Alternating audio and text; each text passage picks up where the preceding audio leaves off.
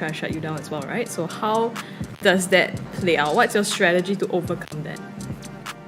Make sure that I see coming, because being prepared is different from being unprepared. Sometimes I will put a lot of responsibility on Carrot, because he's my tank. So I tell him that you have to protect me here, protect me there. I will sometimes tell him what to do. So Carrot is most of the time responsible for me lah.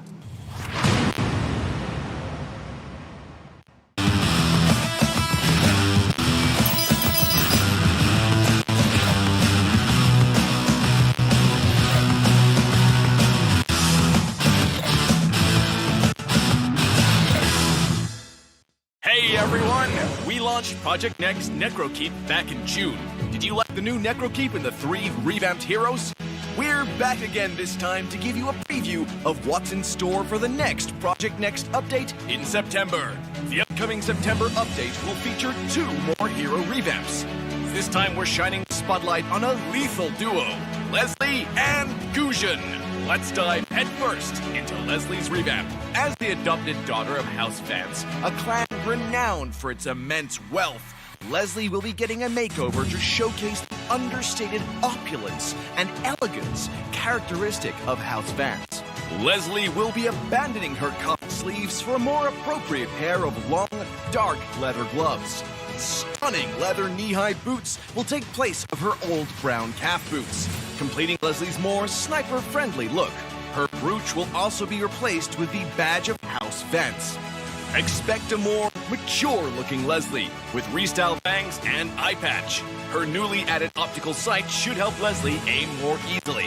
As for her skills, we're mainly adjusting the casting experience of Leslie's second skill, Tactical Grenade. Statistical data and live observation of players in match combat demonstrated a noticeable delay in the casting of Tactical Grenade, leading to an awkward and frustrating gameplay experience. We're optimizing the skills animation and resolving the before and after cast delays to improve the overall casting process. Moving on to Leslie's first skill, Master of Camouflage. Following a thorough review, we decided to leave the skill mechanics as is. However, we'll be upgrading the visual effects of Leslie's camouflaged state, which promises a more exciting experience for Leslie mains in the battlefield. Finally, let's talk about her ultimate, Deadly Sniper. We're cutting down the interval between 2 fatal bullets to boost Leslie's burst potential and aggressiveness in matches. Next up, the Holy Blade of House Paxley, Guzhan. Guzhan's new story highlights the evil god leaving his body, so expect a more trendy and casually styled Guzhan with less plate coverage to accentuate his likeness as an assassin.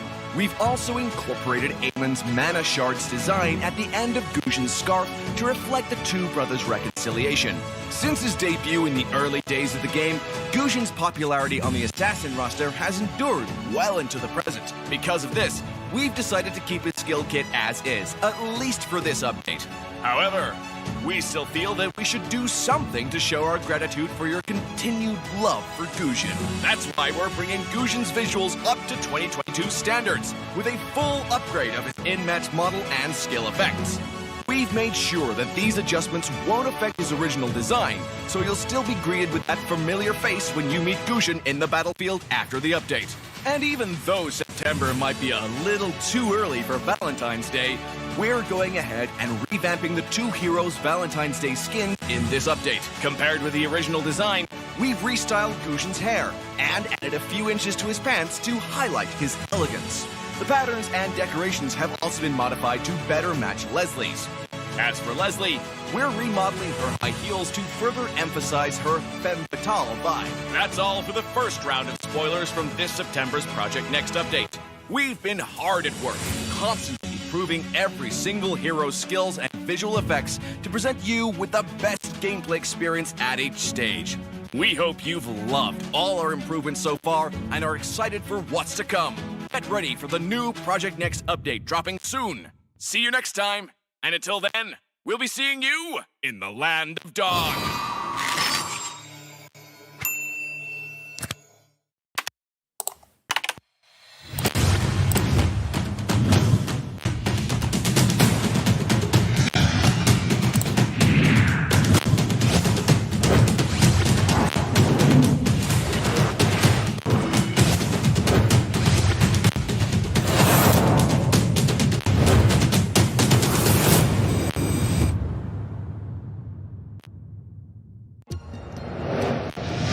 I am Optimus Prime.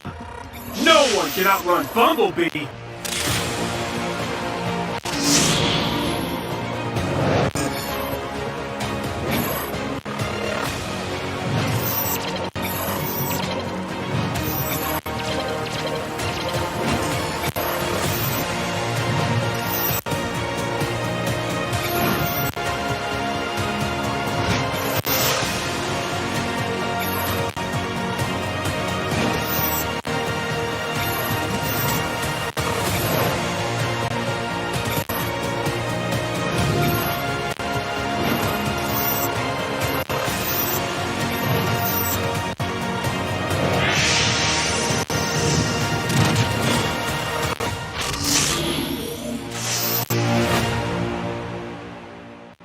OSIM.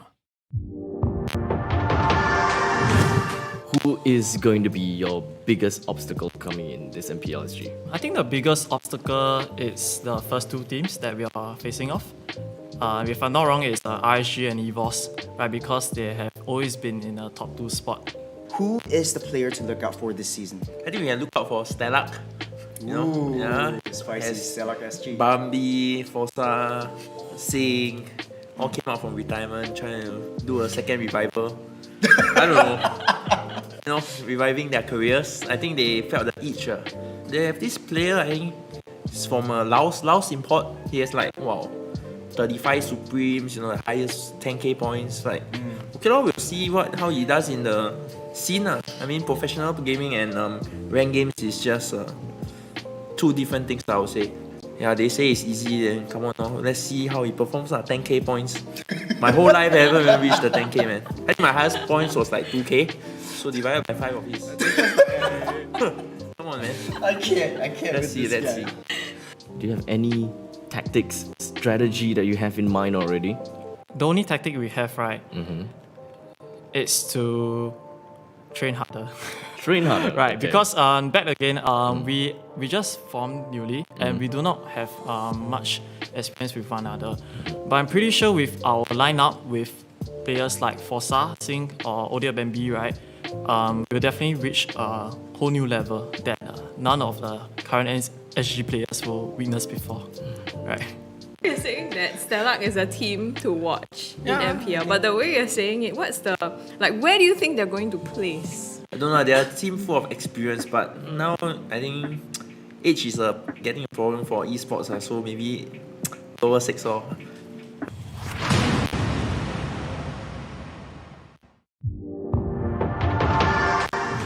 Got Swirl and LY4 here. Swirl, the captain of Revival. Can you tell us more about like Revival and what's going on? I'm the mid laner, also the support basically. Yep. So our tank we have Kirby and QD. Oh, okay. Yeah. So for our jungler will be LY4.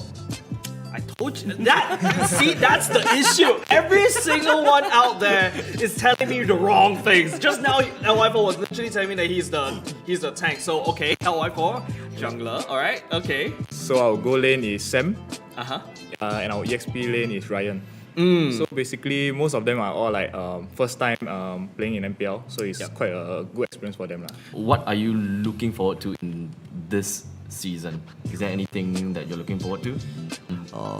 Our team's expectation is to at least try to get top 4, standard top 4. Okay. If top 4 not achievable, right, we aim for at least top 6. Top 6, so we can keep our slot and we don't have to fight next season again, qualifiers again. So Swirl, you're captain of Revival. This is your first time being a captain? Yes. How does it feel? It feels quite pressured to be honest. Basically like LY4 giving a lot of pressure. not only LY4 giving pressure. Oh. And also pressure of like if what happens if the team doesn't do well. People will think, oh, is the captain not doing well, basically. Who do you think you will have the biggest chance to win? It has to be Revival. It has to be. It has to be Revival. I think they are struggling right now also. They are. They are struggling right now also. And the problem same as us, communication issues, maybe internal conflicts also. I think if you compare Revival to all the other 6 other teams, right, I think their chemistry maybe not as good as the other 6 teams.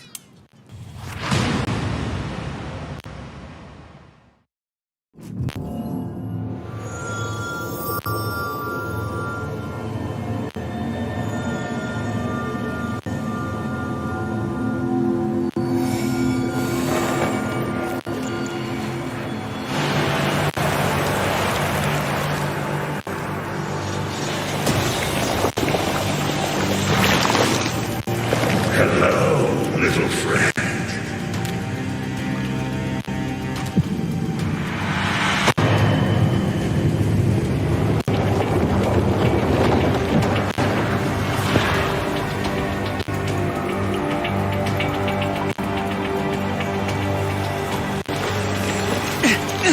Who the hell are you? Alan, the one who gave you the mark. So you are the problem? Yes, and this problem is going to take over your body. No way! I will get rid of you! With this, I assume. But sadly, this only helps me take full control.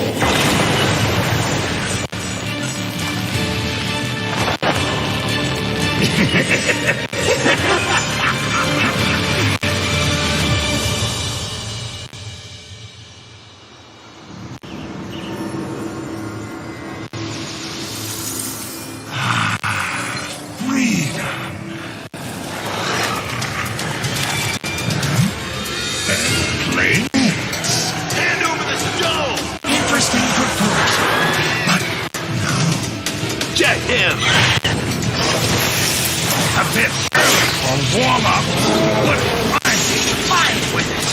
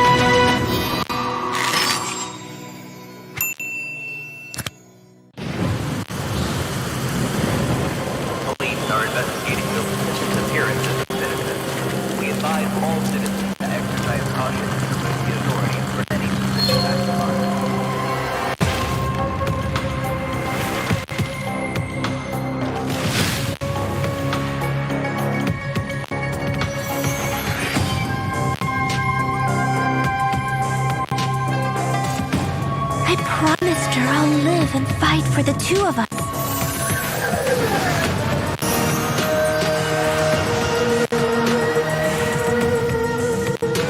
I won't fall before killing you, Key.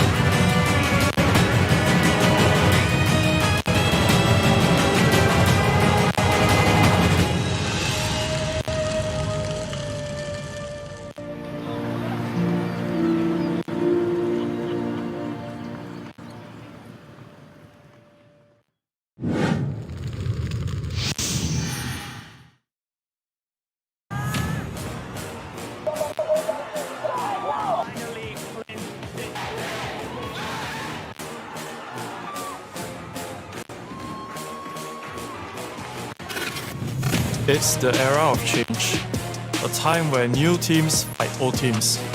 Every year is the same. This time is different.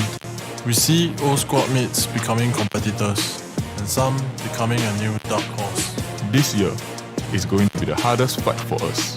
Without a challenge, there's no way to elevate yourself and the league. We will bring our best at every fight for the honor that we are all trying to attain. RSG are the favorites, but we are evil. That will stop their track to the final. Being a new team has never been our disadvantage. The old boys just need to remember, it's just another day for us. This year, we will be the champions.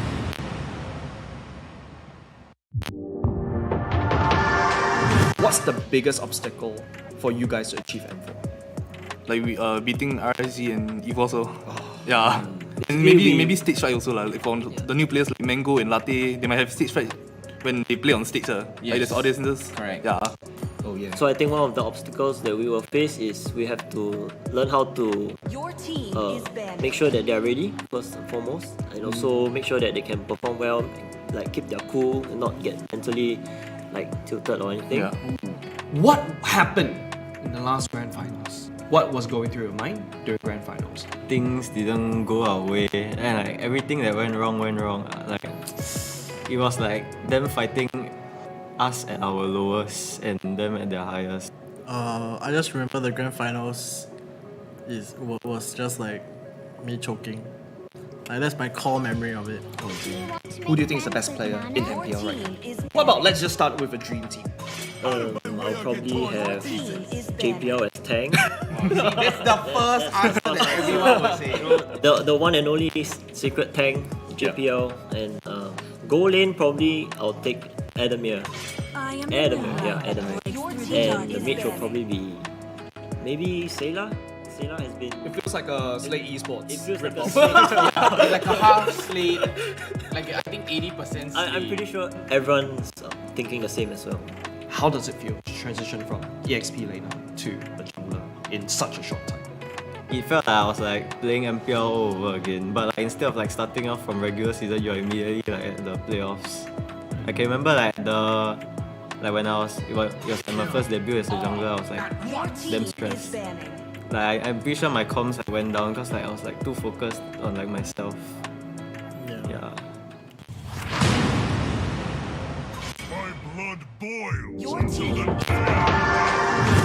Alright, let's go. Who do you think are the top 3 heroes and why so? But there's always one hero I'm thinking of, Valentina. It's a must take hero or disband.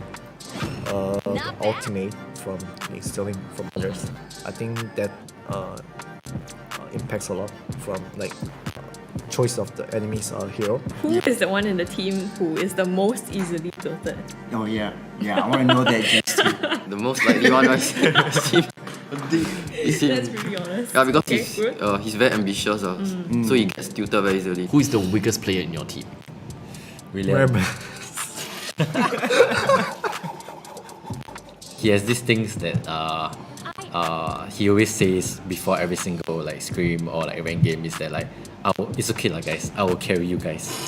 So this is what he says, this is what he claims. But then after he goes 0 and 7, what he says becomes like, let him just do. My team bad lah.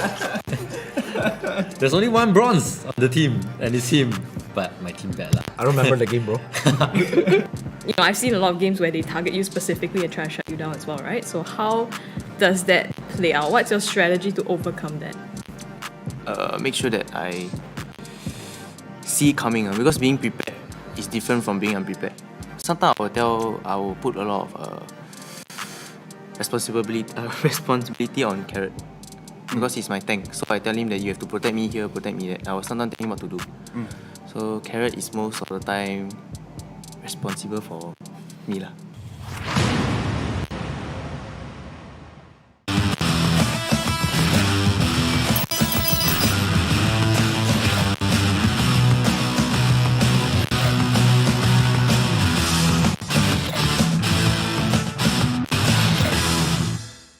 Hey everyone! We launched Project Next Necrokeep back in June. Did you like the new Necrokeep and the 3 revamped heroes? We're back again this time to give you a preview of what's in store for the next Project Next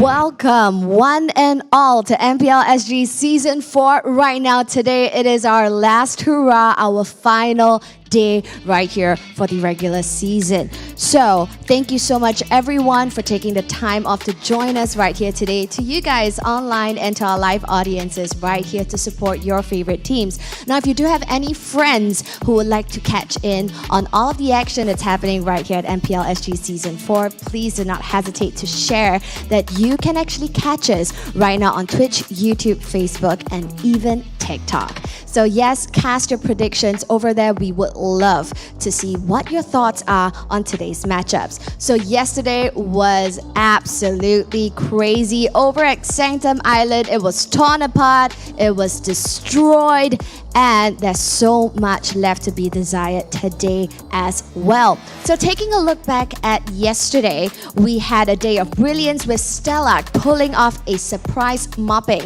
of SMG SG, as well as Revival. I know we've used this so many times, but they have truly lived up to their name against Team Flash. And of course, we have Evil.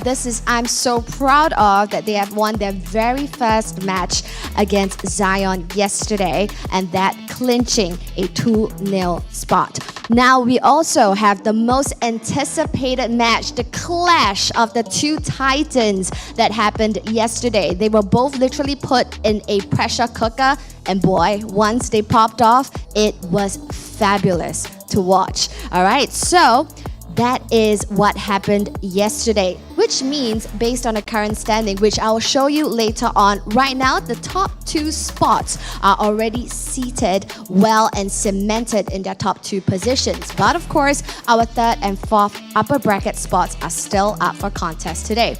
Without further ado, let's check out our overall standings.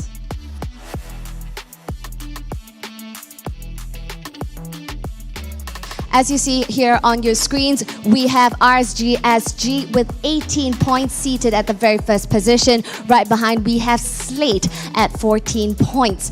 Now we have SMG SG at 3rd and Revival at 4th currently, and Stellark and Flash. Now something to note that these 4 teams are currently in 3rd to 6th position are currently playing very important matches today, because their wins will determine if they get to stay or get in the upper bracket spot. Now, of course, we have Evil at 7th and Zion at 8th. Alrighty.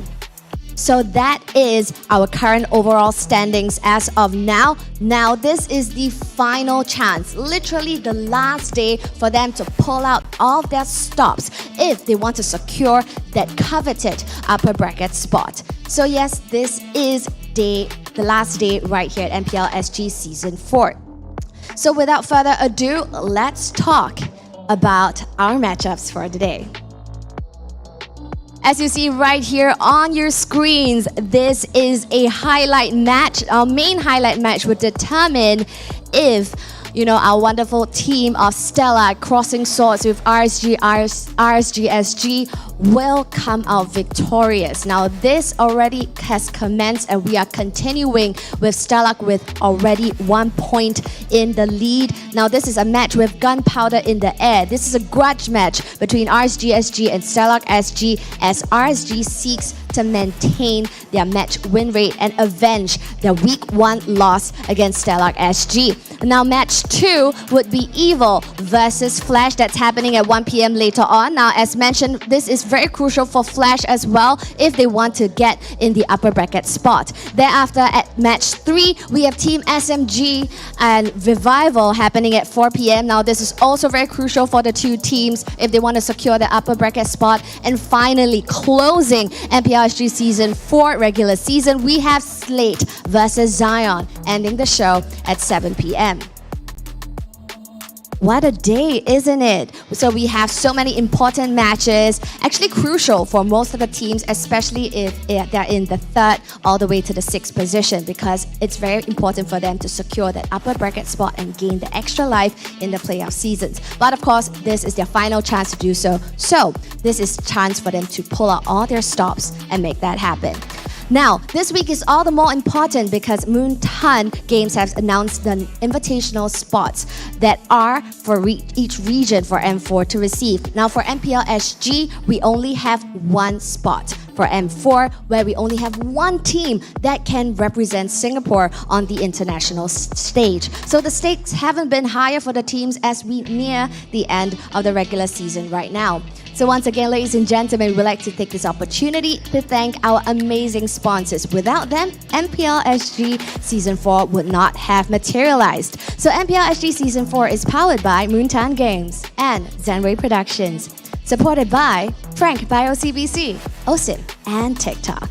So yes, ladies and gentlemen, this is the last day of the regular season, so let's delay no more. Welcome the teams kicking off for our week 4 of the regular season. I already have them seated right beside me right now. A team that needs this win more than any other in MPL SG Season 4.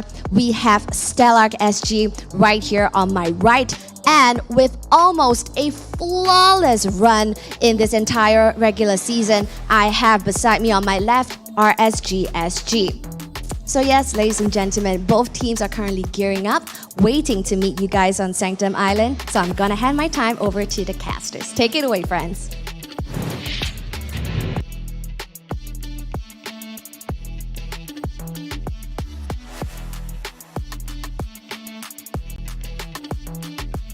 Thank you so much, Cheryl. And my name is Vertigo. With me today, we have Kin Tofu alongside. Kin Tofu is the one and only Abstract. We're happy to be here today on MPL Season number 4. We are your casters for today. My name is Vertigo yet again. Kin Tofu and Abstract, just to remind you guys, I am so excited for this. I am so excited for today. I'm literally on the edge of my comfortable seat right now. No, you're not really on the edge at all. I'm on the edge now. Now he is but on the edge, but he's not making humongous. full use of the V-hand technology of his OSIM chair, unfortunately. So sit back, alright, enjoy it. Oh, I'm feeling it. It's if you hear me just start to doze off halfway during the cast, you know what happened. It's the V-hand technology. Yep. Patented though. Great segue, right? Cross promo. And yep, we have our very first match today. We have Stellark up against RSG SG. So as you can see on the scoreline, it is at a 1-0 right now over to Stellark, of course, because you know during their week 1 and day number 2, if I'm not wrong, it was week 1 day number 2. They had a little bit of a technical issue, but you know that's why we already awarded the game to Stellark. So right now Stellark has one game already in the bag. They were dominating the game. They had so much objective way over RSG. That's why they were awarded the game. So as of right now, RSG, what they have to do is to do a full reverse sweep, which I think, I'm not trying to curse anything, touch wood, I think they're capable of doing it. Well, definitely. Well, you never know what might exactly happen, especially when it comes down to looking at RSG having a flawless clean sweep against Slate yesterday. I'm gonna have to assume that they do have quite a bit of momentum on them, in themselves, and they will be very much high and mighty at this point in time. And they probably will be able to take a game or maybe 2 against Stellark away, despite the fact that Stellark have took one game from them in week 1, day 2. As you can see here, the RSG stats is about 800. It's going to be very, very good, right? This is one of the best stats across the different teams that we have in the league for this season itself, averaging around close to 8, right, for their KD and assists as well. Lolzy, one of the hidden MVPs in RSG. You know, he's taken a lot of damage for his team. Signature hero on that Franco as well. 68,000. Wow. That's average. a lot of health. Yeah, on that's average. The per game, I guess the per game is about 100k, close to 100k, about 100 to 200k. But to have 68k as an average is already so high for a tank. Yeah, so with that, that's for RSG for now. I think we can take a look at Stellark as well. So Stellark, we have Smellycat, Sync, Chu, Odia Bambi, and Forcer as well. Of course, the stats are a bit lower on their side. They have had a tough season so far. But if you take a look at the team, I think Abstract, you can share with us a bit more. Well, when we are looking at Stellark's average damage taken, you can pretty much tell that Forza, yes, he definitely have got a lot of damage taken. So when it comes down to average damage taken, right, it doesn't mean that higher number equals to the fact that you are a better tank or you are a better roamer. Each tanks, each roles, they all have their different kind of archetypes. Forza is the ones that are usually very initiative, which is technically the same as Lolzy. It's just depending on their their aggression. Lossy usually like to just jump right in and have the initial aggression and they just wipe it out from there, so they don't really receive much damage during all of that process, right? While Stellark, they do have all of these skirmishes, dueling it out and just brawling, you know, tavern brawl against the opponents. That is exactly what Stellark has been doing, right? They work a lot onto team fight potentials and they will want to go 5v5 against the opponents. Alright, RSG SG, this is their keys to victory. I mean, we have seen the games yesterday. Diablo, right? Using the split push, great space. The way they manhandled, I would say, manhandled Slate was absolutely impressive. So Diablo, I think, definitely put this same key objectives for him as well. That will definitely help out the team, as well as being aggressive. So, I mean, RSG is well known to be very aggressive from the start of the game, right? Just invading the opponent's jungle and stuff like that. And of course, the last person is Bray.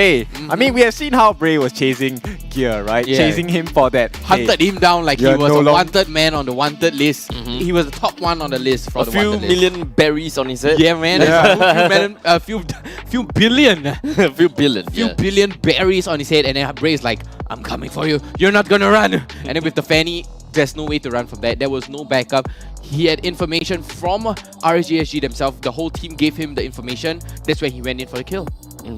Now, as we're going to be looking at Stellark SG, we do have an understanding as to how they would want to play for this game. As we know that RSG, they are a very aggressive team, and the way that they play is that they're just not going to let you play your own game. So instead of, you know, playing your own game, how about thinking about shutting down their own game instead? As such, they're gonna have to adapt based on Diablo's picks and of course work with their work onto his mobility, his split push potential, and ensure that you have adequate amount of resources to deal with the neutral objective while dealing with him as well. They have to be extremely cautious about Lolsy's aggression, because all of these aggressions can be translated into the early jungle invasion right into their shoes. If they are too cooped up into the jungle, then their side lanes may have a problem, and that is where all of their split pushing capabilities comes in from Diablo. So they have a lot on their plate to think of. What should they do? Defend the jungle, help their jungler out, help the side laners out. They're gonna have to get a game plan for that. I think it's more on, you know, the answer to this, like, I only have 2 hands. What can I do with these 2 hands, right? And honestly, I feel the answer to what you just said, Abstract, is mobility, right? High mobility pick. You know, it helps you cover all sorts of ground, and we can see the audience prediction is a big landslide here, guys. Wow. 86% to 14% on Facebook and 66% to 34% on YouTube. Yep, I think Stellark has a lot to prove to the members of the public, right? To say that they have a chance. While the score is at 1-0, we all know very well that RSG SG is more than capable to do a reverse sweep, right? So the question is how they're going to do it and whether Stellark will allow them to do it in the first place. In this 1-0 scoreline, I think the way that it was played out in the previous game was Chu and Fossa actually controlled RSG SG's backline very, very well. Baby Cake didn't actually have a lot of space to work around with, and they kind of baited out Lawsy's Fatal Links on the Atlas quite a couple of times. And paired with that, the inability to find Smelly Cat in fights was one of the things that caused a lot of difficulties for RSG. So RSG, I think they're ready for this. Perfectly ready for this, because we have seen how they handled Slate yesterday, and I think it will be kind of interesting to see how they're going to transition this to play against Stellark. They definitely took some time, you know, collect themselves, get back to the whiteboard and just kind of draw some maps here and there, you know, from the bottom left all the way to the top right, draw one entire line across the map and say, push, win game, spam TP. Yeah, my favorite whiteboard of all time. All go through mid, end the game, done. Objective only. No time for kills. Just keep pushing, man. Just keep pushing. It's like how, you know, in the other MPLs we also saw a very insane backdoor push. We've seen this season we saw insane backdoor pushes. Hopefully we get to see that today. If Diablo pulls off a big backdoor, I'll buy food for you guys. You know, Abstract and yeah. Diablo, you know what to do. Yeah, counting on you, man. Yeah. Let me just go down and let Diablo know about it. Just for the food. Just for the food. Yeah, just for the food, dude. You never like specify what food it is. I'm requesting for HDL. Like left foot or right foot? Which one do you want? Wow. Yeah, but anyway, we are going into the banning phase here, and it looks like you know, no Bray Fanny today. No. Yep, Sync is going to be responsible for that ban. So let's start off with Stellark's bans. They're going to take out the Valentina as well as the Benedetta from the side of Stellark. Very, very good choices, I believe. I mean, these are heroes that was kind of detrimental to the opponent teams yesterday from the side of RSG. So in response, RSG SG, they're going to come in with the ban on Archive, Balmont, as well as Faramis. Now, we do have quite a bit of respect bans coming in from Stellark. As such, we would not be able to see the Benedetta coming in from the side of Diablo. We're not going to see the Fanny over to the side of Bray as well. But this means that we are leaking out quite a bit of heroes that is available for the picking, such as a Julian that is viable in middle. We are looking at a Diggy that can be picked up as well. That means that there could be a possibility that Atlas may or may not be picked just because of the fact that Diggy is not picked. But I think that it will still be pretty much it's pretty much paramount for RSG to kind of think things through and find out if whether they would want to play a Diggy on their side or not, because that's not exactly Lolzy's playstyle, to be honest. He's more of an initiative, hard tank support roamer. So putting him onto the Diggy kind of feels weird to me. I feel Lolzy is more of the hard CC lockdown, you know, like Kufra or Atlas. You know, not more of the support, like you said, rock hard tanks. I feel that that's going to limit Lolzy a lot. Because if, let's say, if you were to take someone like a Grog, a very smart choice from Stellark right now, to just cancel all of that and just give a big wow charge, instantly just the whole tempo will just get messed up. Okay, so just right off the bat, we're looking at Melissa as well as a Paquito pick coming in from the side of RSG SG. Now, there could be a possibility where we are looking at a Paquito being played in the EXP or the jungle. Now, the thing is, I don't remember ever seeing Bray play the Paquito, so I'm still relatively on the edge for that one. It could still flex around depending on how Stellark picks. If the opponents decided to go for Fredrin, then that is something that the Paquito can be considered, because it is kind of like an eye for an eye, tooth for a tooth kind of thing, right? Paquito versus Fredrin. Fredrin has an edge over Paquito, but at the same time, Paquito has an edge over Fredrin for their own reasons. But they're gonna go with a Fasa again and a Beatrix. It's a big throwback to about Season 2 or Season 1, where Fasa was hotly contested right now. But Stellark bringing the Fasa out, that creates... I guess that's a alternative to Yves. You know, they're like, yeah, sure, I give you the Yves. You know, we have a big crowd control here, especially coming out from the Grog with the wild charge, just messes up the whole thing. Real world manipulation would be essentially useless.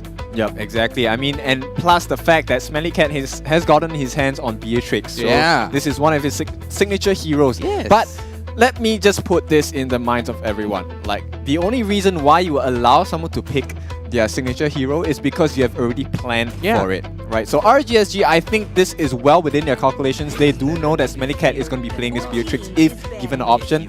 So they're going to respond with Lolzy playing the Amon. No, I think they're gonna swap around, right? Yeah. They definitely will swap around. So I think it's gonna be a Melissa on the goal lane for sure, 100%. Paquito on the off lane, and then Amon for the jungle, because it's a very good, I would say, assassin jungle. One hit wonder. It's like a Karina.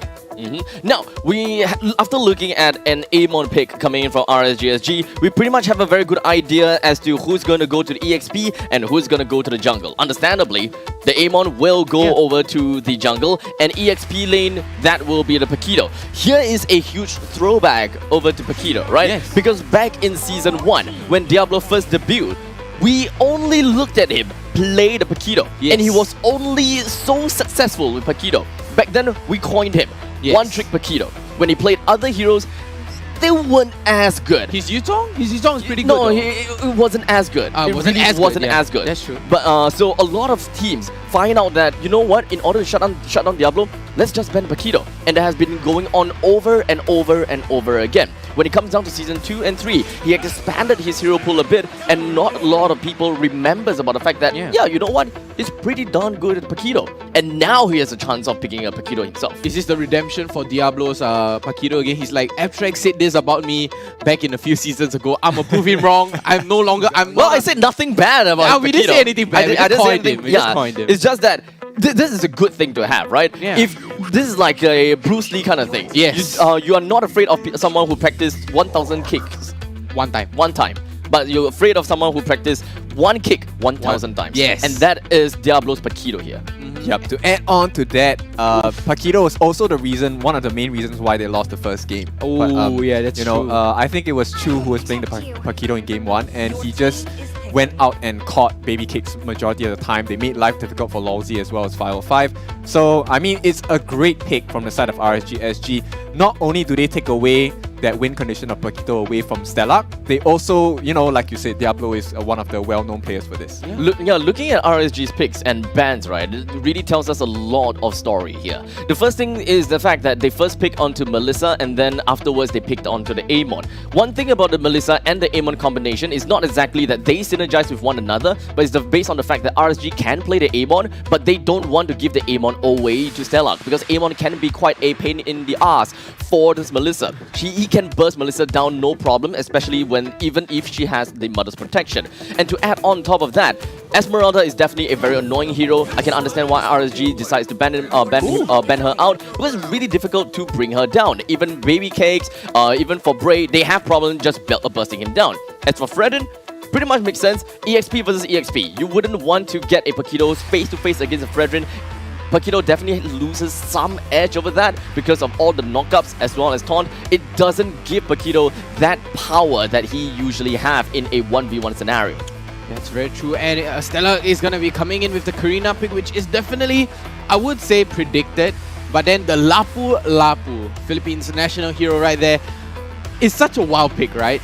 It's such a wild pick, but it's very, very team fight essential. I feel Lapu has the immense kit to control the team fight very well, sustain in a team fight very well. It's Lilia's a good here. overall, yeah. Oh man, Eve. Okay. Oh, yeah. Okay, I was Did you thinking say Ling? No, I was thinking of Lilia. Oh, Lilia, yeah. is actually a pretty good pick here for numbers of facts. Number one, you will be able to shove the waves pretty darn well, and you'll be able to hold down the ground pretty nicely as well. Now, here's the thing.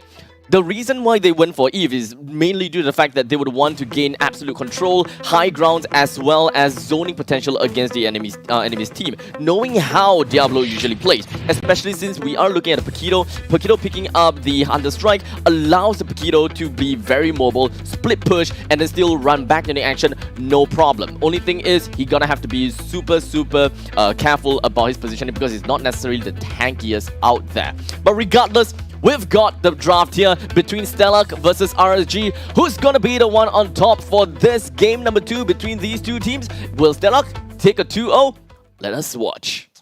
Ladies and gentlemen, we are gonna go to game number 1/game number 2 here for Stellark up against RSG SG. Ladies and gentlemen, my name is Vertigo. With me is gonna be Kindofu. Thank you so much to Abstract for that breakdown on the analytics and the draft. We are gonna go for game number 1/number 2 right now.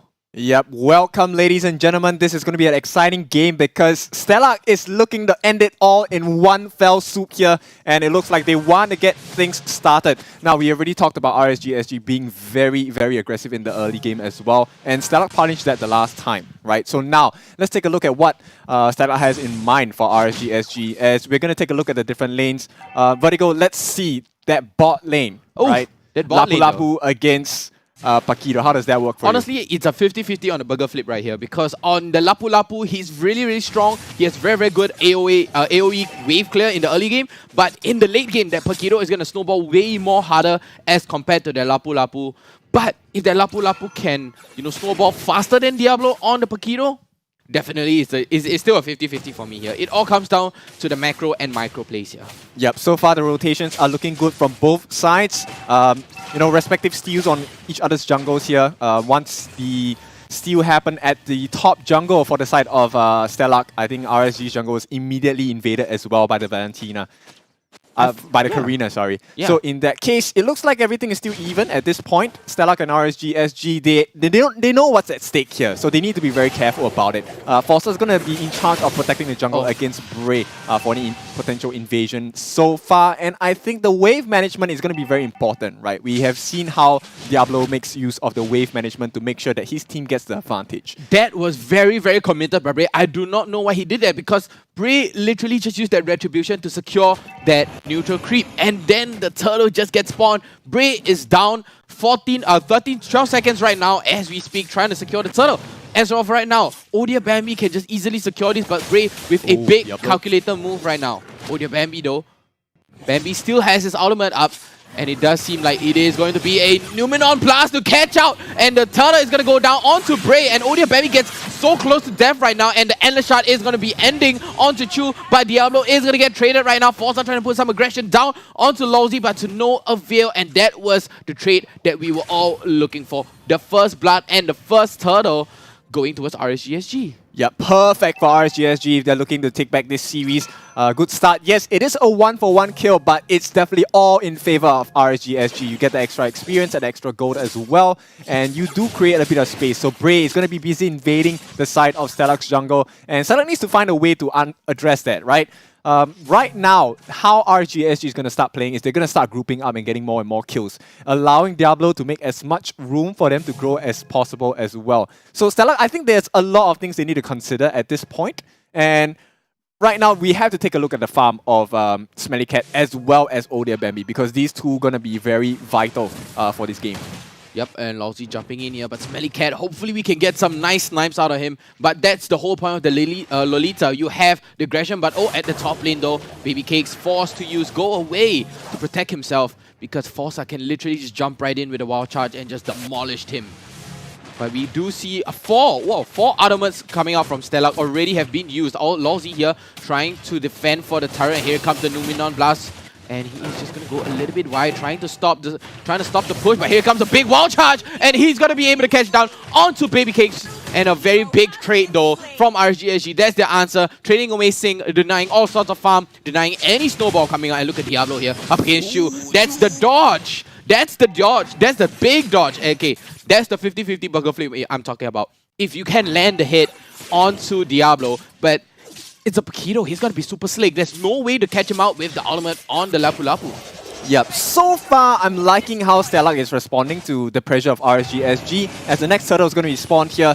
Forza still very patient, like we know how Forza plays. His whole point is to be a distraction, as Odia Bambi might get caught out.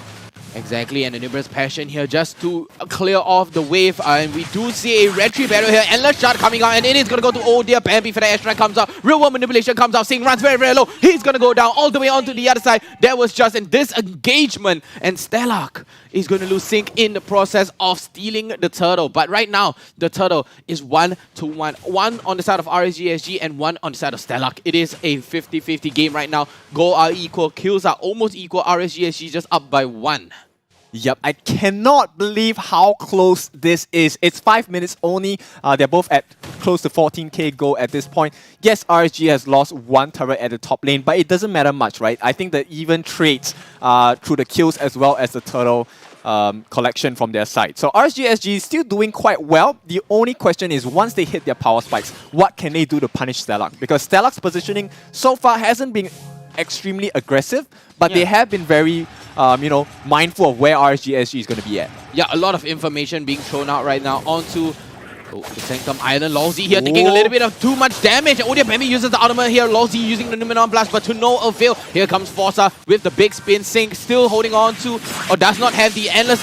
Endless shot. Forza gets a little too much damage. Odia Bambi gets busted up by Diablo. Diablo still going in. He's chasing down onto Smelly Cat and Sync, but they have to be able to disengage right now. RSG SG with a big aggression coming out. Lousy, we thought he was gonna die. We thought he's gonna miss just because he missed the Numenon Blast. But Diablo came in with the backup, with the follow-up, and everything was good. Endless shot from Bray just demolished everyone on the side of Stellark. Yep, that was a good bait by RSG SG. To be honest, I thought they were going to lose that fight once they got it started. And it looks like Chu might be getting punished again. Bray is going to try and force some pressure on him on the top lane. But for now, I don't think it should be a huge issue. They are going to trade the top tier turrets at this point. So RSG going to have a slight lead of 1,000. But what's more important for RSG SG at this point is they want to make sure that they have control of the map. Yep, and look at the amount of damage Diablo is pushing out onto Smelly Cat. Forza forced to babysit right now, getting what comes up. But look at RSG. They're grouped up here. Lousy jumps in. Oh my god. And Roy with the good slow. He could pop the real world manipulation, though Diablo could just jump right in. Good front to back. But to no avail. Stellark right now, they are desperate. They are 3 kills down. They need this turtle. They need to gain back their resources. On the RSG SG, they're going to run away with this lead.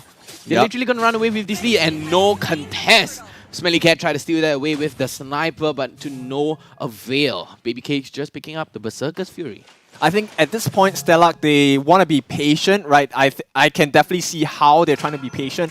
They are kind of betting on Smelly Cat's late game, right? This is a late game insurance that they have in terms of drafting against RSG SG. The only question is, can they reach the late game with the correct potential? Because RSG SG, with the way that they're playing, they're going to be controlling. Look at the wave management by Diablo again. It's the same thing as yesterday, and he's doing so well. There's so much pressure, and they're going to try and force another fight at the bottom if it happens.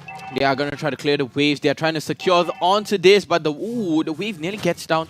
And look at Lousy here, trying to gain some information. Forza just trying to open the map, but to no avail.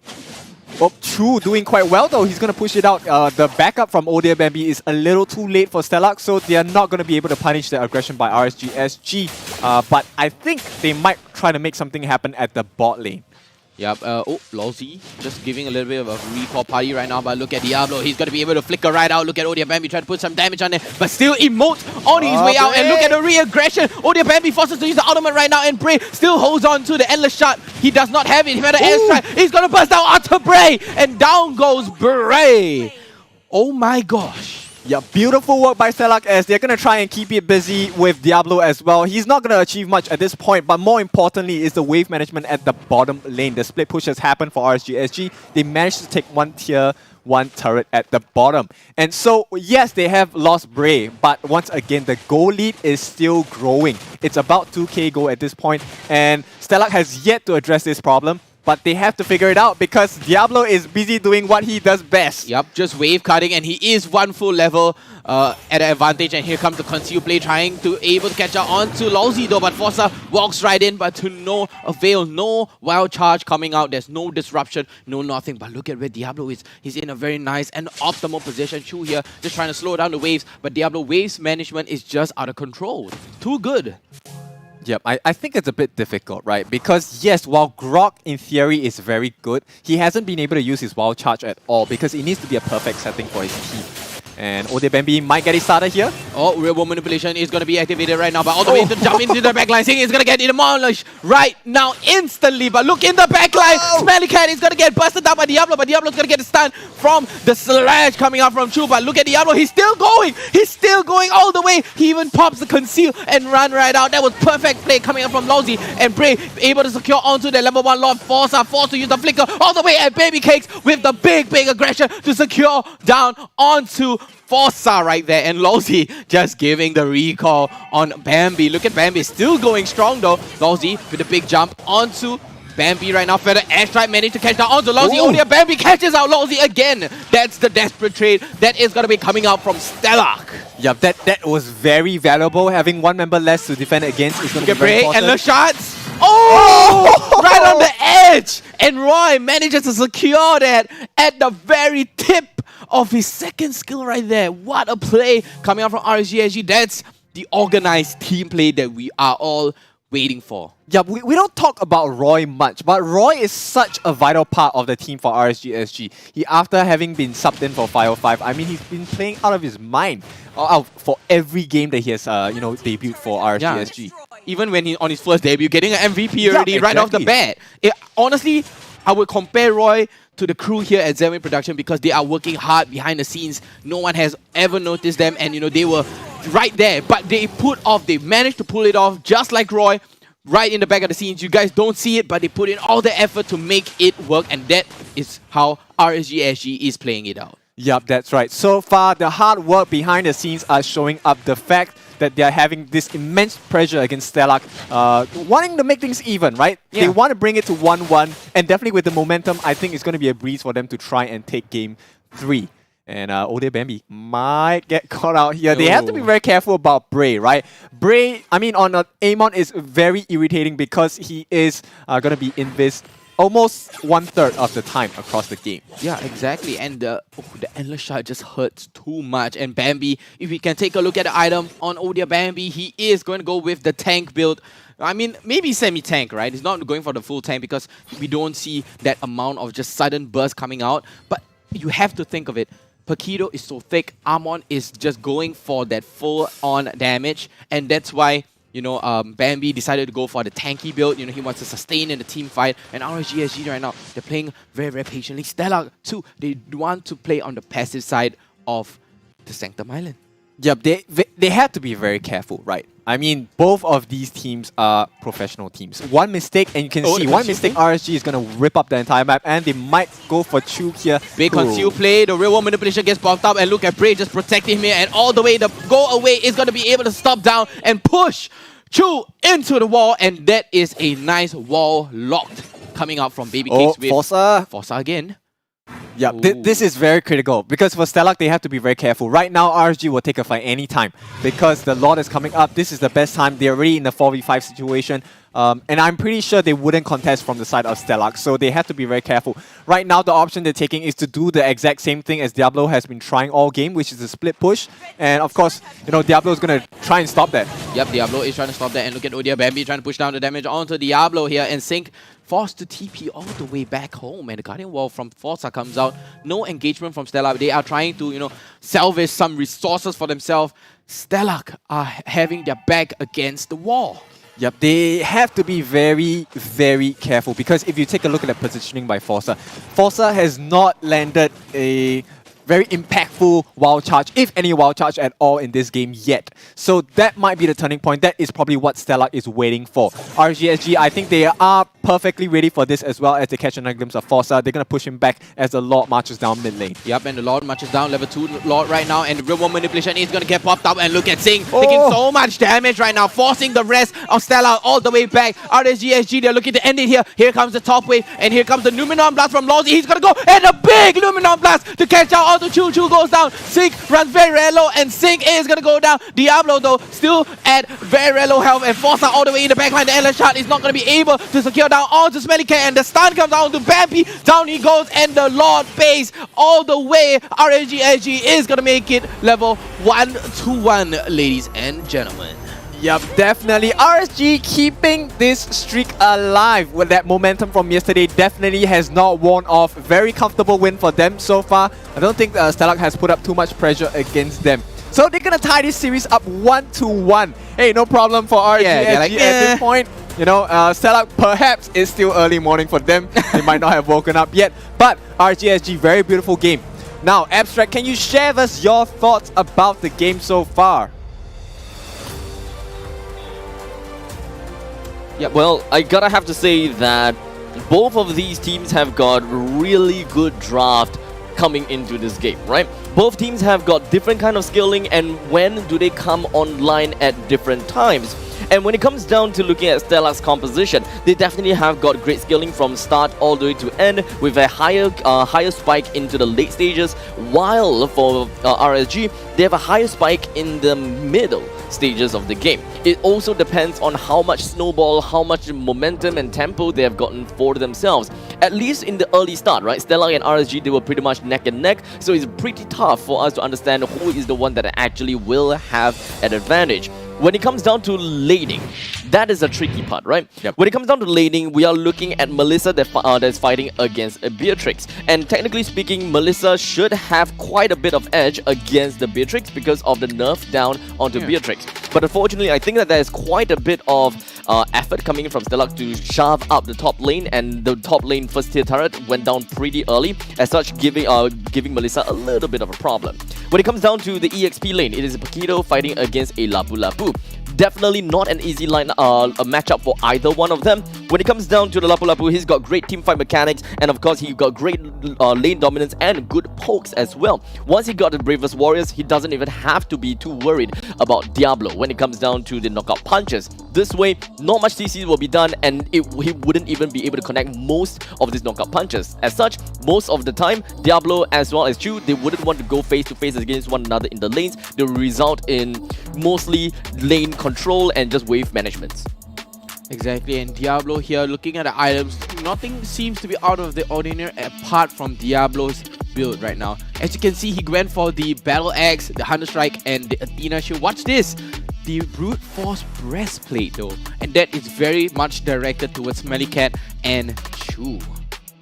Yep, so far. And I want to highlight Roy. If you take a look at his gold, he was doing so much better in mid against Sing. And I think that's one of the vital things that kind of changed the game for RSG. Like you were saying, the mid game was kind of where they really grew out of control. And Stellark, I think they couldn't just deal with that.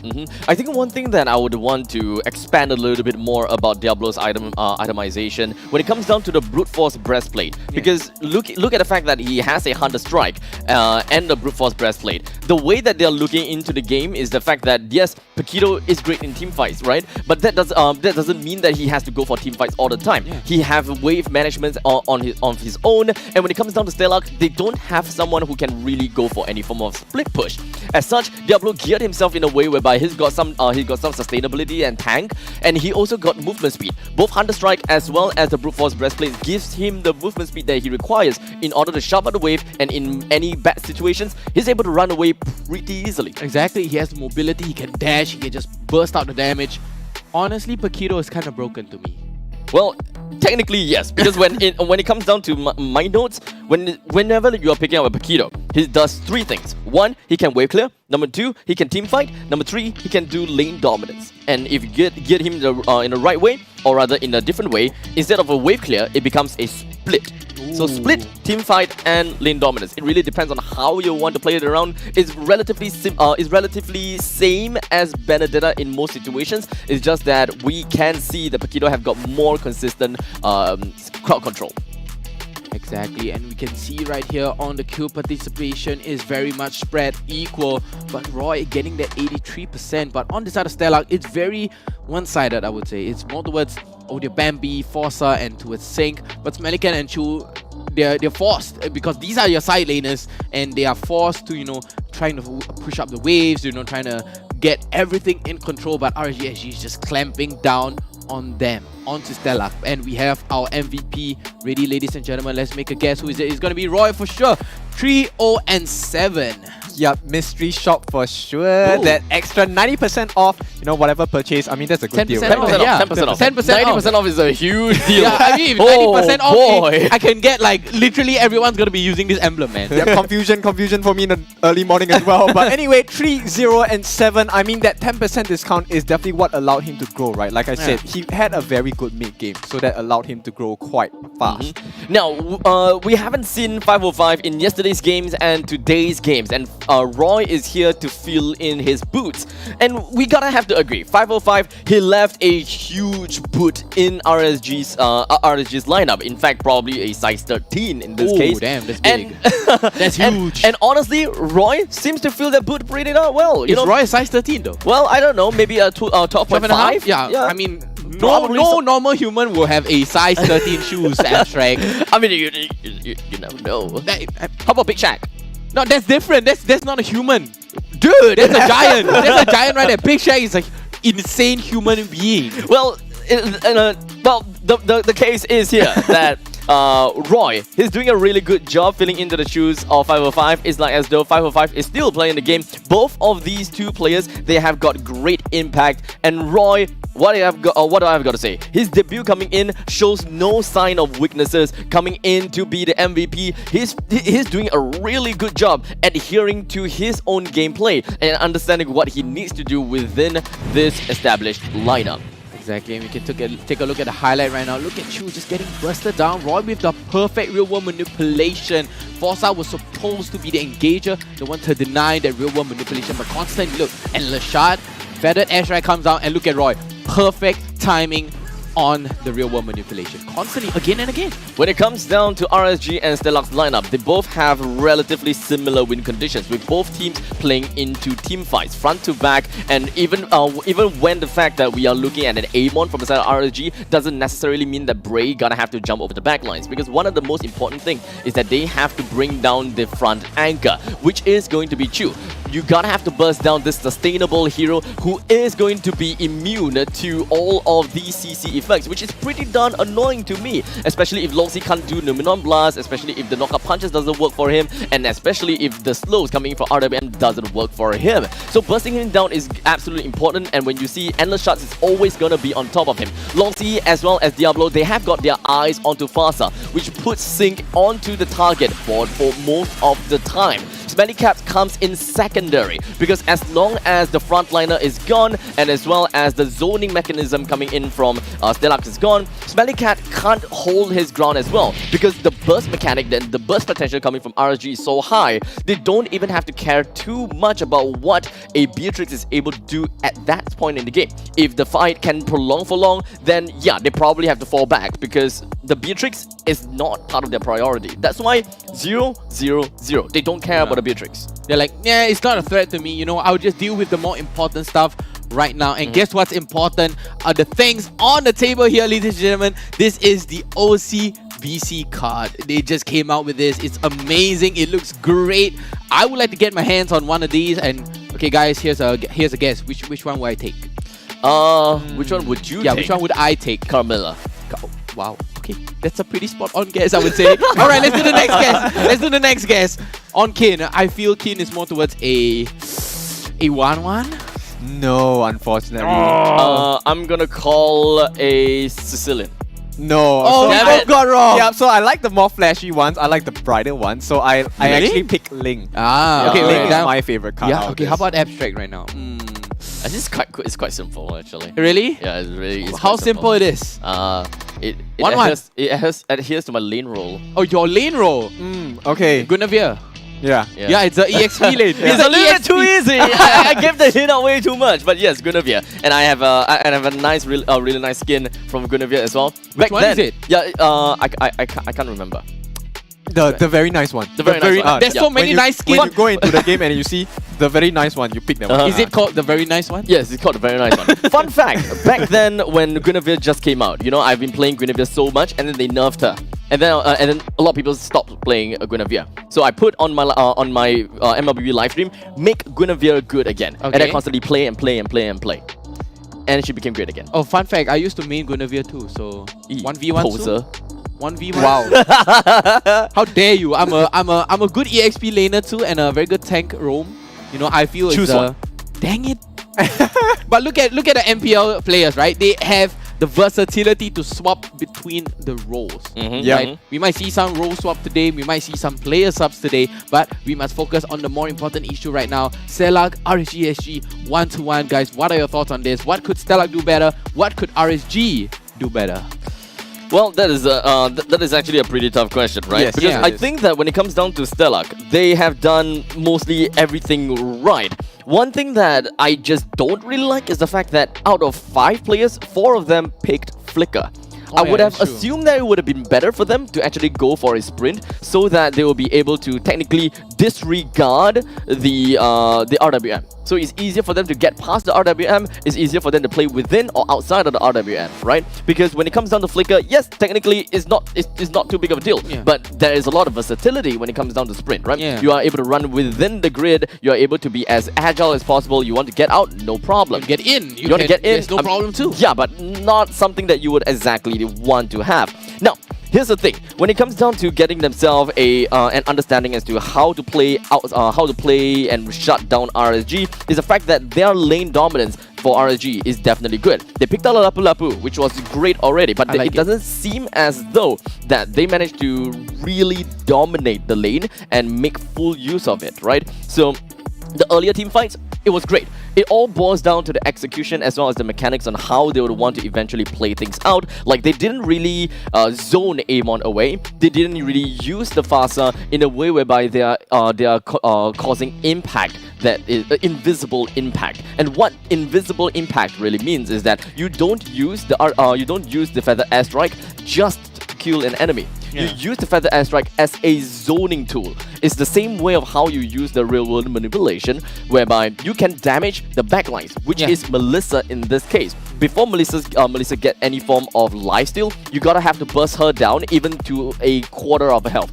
That is itself is the invisible impact that your team don't see, but their team will see. Because with Melissa with such a low health, you can't imagine a marksman running into a team fight and trying to overextend anymore. Exactly, it's like that meme, you know. Okay, you guys are not caught up with the news. What? There was a meme that came out. What meme? There was a meme. The if I'm not wrong, it's one of the teams, one of the marksmen literally dashed into his death. Come on, guys. Marksman that boomers alert. Maybe we are boomers, right? You guys gotta catch up with the news, man. But one more thing I want to add on to your point is actually the Grok pick. I find the Grok pick a little bit greedy from the side of Stellark because they were kind of focusing on having that, Hail Mary play from Forza, which didn't exactly work out. The times that they were all grouped together on the side of RSG SG was when they were killing the rest of the members of Stellark. So having to kind of depend on that one times good wild charge was kind of the downfall for Stellark for me. I mean, I get the idea as to why they are trying to go for the Grok, right? Great initiative, you're able to execute and start up a fight for a Grok. You're able to use the Guardian Barrel to choke out anyone, and that is especially great when it comes down to heroes that doesn't really quite have a lot of dash skills, for example, right? But the thing is, yes, the wild charge is definitely going to be important. The power of nature is used in the early stages of the game in order to establish a little bit more dominance. The wild charge is technically one of the most important skill coming in from their side if they do want to break the enemy's momentum and give them more, give the team more crowd control. So I don't necessarily hate the Grok. In fact, I like the Grok. It's just that they didn't execute the Grok properly. Yeah, it was more to stop the RWM rather than to initiate a fight. It was always used defensively. Exactly, but the RWM was just left wide open again and again because Forza is forced to back, because of the aggression coming out from Diablo, from everybody else, and then Forza, he can't use the wild charge to his advantage to deny that RWM.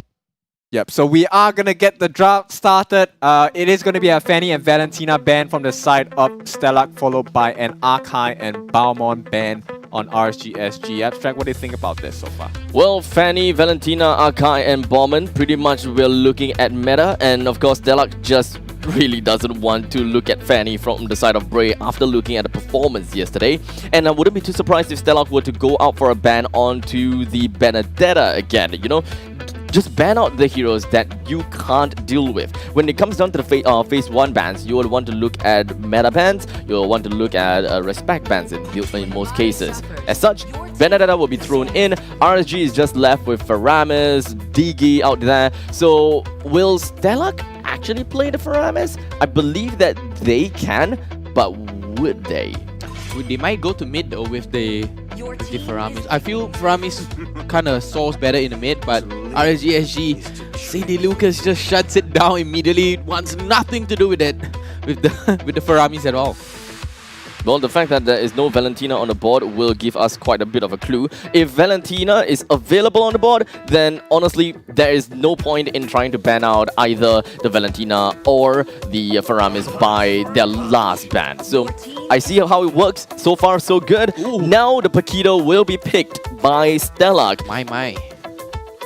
The Paquito is such a threat to Stellark that they just, they're like, you know what? We just let it go, and since we're first pick, we just take the Paquito away. Yeah, well, Fredrin can be picked. Yeah.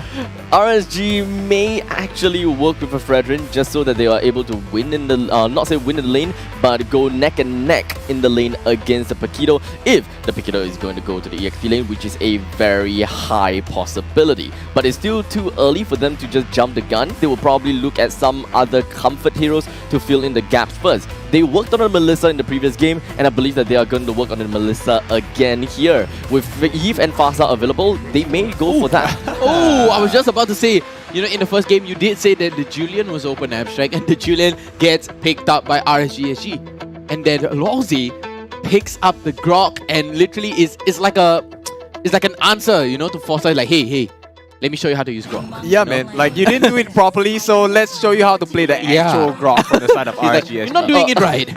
I called out for both the Melissa and Eve, but apparently I'm calling it in the wrong side. I called out for the wrong side, so Stellark is the one that picked out the Eve and the Melissa, so it's kind of like taking a play out of the books of RSG. Ooh. And now the Esmeralda will be picked by the side of RSG. They have settled, RSG has pretty much settled with all of their comfort picks. Now the bans goes through to find out what are the heroes that they highly do not want to deal with. A Dyrov ban from them, and I wouldn't be surprised if, okay, Lunox can't be picked anymore, so they wouldn't care too much about that at this point in time. The Fast are getting banned here on the side of Stellark, and RSG is going to go for their last ban right now. Stellark, all they are left with is their roam and possibly the jungle, right? I mean, Paquito definitely would be... Oh, and the Atlas Band. That's smart. No Fatal Links available for you. We know how powerful both teams are with it as well. I mean, bear in mind Franco is still open and Kufra. I mean, these are the two heroes that I like to keep my eyes on for Forza. We have seen him do very well on these two heroes as well. The Franco. The Franco is open though. I really like the Franco here. But to catch out anyone, you gotta catch out onto Bray. And Roy going for the Kagura here. Okay, That's Roy. the answer to the river manipulation. That's the answer to Melissa. That's the answer to the Paquito. And look at Forza like, damn, how am I supposed to play now with the Kagura? I do like the Kagura against the Melissa. When it comes down to knockups as well as any form of crowd control, RSG has got them. Julian and Grok is pretty much in the game. In the early stages of the game, Julian as well as the Grok definitely comes in great. And do note, because the Kagura is already here, we are looking at the fact that Julian is going to be in the jungle. Stellark have yet to pick their jungle, or maybe the Paquito can be the jungler, and the roam as well. So Stellark may actually just go for picks that really can invade.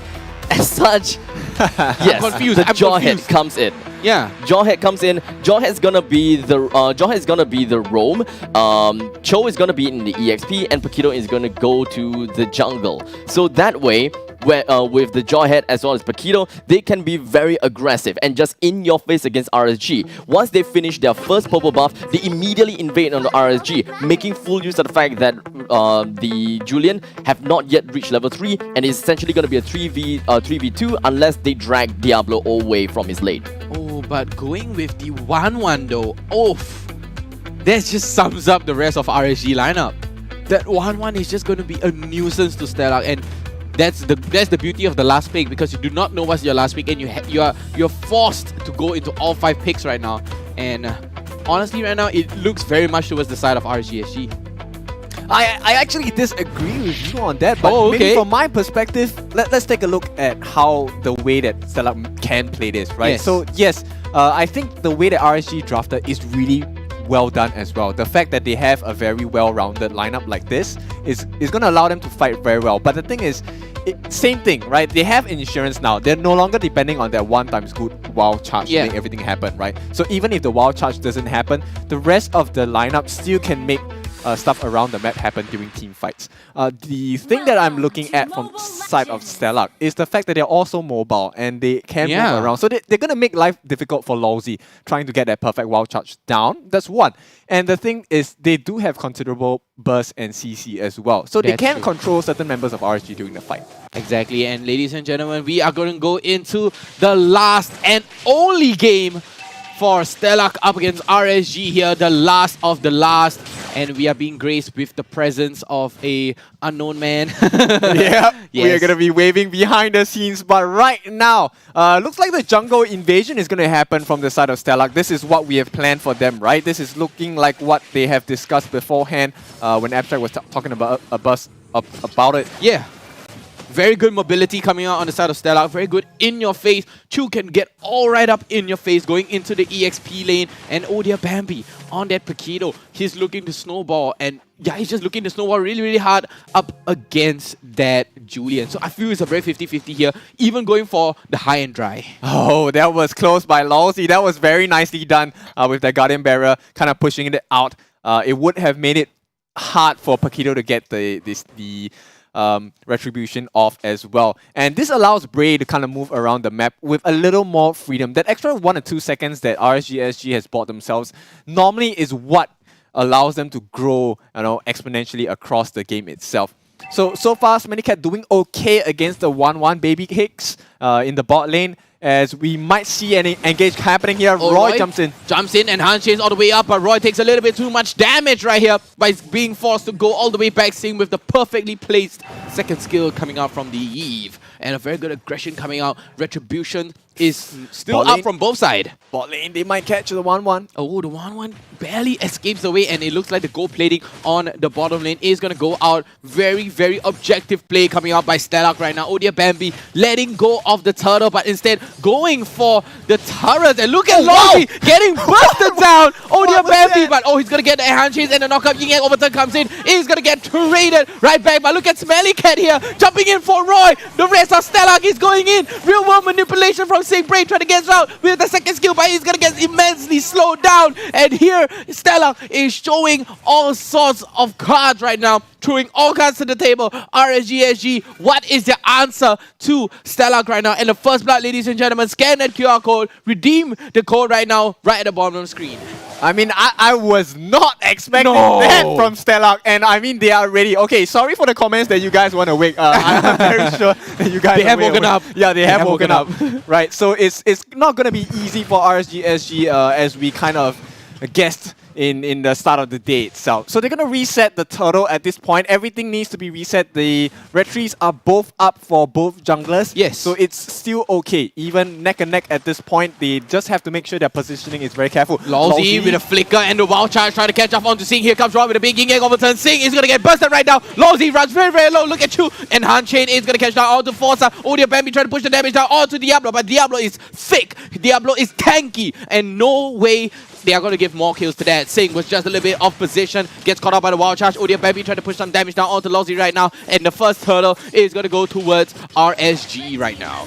Again, RSG, just when you think that Stellark suddenly has woken up, they're gonna put them back in the place and tell them, say, sit down, right? It's sit down, we are RSG. Yep, it's not your turn yet, because right now, every single time the turtle comes up, they're gonna try and get it. Good amount of damage here, but not gonna be able to complete. Look at Baby Cakes trying to jump right in. The go away is gonna get activated by Smelly Cat right now. It's gonna be a 50-50 complete crossbow attack. It's gonna get popped out. Even the Inspire, but to no avail. Here comes Bambi alongside Forza. Forza of Stellark here to the rescue, trying to protect your tiny little president, Smelly Cat.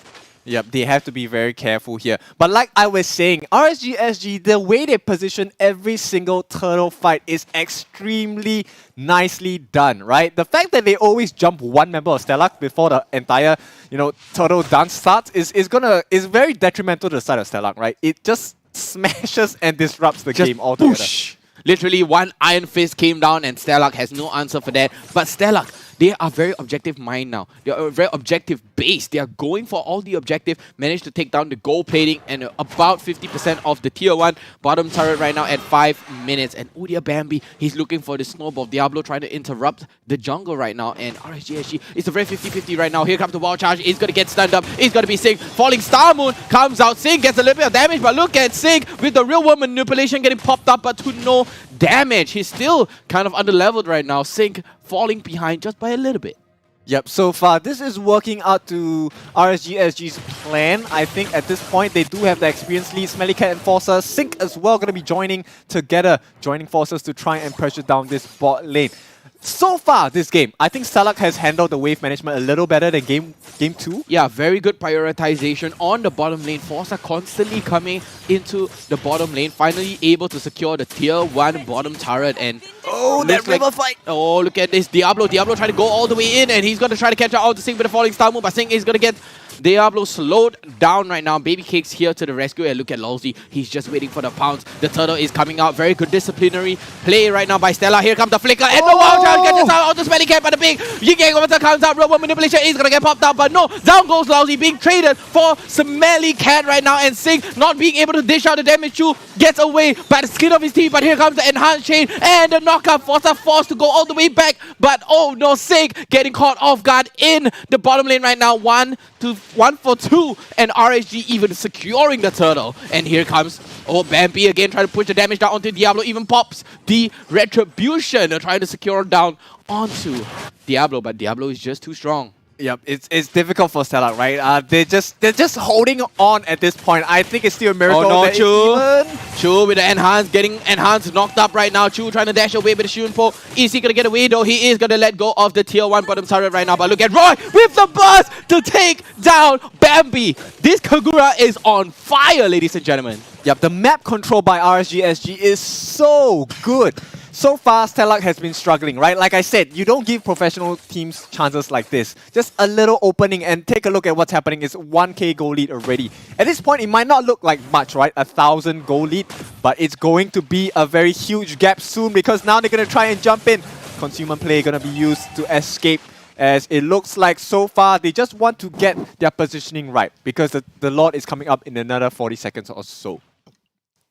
40 seconds more until the Lord comes up, but RSG SG here, 5 kills and Stellark 4 kills. Not much of a difference right now within the goal lead, as we can take a look at the players go right now. Smelly Cat is all the way at the top of the charts, very close to Baby Cakes. About, quick math, 1, 2, 3, I cannot math. Okay, it's about 400, 300 goal, 300 goal day, right? 300 goal day. It's very much equal right now, but Diablo and Prey on the 3rd and 4th position for the gold right now. But 1-1 is going to be, Baby Cakes on the 1-1 is going to be able to secure the tier 1 top turret right now. Everyone is waiting. Everyone just trying to wait for that big catch. But here comes the conceal play and the big flicker. Lossie coming in, trying to spin. But the knock up on the Smelly Cat. And Sing pops the real world manipulation, but it's not going to be enough. Look at Bray trying to rush in, and Lossie still recalling in front of Sing. There's no way he could do anything. Forza being forced to go all the way back. Sing takes us too much damage. Chu here with the crossbow attack is going to get busted down. Got his better comes in. He has nowhere to run. RSG SG here, the victor of that little skirmish. Chu goes down. Smelly Cat goes down. Very good organized play comes out from RSG SG here, ladies and gentlemen. I mean, if there were any doubts for RSG SG, this is not one of them, man. This is a very strong showing. They will have their hands on the Lord, I believe, because there's no way Stellark can contest this at this point. Odia Bambi, his red tree is already down, so that fight, I mean, it was great positioning by the side of RSG SG. The fact that they could allow their members to just ignore the RWM and just go in for the pickoffs on the backline. Sync unable to make it out later on as Odia Bambi gets caught as well. Chu, I mean, that barrier. Why are you running? Goodness. Literally, where are you running? Why are you running? There's nowhere to run. And RSG SG here, all sorts of confidence just showing up right now. Look at Diablo. Still going in. He's like, turret? What turret? That doesn't hurt. And then we have the tier 1, level 1 Lord right now marching down onto the bottom lane. RSG SG, they're trying to sync up the wave here. Forza trying to gain some information. But here comes the Guardian Barrier 2, able to get right out across the Guardian's barrier. And the tier 2 turret gets knocked down by RSG SG here. 7-4. We have a 1, 2, 3, 7, 6, 6,000 goal lead. I can't math, guys. I'm so sorry. No, it's a 5,000 goal lead. Oh, it's 5. Point. Oh, damn. Yeah, but it is gonna be difficult for Stellark to hold because the Lord is already marching down on the bot lane. I mean, they wanna show up and make a statement, right? They have technically not lost yet. Yeah, right? but if RSG oversteps here and if they make a big grave mistake, it's gonna be all over. And look where Bambi is. Yep, he's waiting. He's waiting for his chance. They have dealt with the Lord at this point. The barrier comes down. Now it all comes down to Baby Cakes, Bambi. look at Baby Cakes. Odia Bambi trying to push down the damage onto Baby Cakes. Nearly gets caught off, but misses the combo. Yep, they have to make sure they are careful about their positioning because Baby Cakes is less than half his health. Any instance he's caught out by Odia Bambi is gonna be disaster for him. Big disaster. And here comes Stellark, still playing the passive game. RSG SG here. They're waiting for the second Lord. Very disciplined plays coming out from RSG SG right now. And coming out from Stellark. Stellark didn't know if RSG SG were to overpush, they would take advantage of that immediately. But RSG SG, they are patient. They waited for the Lord. They know that, the Lord is just a tier 1 level Lord. They're not going to go all out trying to end for the base. But yeah, let's take a look at the items. Skin, break it down. Yep, it is going to be very difficult for them because they are quite tanky on the side of RSG. And if you take a look at that on the 1-1, my goodness, the amount of burst she has as well as a shredding for the tanks, it's going to be very difficult for them to deal with it. Paired with that, they are about 2 levels down. Smelly Cat is playing sneaky right now. Stellark, they're waiting for it, but look at the bottom lane right now. Forza getting all sorts of damage. Chu getting busted down. And look at Baby Cakes, he's going again and again and again. And Chu, he's running low. He's getting busted down. Diablo all the way into the front line. And down goes Sync and Chu, ladies and gentlemen, all the way back. Stellark, they have to go back. Forza, he's being forced into a corner right now, and a big double kill. 3 men down on the side of Stellark. Odia Bambi trying to get away, trying to push some damage down onto Lossie. He's going to be able to trade out for Lossie. RSG SG right now, they have no answer for this. They're just like, oh, you know what? Yeah, come on, just give me the damage. And Odia Bambi is going to be able to escape the hands of Bray right now, unless Bray can do something. And look at Smelly Cat. Oh, here comes the crossbow attack. L-Long pops the win of nature, but a mega kill coming out for Baby Cake. 4-0-2, ladies and gentlemen, and RSG SG are going to take this game away from Stellark. Yep, keeping the slate clean at this point. I mean, it is gonna be a very clean victory for them. Comfortable. I think, yeah, there were moments of weaknesses potentially at the start of the game. You know, Stellark always starts off strong on this match itself, but RSG really shows them how to play the entire game and cleaning up the game very, very nicely. So, Abstract, what do you think about this game so far? 2-1 victory to RSG SG.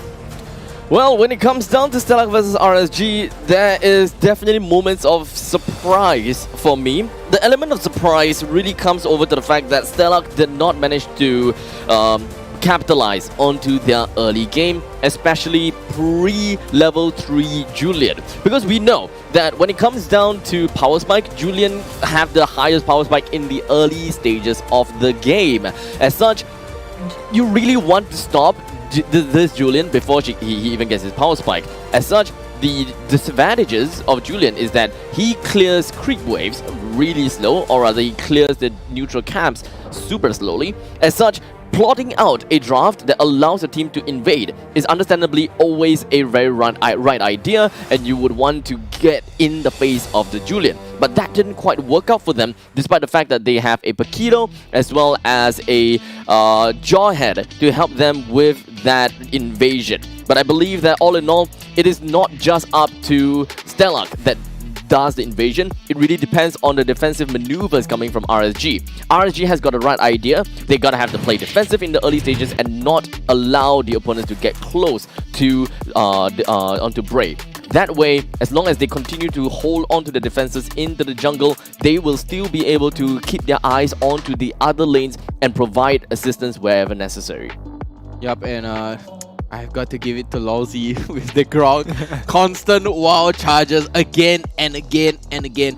Using that flicker, gaining so much ground and just flipping everybody up with that wow charge just catches the rest of Stellark off guard. They're like, oh no, I know how Grok works. He's gonna go this way, he's gonna wow charge it to me.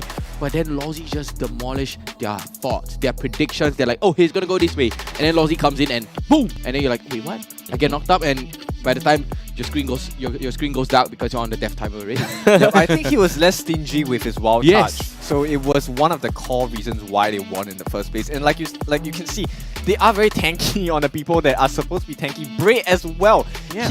I mean, the amount of tank he's able to sustain as well as the helm. There's a lot of health to burn through, and Bray is already one problem, right? Yes. And you have RSG.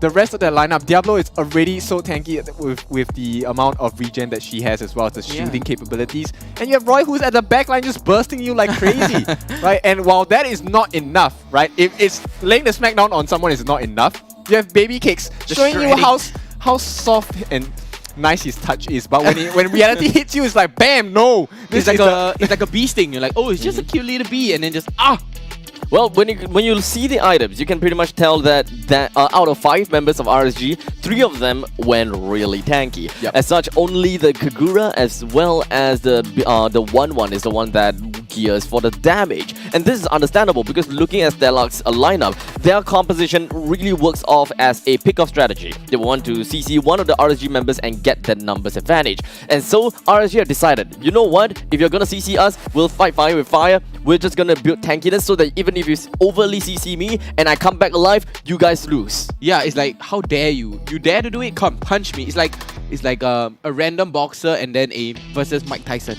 Yep, exactly. And one more thing to note is RSG takes fights very differently from Stellark. Stellark wants to go on a full 5v5. RSG is going for pick you off one by one. So it's going to be very difficult for Stellark to kind of play around that. And it looks like RSG SG has figured out what is the win condition for Stellark to get this win against Stellark very clearly. Yeah. Technically speaking, Stellark can also go for pickoffs, but it doesn't seem like they have a very good way of opening up the map. Because here's the thing: if you pick up a Cho as well as a Jawhead in the mid stages of the game, in the mid stages of the game and the early stages of the game, you just don't have anyone that is tanky enough to open up the map. So RSG will always get the advantage when it comes down to the river. They will always get more vision than you. They will have more everything than What? Okay. The MVP is going to be Bray and not Baby Cakes. Well, I was hoping it was going to be Diablo because he said he was going to shout us out. That's true. I mean, I'm kind of sad, but you know, hopefully Diablo gives us a big shout out. Big shout out to Diablo 2. excellent EXP laner. I think, Abstract's, Abstract is going to be like, hey, give me some tips on the EXP lane. Oh, I've already asked him yesterday. Oh, damn. oh, man, sneaky with the tips. And ladies and gentlemen, your MVP will be Bray, 0, 1, and 6. So Bray, I think one of the things he did really well is to set up moments across the map. That's why Bray is the MVP, right?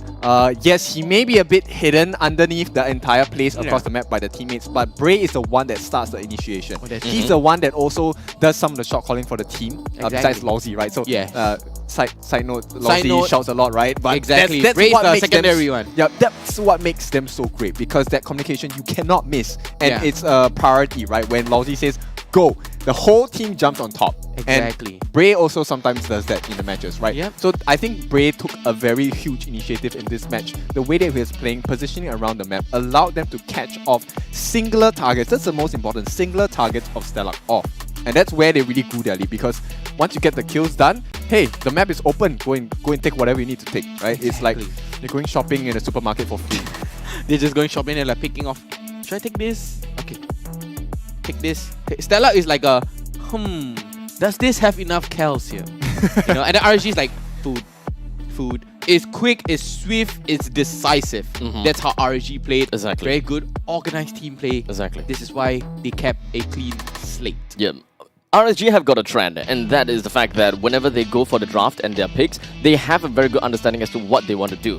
There is an objective, and they will lean to it. It's not overly complicated. They're not trying to go for anything. The level of execution will be low, just so that whenever Lousy starts a fight, they continue from that point onwards, and there are no hesitation. Hesitation is what will kill RSG. So if you're able to make RSG, change their draft and give them so many objectives, so many different things to think about, that will be a problem to RSG. But in this case, it's not too much. They know what they want to do. They go for defensive and they take the team fights. One fight after another. They have nothing to be worrying about. Yes, there are a bit of damage coming from the side of Stellark, but because of the fact that RSG geared for more defensive, you can see by the end of this very specific fight, not a lot of them has dropped much of a health. We've got Odia Bambi here that gears for damage, Forza as well as Chu, they are relatively tanky as well, but with all of these tank in play, who's going to be the one to deal damage? All 4 members of RSG, or rather all 5 members of RSG, they're all still so healthy. Yep, I mean, the thing that I want to mention is, if you take a look at how RSG plays, they always focus on one singular target as much as they can. It's a collective effort. They have a collective understanding who they would want to kill. A bit different from the previous one, because they all have their own targets. But that doesn't mean that, you know what, I have my own target, I'm not going to help you with your kill. But it's more of the fact that, okay, I know that I have a priority, but then if my priority is not here and someone else is here and needs to die, I will kill him and I will help you. It's like a grocery list, right? They're like, first step, food. Second step, dishwashing. Oh, is the other aisle? Okay, I'll just take this one that's closer. Yeah, they're like quick, they're decisive, they are objective-minded. Not all kills, went for the objective, went as a collective. Yeah, they play for the team. I think this is what makes RSG SG so successful this regular season. They play for the team. It's really not about, hey, I need to grow faster, I need to be the one person that gets more kills. It's really as, what can we do to make sure that the team grows together? And when we're strong together, yeah, sure, come for the 1v1, no problem, man, because if I happen to die, the rest of my team is going to back me up. And that's it for game number 1, ladies, and match number 1. And we are going to go into the host. Cheryl, take it away. All right, so right here I have Roy from RSG SG here with me. Now, it's very exciting to have Roy here today, given that in game 1 it was actually 5-0-5, right? That actually took the seat for RSG SG when the very first Stellark game happened. So coming in to game 2 and game 3, what was you and your team's hit space knowing that there was already 1 point that Stellark got? Honestly, I feel that for the game 1, I didn't play, so I didn't have the experience that I would say that. Like knowing how Stellark operated and everything. Yeah. So like I didn't know how RSG lost or what happened that made them lost.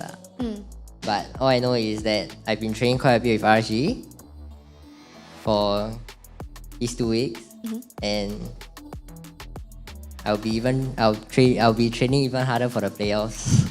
Right, so that is what we can be anticipating over at playoffs, right? Fantastic. So, the next question I have for you, RSG literally came back swinging like a wrecking ball and equalized the series. What were your thoughts on the game and securing MVP? I think that I have to give the credits to Lozzy, because his shot call is actually really good. That it helps me to focus better in the game. That makes me more confident to camp in the spots and execute as a Kagura. Yes, in Lolzy we trust. All right, so the next question is, you secured the kill on Bambi right on the edge of your Void's Crystal second trigger. Now, did you calculate that hitbox? I think I was thinking, cause Bambi didn't buy any MR and I had my clock and lightning, so and I had my execute as well, so like it was a for sure kill, and he already double jabbed the red buff, so yeah. Oh, so it's all very calculated. You really literally had your eye on Bambi this entire time. Yeah, I would say so. Ah, that's interesting to note. I was actually surprised that your eye was on Bambi and not someone like Eve or Smelly Cat. Given their position, it was hard to catch unless I come from the back. I see. So, and that's why I'm not a gamer, I'm just here to interview them. All right. So, the next question is, you now have cemented your flawless win record in the regular season. Now, how do you and by extension your team feel about the of the playoff season that's coming up? We feel very confident in winning the championship, and to Slate, watch out. Oh wow! Shots are fired, friends, right here at Slate. Now, you guys just played yesterday. You missed them already. Yeah, I miss Sailor. You missed Sailor. All right. So now that is something that we can be anticipating at the playoffs. Exciting stuff. Love the tea. Now, final question, and just for fun. Now, who is your favorite player in RSG SG? I would say it will be Bray, because we played the most together and we have the best chemistry. Ah, so Bray and you are BFFs here in RSG SG. Yeah. Ah, great to know. Fantastic. Thank you so much, Roy, for your time and your insightful sharing. Fantastic. Thank you. Thank you.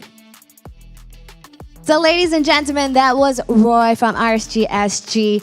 So that was really wonderful that they have clinched this highly anticipated matchup as well here at our final day at MPL SG Season 4 regular season. Now, what's coming up next? We have Evil versus Team Flash coming up at later 1 p.m. So stick around and we'll see you then.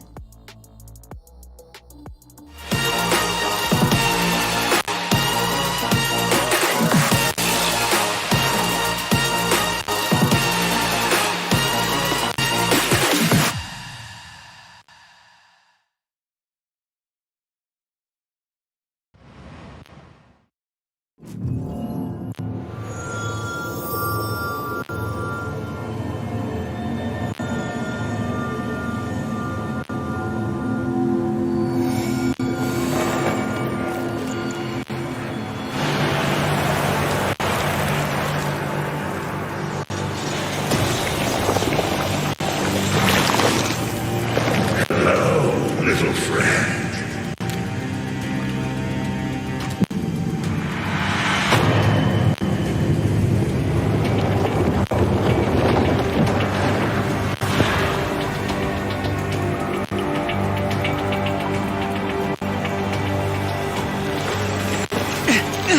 Who the hell are you? Callan, the one who gave you the mark. So you the problem? Yes, and this problem is going to take over your body. No way! I will get rid of you! With this, I assume. But sadly, this only helps me take full control.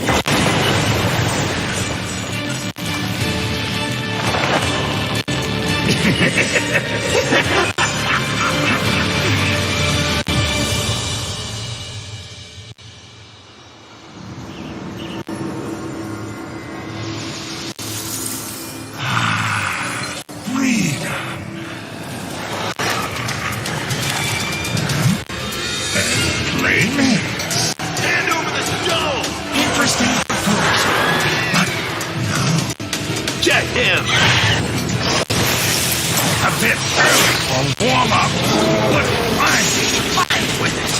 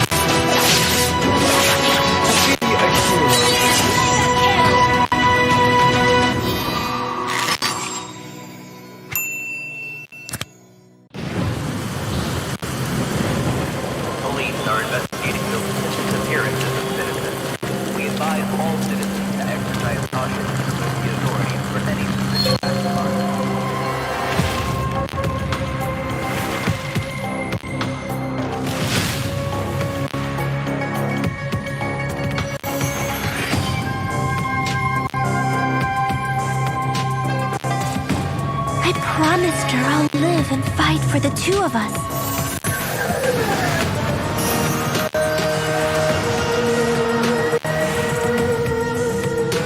I won't fall before killing you, E.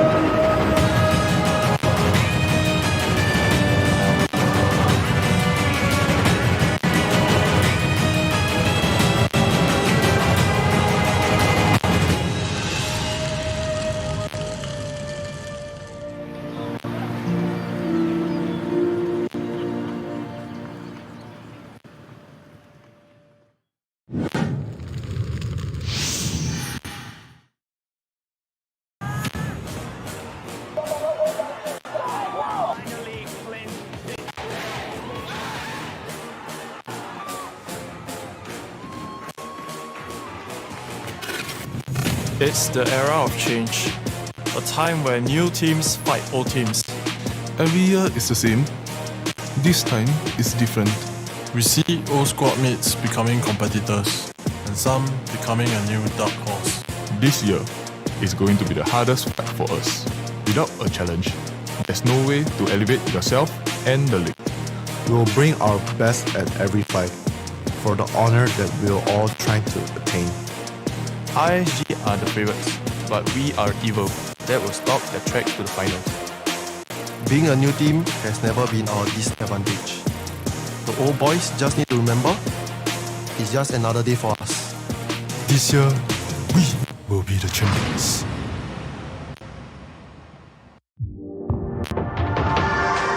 What's the biggest obstacle for you guys to achieve M4? Like we beating RSG and Esports also. Yeah.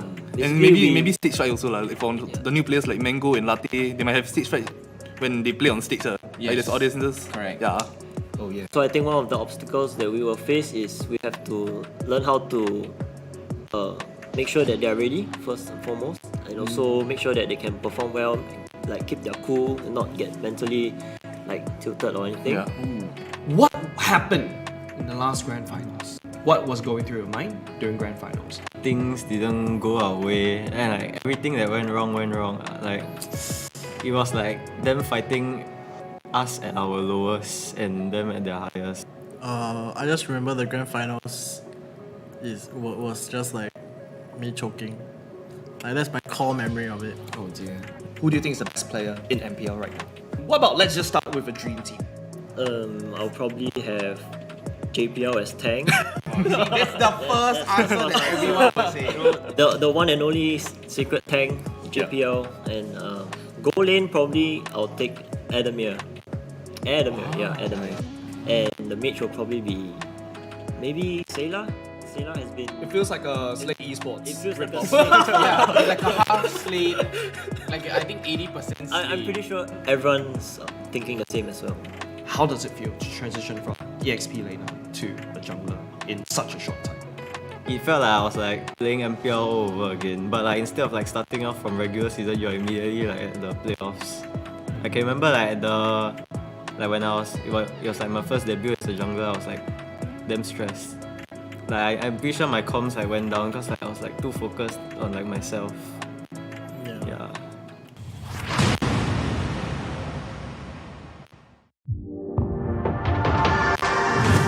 Alright, let's go. Who do you think are the top 3 heroes and why so? Well, there's always one hero I'm thinking of, Valentina.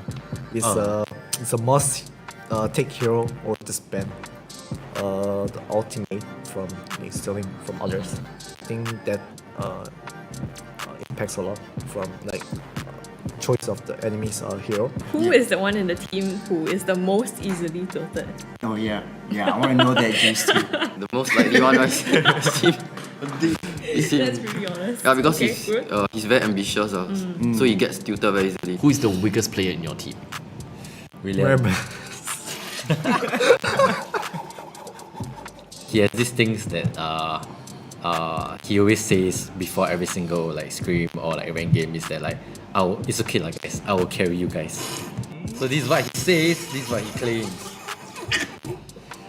But then after he goes 0 and 7, what he says becomes like my team just my team bad lah. There's only one bronze on the team and it's him, but my team bad lah. I remember the game, bro. You know, I've seen a lot of games where they target you specifically and try to shut you down as well, right? So how does that play out? What's your strategy to overcome that? Make sure that I see it coming, because being prepared is different from being unprepared. Sometimes I will put a lot of responsibility on Carrot, because he's my tank. So I tell him that you have to protect me here, protect me there. I will sometimes tell him what to do. So Carrot is most of the time responsible for me lah.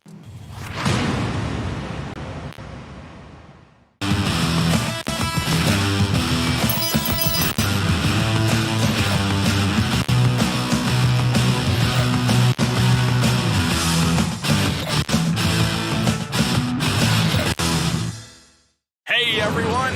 We launched Project Next Necrokeep back in June.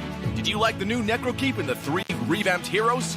We're back again this time to give you a preview of what's in store for the next Project Next update in September.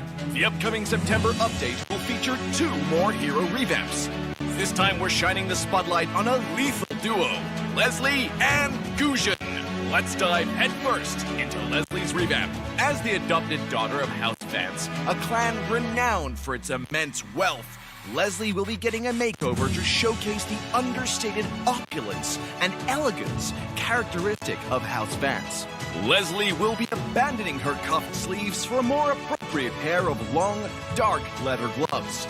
Stunning leather knee-high boots will take place of her old brown calf boots, completing Leslie's more sniper-friendly look. her brooch will also be replaced with the Badge of House Vents.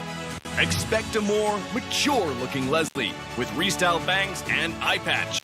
Her newly added optical sight should help Leslie aim more easily. As for her skills, we're mainly adjusting the casting experience of Leslie's second skill, Tactical Grenade. Statistical data and live observation of players in match combat demonstrated a noticeable delay in the casting of Tactical Grenade, leading to an awkward and frustrating gameplay experience. We're optimizing the skill's animation and resolving the before and after cast delays to improve the overall casting process. Moving on to Leslie's first skill, Master of Camouflage. Following a thorough review, we decided to leave the skill's mechanics as is. However, we'll be upgrading the visual effects of Leslie's camouflaged state, which promises a more exciting experience for Leslie mains in the battlefield. Finally, let's talk about her ultimate, Deadly Sniper. We're cutting down the interval between two fatal bullets to boost Leslie's burst potential and aggressiveness in matches. Next up, the Holy Blade of House Paxley, Guzhan. Guzhan's new story highlights the evil god leaving his body, so expect a more trendy and casually styled Guzhan with less plate coverage to accentuate his likeness as an assassin. We've also incorporated Eamon's Mana Shards design at the end of Guzhan's scarf to reflect the two brothers' reconciliation. Since its debut in the early days of the game, Guzhan's popularity on the assassin roster has endured well into the present. Because of this, we've decided to keep his skill kit as is, at least for this update. However, we still feel that we should do something to show our gratitude for your continued love for Guzhan. That's why we're bringing Guzhan's visuals up to 2022 standards, with a full upgrade of his in-match model and skill effects. We've made sure that these adjustments won't affect his original design, so you'll still be greeted with that familiar face when you meet Guzhan in the battlefield after the update. And even though September might be a little too early for Valentine's Day, we're going ahead and revamping the two heroes' Valentine's Day skins in this update. Compared with the original design, we've restyled Guzhan's hair and added a few inches to his pants to highlight his elegance. The patterns and decorations have also been modified to better match Leslie's. As for Leslie, we're remodeling her high heels to further emphasize her femme fatale vibe. That's all for the first round of spoilers from this September's Project Next update. We've been hard at work, constantly improving every single hero's skills and visual effects to present you with the best gameplay experience at each stage. We hope you've loved all our improvements so far and are excited for what's to come. Get ready for the new Project Next update dropping soon. See you next time, and until then, we'll be seeing you in the Land of Dawn.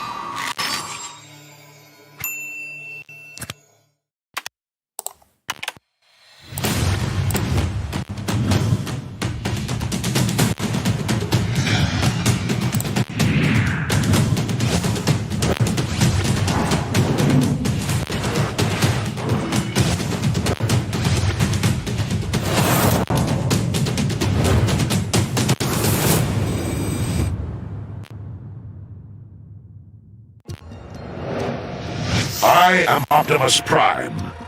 No one can outrun Bumblebee!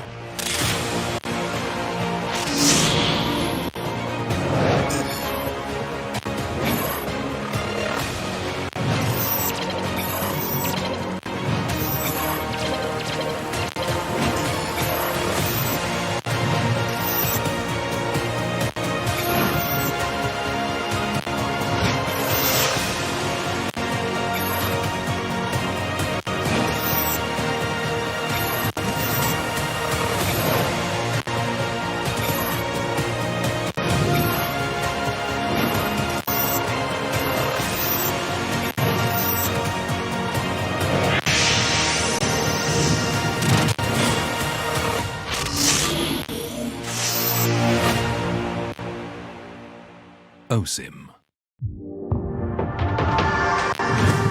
Who is going to be your biggest obstacle coming in this MPL SG? I think the biggest obstacle is the first two teams that we are facing off. If I'm not wrong, it's RSG and EVOS, right? Because they have always been in a top 2 spot. Who is the player to look out for this season? I think we can look out for Stellark. You know? Yeah. Spicy Stellark SG. Ambi, Forza, Sing, all came out from retirement trying to do a second revival. I don't know. reviving their careers. I think they felt the itch.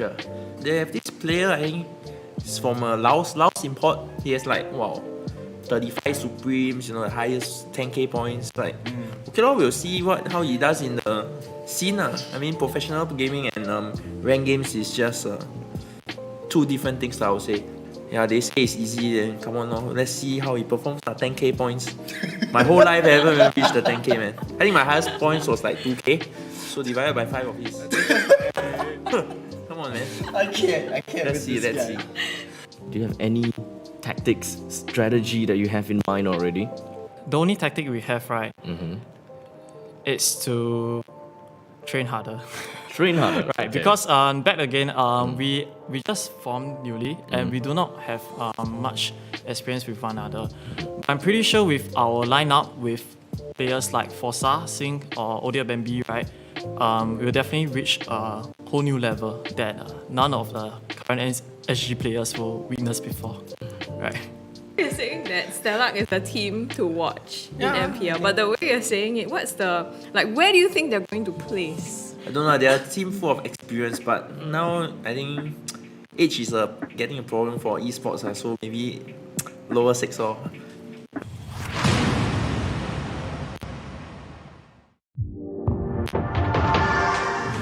Got Swirl and LY4 here. Swirl, the captain of Revival. Can you tell us more about Revival and what's going on? I'm the mid laner, also the support basically. Yep. So our tank we have Kirby and QD. Oh, okay. Yeah. So for our jungler will be LY4. I told you that. See, that's the issue. Every single one out there is telling me the wrong things. Just now, LY4 was literally telling me that he's the tank. So okay, LY4 jungler. All right. Okay. So our goal lane is Sam. And our EXP lane is Ryan. So basically, most of them are all first time playing in MPL. So it's quite a good experience for them. What are you looking forward to in this season? Is there anything that you're looking forward to? Our team's expectation is to at least try to get top 4. Standard top 4. Okay. If top 4 not achievable, right, we aim for at least top 6. Top 6 so we can keep our slot and we don't have to fight next season qualifiers again. So Swirl, you're captain of Revival. This is your first time being a captain? Yes. How does it feel? It feels quite pressure to be honest. Basically LY4 giving a lot of pressure. Not only LY4 giving pressure. Oh. And also the pressure of if what happens if the team doesn't do well. People will think, is the captain not doing well, basically. Who do you think you will have the biggest chance to win? It has to be Revival. It has to be. It has to be Revival. I think they are struggling right now also. They are? They are struggling right now also. The problem same as us, communication issues, maybe internal conflicts also.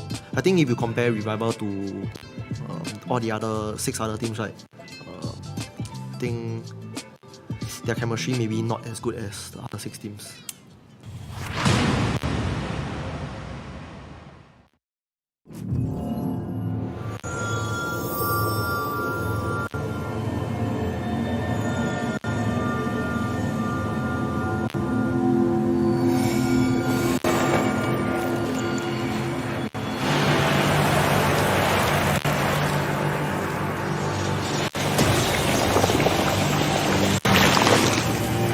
Hello, little friend.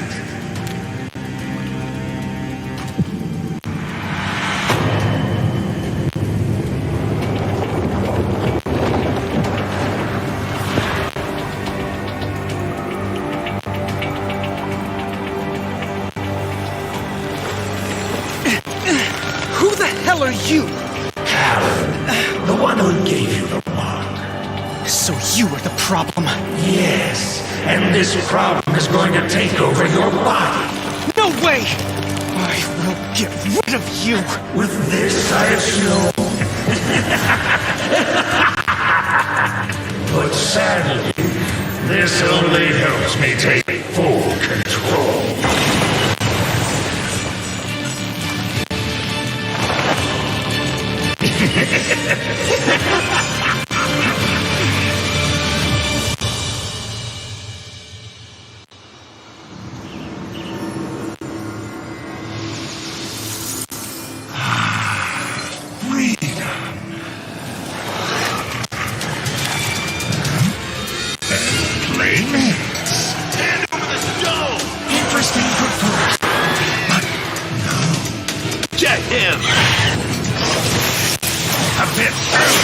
Warm up! But I'm fine with it!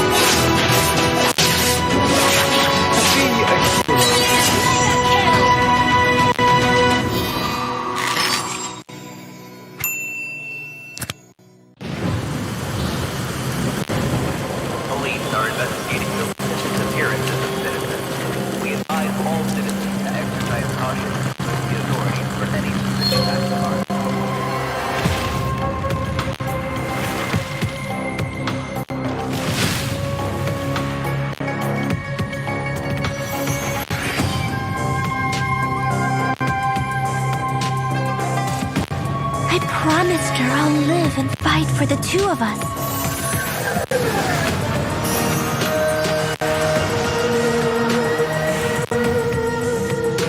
I won't fall before killing you, Key.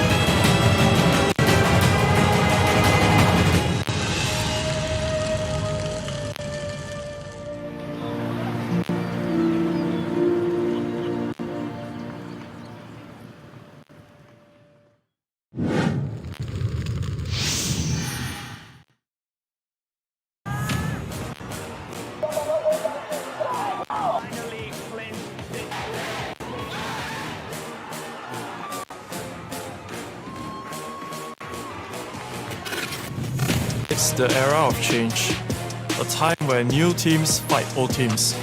Every year is the same. This time is different. We see old squad mates becoming competitors, and some becoming a new dark horse. This year is going to be the hardest fight for us. Without a challenge, there's no way to elevate yourself and the league. We'll bring our best at every fight for the honor that we're all trying to attain. RSG are the favorites, but we are evil. That will stop the track to the finals. Being a new team has never been our disadvantage. The old boys just need to remember, it's just another day for us. This year, we will be the champions.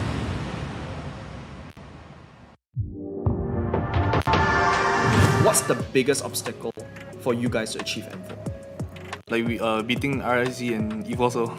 Yeah.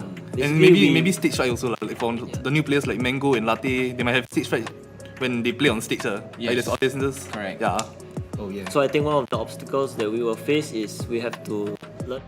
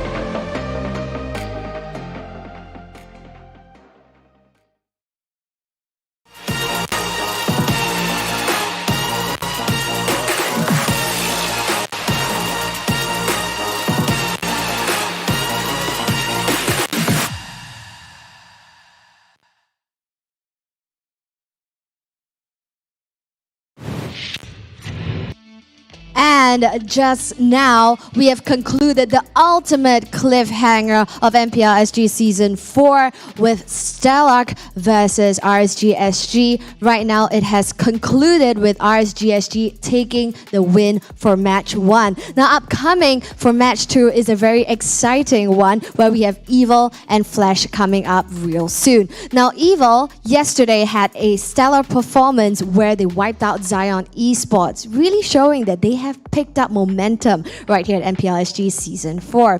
So yes, that is the match that's going to come up real soon. But right now, I'd like to take this opportunity to give a shout out to our wonderful sponsors. MPL SG Season 4 is powered by Moonton Games and Zenway Productions, supported by Break by OCBC, OSIM, and TikTok. Now introducing our teams for match 2 of the final day right here at the regular season. The community team that has taken the MPL SG scene by storm in Season 3, we have Evil. And next up, we have Flash, the wonderful team filled with veterans that this game is extremely crucial for to secure that upper bracket spot. Introducing Team Flash.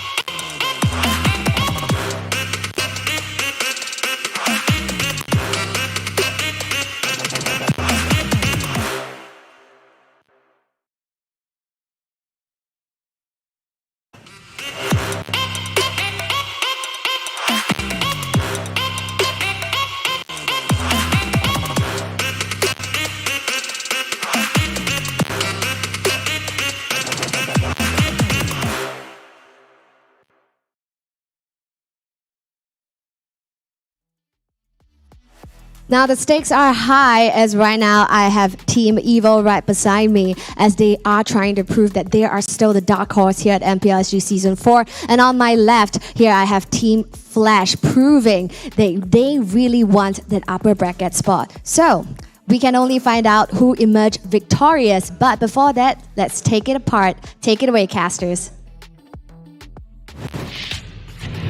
Thank you very much, Cheryl, and welcome, ladies and gentlemen, one and all, to MPL Singapore Season 4. My name is Jay. Joining me right here on the desk are two very handsome guys, namely Abstract and Vertigo. Of course, the king of punnery is back. Yes, right, king of puns. I'm here to only, just give you guys the bad jokes. Oh no. Because I love you guys and you like, guys you already have the bad first condition of becoming a dad. Exactly. Yeah, You're talking about my belly, man. No. Okay, that's the second condition already. Alright, but so you have one condition down.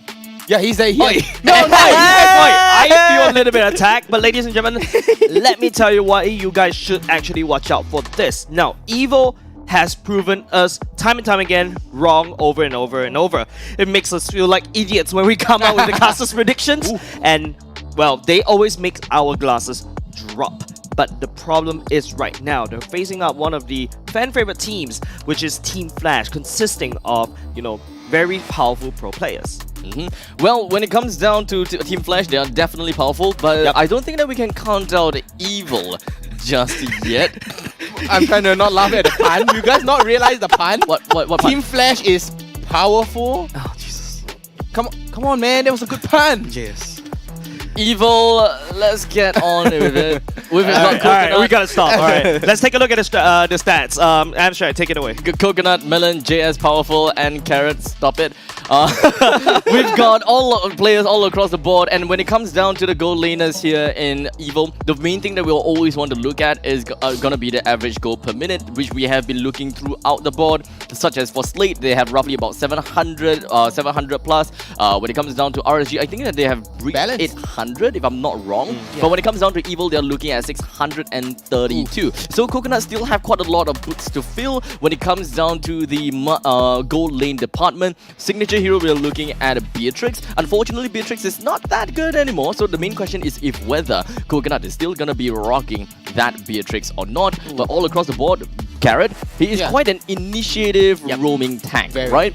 But it's quite a surprise to see that he's actually only 37,000 damage taken, considering the fact that their gameplay style is relatively slow and they would usually brawl it out, and that would normally inflate the amount of average damage taken. That's correct. Let's take a look at Flash on the other side of the aisle. A very different signature hero across the board. What do you Very. think, Vertigo? Well, I mean, KZP definitely has a higher average damage taken though, because he's more of a peeling, he's more of a 50-50 peel tank. A solid peel tank would be Forza. He had the average damage taken about 800k as compared to, you know, a very high CC hero like a high CC rate tank roamer like Logsy, Carrot. They are more of the initiative, very tanky ones, but KZP is more of a balanced 50-50 overall. Another thing that you also have to realize that from Team Flash, it's instead of A1, A2, it's Jay that will be filling the mage boots this time round. So this is a big question we always have to ask whenever there's someone replacing a player in the middle of the regular season. Exactly. It spells a bit of disaster because you have to reintegrate them back into the team. So, but Team Flash have been playing together for quite some time, so you do expect this kind of thing is a little bit easy to grease in. But let's take a look at the keys to victory for both these two teams, shall we? Team Flash, look at what they need to do. They need to prioritize comfort heroes for Alpha V9, prevent JS from getting, you know, sustained AXP heroes, so it's like a battle of AXP laners. At the same time, they also have to focus shutting Powerful down by constantly putting pressure on his jungle. What do you think, Abstract? Anything to add on for Team Flash? Well, namely, the keys to victory have already told quite the story. But the main thing is the fact that we need everyone needs to understand that Team Flash is a pretty strong team. As such, they will be working towards most of their win condition and working towards their own game plan. As you can see, the keys to victory, two of the liners are their own game plans, such as securing heroes for Alpha V9 and their own playstyle of shutting Powerful down. The only thing that they gotta have to look out for is JS and prevent him from getting the sustained EXP heroes, because JS understandably is a very, very impactful player for the past few weeks on end. So I believe that respect is gonna have to be thrown over to JS. Definitely. And going to the other side of Al, I know, Vertigo, you voted Evo on your custom prediction. I'm the only one. Always the one that swims against the current. Exactly. What do you think about the keys of victory for Honestly, Evo? the keys to victory right now, Jace, it's looking right, it's looking precise. Protect Powerful during the early game, because Powerful is, you know, he could go either ways, right? The versatility of Powerful is that he could go for a nice thick jungler or even a high damage jungler. And on the second keys to victory right there, target Pokemon's goal lane hero pool. But I really have to agree with this, right? Pokemon's goal lane, Pokemon, you know, if you're gonna keep catching up Pokemon, it's just gonna be beneficial to Evo, and Evo is gonna run away with their lead, and it all boils down to Carrot starting the initiation, and you know, Melon following up with the damage, JS with the flank, work as a collective team. Yeah, I think Evo can make miracles happen as long as they stick together. We saw that yesterday when they went up against Zion, right? When Carrot set it up perfectly, everyone finally chips into the damage, and they can actually take their very first series all the way in week number 4. So don't count Evo just out yet. Another thing I would like to add on top of the keys to victory for Evo is that you target Pokemon's gold lane, because throughout the whole week, we don't really see him playing a lot of different heroes. Like, it's very limited gold lane hero pool, so that you give a bit more advantage for Coconut to scale out. That's true. I mean, if Coconut is going to be able to gap, I like to use this word, if he's going to be able to gap Pokemon in the gold lane, meaning that he's going to be excelling in gold, excelling in EXP, with good babysitting services from Carrot, is going to be great. And let's take a look at the votes right now. Wow! YouTube and Facebook is a totally different audience right now. Okay, this is basically... Are you guys watching the right stream? No, hey, how dare you? Okay, alright. I can explain, right? So, especially after what happened when Evo beat Zion in a 2-0 fashion, I think Evo gained a bit more fans. Like, that's why you see on Facebook, it's an almost equal split, whereas YouTube now, in fact, favoring towards Evo, the younger bloods, as compared to, well, the team, old birds. the retirement home that we like to joke about for Team Flash.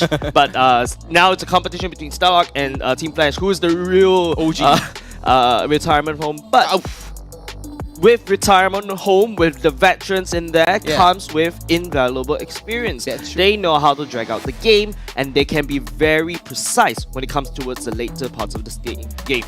It's kind of a story. It's like, would you prefer brains or bronze?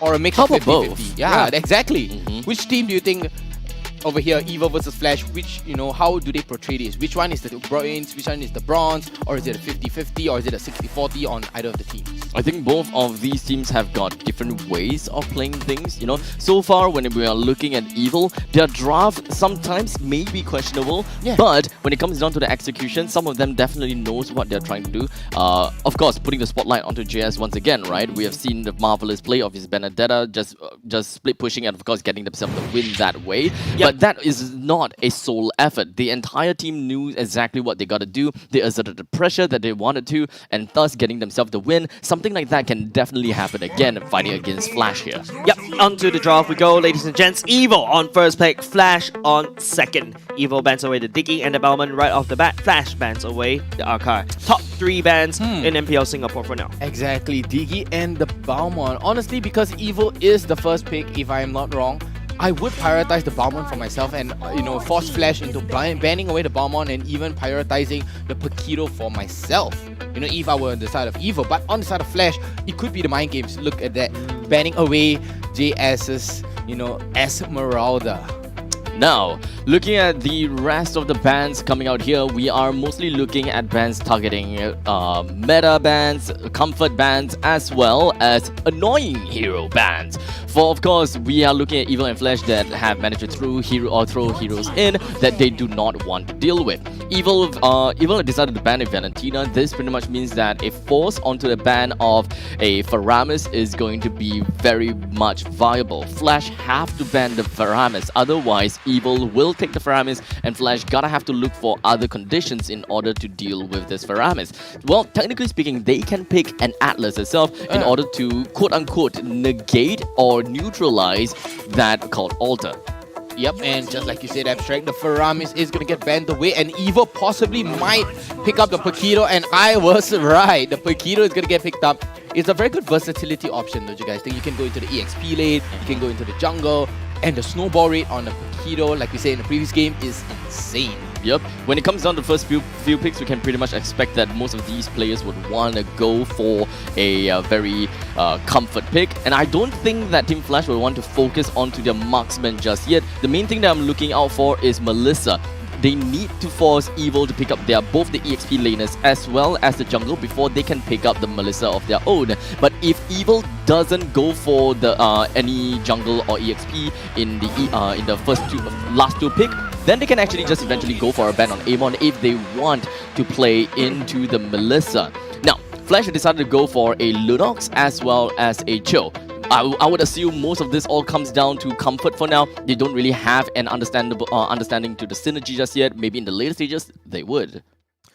Picking up the Lunox is kind of unorthodox to me with an 11% pick rate. What are your thoughts on those, Jace? 11% pick rate on the Lunox. It's like, I like to go back to the ice cream analogy, right? Last week was vanilla, today was strawberry. Strawberry. That's basically what Lunox is. A few weeks ago, if you tell me Lunox wasn't a meta pick, but because of the changes in the mid lane, Lunox become very viable, a very strong wave clear, good sustain in the early game, and when you 1v1 against your mid laner, you put a lot of pressure in the mid lane, you rotate to the lethal very quickly. Now, Evil on the other hand, this time around, it's a very interesting draft in my opinion. You have the Grok that could also go over to JS, but also Coconut could use that Grok as well. Melon, I believe, has been using the Julian to great success, but there's still flexibility for that Paquito. Could go over to Powerful, could go over to JS. Very good versatility option here on the side of Evil, playing the mind games against Flash. But the Cho, do you think they're going to be going with the Cho jungle or the Cho EXP? Or it should be a Cho roam. Right? Yeah, it's a Cho roam. Masha being picked up for the EXP. Wow. As such, okay, so at least for Evil, we still have quite a bit of question marks. Is the Julian going to be jungle or gold? Oh, sorry, is Julian going to be jungle or mid? Yeah, that's right. The gold laner is like, Julian gold. Nani? As for the Paquito, if whether he's going to be jungle or the EXP. So still quite a bit of question marks. Flash's bans will go for any form of bans that is 100% true, which is going to be the marksman. They would want to whittle down the amount of marksman as much as possible, and I don't think that Evil Evil will want to reciprocate that. Maybe the bans will be catered more towards the towards the jungle potential, such as a Karina, for example, would be great bans. Baxia might be a ban that they would want to look out for as well. I think Baxia is great, It's decent. Yeah, it's decent. But I think that the main thing is that they just do not want to deal with the Tortoise's Passants, especially since looking at the fact that they have a Julian, bursty, sustainable, especially into the later stages of the game. You wouldn't want to step onto the Tortoise's Passants, especially as a Julian, because that would just bring down your survivability. Whoa, it's a Uno reverse here coming out from Evil. They themselves are going to ban away the Karina. That was pretty much what we expected. I thought they were going to ban Reminiscence Karina instead of Powerfuls, which is kind of baffles me a little, but it makes sense, right? It's like, if I can't use the Karina, you're not going to use the Karina, right? I mean, Powerful plays a mean Karina too, but Flash very directed towards the marksman ban on the Bruno because they saw the snowball potential coming out from Coconut if Bruno was left untouched. The crit was just insane yesterday against Zion. It's either gonna be a Melissa or a 1-1 ban at this point in time for Flash. They would Irithel. Okay. Makes sense. Yeah, it makes sense. Very high mobility, plays around the team. Grog goes in, Irithel can just go right in. Yep. But if Alpha V9 were to rush into the backlines onto Irithel can just get away with ease. Yeah, so another thing that you can also think about this ban, the reason why Flash doesn't want Irithel is because to go into favor of Evil is because you set it up with an Unchained, you set it up with Knockout Punch, you set it up with a Wild Charge. These are 3 potentially game-winning CCs. You couple that with Irithel ring around roses around you with a heavy crossbow, that could spell disaster. Shredder. And another ban that Flash, if there's a 6 ban that they could go for, I would even throw in that Claw together. That's true. Evil actually banned out the Melissa for themselves, that's considering the fact that Melissa is actually going to be a pretty good gold laner for them, especially since you're looking at a Cho from the side of Flash, as well as a Marsha on the other side. Having Mother's Protection is definitely going to help a lot. So from this point in time, Evil and Flash, they don't really have a lot of gold laners to play with. So Flash understandably would probably want to pick up their gold laner as soon as possible to just starve out Evil as much as possible. From this point onwards, they don't really know and understand how they should be playing it around. Or maybe they do, just not for myself at least. Team Flash, they do have decent amount of initiation, they do have a good amount of tank side as well. As such, it is going to be a Baxia indeed coming in from Reminiscent that would deal pretty darn well in terms of the sustainability factor coming in from both the Paquito as well as the Julian. I think from Flash, currently from what they've drafted, it's all up in your face kind of heroes. Yes. Baxia could dive all the way back in. Marsha, a perfect flanker. The Cho, I mean, there's a potential 5-man or 4-man knockup. Yeah. But the main thing is the way of the dragon that can single a target out back into the team. Let's say as if it's a Lunox, you would spam darkening shots all day long. Now Evil will go back to basics. The 1-1 will be picked up for Coconut. Yep, and leaving out, it's going to be the last pick right now. 5 seconds on the clock. It is going to be a Benedetta, and Abstract is jumping all over his seat. Yay. Yay! What a enthusiastic yay right there. Wow, sarcasm much, but much such Abstract right there. But Evil will go back to JS on the Benedetta, Paquito on Powerful. That's basically one of their signature picks. Yeah. New flavor of the month. But Flash right now, who will be the marksman? I think they should pick up the Claude, right? They should pick up the Claude. I mean, it's hard to kind of shred because the rest of Evil is kind of slick, kind of movement, very mobility-wise, but the Claude wouldn't do well here, right? Jace, what are your thoughts? What could possibly be the marksman? Oh, that's true. Popo and Koopa single target. If you notice, Flash is going in for this single target lockdown. We try to put it down, but no, okay. Going for the Clint. Yeah. More survivability with your second skill. If you notice the Paquito, the Julian, even the Benedetta to a certain extent, always want to jump up to that Clint. Your second skill allows you to back off very quickly and stun. So that you can get away and do more damage. Well, we pretty much have got the entire lineup that has displayed in front of us. Both of these teams have got interesting gameplay as well as win conditions. One thing that really sticks out like a sore thumb is the fact that Evil does enable themselves with quite a lot of wave management when it comes down to split pushing, thanks to thanks to the Benedetta as well as Paquito. But understandably, Paquito is going to be the jungler, so he's gonna have to be there for neutral objective. But I gotta say, Flash may have a problem with their lanes management. They don't clear waves that well, but they should be able to, disrupt the pressure pretty nicely. Yep, you talk about pressure. I feel Evil needs to be pressure as, ladies and gentlemen, onto the land of dawn we go. 4 men at the orange buff to secure Powerful, because you do know KCP will invade hard. Well, the question is if whether he's even gonna do that at all. Starting off to the game here between Evil versus Flash, KCP have decided to get in your face, as we have seen, right onto Carrot, and decided to move together with Reminiscent right over to the opponent's jungle. The only one that can really respond to it is going to be Carrot.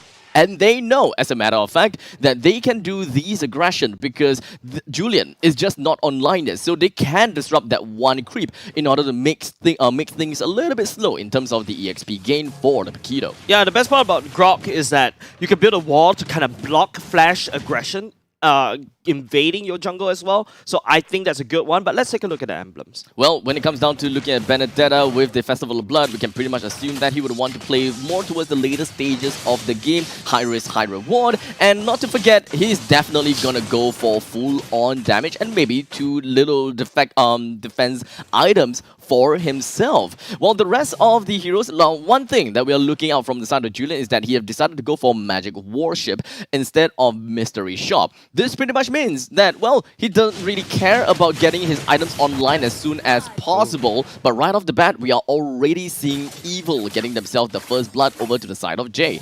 Definitely phenomenal. Yep, there's your first blood QR code, of course, Powerful. That's one of his signature heroes, is a very comfort pick. His Paquito is something to be feared. That's why most of the teams facing up against Evil would love to ban him. But now, Reminiscent catching on top of JS right here. As a Benedetta should be able to slip on by very easily. Does have the ultimate if he just needs to get out of dodge. But Flash focusing on the turtle right now. Already set it up. But Powerful on the way right here. He's walking towards the turtle. But Carrot tries to zone it up. KCP very slick. Will be able to kick Powerful up. But nice. Knock up by the side of Flash. Will be able to push Evil away. Reminiscent secures the tunnel for now. JS actually on the run right here. Doesn't have the ultimate to save his life. But now KCP jump in and kick, and the hands-on change will not be able to persuade Flash as they pick up the turtle and 2 members of Evil. I gotta have to say, Flash played that out pretty darn well. Considering the fact that Jay actually went into Power of the Chaos Darkening, he didn't actually go straight out for all of the constant arrays of Chaos. But you see, because you can pretty much tell, JS was pretty much hot on the tails of Jay right after going into Darkening. So he didn't even manage to bring out all the damage that he's able to bring out. Yet, they are able to bring Carrot down, they're able to bring JS down. So this is really quite a testament as to how Flash plays in the early stages of the game and how strong they can be. Yeah, Team Flash, I think they got off with a good start, but Evil was the one to pick up the first blood. I think Evil, they do have quite powerful setups. No pun intended right there. I think I saw a 3-man knockup from the side of Team Flash, but unfortunately there's not enough damage from the side of Evil yet. They do have a Julian starting to come online slightly, but Coconut still needs more time. JS going, like what you mentioned, the Festival of Blood, going towards the later parts of the game. The sustain is going to be very important whenever you want to face up against a Masha. So Evil needs more time.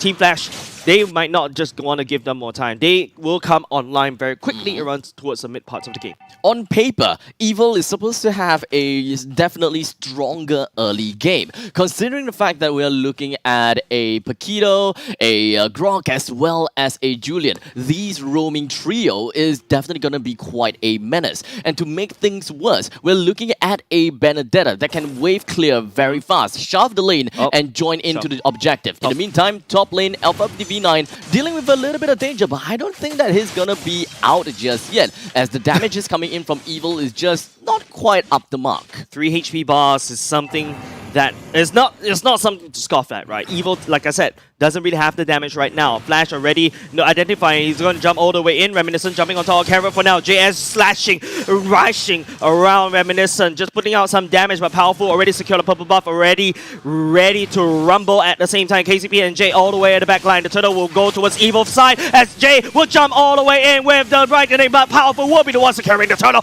Knock up right into the air. It's Team Flash. 2 members go down. Evil successfully revenge for that previous turtle. The dance for the turtle was great coming in from Evil. They ensured that all of the members that they want around is already present. Team Flash's Jay unfortunately wasn't quite in position just yet. Didn't manage to get into his array of chaotic blasts, so it wasn't that much of an impact in that round. The rest of the members from Evil literally just jumped themselves right into the face of Flash, thanks to the fact that they have a AoE CC coming from Enhanced Chain, Powerful with great deal of damage, especially when it comes down to the Hunter Strike plus the mobility factor. And not to forget, Carrot, he does have the Wild Charge as well as Power of Nature to add on to the damage that Evil is able to dish out. Yeah, and members of Evil right now, if you take a look at the items, yes, that's Melon securing the Genius Wand, so that's damage. That's why Evil was able to secure that turtle and also secure 2 members of Team Flash, right? Remember, they're on a bit of a slow start, but Powerful finds KZP, cuts him all the way to half HP, and now they're looking at Pokemon. Oh, Pokemon on the wrong side of the wall, flickers back to safety for now. Phew. At this point in time, I'm starting to look at Team Flash's composition, and I have a couple of questions, and I'm not exactly sure how to answer them all, right? Because when it comes to Team Flash, yes, they do have some damage over time abilities. The longer that they stay alive, the better damage that they deal. But that means that the back lines, they gotta have to keep up to the momentum, keep up to the tempo, or perhaps have the amount of mobility to ensure that they will be able to keep themselves at bay. Oh, 4 members right down there. KCP was the first one to fall. The brightening Luminance will be able to allow Jay to escape out of dodge, but the members of Evil, they've already secured what they want. 2 members, but for the price of Coconut, I'm not too sure whether that's worth it, Abstract. It's a very bursty composition from Evil. I wouldn't say that it's pretty much of a worth thing, because we're looking at a position 5 and a position 1 for a position 1. So Evil definitely got the upper hand of that trade, and to make things worse, they have opened up the map to allow Benedetta to shove out the top lanes. Yeah. With all that said and done, Team Flash does have a little bit of disadvantage, and I believe that the tempo that Evil have is going to increase even more and ever so slightly. Perhaps this fight is going to be quite a big deal if KCP is managed to single out Melon pretty nicely, but alas, he did not. Yeah, the cake was already used. Evil, they're already focusing on the turtle. It is going to be Reminiscent rolling to the back line, and he's going to get knocked down as well by JS, and the turtle will get slain by Evil once again. And now Evil, they've got what they need, and they're going to push it even further. Jay will be the next to fall. The enhanced change allow Mena to stay alive just a little bit longer. Pokemon, the Evil, caught that. Well, that is pretty much what I'm trying to say, right? When it comes down to Evil versus Flash, we know that Evil have got great gameplay in the early stages with the amount of damage and sustainability. But for the side of Team Flash, the early game is a bit of a lackluster because their main roaming trio doesn't really have the damage that we are looking out for. Yes, that means that Lunox will be in the midst of the battle almost all the time. If you keep your eyes onto Jay, he immediately went in for a combo to deal damage to an entire Pride, but that didn't quite work out for him because the entire team from his side just doesn't have the survivability and to maintain the front line defenses. As such, once Jay goes straight in for Chaos Darkening and Brilliance, they just don't have that damage. They can't hold down the fort well. There's not enough damage in the Brilliance right here. Most of Jay's damage is locked behind the Darkening shots. You want to blink in and you want to keep spamming all those Darkening, but in the meantime, JS, the wall's being built. Reminiscent is on the wrong side for now, but Evil will not pull the trigger. Right now, Evil has a dominating early game. They cleared the top side, they cleared the bottom side already. Just JS doing the God's work, cutting the waves like an absolute menace, and now Alpha V9 needs to try to match up to that tempo, but it's all up to Flash, how they control the map right now. Evil has taken too much from Flash. Team Flash gonna have to play into the later stages of the game. The only thing that they have lost is 3 turrets, 1 in the top, 2 in the bottom. If Evil gives them the space, things are gonna be rough. Oh, Reminiscent, this is rough as well. It's gonna be KCP that tries to peel for his team, but he gets busted down. The damage coming in from Evil is a little bit bit too much. And now Coconut, oh, the hand change going in. Alpha V9 doesn't get knocked up for now. Powerful goes back in. Pokemon gets slated. Brilliant's being popped. Powerful on the roll right here. The members of Evil, they have managed to hold on the fort time and time again, with all 4 members gunning themselves into the middle lane, shoving it out, and opening up the map for them to pick up the Lord. Pretty sure that the crown is going to be rewarded over to them to ensure that the Lord will march in towards their favor. Team Flash doesn't even have an opportunity to play around this Lord at all, considering the fact that Powerful is level 13 and Reminiscent is level 11. A big EXP difference causing Flash to lose in Lord fights. Yeah, this is a big problem over to Flash, right? And this is not exactly what you would expect from Team Flash. Someone that has a lot of experience, a lot of veterancy in the tournament, in the MPL, getting, you know, early game dominated by Evil. And now Evil will send the Lord all the way at the bottom side. I believe JS just focusing on a wave clear. Whenever he goes, you expect that turret to go down. Remember what we mentioned, Evil, yeah, they kind of fall apart a little bit towards the later part of the game, but Coconut is on that 1-1. Now, I think that this is where our question comes in, if whether Lunox is actually going to be a good pick. Because here's the thing, very likely they picked up the Lunox as per Jay's comfort. So they gotta have to play around that. Jay haven't really quite made that much impact, as Evil has been consistently going into the faces of Flash, and the best that Flash could do is to try to become that unmovable force to just destroy Evil. But this doesn't give Jay that opportunity to run in with Chaos Assaults. Those arsenal of Chaos Bolts just ain't quite enough. It's not enough as well. 5 men already knocking on Flash's door. Members of Team Flash huddling with 4, protecting and trying to shove the wave away. Members of Evil, they're looking for some juicy engagement. It's up to Carrot how they set it up. The Guardian's Barrier will go down for now. Jay looking for some pick-off, but they will not be able to find any, as Evil just goes back into Flash's jungle and strip it bare clean.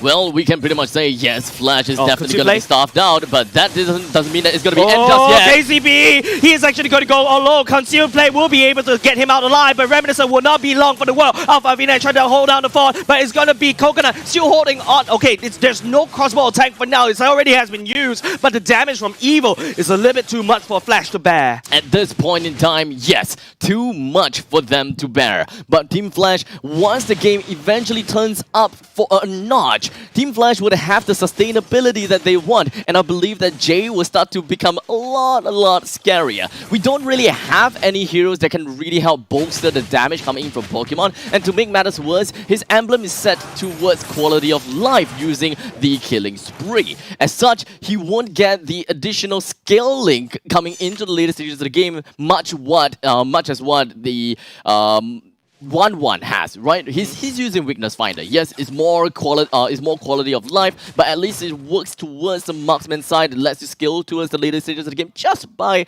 a tiny tad little bit. But all in all, the main thing, 1-1 skills in the later stages better than Clint, and that is something that we should be looking out for, and Flash gotta have to find a way between the front lines. Yeah, now, just take a look at the Goatly. It's 8k.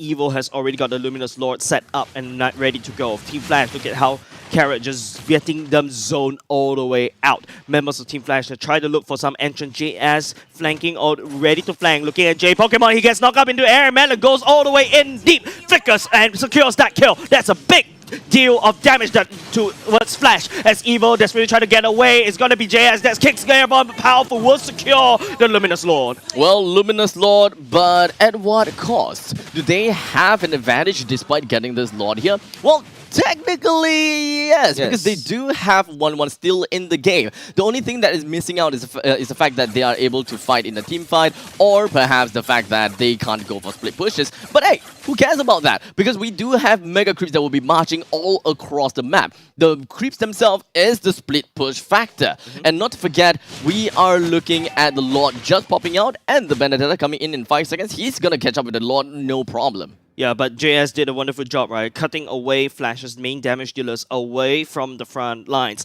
allowing Evil to secure that Luminous Lord without any contest at all. Team Flash, they need some high ground, but I'm looking at the long range clear from the side of Pokemon should be just barely enough. I need to see more cross-map play. I need to see a bit of coordinated. We target what? We run up to one person, we shut them down, we run. But in fact, it's Evo that's the one doing that instead. But Carrot, oh, he gets kicked all the way back in. It is going to be KCP that received most of the crossbow attack. The Bumble, powerful jump all the way back in. Jay gets the lead. It's Reminiscent, the last one to fall. It's Alpha V9, tries to hold on the phone with 3 maximum HP, but will not be able to survive. Team Evo with a 5-man stack. They will march to the core.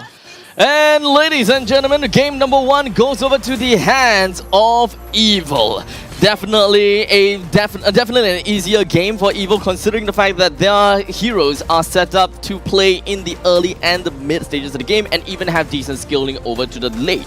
As for Flash, it is definitely a lot more difficult for them to handle, considering the fact that they have quite a lot of conditions that they're gonna have to look out for, who they will want to kill and who they're gonna have to rush into. Because Masha, the main thing he wants to look at is going to be at 1-1. And only at the point in time where 1-1 picks up the Wind of Nature, then Lunox comes into the picture. The main idea that they want to go for is going to be team fight potential. Masha rushes right into 1-1. Lunox goes in with the Darkening and then goes in for the Cosmic Array, or was it Cosmic something? But anyways, it's a third skill. And then goes in for Brilliance. That deals an AoE damage throughout the entire team. More than enough to deal half HP over to 1-1. So the ultimate from Masha plus the full array of Lunox damage should be able to bring 1-1 down no problems. But they haven't managed to execute that once, mostly because of opening up the maps. They need to focus onto Masha. They need to let Masha open up the map. It didn't quite work out that well. Yeah, but let's bring in Vertigo back into the picture, ladies and gents. What do you think, Vertigo? What happened? Your favorite team just stomped Team Flash in game number 1. They were objective-minded, they were swift, they were decisive, they went for the right objective. They were evil. They went on that momentum base. We were on and on and on about them being that momentum. They brought the momentum forward. They brought the momentum forward, they bring the game and just shut down Flash in every space possible, in every mission possible. Every mission was possible, not impossible, and they went. It was a successful mission. Yeah, so like baby steps, we take 1 game from Revival, even though we lost. We take 1 game from Slate, even though we lost. But we managed to beat Zion yesterday, and today they take 1 game away from Team Flash. Exactly. That gradual growth is like character progression in an anime. You mean a late game snowball? IRL snowball, but enough about that. Let's take a look at the items right now with the Battle Axe and the Malefic Roar coming out from JS. Very, very aggressive play. You know, even taking on the Athena Shield just for any safety purposes. But let's take a look on across the board. Item looks fine, powerful, picking up the Malefic Roar, BOD, Hunter Strike, Battle Axe, along with the Immortality at full build already.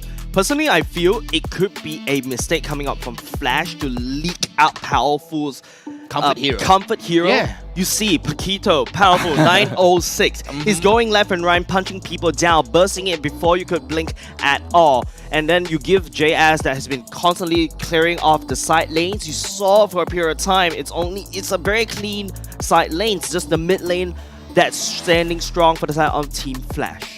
Exactly, it's a very 50-50 burger flip, I would say, but Coconut did well in lanes, JS did well in lanes. Abstract, what are your thoughts on JS in the EXP lane? Well, honestly, I have no comments. Yeah. Because he definitely did what he gonna have to do, right? Yeah. Every now and then, he deals with the wave clear. He gonna have to be in team fights. He gonna have to be in lane. You don't really have to be in the team fight most of the time because honestly, your triple roamer, which is your triple ganker, which is going to be the roamer, the the middle laner, as well as the jungler. They are pretty much self-sufficient, and only if your team needs you or if you find it is convenient, then you join in the fight. In Team Flash's composition, they should not have too much of a deterrent to Evil's ganking potential, at least in the early stages of the game. You know, honestly, from my perspective right now, breaking down the game number 1, honestly, Flash's lineup, we thought it was good, right? It was very good for skirmishes, but they did not went for any sort of ganks, any sort of isolation, because that's where Way of the Dragon come in, like Jay's mentioned. It wasn't well executed, I would say, right? The rotations were a little iffy, but Evo, they are drafted for team fights. They did the team fights, right? They managed to execute the team fights. But as for Flash, they drafted for pickoffs. They drafted for skirmishes, but it just didn't execute it well because the team fight potential was greater, the snowball was greater, and we shall take a look at the MVP, ladies and gentlemen. It should be Powerful coming up on the comfortable Paquito Mosquito, like Jays love to say, 9-0-6 with a GPM of 8-4-1. Did you say Paquito Mosquito? Don't call me out. There's something I said in season 1, but yeah, Paquito Mosquito was keto, but the point is, Paquito on Powerful, like I said, you just gave him his powerful, just most powerful pick in his whole arsenal. You expect this kind of results. Definitely. And not only just that, it's a very aggressive Paquito with a high and dry, go in pure damage. Yes. You can notice the BOD coming in, the Malefic Raw. Pokemon just show up with his skirt and you will get torn apart. He just got ripped. And fun fact, Powerful is in boxing, so very nice of him to pick up a boxer. He kind of fits the description, fits his MO. I'm sorry it was a bad joke, but just stating facts right there. Not to be biased, but Flash did put up a good fight. They definitely did put up a good fight. Just looking at how Paquito in the jungle is built now reminds me all the way back in, I think, season 1, or was that season 2? Paquito was mostly played in the EXP lane, and no one really favored the idea of Paquito going into the jungle, picking up pure damage items, and it just so happened that there was this small little segment with with Frank by OCBC, right? They actually had Azura X and some other players play in that event. Yes. And Azura X played the Paquito. He went to the jungle, and the first item was BOD. And then I was surprised because I'm not used to looking at that kind of pacing, aggressive and pacing. I was like, and I was asking Azura X, why is your Paquito so paid? Then he's just like, oh, because no one would expect the BOD. Yeah. So technically speaking, all the way back in season 1, we have already expected something like this coming. That's correct. But let's take a look at the highlights, ladies and gentlemen. What went well for EVO? How are they able to triumph a veteran team? Take it away, Vertigo. Very good lockdown onto Reminiscence right there, as you can see, and KCP running right into the face. They did draft for, Flash did draft for in-your-face kind of composition, but then, if all 5 members of EVO are sticking together, and just look at a clean follow-up, Jay with an enhanced knock up right there from EVO, it was just perfectly executed and planned out. Yeah, I think it's just the fact that, in the early parts of the game, there's a period of time when EVO wasn't there yet. Yeah. It's like they haven't hit puberty yet. They need that items in. They need to get the snowball starting. They're small little snowflake. But once, Flash start feeding them kills after kills, they just exponentially busted members of Flash one by one. Just take a look at Melon this time around. 2-0-10, the enhanced chain knock, allowing the setup for Powerful to just burst anyone down. Don't forget, Grok to a certain extent also does quite a lot of damage. Exactly, and just finishing off the game like that. A little bit of trouble of finishing out onto Alpha V9, but pretty much well done. Triple kill coming in for Powerful in the end too. Finishing off the Crystal, and EVO takes the game away just like that. I believe that looking at Flash's composition, because I will always want to take a look at the logic side of the drafting, right? What are they gearing themselves up for? What are they trying to go for? And what is the rationale and how are they trying to synergize one another, right? Because Lunox and Cho is the first 2 picks coming in from Flash. And the first thing that I can think of is just comfort. Jay just wants to play the Lunox and he's confident with his Lunox, then okay, let's go ahead with all of that. But the question comes down to what kind of comfort, what kind of synergy are we looking out for when it comes down to Baxia and Clint into this team composition? Is it just about the counters? Is it just about the face to face in the laning side? Because let's be clear here. Clint versus 1-1 in the gold lane. We can say that Clint will have good amount of pressure onto 1-1 in the early stages, and it really comes down to mechanics. It really boils down to how they play against one another. When it comes down to Baxia, we can pretty much understand that he would want to go in and try to reduce the amount of healing that is done by Julian, Benedetta, for example, and perhaps even Paquito, because it does have the Bloodlust Axe. So at least on that sector, I understand. Put in the Dominance Ice, and the anti-heal gets even better. Yeah, and we talk about big, bursty composition coming out from Evo, right? Don't forget, there is also a skin upcoming very, very soon. The Exorcist Eudemon in the Dark is here. Of course, very sexy skins, very nice and juicy skins. I'm buying the Yuzhong one, without a doubt. For sure, Mr. EXP lane Mr. here. EXP lane right here, but Sayla and also Roy, I bet They they want the have your Kagura. eyes on that Kagura Yeah, because man. they are Kagura mains. It looks really sleek. It's coming up very, very soon in the Land of Dawn, of course. So do keep your eye out at this shop. I kind of do want to cash for this though. I really want. Is that where your earnings will go? I'm sad to say I have a confession, guys. I'm saying it now live. Okay. For All everyone right. to see. Clip this, guys. Clip this. I spend my money on ML. How much? And I'm undisclosed. I won't disclose the amount, but it's closing to the 4 digits soon. Oh, And you're congratulations. proud of it. Thank you for making. I want to be clean. I want to have a clean slate. You know, Oi. I want, you know. Okay. I want to, you know, come clean with you guys. I want honesty on the table right now. I do spend money on ML. Keep going. And you know, I kind of like it. I kind of feel like, you know, Thank I you. deserve this. Like after a hard day of work, I want to look good in my skin, you know. Well, but if I don't perform, then, you know, people will be. At least you people lose your start, like, style, dude. Right, exactly. At least you die, you know, with nice, you know, with some swag, with some style. Like, oh, when I die, at least I still have my skin on.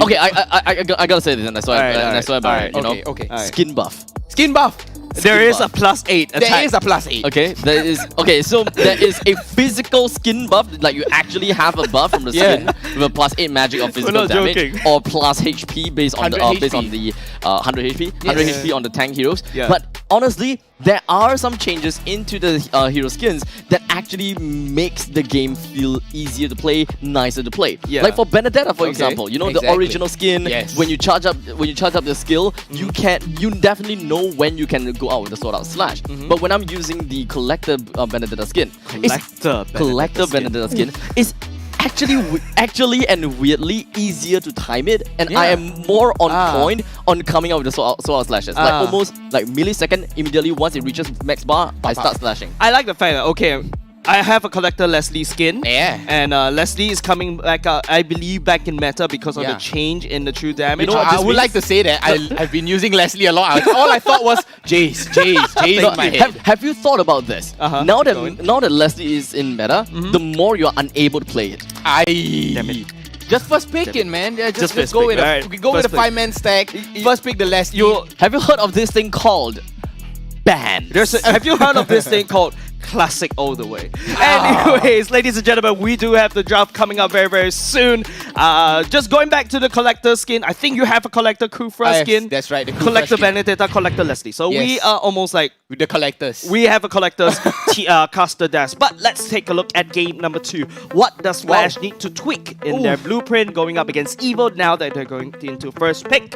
Yeah. First ban, in fact, will be Dairoth. the Dairoth. Yeah, banning away the Dairoth, it's really good because not only does JS plays a mean Dairoth, Powerful plays a mean Dairoth in the jungle as well. And Evo right now banning away the Deki. So could they be prioritizing on that Atlas for Carrot? But Flash right now banning away the Faramis. Nothing too out of the ordinary, I gotta have to say. Yeah. Going for a ban on Faramis. Evo definitely will want to ban on the Valentina as well. Now that Faramis is out of the board. What else are we missing out? Akai, for example, because we definitely do not want to see an Akai coming in from Reminiscent. I don't think that Evo will be too worried about Baxia in this case. Bauman as well. Yes, Bauman will be a good ban as well. It's not necessarily because it's, you know, annoying hero. It's just kind of like flavor of the month. You just don't really want to deal with that. You know, on hindsight, ladies and gents, when I look at game number 1, right, like the fact that the Phobius was a missed opportunity. Right? Well, okay, you've got Paquito, you've got like, you know, Esmeralda was banned away. You know, it's just gonna proc a lot of Phobius kind of jumps, but at the same time, I think They that have was a already missed like opportunity. Cho. Yeah, I know. I'm crying over spilled milk. It's still really, what are you gonna do about it, man? I'm not happy the fact that the rice has become porridge. But let's take a look at the bans right now. Okay, since we are on the topic of like previous game, Yes. I had the thought of not playing a marksman.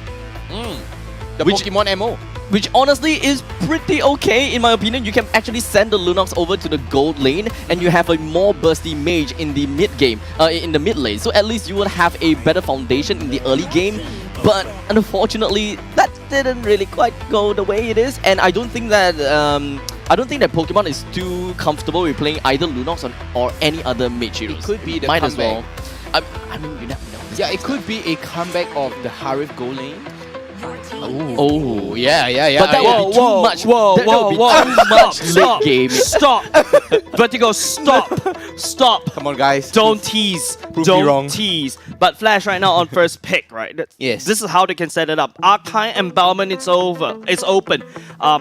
Flash definitely would need to take one of them because Diggy is already banned. I believe Reminiscent can play the Archive well. Now it's up to Evil on how they will respond to that Archive. Yes. There we go. I think he'll go for a Balmond Atlas. Honestly, or Balmond Esmeralda. I feel it could be a They Balmond Esmeralda. won't immediately pick up the Esmeralda. I mean, okay, technically they can if that is really their comfort. Yeah. Look, what did I say? What did I say, man? Okay. Yeah, going with a comfort pick, and that is Evil's MO. You know, you always want to go for comfort picks, right? You do not want to go out of your way. You know, you do not want to let down your guard at all. You just want to finish this swift and decisively. But Flash right now, what could possibly be their answer? The Bruno is wide open right now. They could go for the Bruno, but that leaves Evil on the side to counter because they still have 3 more heroes to pick. You know what's funny? Lunox may actually be okay here. On the goal lane? No, just mid. Just in mid? Lunox Oh, no. is actually okay Yeah, here. it looks so good right now for Lunox. But this time they have decided to go for a Lilia instead. So the main purpose of getting themselves the Lilia and then the Grog. Okay, so Lilia shafts waves in the middle lane very easily, right? So Flash would want to have a hyperactive roaming potential onto their side. They will want to constantly invade the opponent's jungle, understand where the opponent is, get vision, as well as punish this Esmeralda, which I get it. That is definitely a good idea, which is choking out Evil's rotations. I think Evo should go for... what am I thinking here? They could go for an Atlas right now because the Diggy is banned out. So, you know, the Atlas would be great, but, you know, against the Grog, it's a very 50-50 right now. But instead, they went for the Bruno. Evo going for nice little comfort, picking up the Bruno that won them the game against Zion. The Bruno here works well for the side Yes. of Evil because there's strong power. You have a strong front. Yes. Whereas for Team Flash, if you notice, they going for Reminiscence Archive and the Grog Wild Charge. They will definitely try to fight front to back, but they have to be careful regarding positioning because you know the Grog Wild Charge. That's a big AOE. Speaking of AOE, there's also the Lilia that denies AOE. But now Evil bans away the Melissa. Flash bans away that Eve. Ooh, the Eve is a really good mate right now for Evil to complete that nice, to literally just round off Evil. And it's funny because their logo is kind of round too. You know, it really kind of round off their entire draft because all the way in the back lines, RWM will just cause a lot of damage to the side of Flash because you know, it kind of disables Lilia, but Lilia can go right in your face. It just bursts you down like nobody's business. And the Grog... I'm having PTSD from yesterday's game. Oh yeah. Yesterday game was awesome, man, I have to say. But the Poopo and Koopa ban really smart. I know Abstract wants to say about the Poopo and Koopa because it's so essential to Pokemon right now. Well, now they do have a couple of options. Just to be very honest, but now it's just left with Clint. What else? 1-1 is available. There could be a good chance that they will want to play 1-1, especially since there is a Ballman, there is a Esmeralda as well. But 1-1 definitely is able to deal true damage, so we will be looking out for that. Since in the later stages of the game, the tanky side of Evil will start to shine. As such, 1-1 is actually great for Flash, but the main thing is that we would want to look at the picks coming in from Evil. I don't think that they are jumping right into their roamer. They're still gonna be... Okay, I want them to consider if they really want to pick the Mathilda first. Pick out the jungler first, then pick the Mathilda. But unfortunately, they just went straight in for Mathilda. It's not wrong, but I prefer it to be the last pick. That's true. I mean, Mathilda for the second last pick here on the side of Evil, but Flash here going with the Claude. Very good, you know, in and out. Right? I talked about AOE. Yes. You add more AOE. That's the Claude that Team Flash is looking out for. It's either the Irithel or the Claude. Because you have so much good setups that you can set up for the Claude, the heavy spin, and also the wild charge. And you have the infinite amount of slows from Lilia's balls as well. So you do have very potentially powerful Claude if you time it right. Another putt. Okay. What? Oh, what? Oh, okay. The Uranus. Okay, okay. Especially with the rank reset and the nice free Starlight AoE skin. slow. Yes, a lot of AoE slow, a lot of CCs lockdown coming out from Flash, a lot of, front to back. Good burst though coming out, but Evo, they're looking for the big team fights right now. It's I would say almost the same, right? Lunox is good here. Again? Yeah, honestly, Lunox looks great right now. But will Melon pick it up though?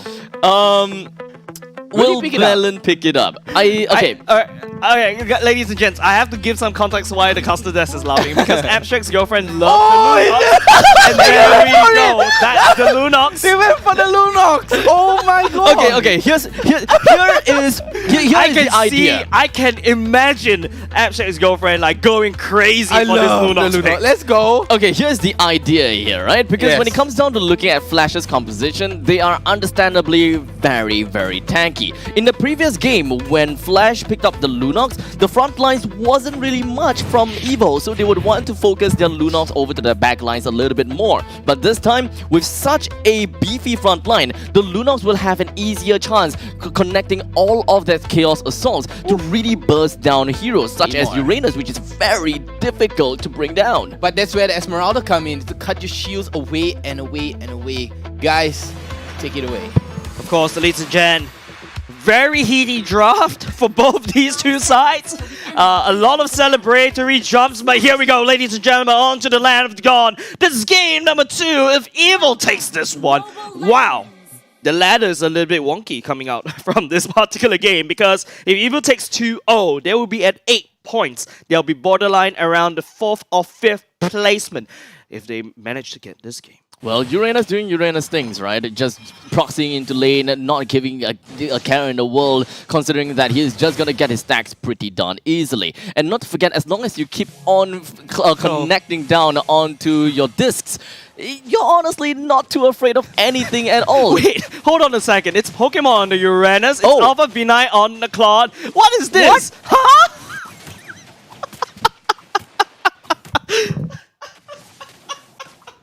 It's fun. Yes, it's all fun and games, ladies and gents. Team Flash putting the experiment into the experiment. Pokemon going back to his roots as an XP laner. Alpha V9. This is fun. This is fun. And both, look at Alpha V9. Look, I'm jumping the gun here, of course. The emblems will be showing up soon. Alpha V9 and Pokemon both going for avarice, trying to get as much gold as quickly as possible. But that's a little bit behind in terms of gold. But Evo, I don't think they're expecting this one. You know what? It would be awkward if both of these players actually excel in this game in this role. They're permanently going to be swapped. Alpha V9 will be the gold laner. Yeah, this is like a eureka moment, you know, and the epiphany for Team Flash. And then from this point on, they just destroy every single team that they come up with. That would be nice to see. A Team great Flash for story M4. to tell. You know, it would be a great story to tell. You know, they just kind of like change institution in the retirement home, you know, kind of jump from one home to another and just like, hey, this place is better.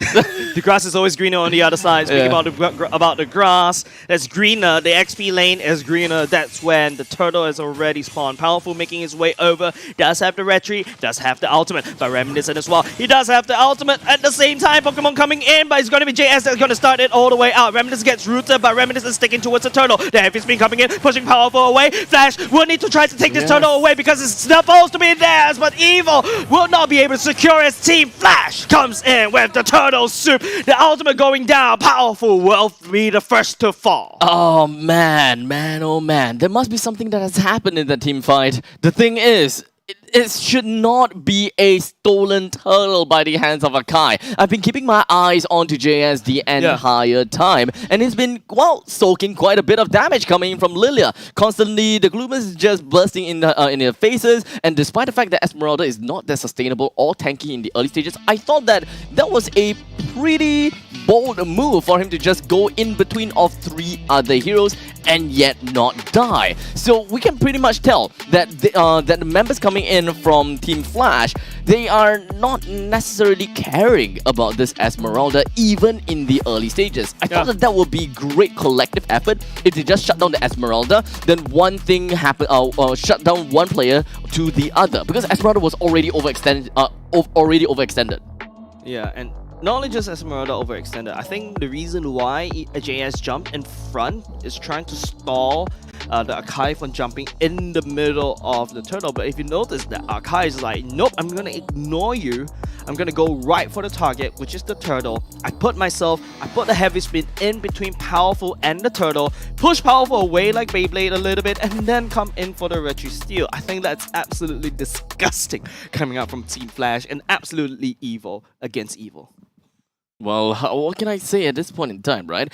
Okay, so now that we have this opportunity to talk a bit more about the team and, of course, talk a little bit more about their game plan here. Wow. It will be fun for us, or not to say fun, but it help us understand the team a bit more, right? Evil, we're looking at a very strong early game composition, especially when it comes down to dealing with objective. Ballman can take objective very consistently to help the entire team scale over to the late if they really need to. But otherwise, in the middle stages of the game, he starts to become tanky, yet still very impactful. This is when Coconut comes in. He's playing as the Bruno. He does have the marksman emblem onto himself and helps him scale over to later stages of the game even better to go neck and neck against the against Alpha V9. I was looking at KZP when we were talking about Alpha V9. KZP is deep right in towards Powerful face. You force Powerful to use the ultimate to try to take down KZP while charge out there just in time. But the pull himself together allows him to, get the flicker up and quickly up and running as quickly as possible. So maximum amount of flicker while charged to try to catch people off guard. But speaking of people off guard, oh no, Alpha V9 using the Blazing Duet right on too early. But luckily for the better mirror image, will allow Alpha V9 back into safety. At the same time, JS not having great time. 2 members right on in. Infinite amount of slows going in, but it will pop the sprint into safety. Well, not too big of a deal, especially since Uranus can just go in and cut the lanes like no other business. We don't have to talk too much about the top lane, at least for now. This is just going to be like what... pool noodle fight? Like wet noodle fight. Wet noodle fight. This is exactly what Vertigo love to say, right? But coming on to the rest of the team, we are looking at 3 members that can pop off in the early game pretty nicely for the side of Evil. But unfortunately, Flash, they are relatively tanky. They will require Melon to burst him down with the Chaos Assault, which is something that you will see here. And also, Powerful gets knocked up into the air. KZP going in with the Guardian's Barrier will be able to block Evil for now, but they will lose Pokemon. That's now it's a 5v4 situation in the favor of Evil, and now Evil has full control of the turtle. JS all the way at the backside, pushing Reminiscent away. Powerful already spinning, trying to take down the turtle for now, trying to drag it over, but KZP is throwing around, trying to look for a target to pick it all the way back up. Wild Charge is not available right yet, but Jay gets bursted down a little bit too low. The power boots will back him into safety, but Evil takes down the turtle for now. Great dance, and of course Evil, they are constantly trying to push the members of Team Flash away. Mathilda putting on the impact, and let's not forget about the fact that Malin, he can deal damage too. Scary fella. But Team Flash, they do have good skill into the later stages. Let's not forget about that, right? When you are looking at Claude as well as Uranus, they are just rushing right in no matter. Not only just that, Powerful would not be able to take the purple buff at all. Gets stolen right underneath the noses. Yes, Evil takes the turtle, but hey, they will have to forfeit their purple buff. At least for now, no problems about that. I think that Evil will see that as not too big of a deal.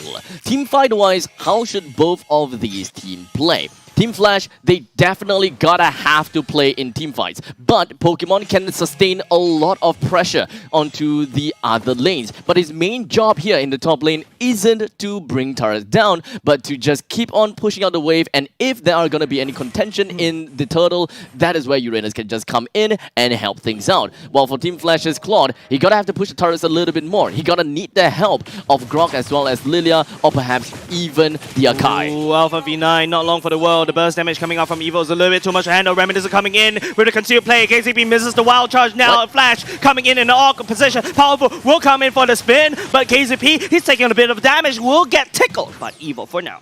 Well, Team Flash, not exactly the greatest initiation, but to be fair, Evil was running away after all. So Team Flash, they just couldn't catch up. From this point on, it would have been nice if Pokemon just cut the waves right inside of the opponent's base and just let all of the waves push in. But Esmeralda being Esmeralda, she's able to hold the waves and dominate the waves as well. Now that the turtle is available in the top lane, they gotta have to find ways to push out the waves as much as possible so that Pokemon can join into the fight. You know what I request is a Pokemon cam? at the bottom, in the middle, maybe. We can see where Pokemon's going, because Pokemon, if you notice, cutting top, cutting mid.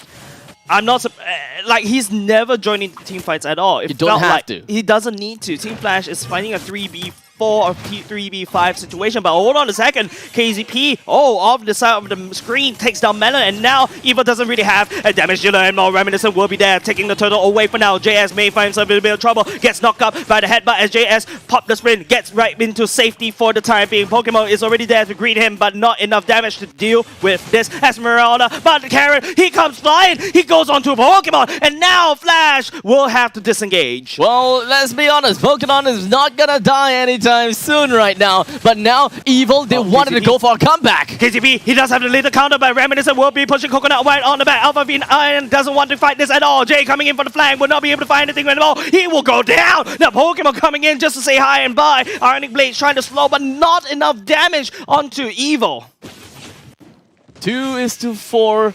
And now Evil still have a bit of kill lead. But when it comes down to gold, not quite. Both of these teams are currently neck and neck. And they're trying to find opportunities to exploit one another and win in the battlefield. But it doesn't seem like it is going to work that well. Somehow, Uranus actually goes down to the hands of Powerful. Now, here's the thing. The good thing about the good thing about Bauman is true damage, right? You're able to do true damage onto tank heroes, and this is why Bauman is such an impactful player in a composition where there is a lot of tanks. In this case, which is Team Flash, the lethal counter, even though in the later stages you're not exactly going to use it to KS, you are just bringing down the front liners, which is going to be super resourceful and of course super impactful too. Let me compare the gold laners of this particular game right now. Alpha V9 has been playing the Claude like an AXP laner, jumping up in front of everyone, expecting him to take some damage, but then again, a gold laner on the other side, Evo Coconut, has been farming non-stop. 101 is that score. Has been pushing down turrets consistently. He's the siege unit of Evil, kicking down turrets one by one. Now, Alpha V9, that's a good pickup for the side of the item. Golden Stuff is something that he definitely needs, so I expect him to do more damage with the Blazing Duet coming up. But Team Flash, they need to fight S5.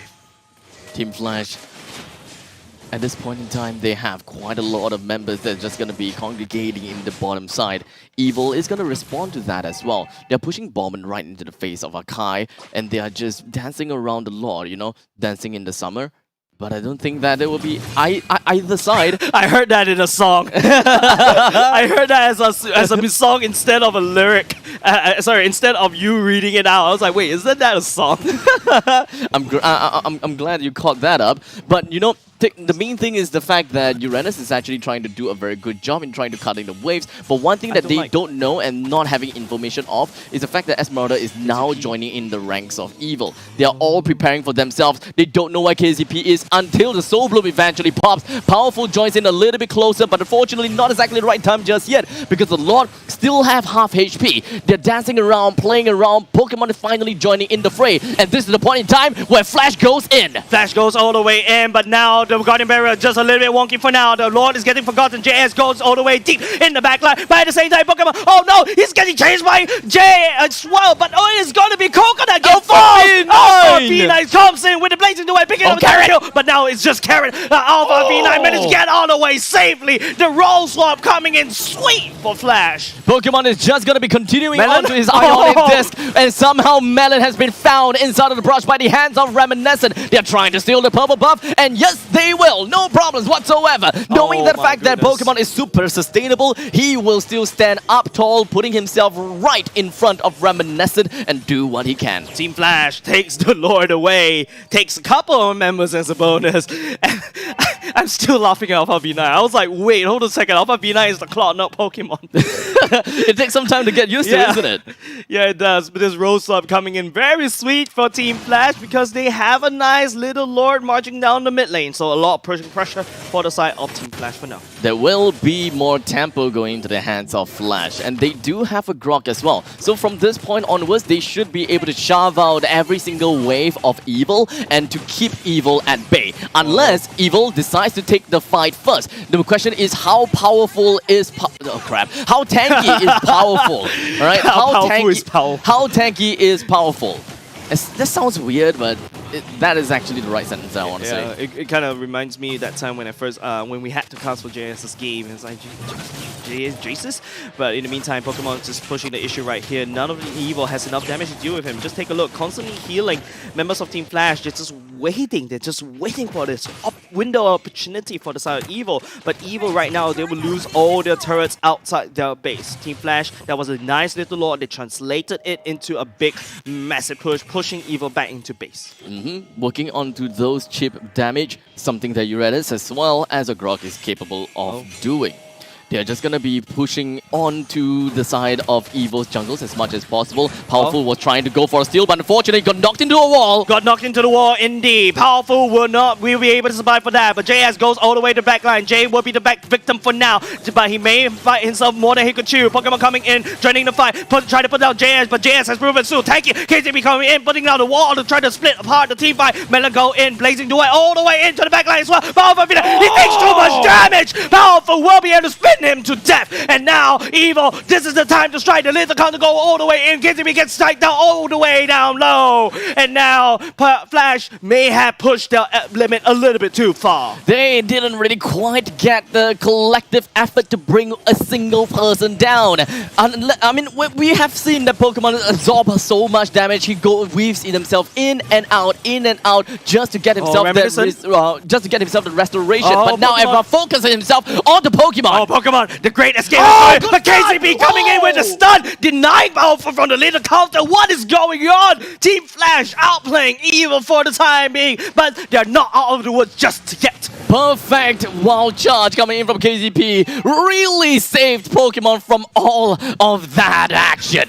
Despite Evil putting their advantage and of course getting themselves their own jungle camps back, you know, they have their own free real estate within their own house, so that is great. But now the main thing is to dance with the Lord. It's Melon and Carrot at the Lord Pit for now. Powerful making it slow, but Pokemon will be there. KCP will be there to greet him as well. Carrot takes a little bit too much damage. Alpha V9 coming in, better mirror image right on out. He's not going to push the effort for now. JS all the way in the back line. Welker's putting some vision on top of the Lord for now, but two members for the side of Team Flash will get caught out by Reminiscent. Oh no, he's actually going down a little bit low, but Pokemon will be powerful. Jay will be going next, but Powerful will fall as well. A massacre at the Lord Pit, but Evil was the one that came on triumph with the Lord in the pocket. Top lane has also been pushed right out. Flash has got way too much onto their plate. Evil brought down 3 members from Flash in an instant, and Evil also managed to get themselves the Lord. Team Flash understood that what's important isn't the Lord anymore. We gotta go back. We gotta run back. Just defend our base. Make sure that Evil does not end us. But Evil has already entered the wild charge to buy some time. KCP, but Coconut is kicking down the car, and now Flash put out some last-ditch effort to defend by Evil. Oh no, he overstayed the welcome. The red carpet not red anymore. Team Flash pushes Evil out. They don't want them to take this game,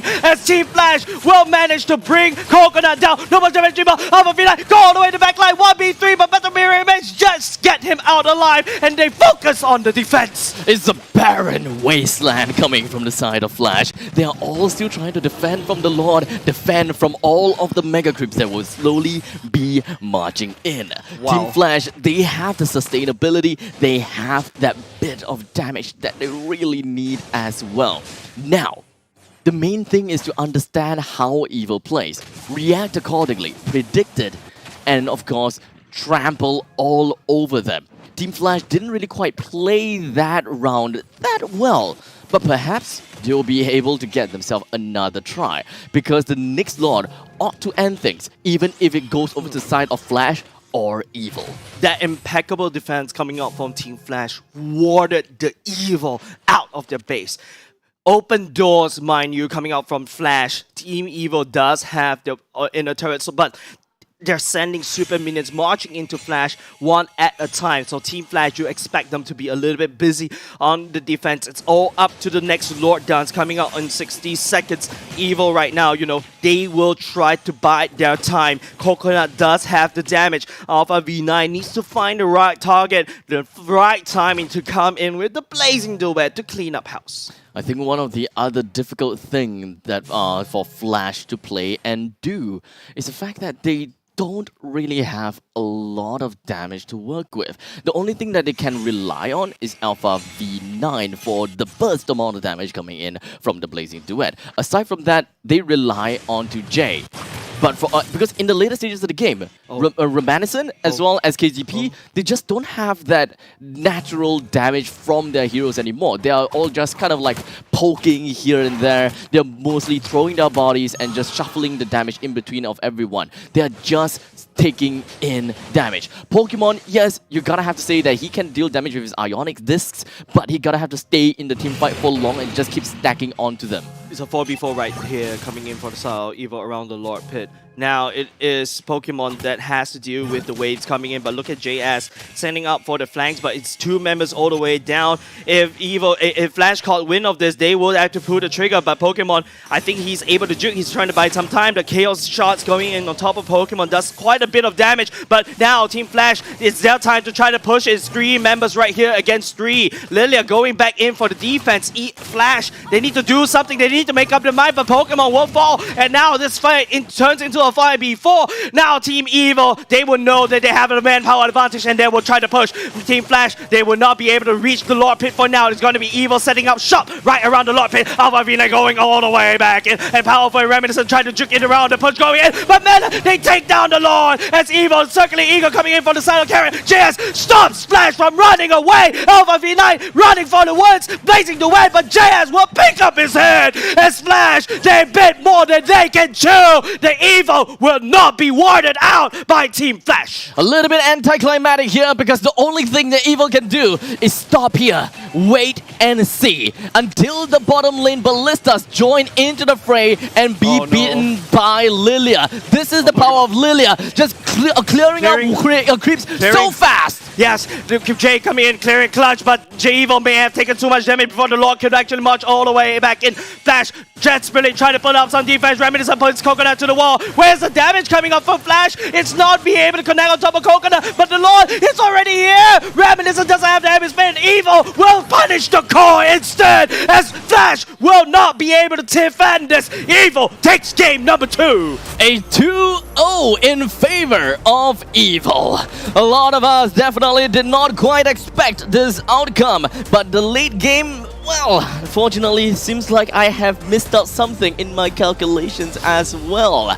The main problem when it comes down to Team Flash is definitely objective taking. They have very slow, steady damage in their arsenal. Every single one of their damage have got some damage, but they deal more damage over time because they are just so tanky, and then they open up enough zone just for the Clot to come in for that last hurrah. In the meantime, Evil, they have quite a lot of heroes within their mids that can deal the burst damage. Lunox, for example, Brahman with the lethal counter, both of these two are great addition to the team to deal with Flash's very tanky, beefy lineup. And by the time we reach the late stages of the game, yes, Flash, they are tanky. Yes, we can see the damage coming in from Claude, but let's be honest here. Do we have enough passive damage onto the Lord to secure objective? And how fast can you bring down the objective while your Uranus is tackling 2 members? And that was the big play coming in from Evil and Flash that really turned the tide of the battle and make things very much decided. Yeah, now, from this, I wasn't expecting this, Vertigo. I wasn't expecting this. Evil will not be warded out. Not enough holy water, not even the stakes could push them away. Yeah, it's just unexpected, you know. You voted for him. I voted for them. I kind of expected it. You don't expect that some But the draft, it was the draft. Okay, and then the role swap right. caught me off guard, just like how Evil got caught off guard. They were a little bit rocky at the start. They had the lead. It was a very 50-50 burger flip, wet noodle fight, like you said. But on theory... But Vertigo, you voted for Evil. Exactly. And you don't trust them? No, it's just that the roll swap kind of caught me off guard. Alpha V9 goes into the He's trying to find 101 excuse not not to be able to. I'm very proud of my boys for Evo, but Flash put up an amazing base defense and amazing base fight. Take us through the items. Oh my god, just take a look at the items here. KZP with the Radiant Armor and the Athena Shield very much directed towards that Lunox, and that's where you're gonna lose out on the defense for your physical, whereas Balmon, Powerful on the Balmon, and Coconut with the crit. Insane amount of damage. Scarlet Phantom, Berserker's Fury, along with that Malefic Roar, and the endless battle for true damage, you know, to top it off with the armor pen there on the Malefic Roar, and the immortality to top it off just for you to give a second life, and just an insane play coming out. You know, everything else is normal. It looks pretty darn decent to me, honestly. Alpha V9 went for the Wind of Nature because he knows how painful Coconut can be, and that was a very well executed game coming out from Evo. Well, you know what? Looking at the item for Team Flash, yeah, I would have loved to see Pokemon picking up the Ice Queen wand, yeah, instead of the Blade Mail. I mean, technically, yes, you can definitely pick up the Blade Mail. I think that is definitely important, especially since you are dealing with Coconut. But the Blade Mail is something that is not something that you would want to deal damage over the Coconut, because you would want to have more utility for your team to constantly refresh yourself. Number one, you need to refresh yourself, and number two, you need to provide more utility for your team in order for, number one, for them to stay alive, and number two, just to open up more space for this Claude. But they are also losing out in damage, and that's where the Ice Queen's wand could have come in a little bit more clutch, dealing with the backlines such as Melon and Coconut. Exactly. I mean, picking up the Blade Armor is really much important right now, but Coconut does depend on his basic attacks. At the same time, I don't think, like, I have to agree with you, Abstract, the Blade Armor isn't that much important. Yeah, but let's, before we go into the stats, take a look, Carrot. 1-0-12. No death, 12 assists. Of course, the forgotten one right there. MVP? The carry is actually Melon. The Lunox damage, insurmountable. Delivering the killing blow at Team Flash. Whereas Coconut, you know, do what gold laners do. We focus on farming and we don't care about team fights. Okay, I joke about that. We care about team fights all the way to later parts of the game. That's where you start to pop off. Coconut has been farming like a boss. Exactly, 673 for the GPM. And let's take a look at Melon here with 114k damage with nice three numbers at the back. 999 call please. And Melon dishing out the damage as that Lunox, and the sandbag, which is JS on the Esmeralda. Like I said, if you give JS that Esmeralda, he's gonna do damage, he's gonna be able to split push, he's gonna be able to soak up and zone everybody else from the team fight. You're gonna have to say that JS's impact in this game definitely went down just because of the fact that there is someone that is gonna be able to match the pace of JS. In this case, Pokemon playing onto the Uranus. There will always be cross-map interruption when it comes down to the lanes. Whenever JS is proxying, so will Uranus. Both of them have the same idea. They are practically a hive mind counterpart, which is definitely weird to say, but it is what it is, right? It is what it is. Right, so in the end of the day, Evil, in my opinion, they have the damage and they have the counters that does play a lot better into the lineup of Team Flash. Team Flash, yes, they do have an idea as to what they want to do, which is to overcome all the obstacles by being very tanky. That goes to the same as the previous game. They just want to be tanky. You talk about JS's involvement went down a little bit, but his cross-map plays impeccable, buying Team Flash a lot of time. There we go. MVP goes over to JS. Just look at the Still has the impact when it comes down to stats. Has No, it's not. It's just a continuous stance that I made up. Alright, here we go. Vertigo changing English. Here we go.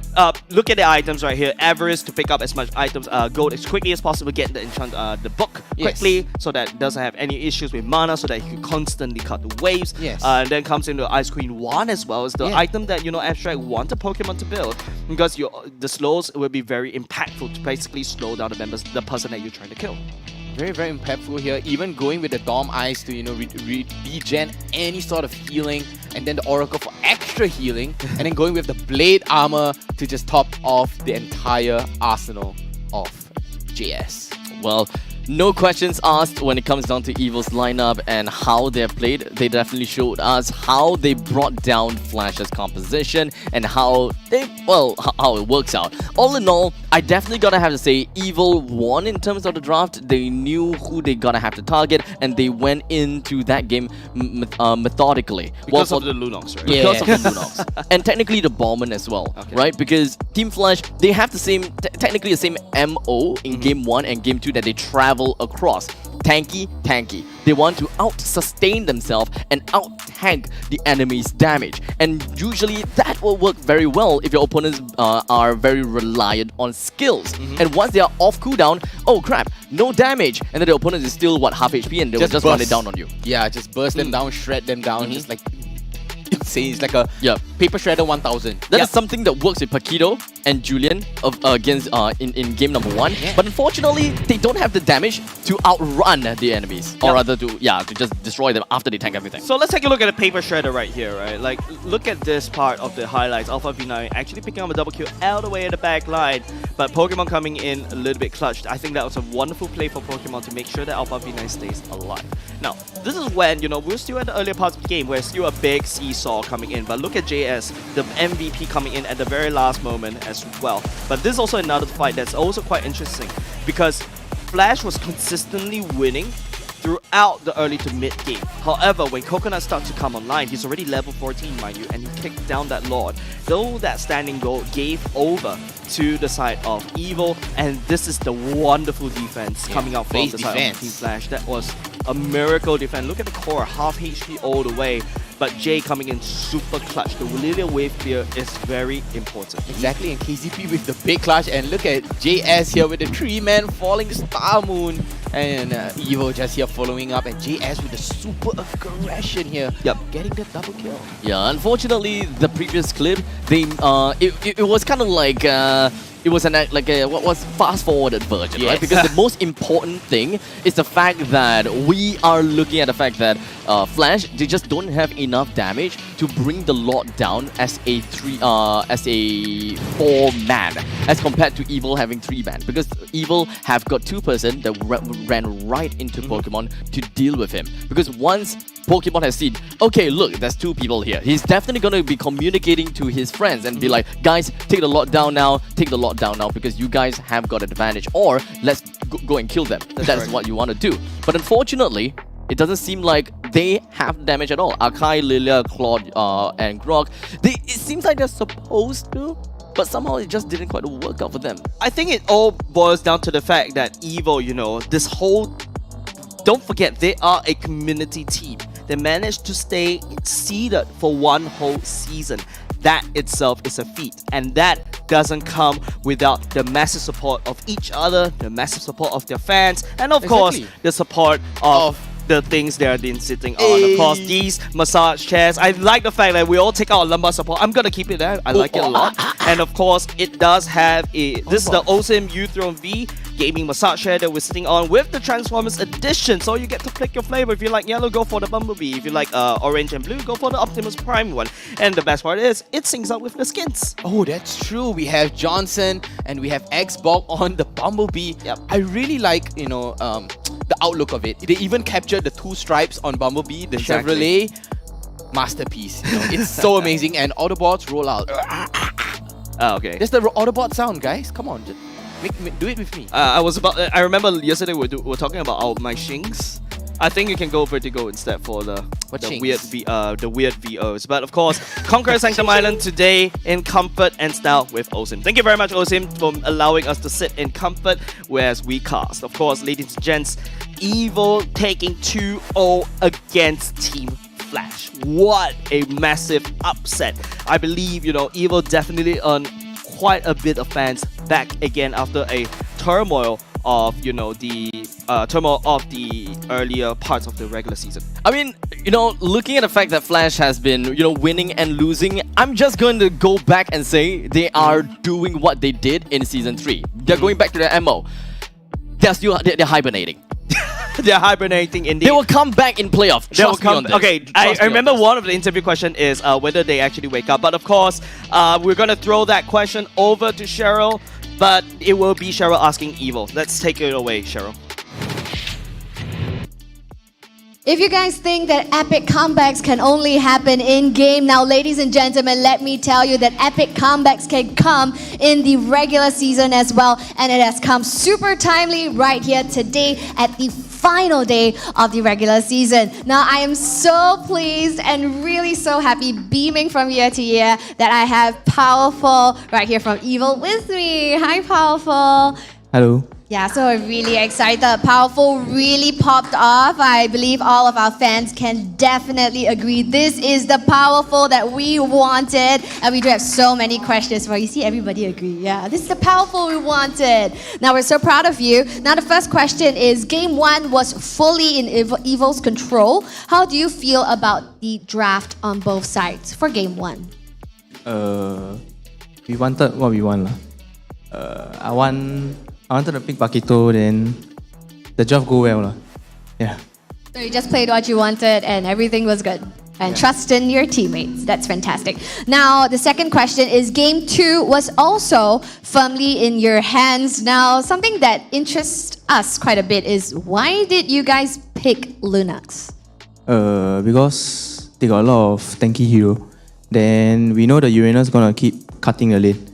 So we want to use the Lunox to shut him down.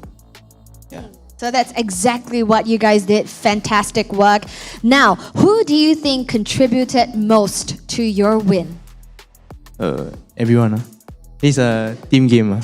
Yes, and just a little note from me as well. I feel that Evil has really come through. It is really, the team synergy is really back. It is very evident in all of your games, and really good job. And so yeah, you can shout out to your team if you're gonna watch it post. Tell them how much you love your team. Well done. Just do what? Encouragement for playoffs. You must immortalize this moment right here. We have to do well in the playoff. Okay, from the captain. So y'all can screenshot every day on repeat. He will play this on video and send it to you guys, alright? So, the next question for you is, how did Evo rally this week to give such an amazing performance on both days, by the way, with 2-0 wipeouts? We were looking for our problem for the first 3 weeks. Like, when we lost, we have to always find the problem, what is it. And during the last week, we finally caught back our momentum and we found what we need to do. Right. So it kind of shows that maybe you should instead change your name to Popcorn. Because really under pressure, right, you just pop off really, really wonderfully. So that's maybe what you need, like the pressure to really show your full potential right there. That's really wonderful. Now, final questions. Now, today we're in the last day, and what's coming ahead of you and your team would be playoffs. So what are your thoughts for the upcoming playoffs? We will make sure we will keep it. We will be consistent. We definitely will do well in the playoff. I hope so. Yes, we know so, really, because I believe this is an assurance that all of your fans are looking forward to. Thank you so very much for joining us right here today for the interview, Powerful. Thank you. Thank you. So yes, ladies and gentlemen, that was Powerful. Thank you so very much. Thank you. Alrighty, ladies and gentlemen, so that was Powerful. So proud of them. Really epic comeback with 2 days of straight 2-0 wins from them. Now, later on is another exciting match that's about to happen, which is SMG versus Revival. Now, for both teams, the stakes are high because it means that they can secure the upper brackets if they do win in today's final day of MPL SG Season 4. So, who will emerge victorious? We can only find out later on at 4 p.m. See you then.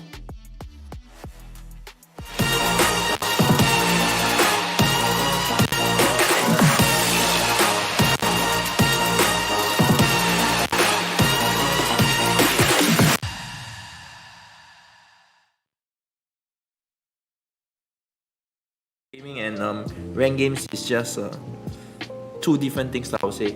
Yeah, they say it's easy, then come on now. Let's see how he performs. 10k points. My whole life I haven't even reached the 10k, man. I think my highest points was like 2k. So divided by 5 of his. Come on, man. I can't. Let's see. Do you have any tactics, strategy that you have in mind already? The only tactic we have, right, is to train harder.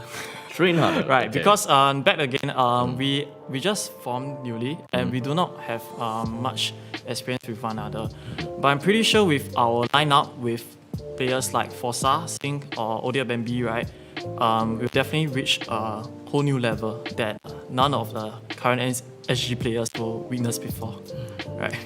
You're saying that Stellark is a team to watch in MPL, but the way you're saying it, where do you think they're going to place? I don't know, they're a team full of experience, but now I think age is getting a problem for esports, so maybe lower 6 or.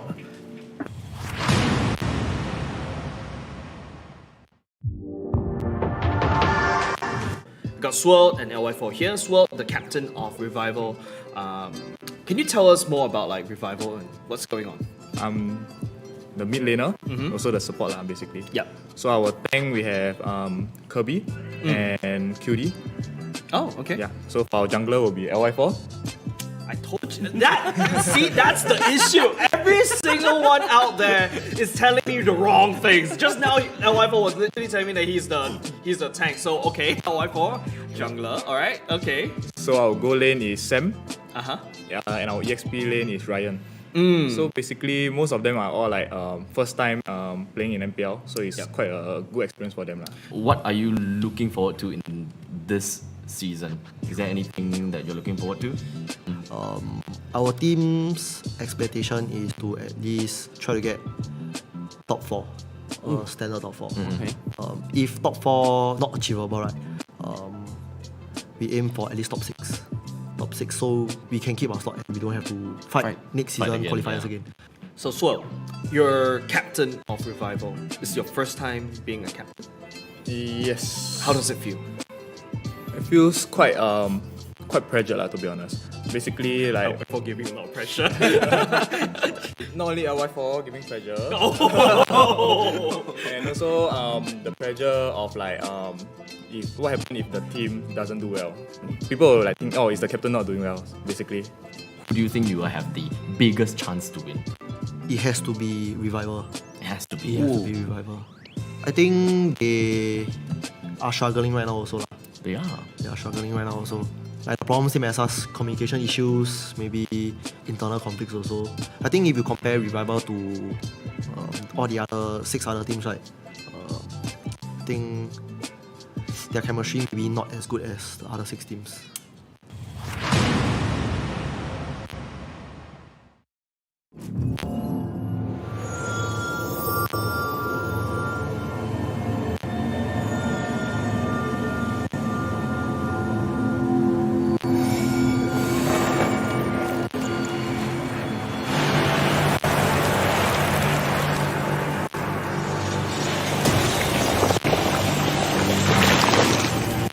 Hello, little friend.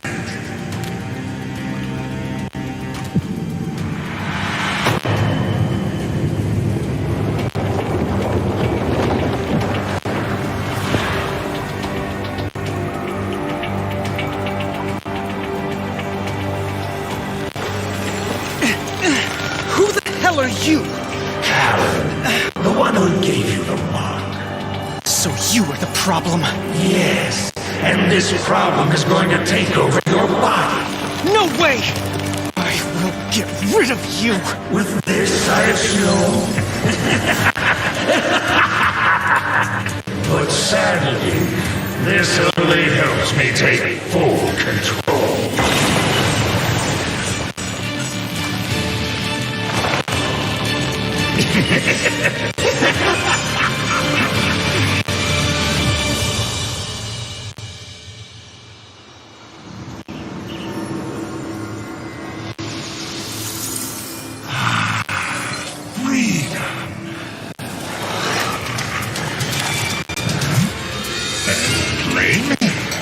Hand over the stone!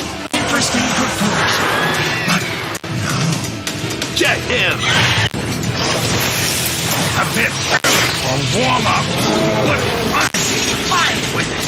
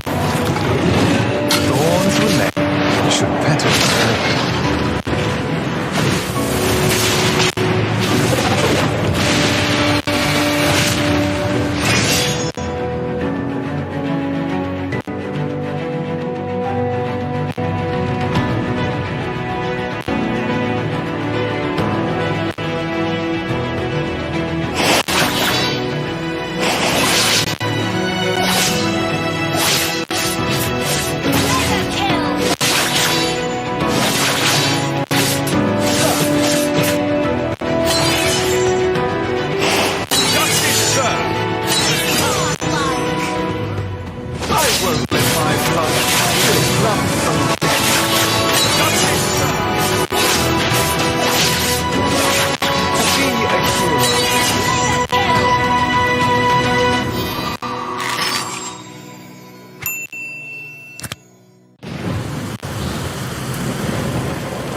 are investigating the disappearance of the citizen.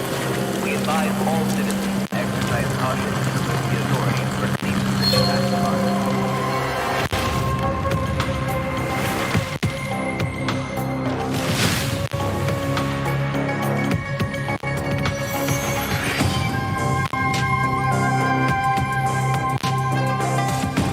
I promised her I'll live and fight for the two of us.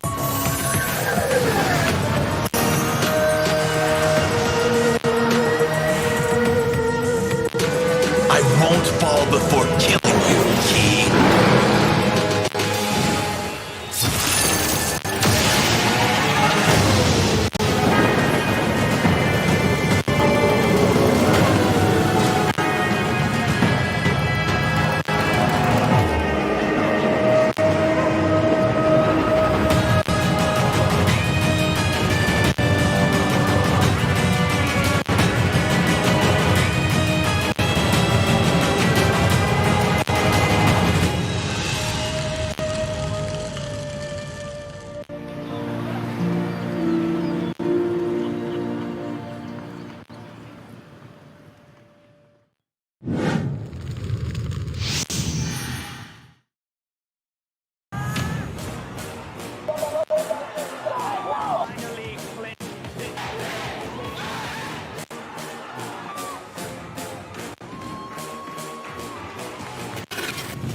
It's the era of change, a time where new teams fight old teams.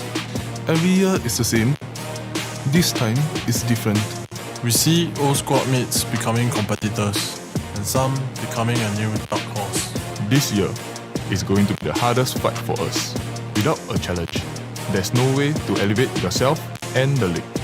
We will bring our best at every fight for the honor that we are all trying to attain. RSG are the favourites, but we are evil. That will stop the track to the finals. Being a new team has never been our disadvantage. The old boys just need to remember, it's just another day for us. This year, we will be the champions.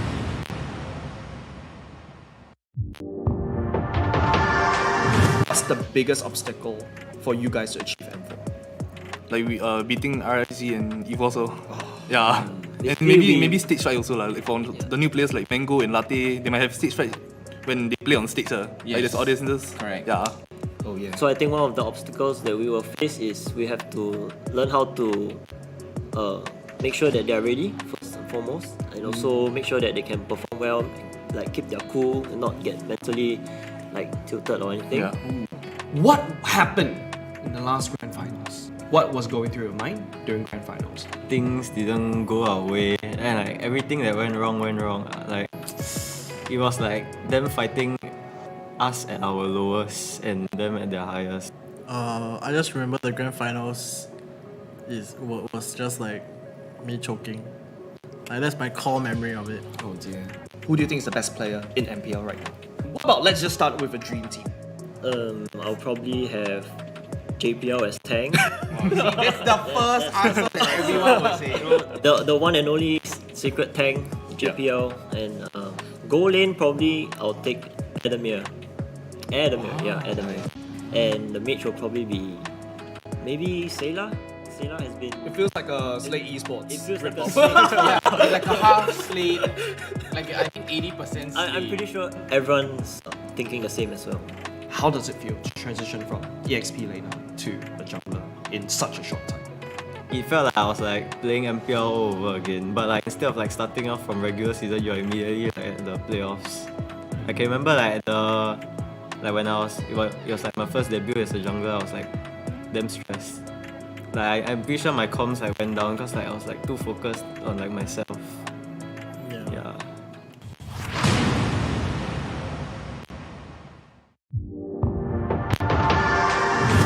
Alright, let's go. Who do you think are the top 3 heroes and why so?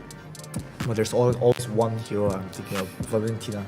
It's a must take hero or disband the ultimate from stealing from others. I think that impacts a lot from like choice of the enemy's hero. Who is the one in the team who is the most easily tilted? Oh yeah, I want to know that James too. The most likely one was him. That's pretty honest. Yeah, because Okay, he's very ambitious, so he gets tilted very easily. Who is the weakest player in your team? William. He has these things that he always says before every single like scrim or like rank game is that like, oh, it's okay lah guys, I will carry you guys. So this is what he says, this is what he claims. But then after he goes 0 and 7, what he says becomes like, my team just took. My team bad lah. There's only one bronze on the team and it's him, but my team bad lah. I don't remember the game, bro. You know, I've seen a lot of games where they target you specifically and try to shut you down as well, right? So how does that play out? What's your strategy to overcome that? Make sure that I see coming, because being prepared is different from being unprepared. Sometimes I will put a lot of responsibility on Carrot, because he's my tank. So I tell him that you have to protect me here, protect me there. I will sometimes tell him what to do. So Carrot is most of the time responsible for me lah.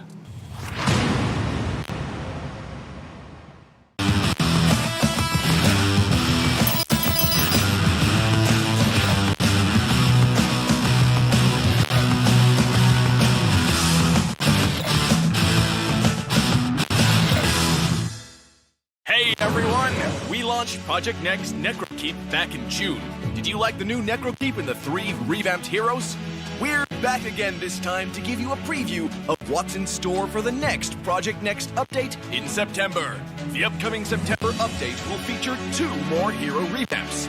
This time we're shining the spotlight on a lethal duo, Leslie and Gusion.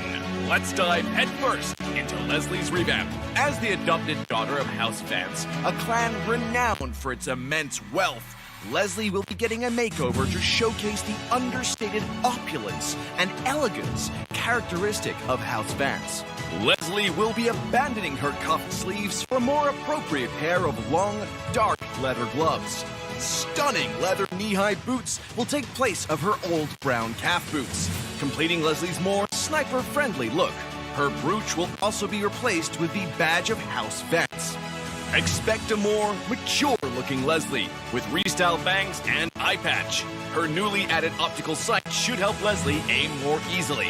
As for her skills, we're mainly adjusting the casting experience of Leslie's second skill, Tactical Grenade. Statistical data and live observation of players in match combat demonstrated a noticeable delay in the casting of Tactical Grenade, leading to an awkward and frustrating gameplay experience. We're optimizing the skill's animation and resolving the before and after cast delays to improve the overall casting process. Moving on to Leslie's first skill, Master of Camouflage. Following a thorough review, we decided to leave the skill's mechanics as is. However, we'll be upgrading the visual effects of Leslie's camouflaged state, which promises a more exciting experience for Leslie mains in the battlefield. Finally, let's talk about her ultimate, Deadly Sniper. We're cutting down the interval between 2 fatal bullets to boost Leslie's burst potential and aggressiveness in matches. Next up, the Holy Blade of House Paxley, Gusion. Gusion's new story highlights the evil god leaving his body, so expect a more trendy and casually styled Gusion with less plate coverage to accentuate his likeness as an assassin. We've also incorporated Eamon's Mana Shards design at the end of Gusion's scarf to reflect the 2 brothers' reconciliation. Since his debut in the early days of the game, Gusion's popularity on the assassin roster has endured well into the present. Because of this, we've decided to keep his skill kit as is, at least for this update. However, we still feel that we should do something to show our gratitude for your continued love for Gusion. That's why we're bringing Gusion's visuals up to 2022 standards, with a full upgrade of his in-match model and skill effects. We've made sure that these adjustments won't affect his original design, so you'll still be greeted with that familiar face when you meet Gusion in the battlefield after the update.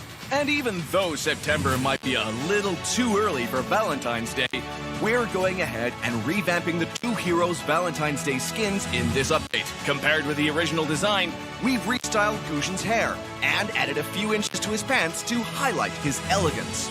The patterns and decorations have also been modified to better match Leslie's. As for Leslie, we're remodeling her high heels to further emphasize her femme fatale vibe. That's all for the first round of spoilers from this September's Project Next update. We've been hard at work, constantly improving every single hero's skills and visual effects to present you with the best gameplay experience at each stage. We hope you've loved all our improvements so far and are excited for what's to come. Get ready for the new Project Next update dropping soon. See you next time, and until then, we'll be seeing you in the Land of Dawn.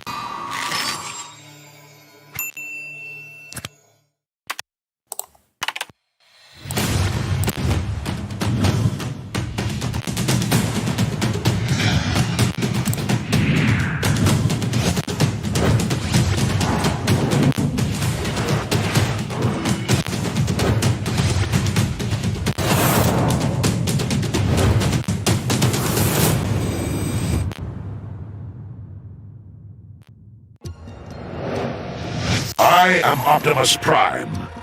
No one can outrun Bumblebee!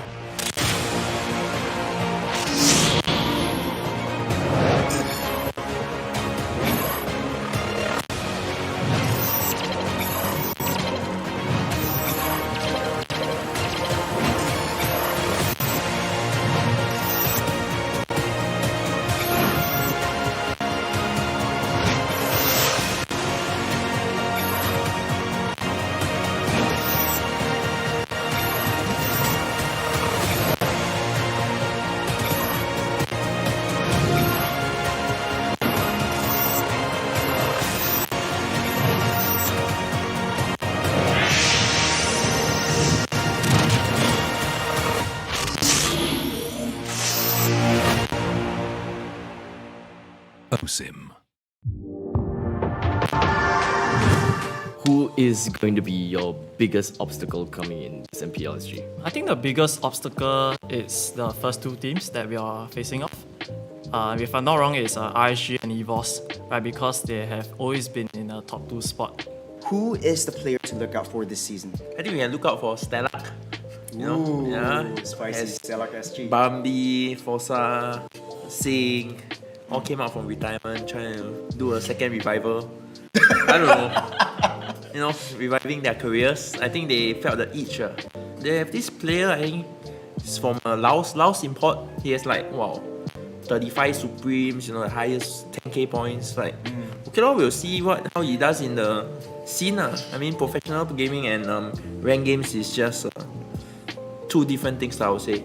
Yeah, they say it's easy, then come on now, let's see how he performs. 10k points. My whole life I haven't even reached the 10k, man. I think my highest points was like 2k, so divided by 5 of his. Come on, man. I can't. Let's see. Do you have any tactics, strategy that you have in mind already? The only tactic we have, right, is to train harder. Train harder, right? okay. Because back again, we just formed newly and we do not have much experience with one another.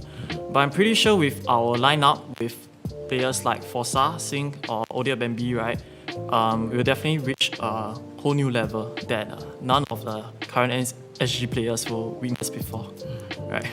You're saying that Stellark is a team to watch in MPL, but the way you're saying it, where do you think they're going to place? I don't know, they're a team full of experience, but now I think age is getting a problem for esports, so maybe lower 6 or.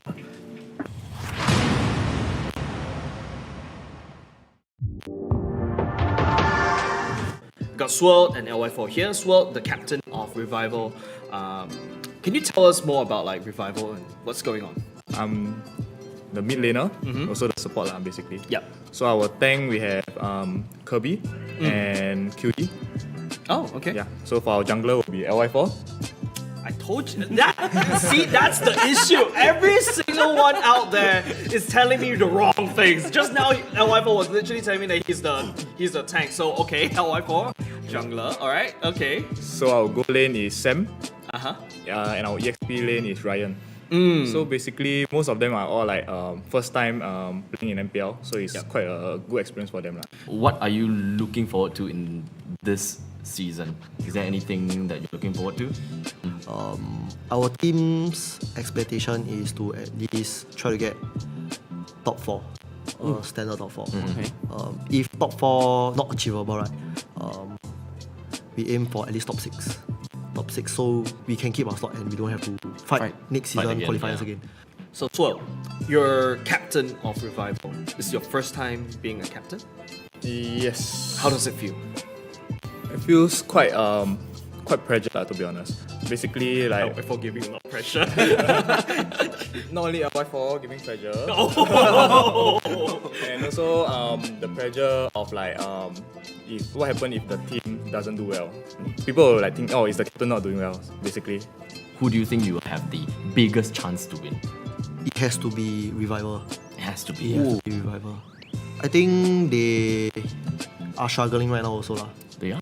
They are struggling right now also. Like the problem same as us, communication issues, maybe internal conflicts also. I think if you compare Revival to all the other 6 other teams, right? I think their chemistry maybe not as good as the other 6 teams.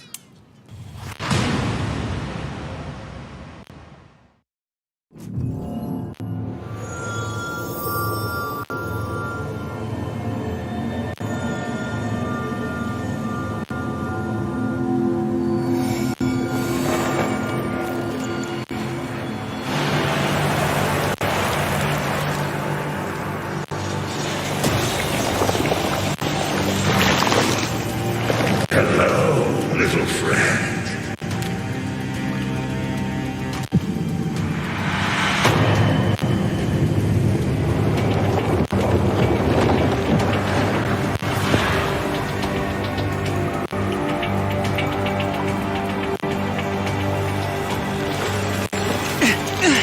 Who the hell are you? Alan, the one who gave you the mark. So you are the problem? Yes, and this problem is going to take over your body. No way! I will get rid of you! With this, I assume. But sadly, this only helps me take full control.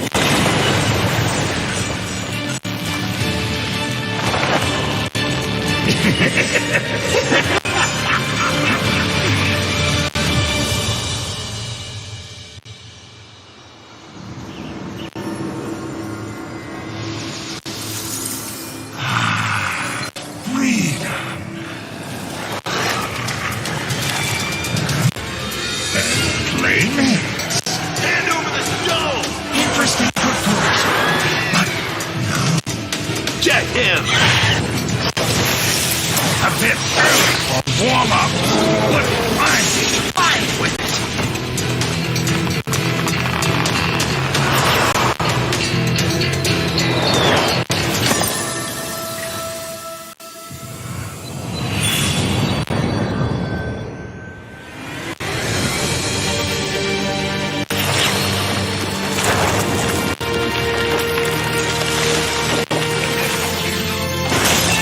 Even if you have the heart of anima, I, Fusion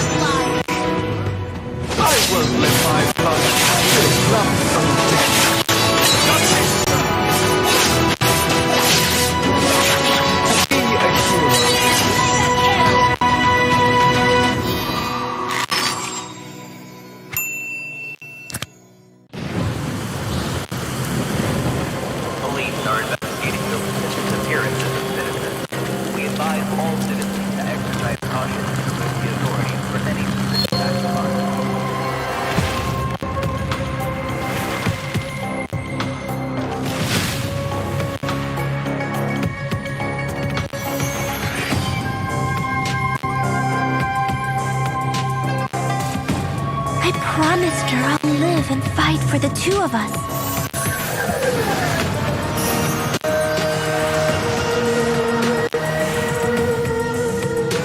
I won't fall before killing you, Key.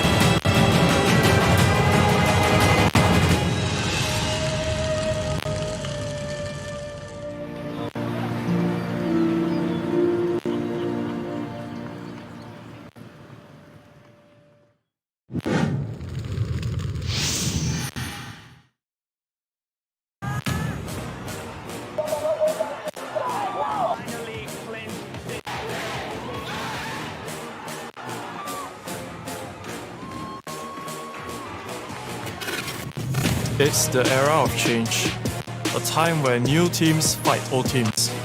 Every year is the same. This time is different. We see old squad mates becoming competitors, and some becoming a new dark horse. This year is going to be the hardest fight for us.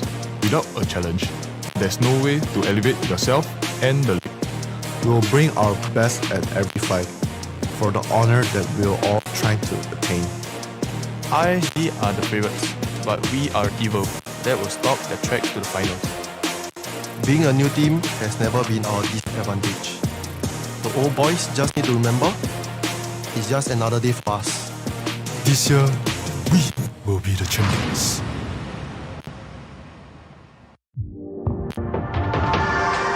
What's the biggest obstacle for you guys to achieve M4? Like we beating RSG and Eve also.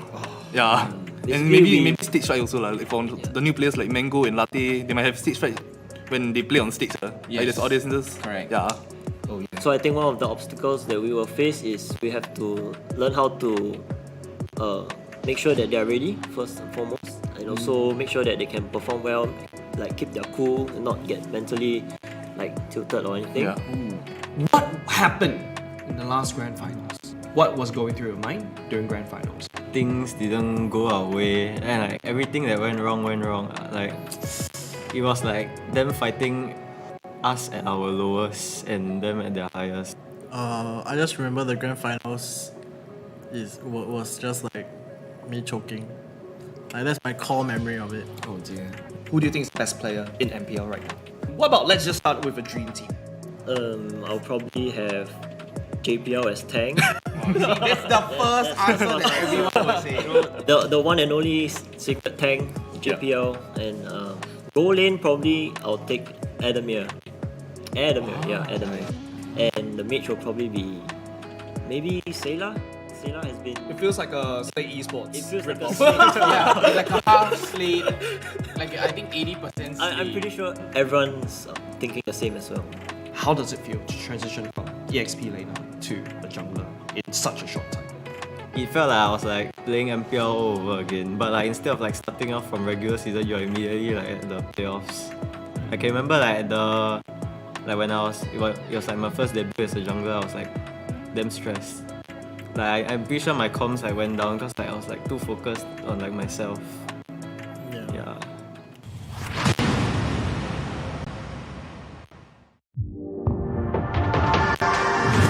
Alright, let's go. Who do you think are the top 3 heroes and why so? Well, there's always one hero I'm thinking of, Valentina. It's a must take hero for this band. The ultimate from stealing from others. I think that impacts a lot from like choice of the enemy's hero. Who is the one in the team who is the most easily tilted? Oh yeah, I want to know that juice too. The most likely one was him. That's pretty honest. Yeah, because Okay, good. he's very ambitious, so he gets tilted very easily. Who is the weakest player in your team? William. He has these things that he always says before every single like scrim or like rank game is that like it's okay lah guys, I will carry you guys. So this is what he says, this is what he claims. But then after he goes 0-7, what he says becomes like, my team just my team bad lah. There's only one bronze on the team, and it's him. But my team bad lah. I don't remember the game, bro. You know, I've seen a lot of games where they target you specifically and try to shut you down as well, right? So how does that play out? What's your strategy to overcome that? Make sure that I see coming, because being prepared is different from being unprepared. Sometimes I will put a lot of responsibility on Carrot, because he's my tank. So I tell him that you have to protect me here, protect me there. I will sometimes tell him what to do. So Carrot is most of the time responsible for me lah.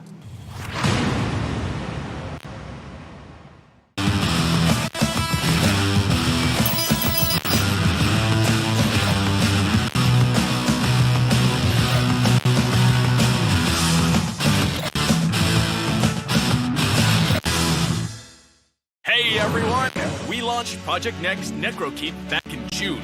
Did you like the new Necrokeep and the 3 revamped heroes? We're back again this time to give you a preview of what's in store for the next Project Next update in September. The upcoming September update will feature 2 more hero revamps. This time we're shining the spotlight on a lethal duo, Leslie and Gusion. Let's dive headfirst into Leslie's revamp. As the adopted daughter of House Vance, a clan renowned for its immense wealth, Leslie will be getting a makeover to showcase the understated opulence and elegance characteristic of House Vance. Leslie will be abandoning her cuffed sleeves for a more appropriate pair of long, dark leather gloves. Stunning leather knee-high boots will take place of her old brown calf boots, completing Leslie's more sniper-friendly look. Her brooch will also be replaced with the badge of House Vance. Expect a more mature-looking Leslie, with restyled bangs and eye patch. Her newly added optical sight should help Leslie aim more easily.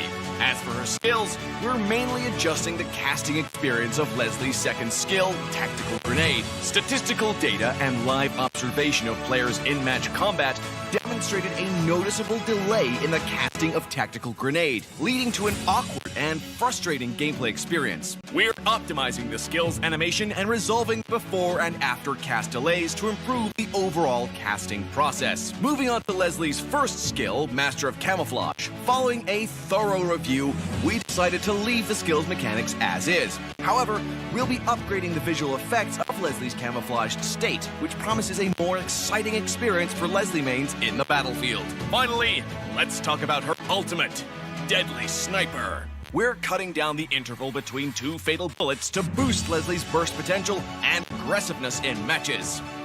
Next up, the Holy Blade of House Paxley, Gusion. Gusion's new story highlights the evil god leaving his body, so expect a more trendy and casually styled Gusion with less plate coverage to accentuate his likeness as an assassin. We've also incorporated Eamon's Mana Shards design at the end of Gusion's scarf to reflect the 2 brothers' reconciliation. Since his debut in the early days of the game, Gusion's popularity on the assassin roster has endured well into the present. Because of this, we've decided to keep his skill kit as is, at least for this update. However, we still feel that we should do something to show our gratitude for your continued love for Gusion. That's why we're bringing Gusion's visuals up to 2022 standards, with a full upgrade of his in-match model and skill effects. We've made sure that these adjustments won't affect his original design, so you'll still be greeted with that familiar face when you meet Gusion in the battlefield after the update. And even though September might be a little too early for Valentine's Day, we're going ahead and revamping the 2 heroes' Valentine's Day skins in this update. Compared with the original design, we've restyled Gusion's hair and added a few inches to his pants to highlight his elegance. The patterns and decorations have also been modified to better match Leslie's.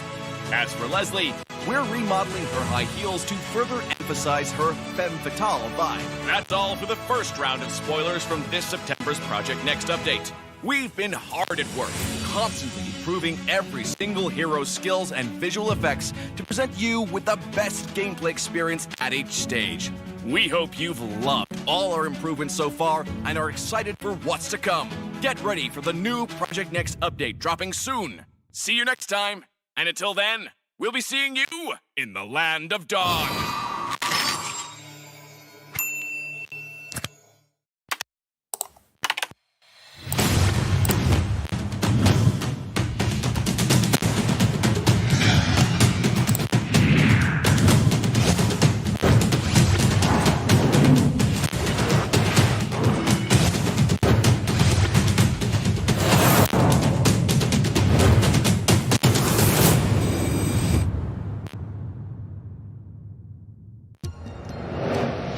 I am Optimus Prime.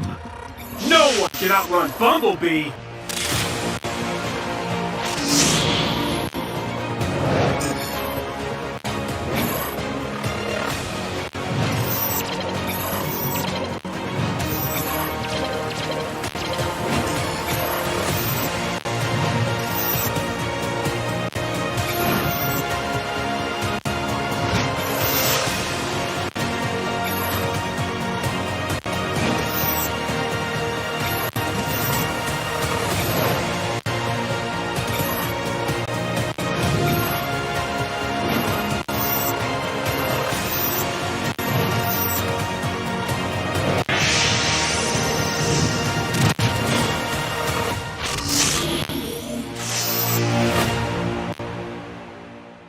OSIM. Who is going to be your biggest obstacle coming in this MPL SG? I think the biggest obstacle is the first two teams that we are facing off. If I'm not wrong, it's RSG and EVOS, right? Because they have always been in a top 2 spot. Who is the player to look out for this season? I think we can look out for Stellark. You know, Ooh, yeah, spicy as Stellark SG. Bambi, Forza, Sing, all came out from retirement, trying to do a second revival. I don't know. You know, reviving their careers. I think they felt the itch. They have this player, I think, is from Laos import. He has like, wow, 35 Supremes, you know, the highest 10k points. Like, okay, we'll see how he does in the scene. I mean, professional gaming and rank games is just two different things, I would say. Yeah, they say it's easy, then come on now. Let's see how he performs. 10k points. My whole life I haven't even reached the 10k, man. I think my highest points was like 2k. So divided by 5 of his. Come on, man. I can't. Let's see. Do you have any tactics, strategy that you have in mind already? The only tactic we have, right, is to train harder. Train harder. Right, okay. because back again, we just formed newly and we do not have much experience with one another. But I'm pretty sure with our lineup with players like Forza, Sing, or Odia Bambi, right, we'll definitely reach a whole new level that none of the current SG players will witness before. Right. You're saying that Stellark is a team to watch in MPL, but the way you're saying it, where do you think they're going to place? I don't know, they're a team full of experience, but now I think age is getting a problem for esports, so maybe lower 6 or.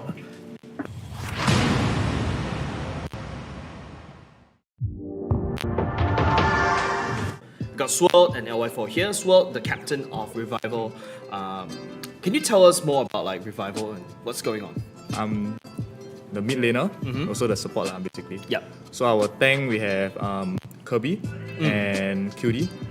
Oh, okay. Yeah. So for our jungler will be LY4. I told you that. See, that's the issue. Every single one out there is telling me the wrong things. Just now, LY4 was literally telling me that he's the tank. So okay, LY4, jungler. All right, okay. So our goal lane is Sam. And our EXP lane is Ryan. So basically, most of them are all like first time playing in MPL. So it's quite a good experience for them. What are you looking forward to in this season? Is there anything that you're looking forward to? Our team's expectation is to at least try to get top 4. Standard top 4. Okay. If top 4 not achievable, right, we aim for at least top 6.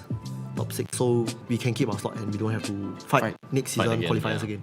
So Swirl, you're captain of Revival. This is your first time being a captain? Yes. How does it feel? It feels quite pressured to be honest. Basically, like before giving a lot of pressure. not only LY4 giving pressure, Oh. and also the pressure of like if what happens if the team doesn't do well.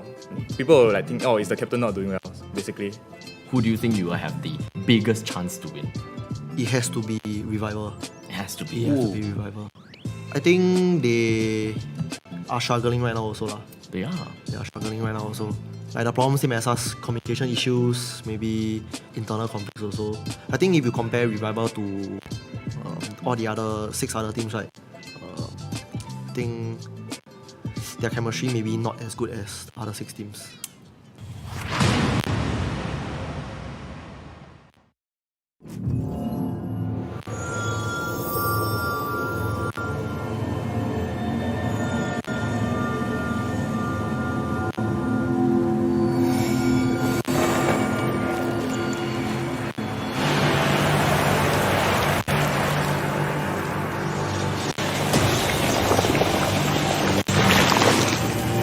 Hello, little friend.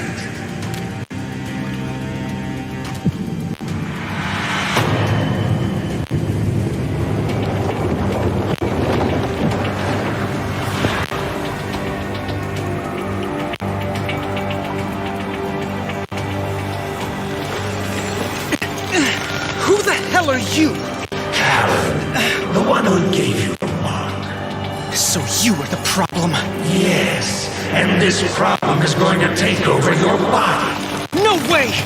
I will get rid of you! With this, I assume. But sadly, this only helps me take full control.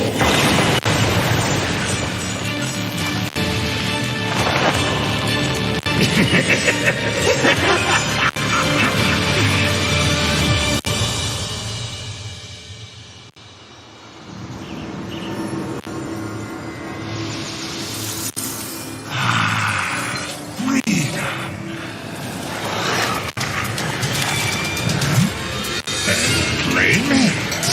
Hand over the stone! Interesting proposal. But no. Get him! A bit early for warm-up. But I'm fine with it.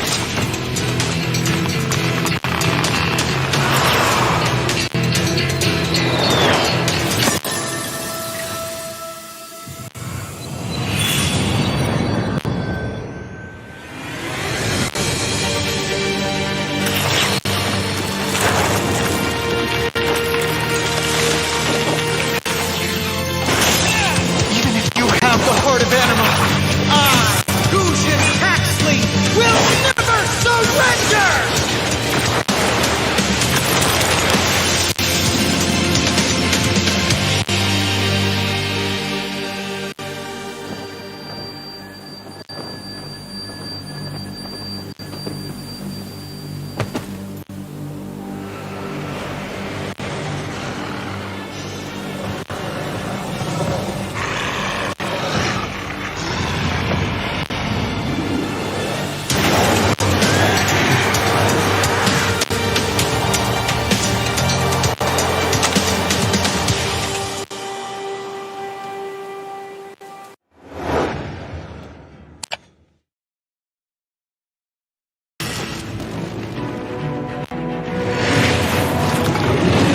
Thorns remain. Should petals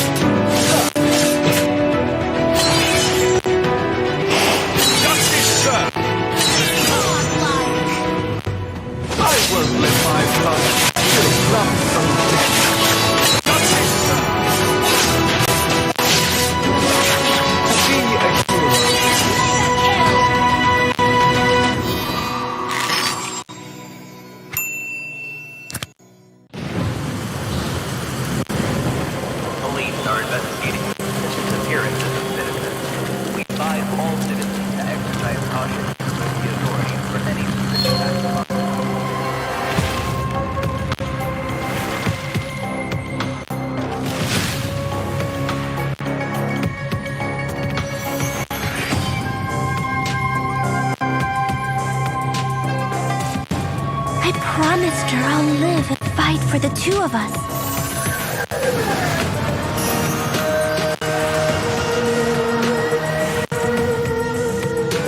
I won't fall before killing you, Key.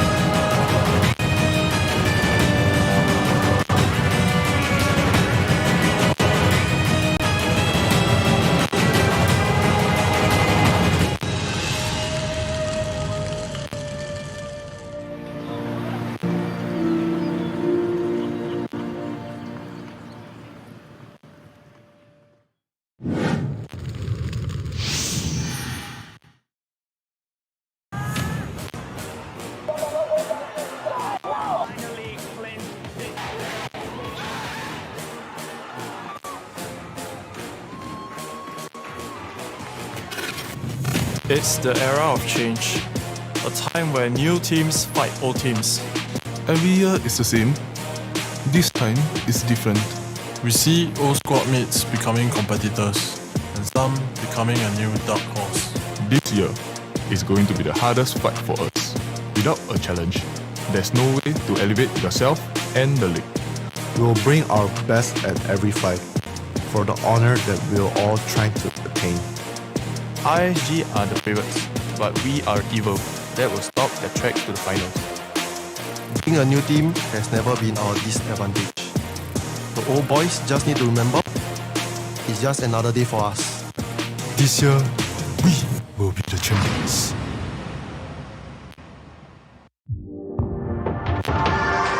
What's the biggest obstacle for you guys to achieve M4? Like we beating RSG and Evo also. Yeah. Basically And maybe stage fright also. Like for the new players like Mango and Latte, they might have stage fright when they play on stage. Like there's audiences. Correct. Yeah. Oh yeah. So I think one of the obstacles that we will face is we have to learn how to make sure that they are ready first and foremost, and also make sure that they can perform well, like keep their cool and not get mentally like tilted or anything. Yeah. What happened in the last grand finals? What was going through your mind during grand finals? Things didn't go our way, and like everything that went wrong. Like it was like them fighting us at our lowest and them at their highest. I just remember the grand finals was just like me choking. Like that's my core memory of it. Oh dear. Who do you think is the best player in MPL right now? What about let's just start with a dream team? I'll probably have JPL as tank. It's the first answer that everyone will say. The one and only secret tank, JPL, and goal lane probably I'll take Adamir. Adamir. And the mage will probably be maybe Sayla. Sayla has been. It feels like a Slate Esports. It feels like a Slate. Yeah, like a half Slate. Like I think 80% Slate. I'm pretty sure everyone's thinking the same as well. How does it feel to transition from EXP laner to a jungler in such a short time? It felt like I was like playing MPL all over again, but like instead of like starting off from regular season, you're immediately like at the playoffs. I can remember like when I was it was like my first debut as a jungler, I was like damn stressed. Like I'm pretty sure my comms like went down because like I was like focused on like myself. Yeah.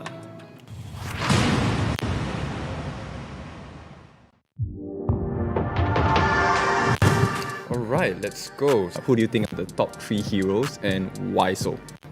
But there's always one hero I'm thinking of, Valentina.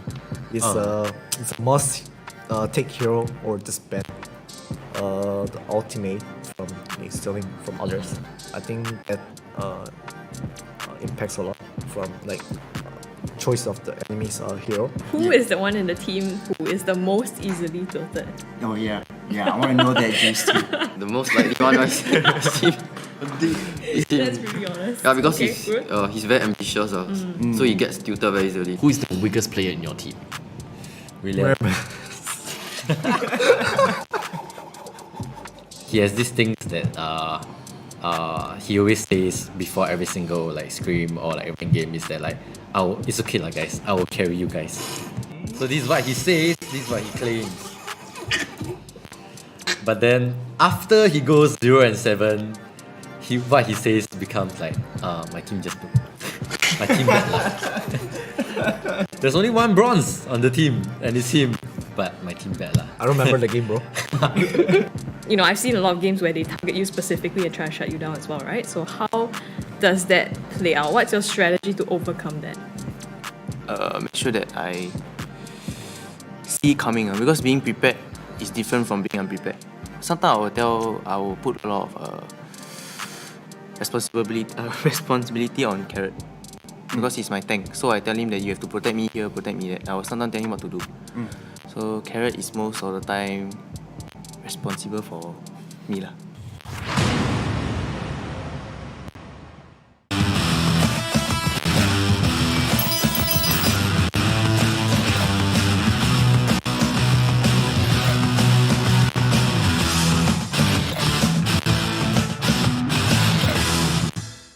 Hey everyone! We launched Project Next Necrokeep back in June. Did you like the new Necrokeep and the 3 revamped heroes? We're back again this time to give you a preview of what's in store for the next Project Next update in September. The upcoming September update will feature 2 more hero revamps. This time we're shining the spotlight on a lethal duo, Leslie and Guzhen. Let's dive headfirst into Leslie's revamp. As the adopted daughter of House Vance, a clan renowned for its immense wealth, Leslie will be getting a makeover to showcase the understated opulence and elegance characteristic of House Vance. Leslie will be abandoning her cuffed sleeves for a more appropriate pair of long, dark leather gloves. Stunning leather knee-high boots will take place of her old brown calf boots, completing Leslie's more sniper-friendly look. Her brooch will also be replaced with the badge of House Vance. Expect a more mature-looking Leslie, with restyled bangs and eye patch. Her newly added optical sight should help Leslie aim more easily. As for her skills, we're mainly adjusting the casting experience of Leslie's second skill, Tactical Grenade. Statistical data and live observation of players in match combat demonstrated a noticeable delay in the casting of Tactical Grenade, leading to an awkward and frustrating gameplay experience. We're optimizing the skill's animation and resolving the before and after cast delays to improve the overall casting process. Moving on to Leslie's first skill, Master of Camouflage. Following a thorough review, we decided to leave the skill's mechanics as is. However, we'll be upgrading the visual effects of Leslie's camouflaged state, which promises a more exciting experience for Leslie mains in the battlefield. Finally, let's talk about her ultimate, Deadly Sniper. We're cutting down the interval between 2 fatal bullets to boost Leslie's burst potential and aggressiveness in matches. Next up, the Holy Blade of House Paxley, Guzhen. Guzhen's new story highlights the evil god leaving his body, so expect a more trendy and casually styled Guzhen with less plate coverage to accentuate his likeness as an assassin. We've also incorporated Eamon's mana shards design at the end of Guzhen's scarf to reflect the 2 brothers' reconciliation. Since his debut in the early days of the game, Guzhen's popularity on the assassin roster has endured well into the present. Because of this, we've decided to keep his skill kit as is, at least for this update. However, we still feel that we should do something to show our gratitude for your continued love for Guzhen. That's why we're bringing Guzhen's visuals up to 2022 standards, with a full upgrade of his in-match model and skill effects. We've made sure that these adjustments won't affect his original design, so you'll still be greeted with that familiar face when you meet Guzhen in the battlefield after the update. And even though September might be a little too early for Valentine's Day, we're going ahead and revamping the 2 heroes' Valentine's Day skins in this update. Compared with the original design, we've restyled Guzhen's hair and added a few inches to his pants to highlight his elegance. The patterns and decorations have also been modified to better match Leslie's. As for Leslie, we're remodeling her high heels to further emphasize her femme fatale vibe. That's all for the first round of spoilers from this September's Project Next update. We've been hard at work, constantly improving every single hero's skills and visual effects to present you with the best gameplay experience at each stage. We hope you've loved all our improvements improvements so far and are excited for what's to come. Get ready for the new Project Next update dropping soon. See you next time, and until then, we'll be seeing you in the Land of Dawn.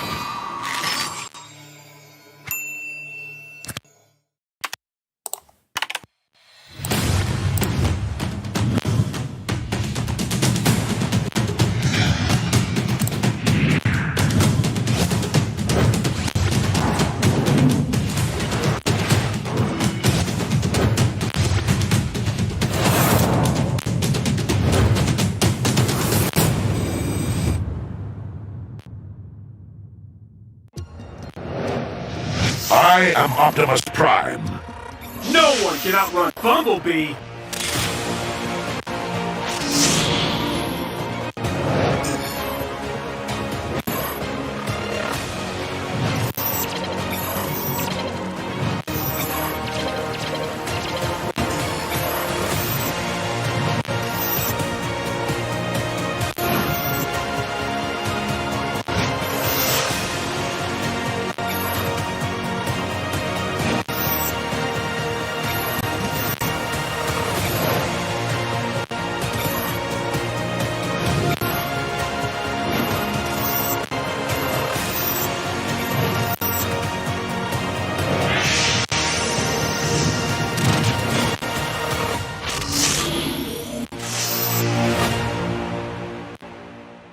OSIM. Who is going to be your biggest obstacle coming in this MPL SG? I think the biggest obstacle is the first two teams that we are facing off. If I'm not wrong, it's RSG and EVOS, right? Because they have always been in a top 2 spot. Who is the player to look out for this season? I think we can look out for Stellark. You know, yeah, spicy Stellark SG. Bambi, Forza, Sing, all came out from retirement, trying to do a second revival. I don't know. You know, reviving their careers. I think they felt the itch. They have this player, I think, it's from Laos import. He has like, wow, 35 Supremes, you know, the highest 10k points. Like, okay, we'll see how he does in the scene. I mean, professional gaming and rank games is just two different things, I would say. Yeah, they say it's easy, then come on now. Let's see how he performs. 10k points. My whole life I haven't even reached the 10k, man. I think my highest points was like 2k. So divided by 5 of his. Come on, man. I can't. Let's see. Do you have any tactics, strategy that you have in mind already? The only tactic we have, right, is to train harder. Train harder, right? okay. Because back again, we just formed newly and we do not have much experience with one another. But I'm pretty sure with our lineup with players like Forza, Sing, or Odia Bambi, right, we'll definitely reach a whole new level that none of the current SG players will witness before. Right? You're saying that Stellark is a team to watch in MPL, but the way you're saying it, where do you think they're going to place? I don't know, they're a team full of experience, but now I think age is getting a problem for esports, so maybe lower 6 or.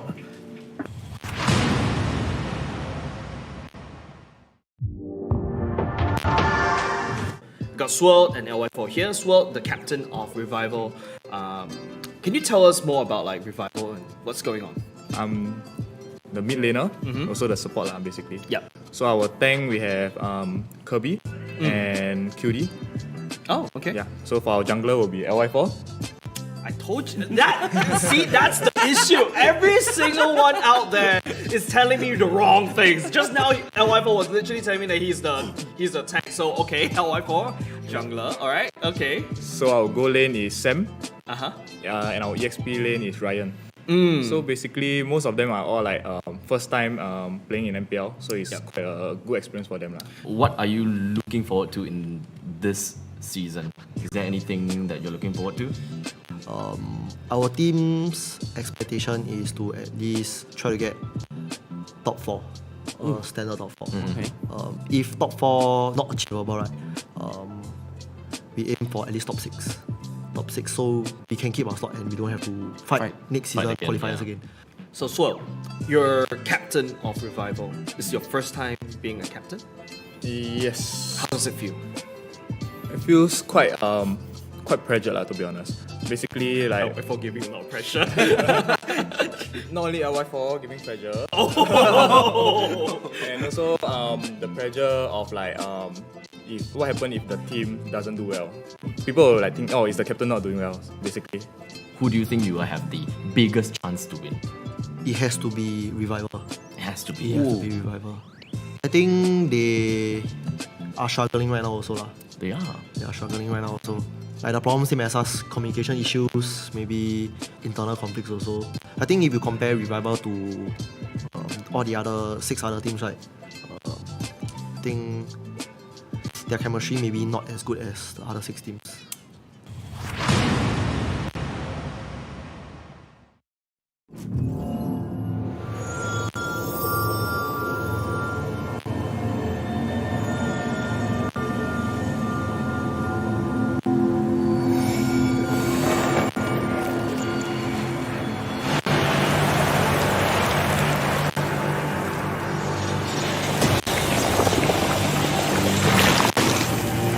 Hello, little friend.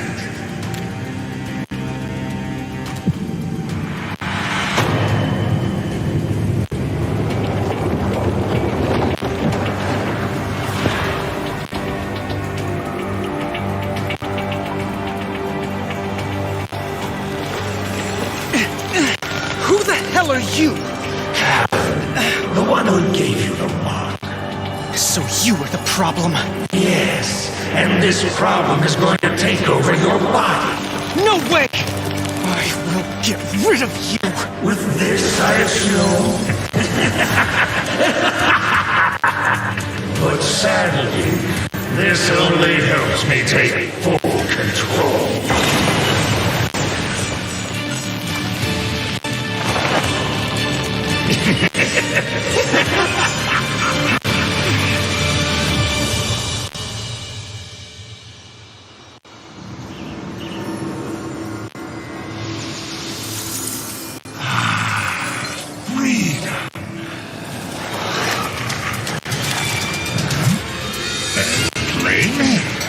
Hand over the stone! Interesting proposal. But no. Get him! A bit early for warm-up, but I'm fine with it.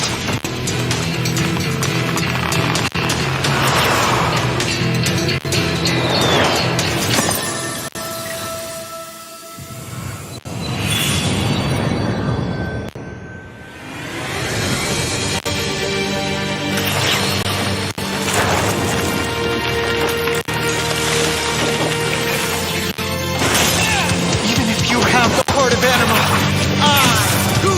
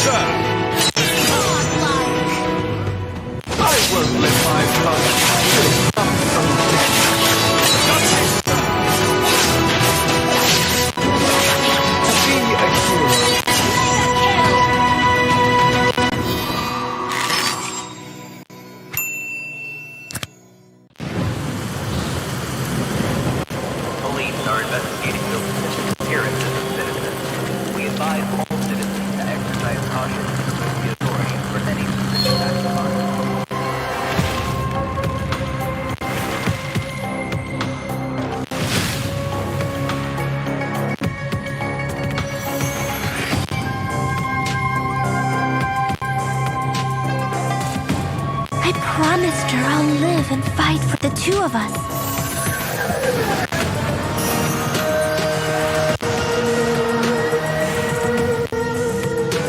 I won't fall before killing you, Key.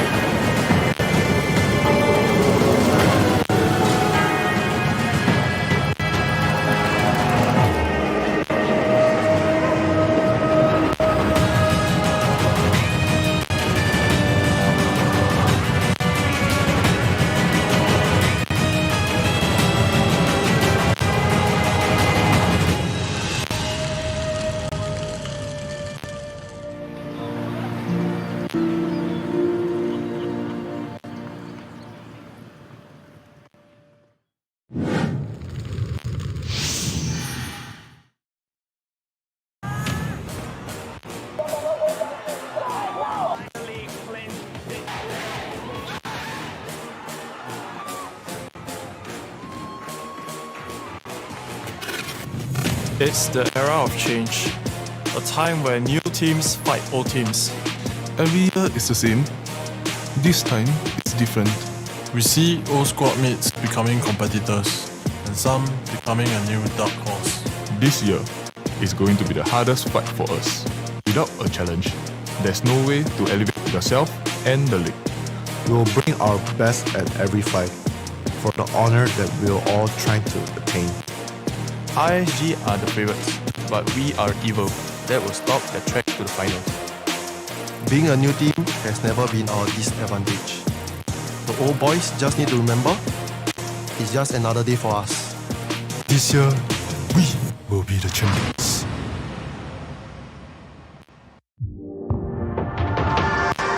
What's the biggest obstacle for you guys to achieve M4? Like we are beating RSG and Evo also.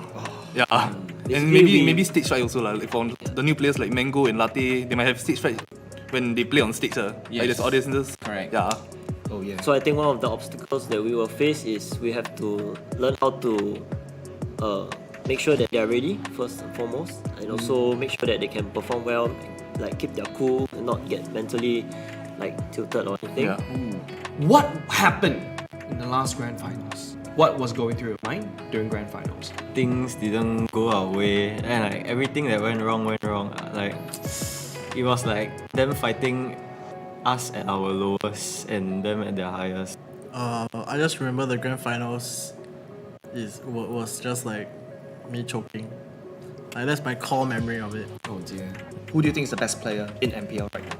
What about let's just start with a dream team? I'll probably have JPL as tank. That's the first answer that everyone will say.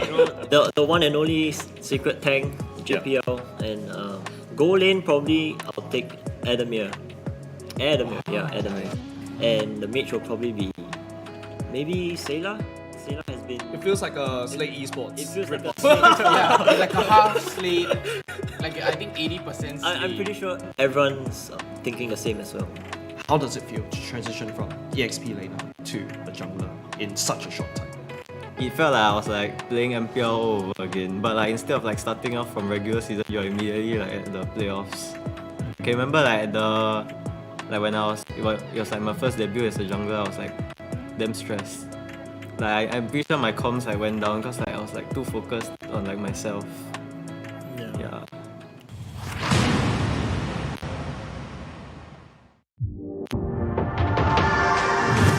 Alright, let's go. Who do you think are the top 3 heroes and why so? But there's always one hero I'm thinking of, Valentina. It's a must take hero or disband the ultimate from stealing from others. I think that impacts a lot from like choice of the enemy's hero. Who is the one in the team who is the most easily tilted? Oh yeah, I want to know that juice too. The most likely one is him. It's him. That's pretty honest. Yeah, because he's very ambitious, so he gets tilted very easily. Who is the weakest player in your team? William. He has these things that he always says before every single like scrim or like rank game is that like it's okay lah guys, I will carry you guys. So this is what he says, this is what he claims. But then after he goes 0-7, what he says becomes like, my team just took. My team bad lah. There's only one bronze on the team, and it's him. But my team bad lah. I don't remember the game, bro. You know, I've seen a lot of games where they target you specifically and try to shut you down as well, right? So how does that play out? What's your strategy to overcome that? Make sure that I see coming, because being prepared is different from being unprepared. Sometimes I will put a lot of responsibility on Carrot, because he's my tank. So I tell him that you have to protect me here, protect me there. I will sometimes tell him what to do. So Carrot is most of the time responsible for me lah.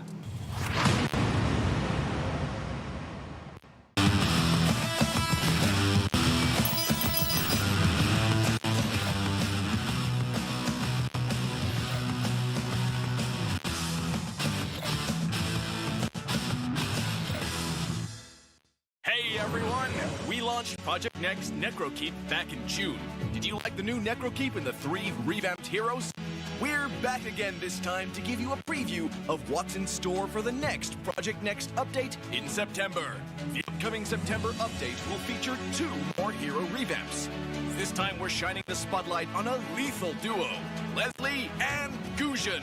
Let's dive headfirst into Leslie's revamp. As the adopted daughter of House Vance, a clan renowned for its immense wealth, Leslie will be getting a makeover to showcase the understated opulence and elegance characteristic of House Vance.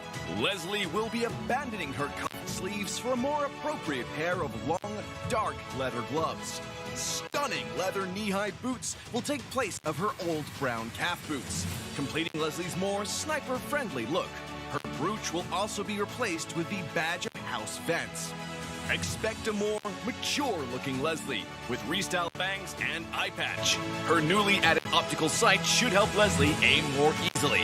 As for her skills, we're mainly adjusting the casting experience of Leslie's second skill, Tactical Grenade. Statistical data and live observation of players in match combat demonstrated a noticeable delay in the casting of Tactical Grenade, leading to an awkward and frustrating gameplay experience. We're optimizing the skill's animation and resolving the before and after cast delays to improve the overall casting process. Moving on to Leslie's first skill, Master of Camouflage. Following a thorough review, we decided to leave the skill's mechanics as is. However, we'll be upgrading the visual effects of Leslie's camouflage state, which promises a more exciting experience for Leslie mains in the battlefield. Finally, let's talk about her ultimate, Deadly Sniper. We're cutting down the interval between 2 fatal bullets to boost Leslie's burst potential and aggressiveness in matches.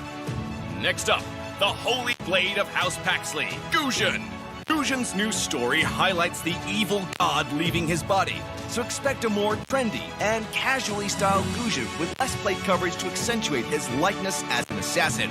We've also incorporated Eamon's Mana Shards design at the end of Gusion's scarf to reflect the 2 brothers' reconciliation. Since his debut in the early days of the game, Gusion's popularity on the assassin roster has endured well into the present. Because of this, we've decided to keep the skill kit as is, at least for this update. However, we still feel that we should do something to show our gratitude for your continued love for Gusion. That's why we're bringing Gusion's visuals up to 2022 standards, with a full upgrade of his in-match model and skill effects. We've made sure that these adjustments won't affect his original design,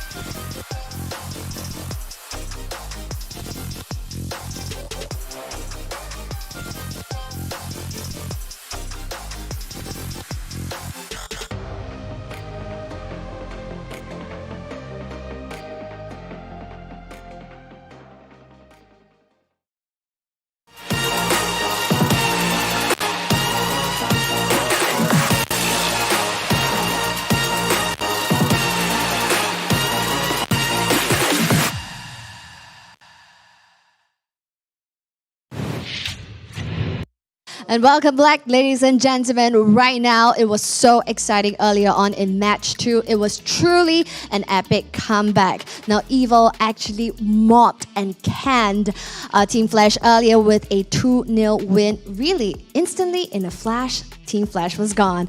So moving them up over in the overall standings. So right now, the next match, which will be match 3, is extremely crucial to the two teams that will be playing. Either Team SMG can retain their overall standings in the upper bracket, or Team Revival will make it up there in the upper bracket itself. So it is a make or break game for two of our teams. So without further ado, we're gonna share with you guys our amazing sponsors making MPL SG Season 4 possible. MPL SG Season 4 is powered by Moontan Games and Zenway Productions, supported by Frank Bio CVC, Olsen, and TikTok. Now, ladies and gentlemen, presenting to you both of our teams right now happening for match 3, we have Team SMG. Can they rise from their defeat and show us that they still have the fire in them? Or we have the other team, which is Revival, showing us that they can come back from the dead, clawing their way back to the upper brackets. Now, that's something we will see. So presenting to you, Team SMG and Team Revival.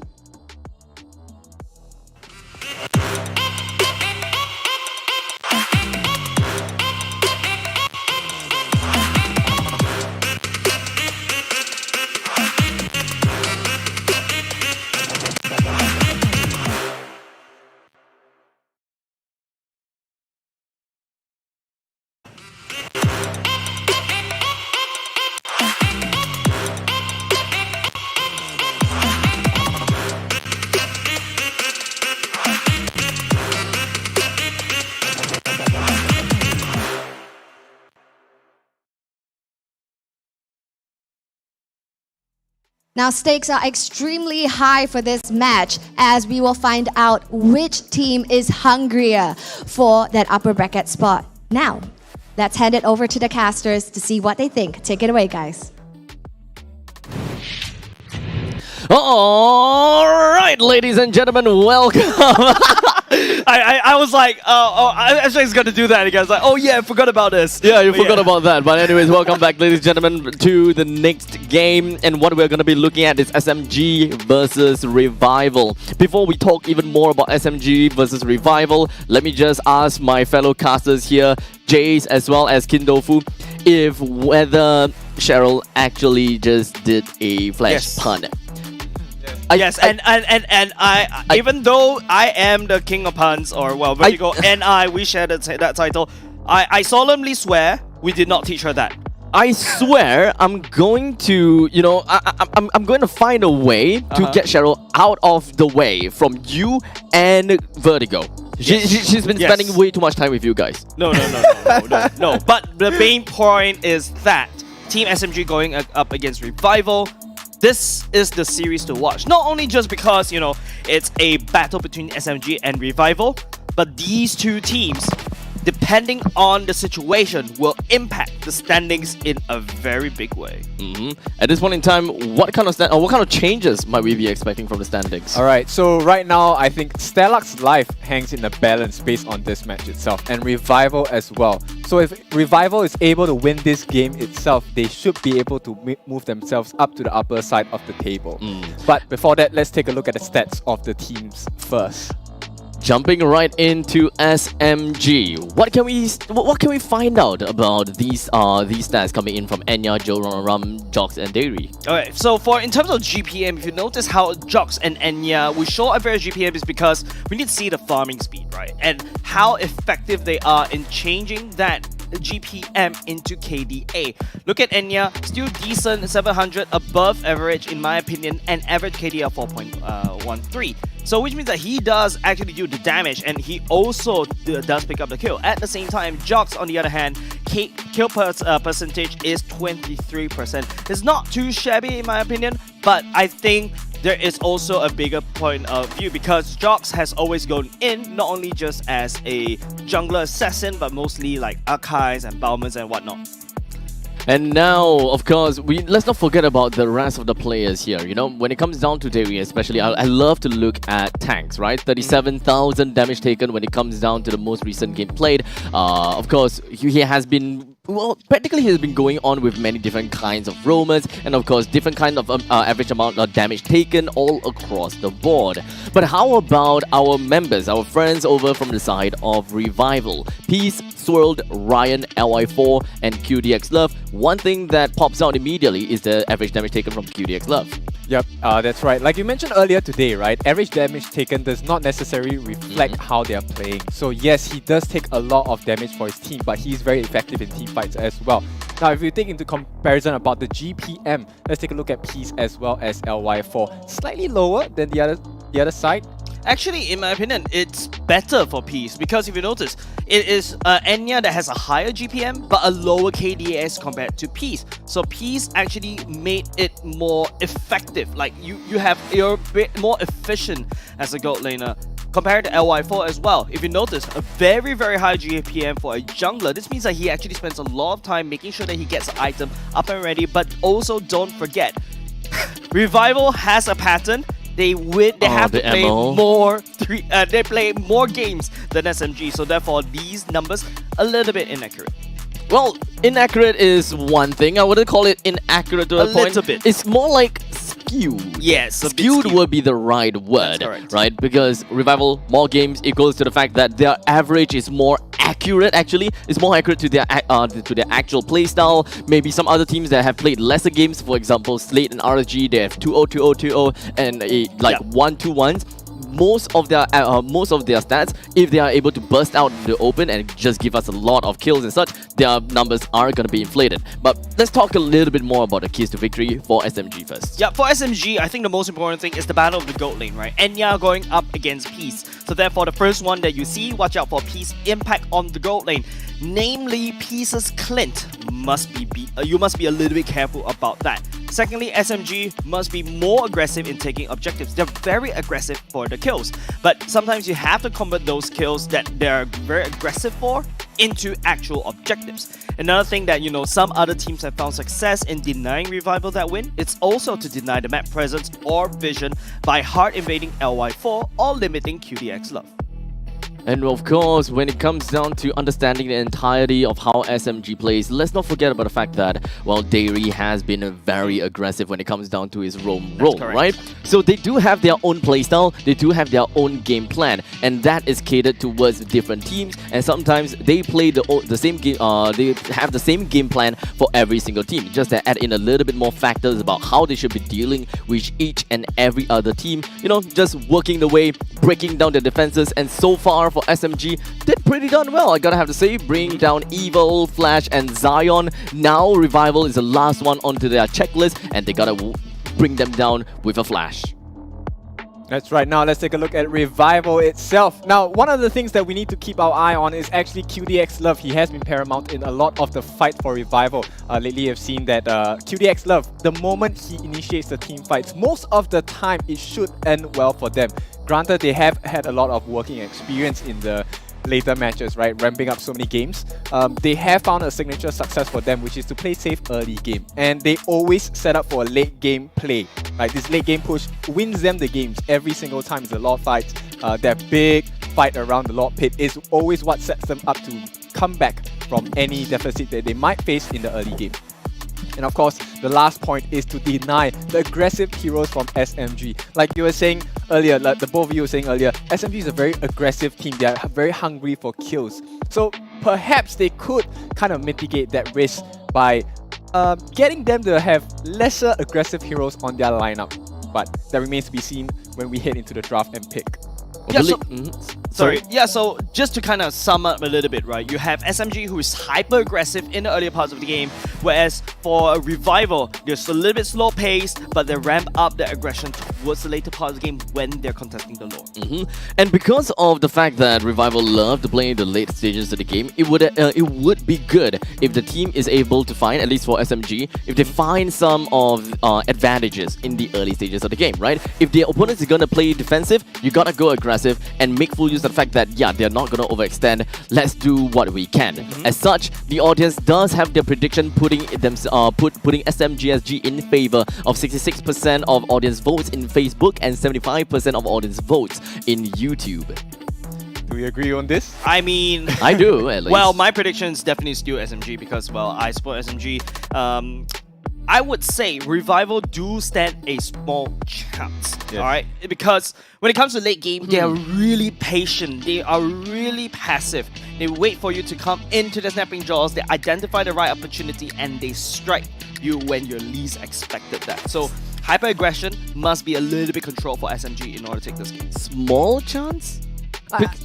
Looks like I think that is slightly debatable, right? Yeah. Because if you think about it, currently in the leaderboards, right, there are two teams that have been dominating in every single game, except for maybe one team only, right? That's the only problem so far.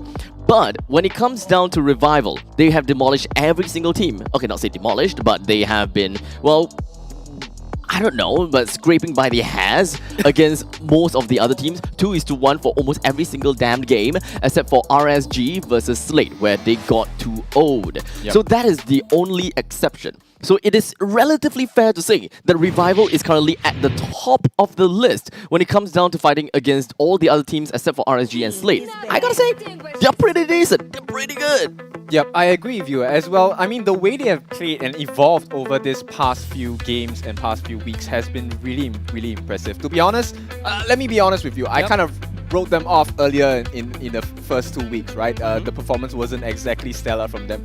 But this last week and perhaps yesterday as well, the games that they showcased to us was very, very enlightening, right? You do not count any of the teams out in this regular season, and definitely not Revival. I mean, they are called Revival for a reason, right? Sure, you may win the first game, but you know, they're gonna bite you back, and they're gonna bite back extremely strong and probably take the series if you're not careful enough. But let's take a look at the draft right now, right, Kin?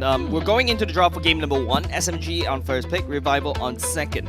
Instantly, the Diggy gets banned away, the Sicilian gets banned away, which is really good in my opinion. I will explain a little bit more. Revival will focus on the Marsha and the Arkai. Arkai to deny jogs away from, you know, those crazy the Lord Seals that you do, you know, go into a late part of the game where you can use a heavy spin to push people away, take the Lord or neutral objective for yourself. Marsha has been known for, well, Derry's preferred hero to play, very strong and finding those flanks, especially finding Peace all the way at the back line. Don't forget, Revival needs to play around Peace, make sure that he scales, get enough farm. Now, SMG banning away Sicilian is a wise choice because Revival likes to play the late game. SMG SG wants to play the early game to deny, don't allow Revival to go to the late game.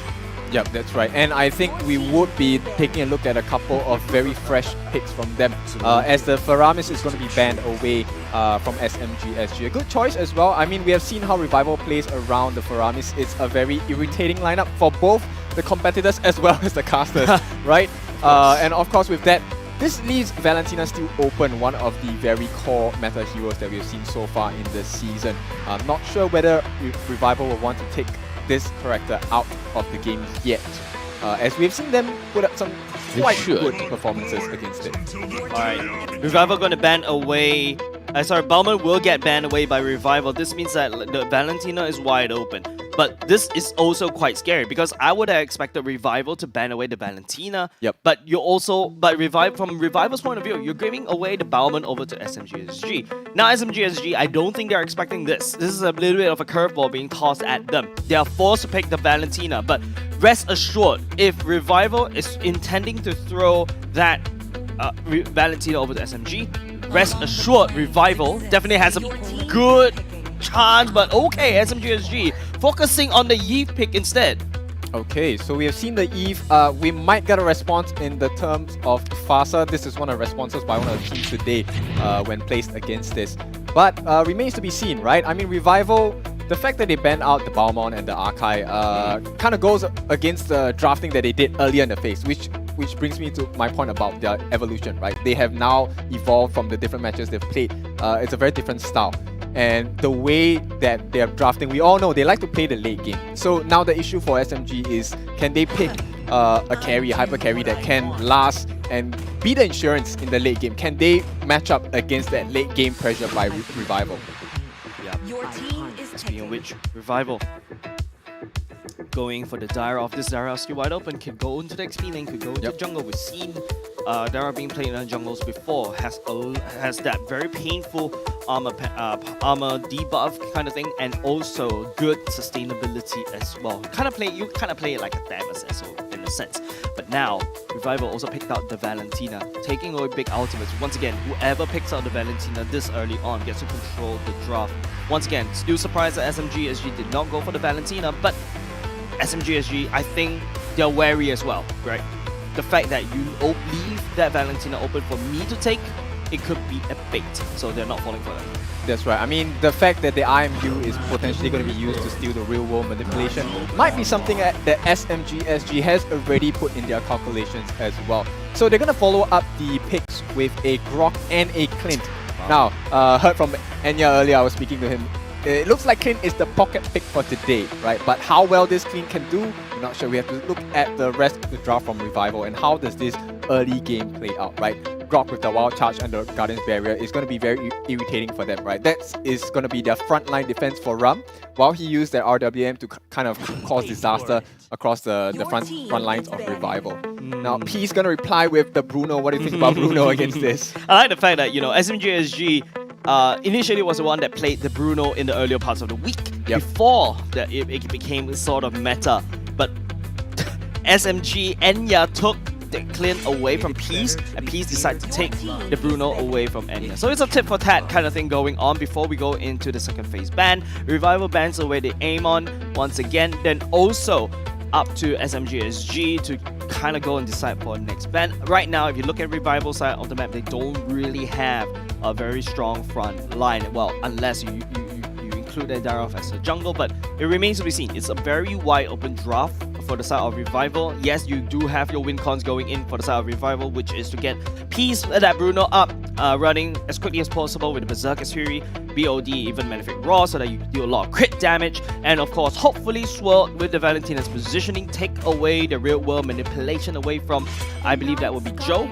But SMG SG is already one step ahead. They took that Wild Charge away so that they can counter that RWM. But Swirl, the options are wide open. They can, instead of taking the RWM, they can also take the Wild Charge. Yep, I agree with you on that. I mean, the fact that they have allowed Swirl or Revival to kind of pick this Valentina, while at first glance, it may seem as though, yes, the ball is in Revival's court, right? We kind of dictate what you have to draft. But it could be said the reverse as well. SMG, we allow this Valentina to come across. Yes, we have the RWM, yes, we have the Wild Charge as well, but you have to play it at our pace because we know exactly what you have against us. Now, SMG SG, looking at the bans, Esmeralda gets taken away. I mean, since they already have a Darrow, they could also go back in within Esmeralda EXP lane. So SMG SG is really hyper wary right now. Don't forget, keys to victory, they have to be careful, they have to be wary, they cannot commit into this hyper aggression. SMG SG as well, taking away QDX loves the Kadita as well, which he used before. He's very powerful on that. And also, Revival takes away Paquito, focusing on Jox's side for now. Yep, I mean, I really like that ban, and of course Ryan gonna follow up with the Lapu Lapu. We have seen a Lapu Lapu earlier today. Of course, the results weren't exactly what we were expecting from that pick. So, perhaps Revival can give us a better showing of what Lapu Lapu can do in lane, and perhaps prove SMG, to have a difficult day. Lapu Lapu is a pretty safe EXP lane. There's a huge range in his axis where he could last hit and farm safe on the turret. Once he picks up the necessary item, he can actually be very, very tanky. But look at that, SMG SG will lock in that Julian as the jungler instead. And then again, this means that SMG SG will have a very slow pace early game. Remember what I mentioned, SMG SG usually very hyper aggressive, but slow pace jungle for the first 3 levels, it's up to Derry to defend and push, that Julian away. No, at least here's the thing, right? I think the SMG SG has got something very interesting. Yeah, they know, as a matter of fact, that Revival like to play into the late stages of the game, right? So not only they pick up the Uranus to match the late game pace of Revival, but they picked this Julian, knowing that Revival doesn't really have much of an arsenal to deal and steal the jungle camps, and of course just invade and just annoy this Julian before he reaches level 3. So I think this is a really safe pick, and the very fact that Julian is a last pick is very interesting as well.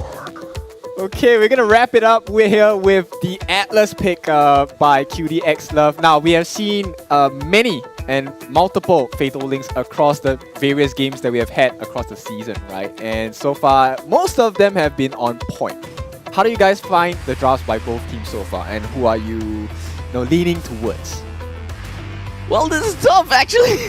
Alright, cool. So, from what I see for both these two teams, I love the draft, I see what they want to do, and it's all about the execution right now, right? SMG SG, they do have this big wombo combo. Let's all fight together in the real world manipulation, the wild charge. We also toss in the Uranus Ionic Blade to slow everybody down inside the real world manipulation and leave the Clint to do damage from the backline. However, from the side of Revival, I will take all your ultimates. I have a lot of choice, and I will fight you with the Atlas, with the Fatal Links, especially when the RWM is down.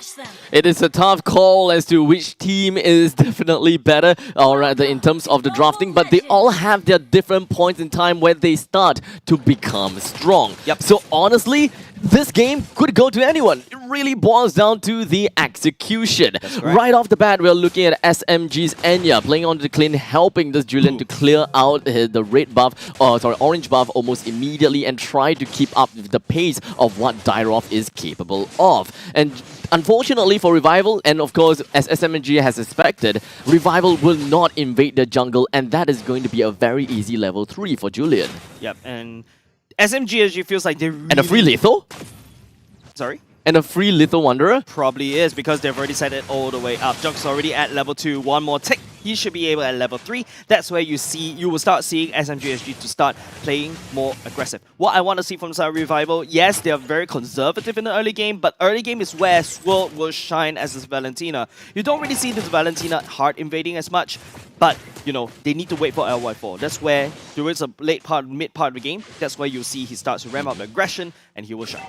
And now in the upper quadrants of the jungle, we are definitely going to be looking at Revival actually heading in for an invade. But Jogs with his quick fingers immediately landed the chains down onto LY4 and enhanced sword himself right out of that mix. Knowing that the turtle is going to be popping up in the northern side, SMG, they have put themselves most of the resources up to the top side. Ram will want to clear his lane as soon as he can in order to be ready in 10 seconds. Yeah, Joe does have the real world manipulation up, very crucial going into the next turtle fight. Expect Revival to react the same. There's LY4 already at level 4 as well. So in terms of the retribution battle, both of them are equal. So SMG SG right now, being hyper aggressive, they have the early game usually. They've already set up at the turtle, but it's up to Revival to change that MO. The EXP charts are relatively equal. Most of these players from SMG and Revival and their counterparts, they have pretty much caught up with each other in terms of level. All of them have got the ultimate that they needed. So it's not too big of a deal. This is just going to be a dance between SMG and Revival.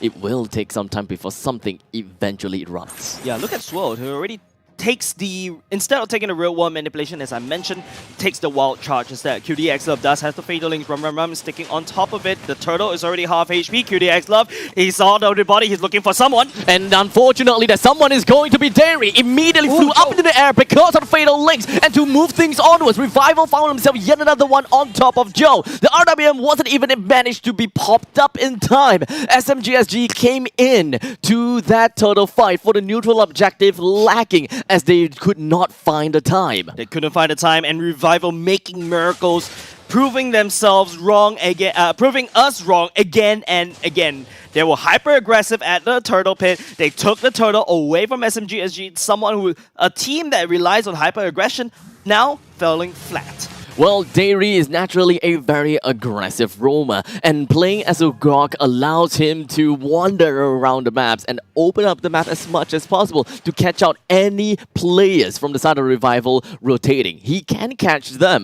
but the question is if whether he's even going to be able to kill with the help of Joe. Is Joe moving around with the Grok, or is he moving? Is Grok moving around with the Juliet? Grok can definitely open up spaces, but SMG doesn't seem to be playing super aggressively with the intent to kill.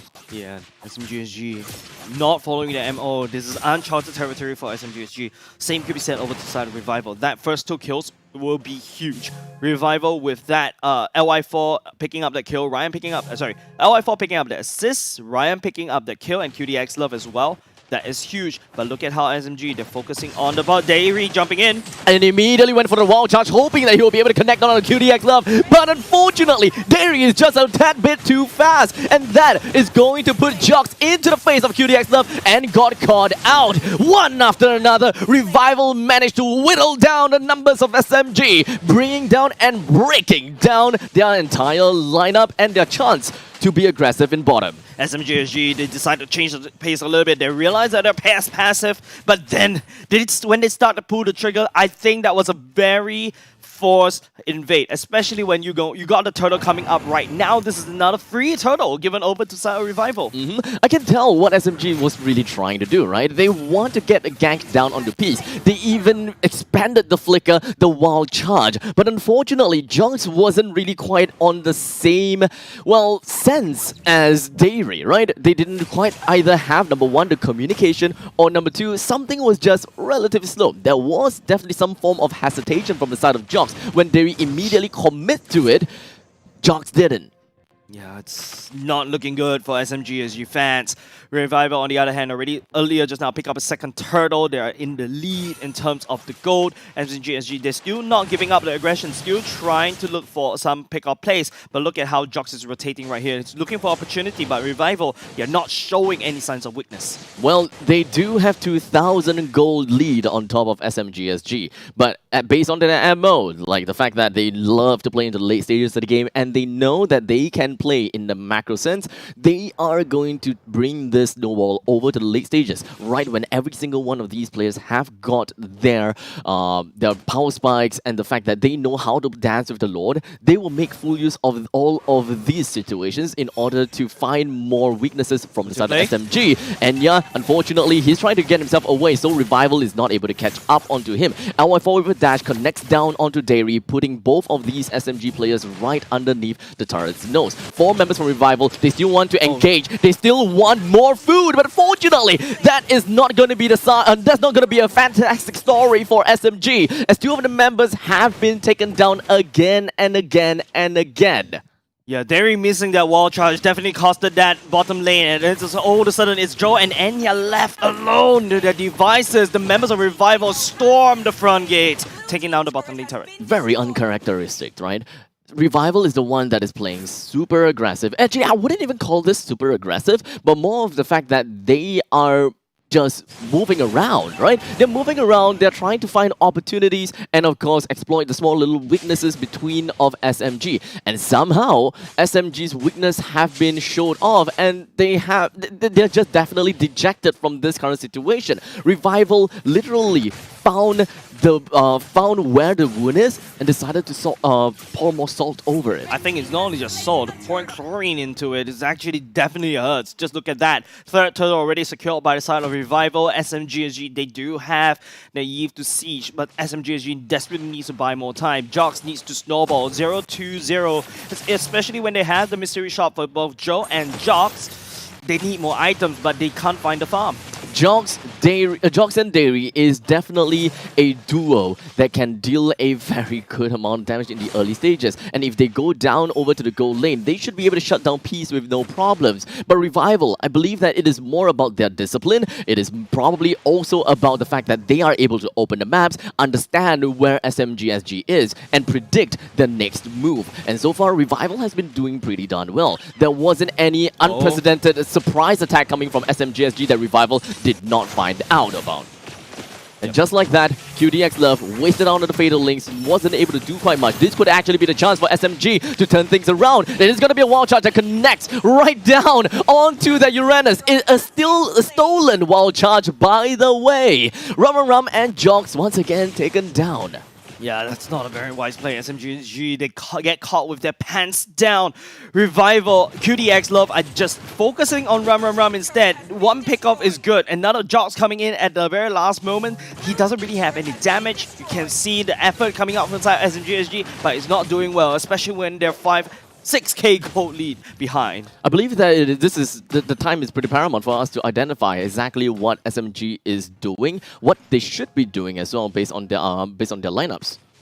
I think based on their lineups, they just need more time. I agree with the mystery shop. It's a very early game base, mid game base. I want to get my items quickly as possible, but they can't seem to find the farm. Revival, on the other hand, is already scaled. Like Swirled already 305. He has already picked up the necessary items to basically counteract. The Electro Flash coming in helps him with the movement speed as well as the heals to hold on to the early parts of the game. He's already out of the woods. Enya should have more damage to deal with that gold laner, but it's not enough. Enya is going for weapons masters. Like I said, SMG SG, the draft, very hyper aggressive, but not good enough. Revival gotten a free Lord off of the hands of SMG. In fact, not even from their hands, actually. SMG have got no control of the map, and they have mostly been shut down by Revival. They have no control on the upper quadrant of the jungle, no, literally, no vision, nowhere. Yep. Dairy is still very fragile, and if he runs into a Dyrov, boy oh boy, am I gonna tell you, he's gonna die. Yeah, the armor is gonna get shredded, and don't forget LFL. Just take a look, it's already at a lot of HP, and Revival is slowly inching towards SMG. The time is slowly ticking in the favor of Revival, taking away jungle creep away from SMG SG already. Or it's really just starving them out at this point in time. And I'm just not exactly sure how SMG would want to play this out, because they don't really have a composition that allows them to split push, and with a lot marching up in the top lane, it may actually make things a lot more worse than it actually is. Yeah, this Lord could potentially take one structure away. It depends on how SG set it up. They're actually focusing on the mid lane instead. The Guardian Barrier will go down, but the turret on the mid lane is already a lost cause. Members of SG focusing on the top side instead. But it's up to Joe with the real world manipulation. The placement will be very important in order to defend this. 1:10. 11 minutes in, the first Lord marches in, and at least, unfortunately for the Lord, it has already been killed. So that is a slight glimmer of hope for SMG SG, but the unfortunate stuff hasn't been over. They still need to tide through the storm with whatever that they're missing out. And that is roughly about, 5,000 gold disadvantages, and that deficit is going to play a very big role. Revival, they have already gotten themselves the snowball. They are on tempo. And from this point onwards, they have the items to be able to just overwhelm SMG unless SMG micros this game well. Yeah, they can't find the snowball. They can't find the kills. If you notice, Jonk has consistently trying to find ganks left, right, center, but unable to put the final nail in the coffin. You saw how SMG tried to gank, but you saw how Revival played super safe. Like, basically doing the same thing as the keys to victory, right? We hide underneath the turret, wait it out. Once we get the necessary items, when we start to do a little bit more damage, we punish them back. And now SMG SG is basically reeling from that problem already. They weren't able to catch anyone in the early game, and therefore, SMG, they do have the real world manipulation. You have to count on that thing. SMG is counting on it to try to defend. And rightfully so, right? Gives real world manipulation is one thing that could really drive away Derov as well as Lapu Lapu. But I think that the main problem is that they are not exactly using this RWM to its fullest extent. Most of the time, they're just thinking about using it for team fights, and team fights. But perhaps they can start thinking about using it as a utility. How else can they breach into the upper quadrants of the jungle if they don't use it? Because yes, you have Magic Sentry. When you use a Magic Sentry, you can see if anyone is in the top side. You spot one. you immediately box him up in the grid, and from that point on, you may be able to bring one person down. Do note that they have a Julian, they have a Clint. At this point in time, they should have enough damage to burst someone down, such as a Dyrov or a Lapu Lapu.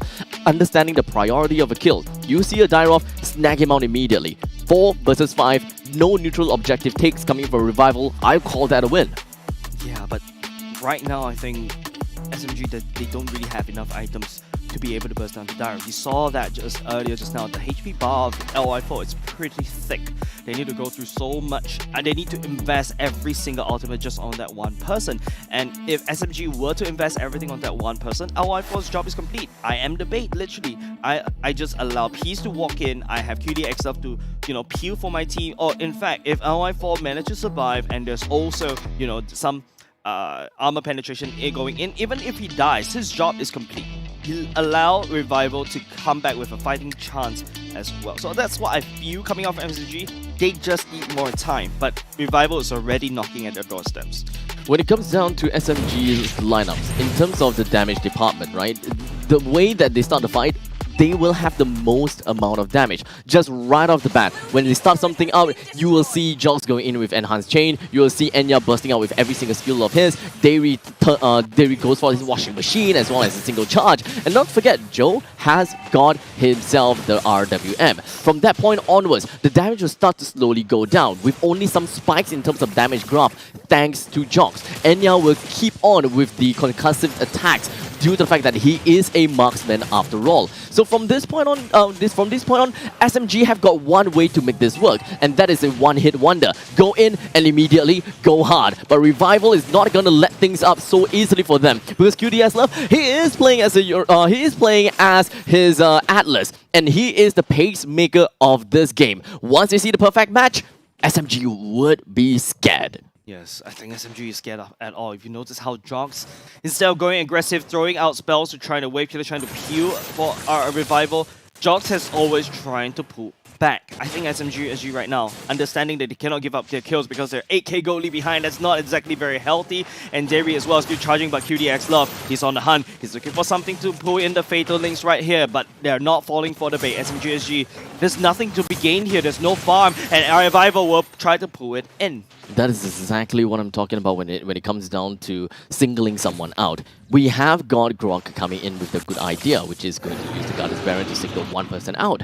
But that person happens to be the Atlas, and that is not a person that you would want. If SMG SG engages into a fight almost immediately, just raw, naked in, they are going to be having a big disadvantage, because one of the biggest guy that comes into soak damage is the Uranus. Uranus needs to build up on all those stacks, and those stacks can be built by either number 1, having himself being repeatedly hit by the jungle camps, or number 2, through the wave minions. Okay. So just from the fact that they are pushing all the way in the bottom lane, there's disadvantages and advantages, right? They get themselves a bit more money from bringing down this turret, but that also means that if any fight appears in the middle lane, they don't have the bottom lane creeps to stack up onto the passive stacks. Yeah, right now, if Revival wants to take this game, they just need to use this Enhanced Lord to basically crack SMG SG base open. But if they fail and they can't do anything, then SMG SG might stand a better chance. But then again, Revival, look at all the EXP level lead, all ahead of SMG SG. They can do so much damage very easily. It all boils down to this World War manipulation. It all boils down to Joe's position. But rest assured, Swirl does have the wall charge ready and able, and they will strike. The Trident is, of course, enforced with lightning as he rushes down onto the bottom lane. Inhibitor turret brings it right down. The Lord, unfortunately, is going to be attracted by the whiff and the sniff of the members of SMG, and that is going to be the Lord taken down. Whilst all of that is happening, middle lane Inhibitor turret taken down, the rest of the members of Revival just going to be jumping right in. The Wild Child connects, the grid pops in, but QDX Love, he goes right in with 4 men taken in. The rest of Revival, they jump right down and brings 2 person down. How about Jox? He's still someone around. The rest of SMG, they went back home. They still have some minions to bring down, but the Swirl just went in and bust Jox right down. Only left with Enya and Joe. The rest of Revival, they closed the game with a grace. It's so beautiful from the side of Revival. They can't do anything. You can see SMG at wit's end. They got checkmated from the side of Revival's too much gold lead that allowed them to just run it down at the core. They don't really need anything else. They take one member one at a time. Slow and steady wins the race, and Revival take game number 1 in dominating fashion. SMG SG, they ran out of steam, they don't have enough items, and it just stack up. It's just so hard for SMG to deal with. Revival has got the early game lead right off the bat. They had 2,000 gold lead and they keep spiraling themselves and put themselves on ahead of the curve. No matter what, they're constantly getting 2 kills from every team fight. While Team SMG, they hardly gotten anything from Revival. So there was no tricks, it was just throwing bodies from Team SMG over the side of Revival. It is definitely unfortunate. Not too sure what exactly happened to the communications, or perhaps a couple of hesitations from their side. Perhaps they're just not too comfortable with the draft as well. Not too sure. But perhaps when it comes down to the in-game plays, Kindofu will be able to tell us a little bit more. Yep, that's right. Maybe I just give you guys a little fun fact first, right? So we were talking before, Revival, our prerequisite for them was they had to lose 1 game before they got stronger, right? But now this is the new Revival, right? So definitely showing off what they have in store, how this evolution has gone. Now there's a couple of things that I want to highlight, right? I think they definitely regret on the side of SMG giving away the Atlas and the Valentina. Now here's what I need to say about Valentina. Throughout the game, Atlas and Valentina have been extremely slippery. So this slippery slope that SMG was put on was the downfall, right? At the start, they actually had Uranus covering the angles across the team before that first turtle fight. But what happened was the Atlas slipped through and got that fatal links off. And from there, most teams, how they play this is they manage the wave management before they get the kills, right? But the way Revival is doing is they get the kills first, and that's how they influence the wave management, right? And that allows them to kind of just ignore the Uranus, and they get into very prime positions. And if you take a look at the itemization here, I mean, let's be frank, Revival is just overfarmed at this point. They have so much damage, so much tankiness, and I mean, they have already an immortality on LY4.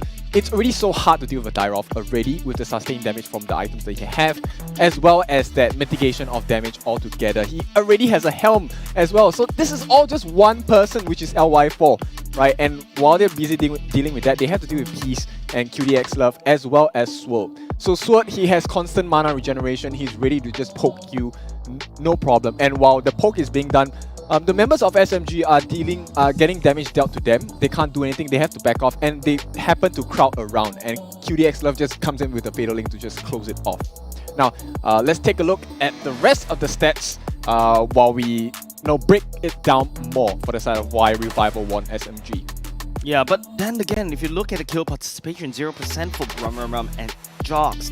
That means that SMG is constantly getting caught off guard. Revival, on the other hand, they turn the aggression on top of SMG SG. It's like hyper aggression from the side of SMG SG versus a very well controlled aggression, right? Revival in the earlier parts of the game, they just play it safe. They just get all the items they require. Don't forget, LY4 has a very high GPM. If you take a look, the rich guy, he is at 790 GPM for this game. And it's also very interesting because Dyroth built pure tank items is a lot cheaper, and he's got full item already, and it's very hard to deal with. SMG SG needs to go through LY4 first, but he also hurt. And this allows, Revival using Peace to fight from front to back. The kill participation coming in from Team SMG SG definitely looks a little bit grim, right? Looking at the fact that they only have got 3 kills. Remember, okay? So we have Jogs at 0% kill participation. Doesn't mean that he didn't join any fight at all. He has been, in fact, in almost every fight, except for the fact that when he's there, he happens to die, and they just couldn't find a way to kill. And most of these times, and most of these is attributed to the fact that Dairy and Joe just couldn't open things up for Jogs, putting Jogs into the crosshairs of the side of Revival. Because we do have an Atlas. Atlas is able to open things up when it goes for the perfect match. He can go past Dairy, right into Joe, or right onto Jogs. Joe wouldn't even be able to pop onto his RWM if the opponent is just right in your face, having the threat of fatal links right in your face. So you gotta have to pace yourself first. You gotta have to get some distance from QDX Love before you pop your ultimate. As such, during that escape maneuver from Joe, Jox is probably dead by then. Yep, that's right. And we will be going on to see who's the MVP of this game. It is going to be LY4. Now, I want to add in one more thing. I think the real MVP of this whole match is the person that drafted this entire lineup for the team. Let me be Pacifist. clear. LY4 is really strong in this game. He did a lot of work as the Dyroth. But the whole team of SMG was just baited into thinking, oh, we're gonna play that late game strat, you know, we're gonna grow very slow. And it was definitely not the case. We have seen how they just played the poke and prod game and just wrecked them apart, right? So SMG definitely fell prey. I fell prey as well, right? I was expecting a very slow game from Revival. So props to LY4. All of us did, very lucky. From the whole team, like the draft, extremely smart. And well, this could have been a ruse from day one. Like Revival, oh, you know, we can kind of like close an eye when we're going up against them. But no, Revival is back and they're ready to show it. Yeah, I have to agree with you, right? Pacifist, I think even SMG, don't forget, they banned away the Sicilian. They're expecting Revival to go the extra mile to pull the game all the way to 20 minutes. Sword does play quite a bit of Sicilian too. Yes, that's correct. So that's why, you know, Revival really strong in the later parts of the game. They don't want it, but they popped off earlier than expected. This draft coming in, they pop off around the midpoints of the game. And, you know, once they hit the critical threshold, they fight front to back, and that's how they won. All in all, SMG versus Revival, there is quite a lot of things that we gotta have to digest. And I believe that looking at the gameplay of SMG would be able to tell us a little bit more story. Exactly what is it that Revival did so well that broke SMG down? Yep, so this is the one QDX Love actually slipped past the entire side of Ram and Jox and went in for that fatal links, and that was insane. So this is one portion that won them the early parts of the game. Second parts of the game, you'll see that Joe does not have any options to use his RWM properly, right? They always find a way to stun him, and this was a beautiful bait. Throughout the match, you will see that Revival always makes very good ROI on the trades, right? Sure, I can lose one member, but they always get 2 or 3 back in favor of the fight. And from there, when, you know, Joe has no option to do the RWM properly, they're always picking off 1-by-1 members of SMG SG, and the farm is getting up on their side. It's very difficult to come back from this from SMG. The way they have drafted is really painful for them to fight up against a farmed and very tanky side of Revival. And you can see, I mean, Sword is the last person you expect diving into the front lines of everyone on the side of SMG. So the way they have played this is, you know, right smack in the middle of perfection right here. That nice fatal links at the end. I mean, I was not surprised at this point, but you can't help but marvel at what they've done. I mean, you can pretty much tell. Okay, so for the entirety of the highlights, I've been keeping my eyes on Joe. How is it so that Revival is able to breach through the defenses of Joe so easily? Well, the answer is pretty simple. Number one, it is all about the mental capability of the mental capacity of Joe, right?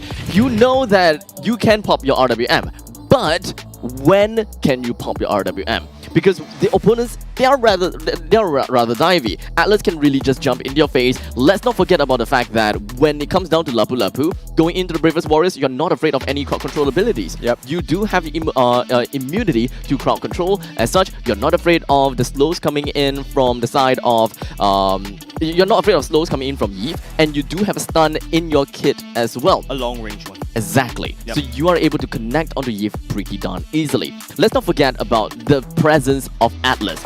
If you want to play in a choked section, right, you gotta have to make sure that you are actually far. Because once you put yourself within flicker range of Atlas, you know you screwed up. Yep. And I just felt like not only just those two heroes that you mentioned, Swirl, if you notice, has consistently always taken Wild Charge instead of the real world manipulation, because just once Joe lands down the real world manipulation, you do know that he has a painted target on his back and front as well. They'll fight from front to all the way to the back. They'll penetrate through your real world manipulation. All of a sudden, you don't have that box anymore. You don't have that massive slow to keep people inside there where they want to fight.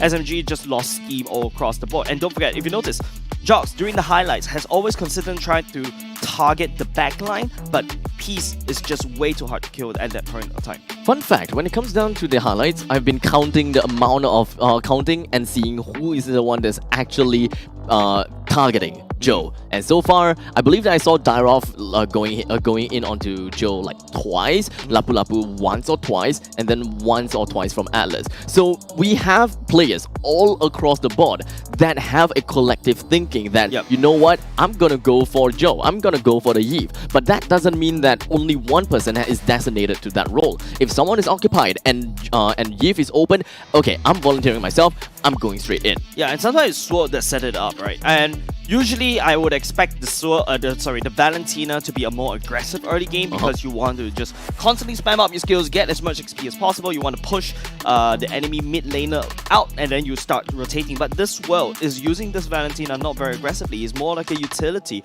to take away the ultimate. I think it boils down to the drop, right? SMG SG, yeah, they were too hyper cautious, and I think they started to make a little bit mistakes during the draft. I think that Yi first pick was a little bit questionable. It kind of shows that, hey, I'm gonna lock in this Eve. Please come in. Please draft something more CC heavy, so that you can attack me. And that's what Revival did.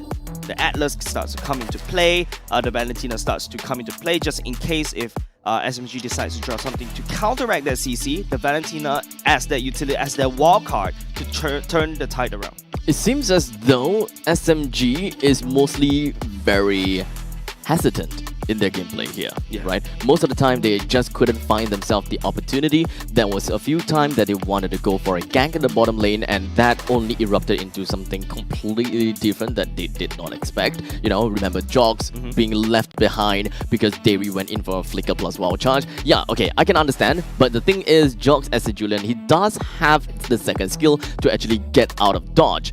But the question is, why didn't he use that to initiate? Was he trying to think that, or does he know something about the fact that maybe he saw someone at the corner of the map, someone is coming to him, so he's just reserving the second skill, the sword, to change into enhanced sword in order for an escape mechanism? That is something that I don't know.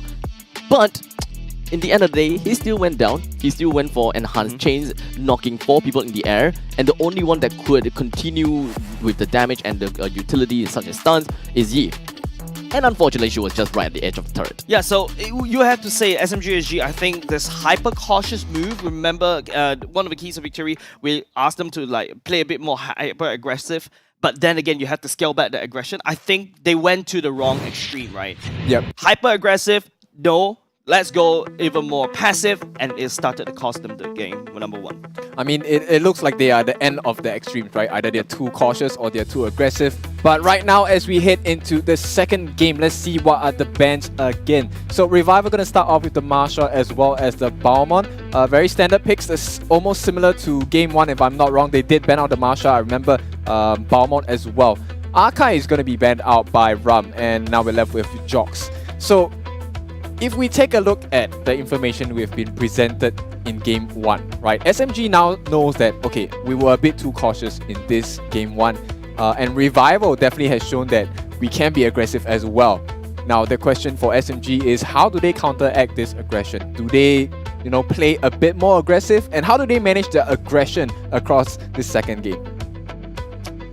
I think it's all about the first pick of Revival. Right now, SMG SG cutting the losses a little bit, right? Like going into game number 2, they need to play a perfect game in order to secure upper bracket, because don't forget, if Revival goes up to taking 11 points, upper bracket is definitely theirs, and that is a very wonderful storyline because don't forget, they don't really have a very good regular season yet. At the last moment, they came online and they won, and now Revival bans away the Aemon instead. It's up to SMG SG. If they don't ban away that Valentina right there, rest assured Revival will take that pick and, you know, give it to Swirl. Once again, they dictate the draft again. SMG SG will need to pick up the scraps. Yep, SMG SG, I mean, the fact that they allowed the Valentina over, I'm very confident that they thought they could outplay the Valentina strats, right? And I think they might, you know, take a step back and reconsider, is this really what Revival has in mind? Because they were punished extremely heavily by this Sword Valentina, right? That constant poke, the mobility on Valentina is extremely irritating towards the end game. When she has her item, she's quite painful as well. So, okay, looks like SMG SG does not want to play against a Valentina. They will ban it out. I mean, it's very obvious, right? From game 1, I would not allow a Valentina through as well. now. Revival first pick. This is very wide open. Don't forget LI4 does have a big hero pool, but okay.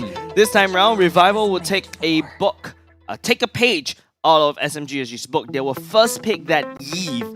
Wow, this is a statement that Revival is sending across the aisle.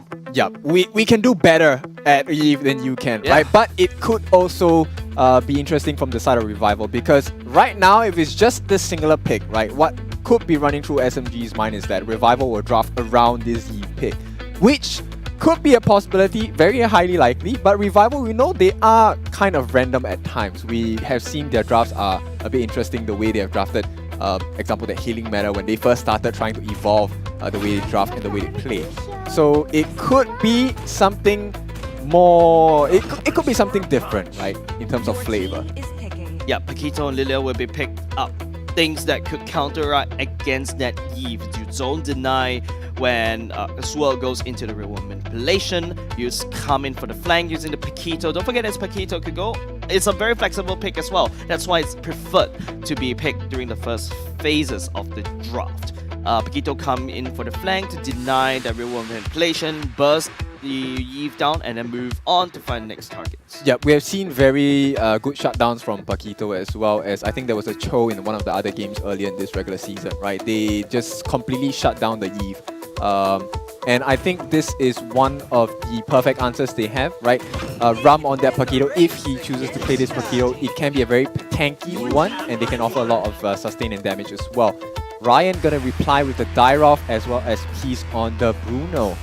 Yep, still wide open. Don't forget LI4 already used the Dyrov in game number 1. This also means that they deny the Esmeralda away from SMG SG, because Esmeralda is something that could also reply to that Eve. So very wise choice coming out from Revival. I'm loving how this draft is going. Just take a look at Bruno's win rate. It's 86%. I mean, the meta has definitely shifted in his favor. I mean, it looks like Revival is potentially picking out SMG's entire lineup from the previous game, right? Which will definitely not happen, but you know, if it happens, that will be quite funny. And it's going to be an Atlas from the side of SMG SG, being picked by Enya, probably not going to be played by him at this point. So now we're going to be looking at the hyper for SMG. What would be a good hyper to go up against Revival? Knowing that, to me now, Revival is kind of like a blank check, right? We might not know how they want to play this. Are they really going to go back to their old style of, oh, let's play super late game, right? Or are they going to just repeat what they've done in game 1 and just manage their aggression, but manage it in a way that is so suffocating for SMG that they could not recover from it? Yeah, I like the fact that the Diggy is only banned right now, guys. SMG SG, you know, that is the Atlas position, right? You pick the Atlas, you ban the Diggy. But I'm very surprised. Like, usually we see the Diggy was first banned all across MPL during week number 4. But now looking at Revival banning away the claws, starting to target against Enya. Can you ask about the question, what is a good hyper from the side of SMG SG? In my opinion, I think they can go back into, like, you know, the Paquito as a hyper to some certain extent, or even the Baxia that could roll in the deep, ignoring the slow punch of the real world manipulation. But of course, Revival, most of the things I've said thus far inside the draft is very tunnel vision against the real world manipulation because of its impact, right? The slow is definitely very annoying. SMG SG, I think they're doing that right now.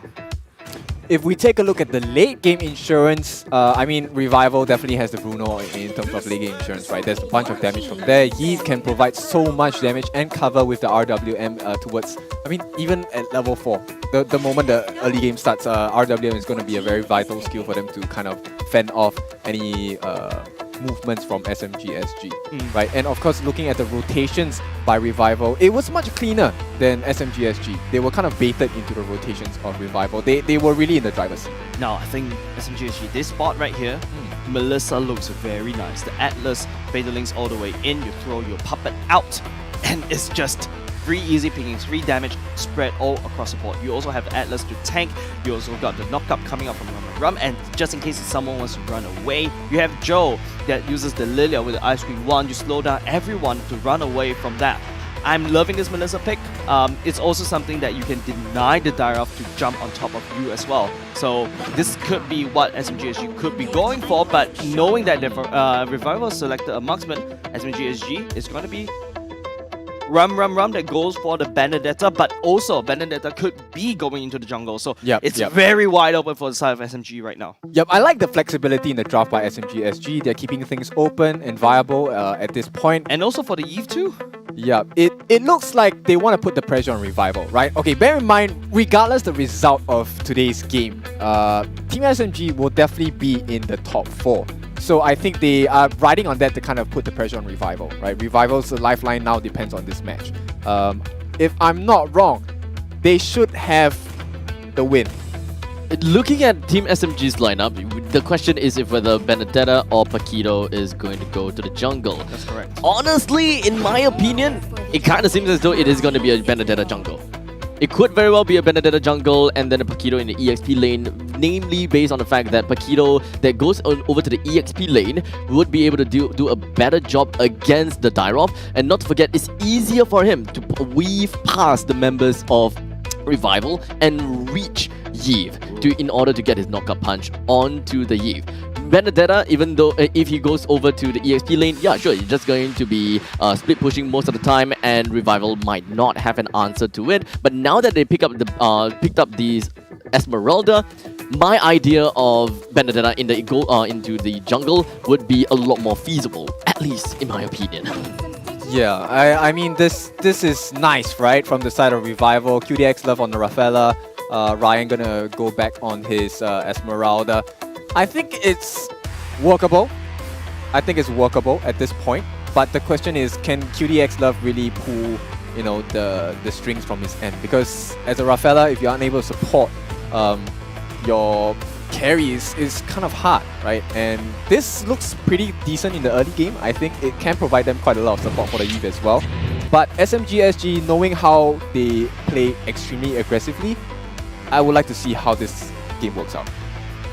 And with that all said and done, ladies and gentlemen, we are going to be going into the Land of Dawn, Sanctum Island, between Team SMG versus Revival. Revival took the first game against SMG.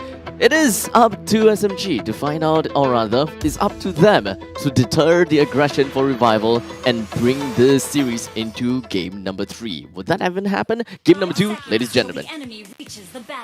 Yes, that's right, that's right. And now, just looking at how... I love this draft coming out from both sides. Both sides know what they want to do once again. I like the Rafaela because of the slow of Joe that could provide. And don't forget the muddles coming out from Enya as well. That is to allow to disengage. At the same time, you also have Ryan to come in for the flanks and the backline as well. But that's where Enya needs to time his ultimate properly to deny LI4 to jump on top of him, to deny the Esmeralda to jump on top of him as well. Alright, so right now we can pretty much tell that the Dyrov is going to go to the jungle and Esmeralda into the EXP lane. Because of the fact that Esmeralda was picked, we pretty much have a very good idea who is going to go where. And as for now, Jox is playing as the Benedetta, so he is going to be the jungle Benedetta. He does have Demon Slayer on him. Very likely he's gonna go tank as well. Rum a quick little run for it, and interestingly, he did pick up Sprint as a respect call over to Swirl that is playing as the Yve. So indeed, he is going to be the one to rush right into the face of Swirl. Having the quick punches, having the movement speed, he's gonna do things pretty efficiently. In the meantime, speaking of efficiently, John's just gonna be moving himself over to the members of Revival. Was hoping that he will be able to avenge for Dairy, but alas, he did not.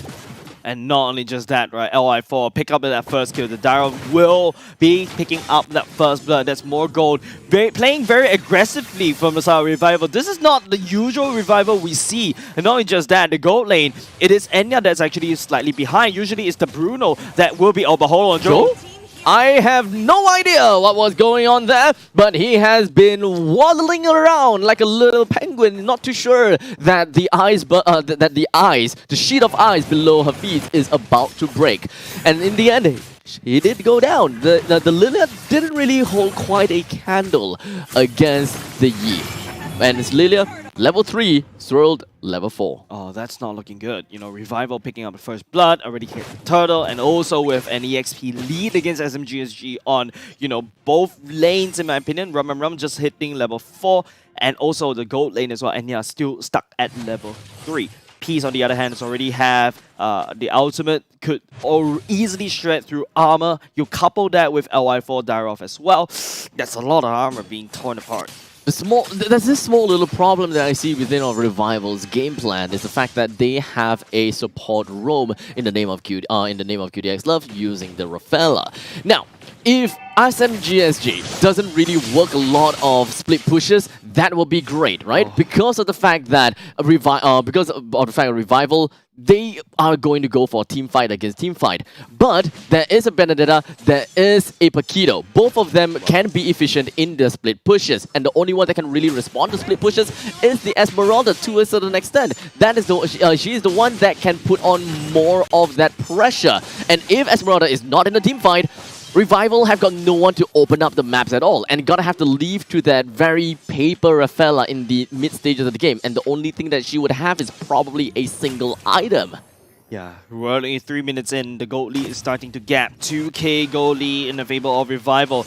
The wave clear is being matched by Swell. Joe starting to keep spamming. The turtle will be coming in 30 seconds, but members of Revival, they've got full map control. Looking at Jox, he's just running away. Tails tucked between his legs, and he will get some damage. Well, LY4 is definitely really painful. In the meantime, there'll be some strikes and connects down onto Dairy. RWM is used to zone Dairy, ensuring that he would not be able to get an easy escape. Now, with Revival into the upper quadrants of SMG's jungle, they are trying to lay down a trap. But unfortunately, SMG is not gonna bite the bait. In the end, they still took their own orange buff. And not only just that, right? Revival forced the ultimate out of Jox, which means that this turtle is definitely free over for Revival again. It's tough for SMG to bounce back this. Look at that.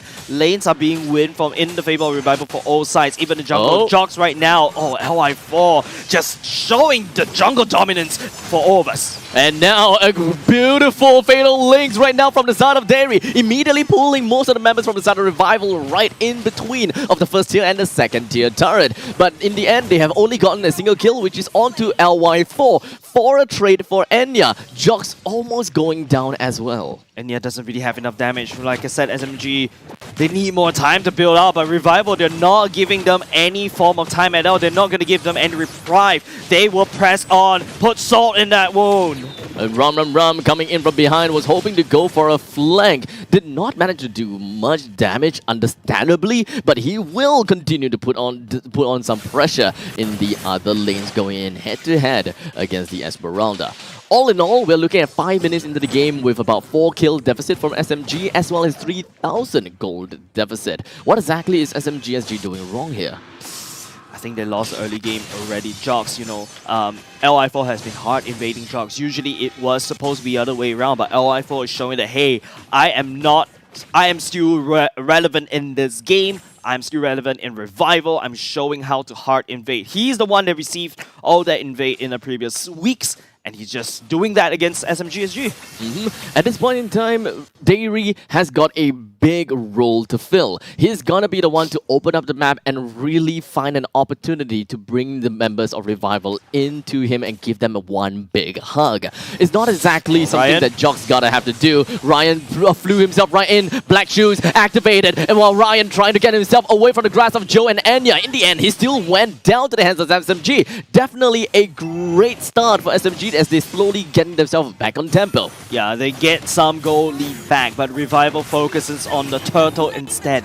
That equalizer wasn't very equalizing at all. Revival still has the turtle advantage. Now SMG SG, they just need to slow it down once again. It's very hard to ask a very hyper-aggressive, but here we go. And Jox, he's wanting to get himself inside, but now we are going to be looking at Peace immediately going straight in because of the Fatal Link, but he did manage to get himself all the way. Now I4 taken down by the hands of SMG, looking to be pretty good as SMG. They're slowly getting themselves kills by kills, albeit only one, but hey, a win is a win. Yeah, one slow step at a time. SMG, they're closing out their gold gap right here.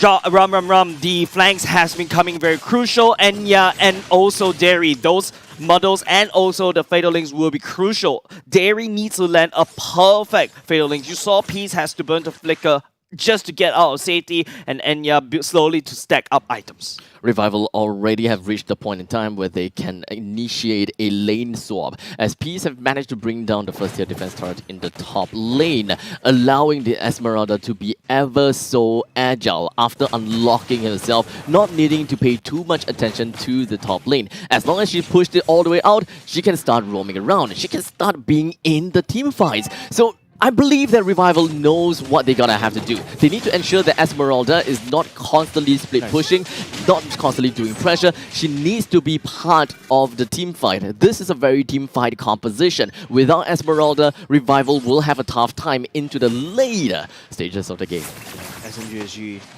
They're starting to pick up the items, the goal lead's starting to close, but a Revival right here looking for some pick-offs. They need to try to make sure that they find Enya to stop him from actually scaling, but at the same time, you know, you see QDX Love just staying around Peace, making sure that he's well protected, and there's also that heal, there's also that map opening from the side of QDX Love. This Rafaela actually pulling its own weight. Somehow Rafaela is still able to open up the map pretty nicely. Yeah. SMG is pretty darn scared as well. They haven't been starting up fights, but right as I was talking about it, they did manage to start out a fight. As now Swerve, they immediately went straight in for the Purify to get himself out of the Fatal Links. Darien unfortunately was caught in the crossfire right after Fatal Links, taken down by the hands of Bruno. Joe is also taken down with 2 casualties from the side of SMG. So much investment all the way just to kill LY4. That was a big statement provided from Revival all the way to SMG SG. Sword need to burn the Purify just to get out of dodge.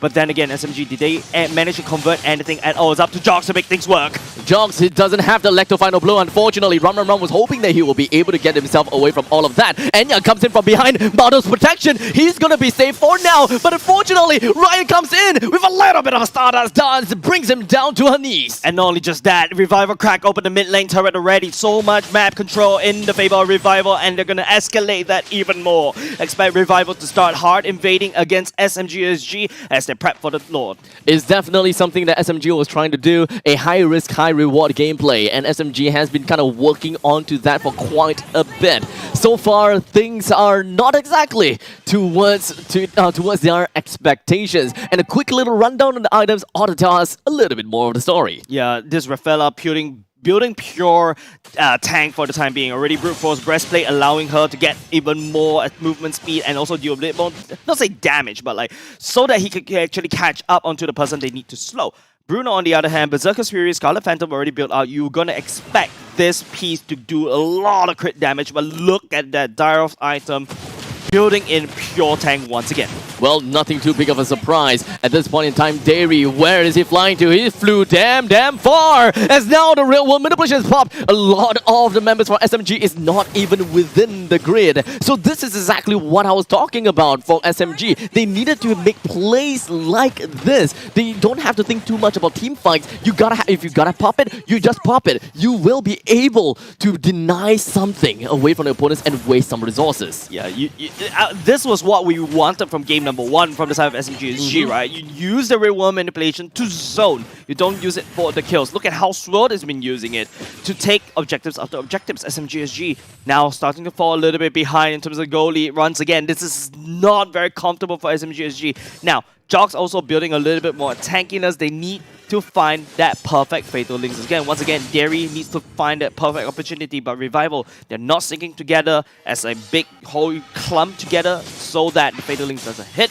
And this makes sure that they stay safe. This is a very unfortunate thing for me to say, but this game relies a lot onto Dairy. Yeah. Yes, Jogs can just go in, do a bit of damage, you know, passive damage and burn coming in from the Cursed Helm, and not to forget, you know, all of the skills that Jogs is able to bring right through. But the one that really makes the play is going to be Atlas. As long as he makes one good Fatal Link, the members of Revival is going to be sent into a frenzy. Thanks to Joe, thanks to Enya, Ram will be able to get himself closer to Swirl. It doesn't really even matter if Swirl is not caught within of the Fatal Links because we have a Paquito.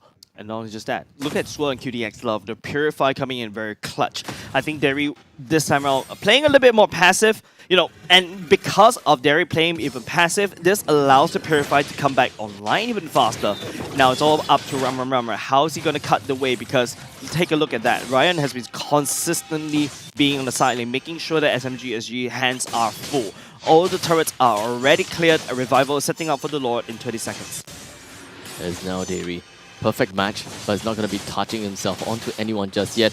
Jock jumps himself right behind the QDX glove. He got a bit of an idea and of course opened up the map for his fellow team so that they know when to jump right in. And this is the point in time. Ryan came from behind. He did manage to snatch right out of Enya. That is a surprise for both sides. And SMG is the one that suffered the most amount of casualty. And there's no way that SMG SG could get out there. Derry was a little bit too aggressive, pulling everyone down. But then again, Revival turned the tail around. QDX love, this heal, this slows. The slow denial for the side Revival is actually making it work. It's a 4 versus 1. Revival doesn't have the Lord. So hey, at least the good thing for SMG is that they managed to keep themselves in the game for a little tad bit while longer. The Lord is now available. 42,000 HP onto itself. SMG has now all came back to life. Derry has put himself at the top brush and was hoping that he will be able to keep an eye on the Lord. But now they have no vision. The only thing that they can do is fight back the members from Revival, which is definitely something that they will do. As now it is going to be Esmeralda taken down. Swole brings up to the grid. But all of the members from SMG runs quickly away. Bruno stayed behind to deal with the Lord. While the rest of the members coming from the side of Revival just going to be continuing down. The Void Chris unfortunately wasn't able to do much, but that is the Abyssal Strike. He connects down on the members of SMG. Continues to rain down hammers and pain. That is 3 members from SMG taken down. The Lord is still not taken yet. LY for the massive daddy or Revival. Man, SMG SG poured every single thing onto that guy and he can't be killed. And top that with QDX Gloves' heal, it just makes it ridiculous for SMG SG to deal with, and Revival, they have the Lord now. Well, finally, they have got the Lord.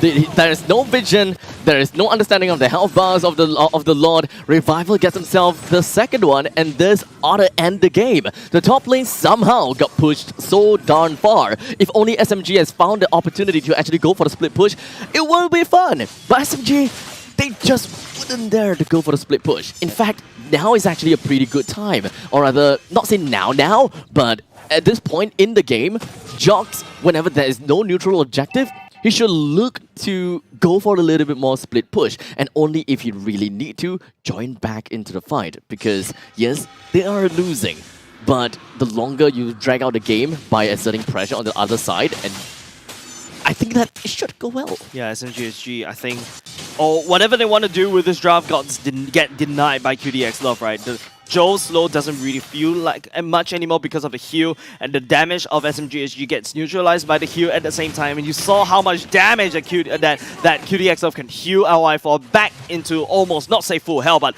so much damage on the side of SMG SG just get nullified by Revival's draft right here. And now bottom lane has been cracked open. Revival, just have to set up the siege. Ram finally has got his Hunter Strike, so even he himself can go for some split push. But would that even be any possibility? Would they even be able to drag on the game long enough? Derry still has his Fatal Links, and all of the members from Revival is pretty close to one another. Going through the gates here in the middle lane is when things are gonna be great. But here comes Jocks coming from behind, trying to tackle down the Swirl. That Electro-Final Blow will be able to deal a decent amount of damage on the Swirl. Round continues down the Swirl, but to take a look at the back lines, it is gonna be Derry. He did manage to connect his Fatal Links onto quite a lot of people. And yeah, unfortunately, it's going to be in the hot eyes of peace, but he did manage to enter himself right into the fountain just in the nick of time. Jocks, he bought a lot of time as well as he continues down to take all the damage on the 4 other people. But Revival, they continued on.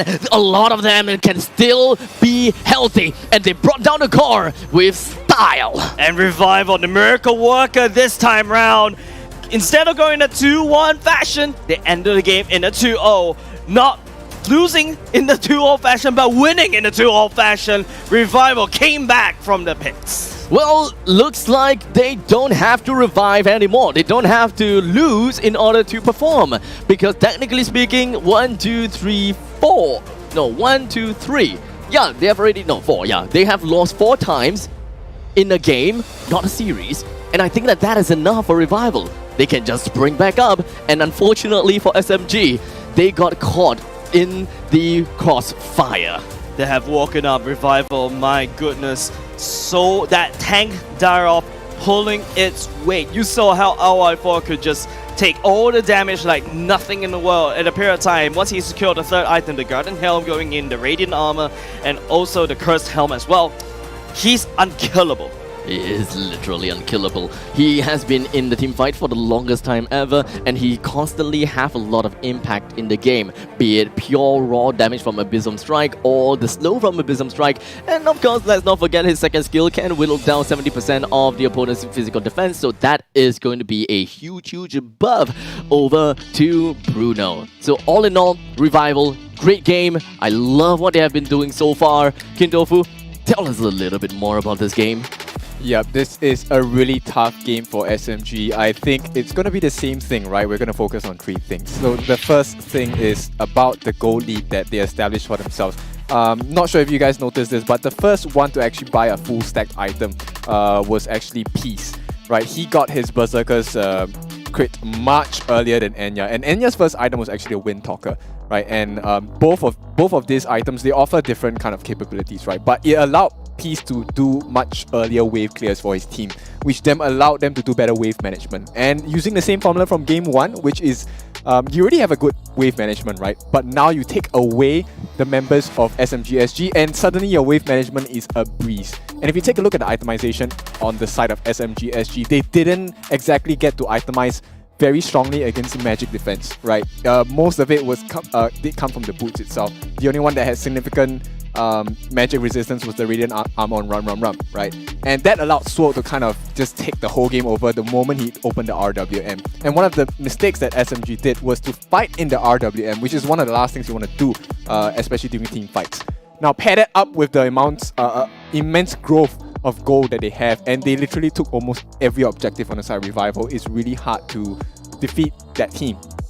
And this was all before we had the last 2 Immortalities that came on board, came online for Revival. This was all before Immortality came on board. So even if they managed to settle that problem, I think they needed to hold the game for another 3 to 4 more minutes, which is too late, you know, in that case. So SMG, I mean, good job on trying, but Revival was just so much stronger. I'm actually, you know, up until now, that I believe that for a lot of the viewers out there, there is still some question marks into their head, right? Because so far, when we are looking at Revival, when they fought for like Zion, Evil, Stellark, Flash, yes, they won the series, but it was not a convincing victory. But now, this is a convincing victory against SMG SG. And I gotta have to say, they definitely trumped over a lot of people. Yep, we will go into this other stats as well. The kill participation on the side of Revival, pretty high as well.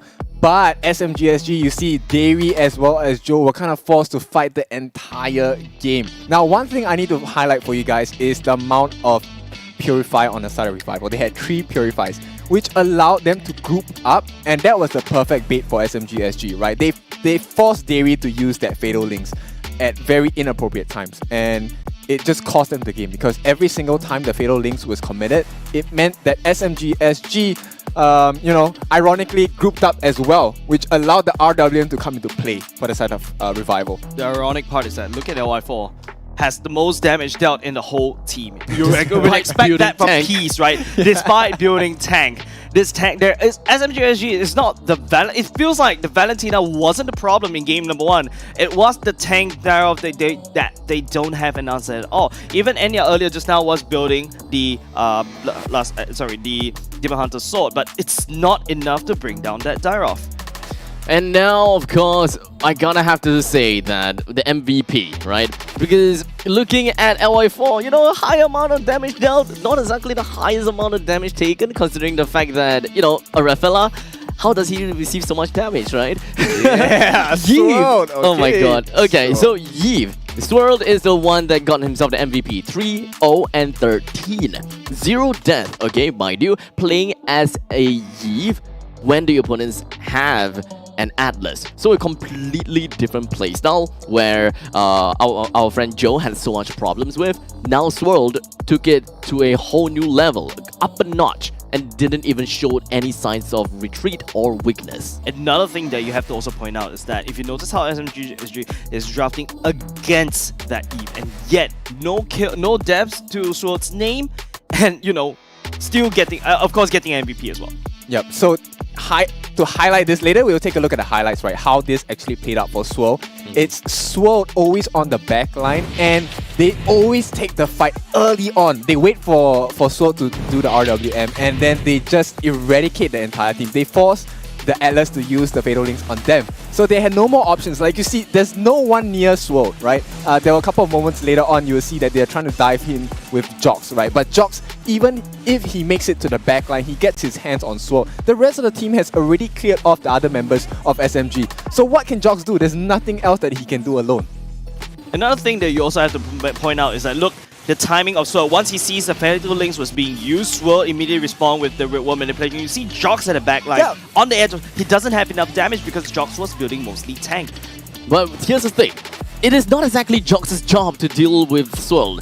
Unfortunately, it is actually Rum's job and Dairy's job, but none of them could get in close enough on the Swirl, and I guess that is the problem right there. They want to rely a lot on Paquito's knockout punches. He even have sprint in order to get in your face of this Yeep. But I guess one thing that made things technically a little bit tough is maybe from all the slows coming up.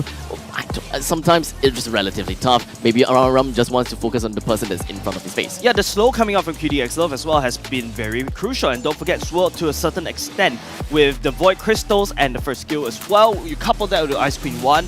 You would have thought that the Lilia is the one that should be dealing the slows to prevent, Revival to run away. But QDX Love was the one that denied that slow with that wonderful drop of the Raffaello. There could also be a possibility that Ram, instead of heading towards the Eve, he always want to look out for the opportunity where Dairy actually pulls off the Fatal Links, such as underneath the first tier turret in the middle lane. I believe that what he was doing was just really preoccupied with dealing as much damage as possible to that front line who was connected by the Fatal Links. But unfortunately, they all collectively doesn't really quite have enough damage, and to make matters worse is the fact that Eve is still behind. And by the time that the team realizes that, yeah, someone should have dealt with the Eve, it was a little bit too late. It was tough. I think here's the same thing, right? Same thing as game 1.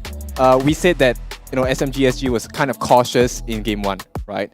But now, I think they need to be a bit more aggressive. They took too many fights and too many breaks in between, right? They always had the Purify up on the side of Revival, and that just allowed them to just cancel out Atlas at all times. Yeah, I really have to agree with that, right? I did point out during the games, like, there's always Purify ready, and you can see Dairy just slightly hesitating to try to attack, and that hesitation costed game number 1 and game number 2.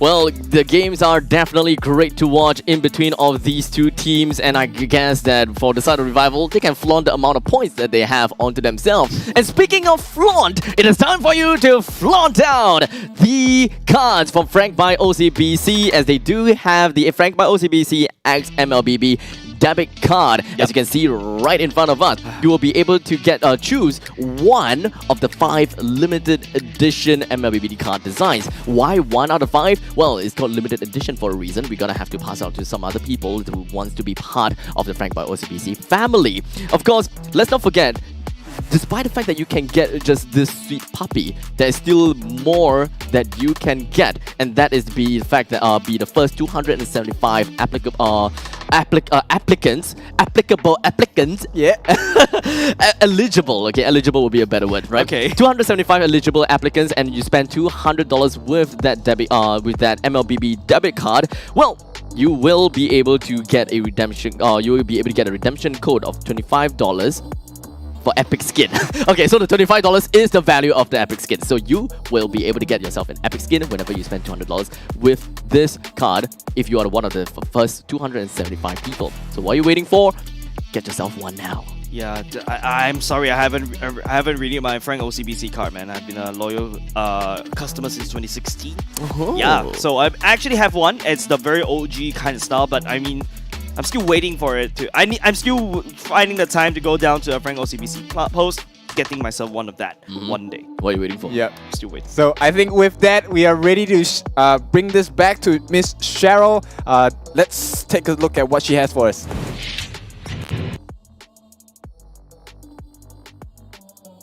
That was absolutely broken. And here I have the dear enabler of that tanked Giraffe right beside me. I have QDX Love today for this interview segment. Once again, congratulations, guys. Thank you. You did a fantastic job. Now we do have some questions. Now, game 1 was fully in Revival's control with a whopping 11k goal lead, and you did an amazing fatal links on the entire SMG roster at the end. And may I add, you came out alive as well. So how did you feel about that game?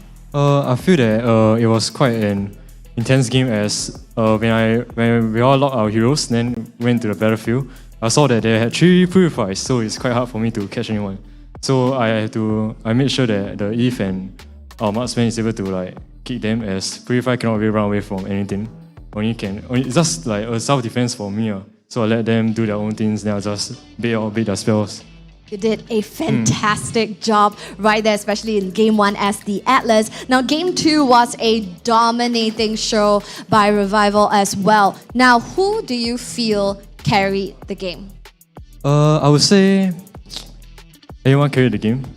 As our ESP, Golin, RI4, securing all the turtles and staying there, the Lord. So being a great mage over there, zoning and damaging everyone. Yeah, everyone played well. Yeah, and you're the enabler. As I mentioned, the enabler. LY4 was absolutely broken at that point. He was just something that everybody tried to kill, but just everybody was dead before, he could do anything. So that was really, really awesome, fantastic stuff. And you guys got all the objectives as well, turrets, turtles, lords, fantastic. Now, how do you feel now that Revival is now 3rd on the overall standings, catapulting you to the upper bracket? How do you guys feel? It feels very great as we managed to push ourselves from the bottom from 7th to 6th to 5th, 4th, 3rd. Yeah, so it feels great, and we'll be able to fight Slate Esports again, get our revenge, things like that. Yeah, have a good battle in the playoffs. Do you feel like kind of the rough start in the initial part of the regular season make you guys hungrier? Yes, in a sense. Because at the start we were still finalizing our roster, testing out players and things like that. So we finalized and prepare to go. And yeah. That's absolutely magical to watch. Now, next question is, do you have anything that you want to say to the team, given now it's the last day of the regular season? Any things that you want to say to your teammates in preparation for playoffs? Okay, guys, let's do our best. So, do your best, right? Okay, always zone people. We're a good mage and don't get caught. Vernon, yes, do all the damage. RI4, secure all the turtles, lords. And Ryan, always maneuver around them and flank. And what will you do? I will just get carried. And passively make sure to do some good draft. And Jason, thank you for managing us. Wow, fantastic. Now, that's great delegation right there. Everybody, you have all these roles and I'll just get carried.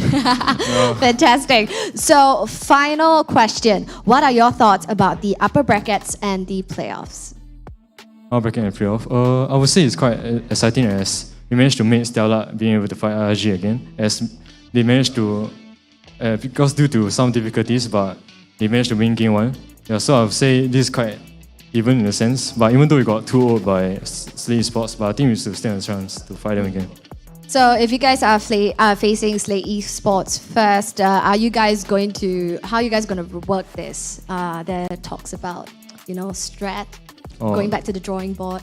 I guess we can rewatch the RSG versus Slate again, and then see what's their weakness and things like that. Then we can do our homework and see them in playoffs, and hope for the best. Fantastic. Now that is something that we will be anticipating. Thank you so much, QDX Love. No Fantastic. problem. Thank you. Thank you. Now that was a magical match to watch. Now the next one as well is something that you don't want to miss. Happening at 7 p.m. we have Slate versus Zion Esports. Stick around and we'll see you then.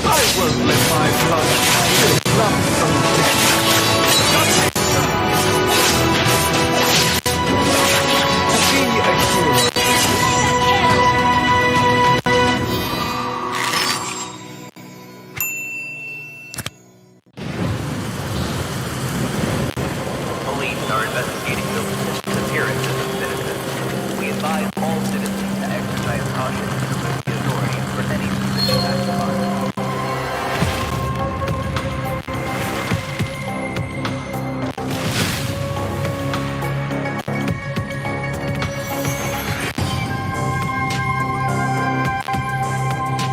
I promised her I'll live and fight for the two of us.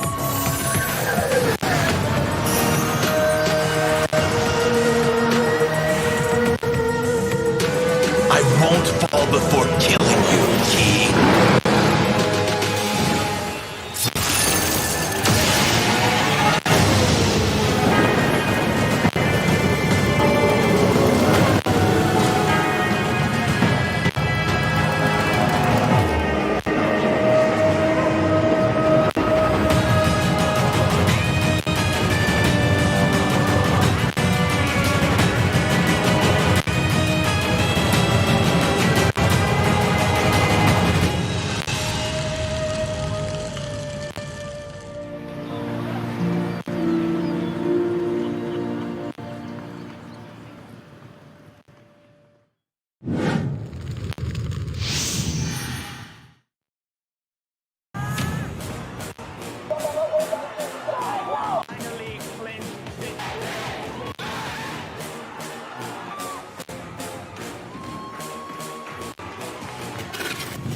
It's the era of change, a time where new teams fight old teams.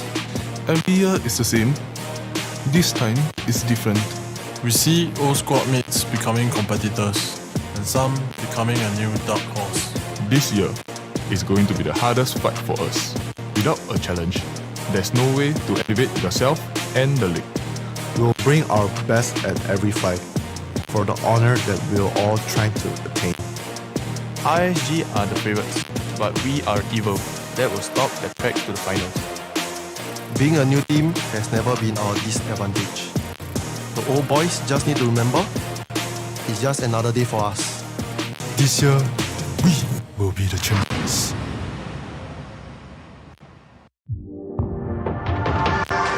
What's the biggest obstacle for you guys to achieve M4? Like beating RSG and Evo also. Yeah. It's And really- maybe stage fright also. Like for the new players like Mango and Latte, they might have stage fright when they play on stage. Like there's audiences. Correct. Yeah. Oh yeah. So I think one of the obstacles that we will face is we have to learn how to make sure that they are ready first and foremost, and also make sure that they can perform well, like keep their cool and not get mentally like tilted or anything. What happened in the last grand finals? What was going through your mind during grand finals? Things didn't go our way, and like everything that went wrong. Like it was like them fighting us at our lowest and them at their highest.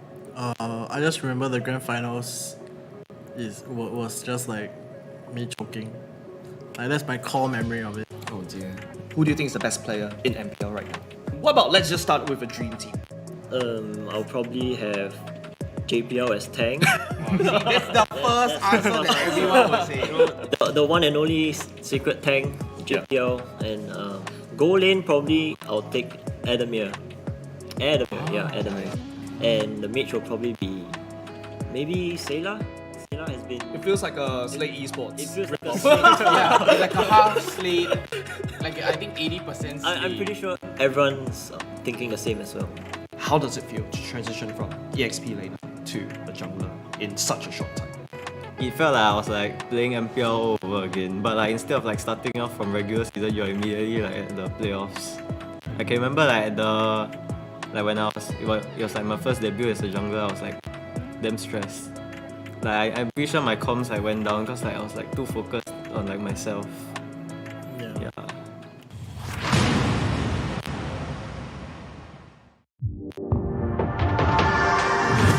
Alright, let's go. Who do you think are the top 3 heroes and why so?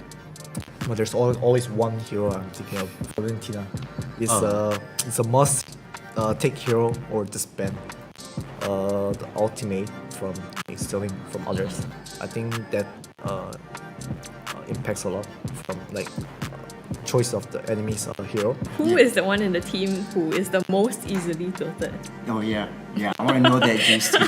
The most likely one is him. That's pretty honest. Yeah, because Okay, he's very ambitious, so he gets tilted very easily. Who is the weakest player in your team? William.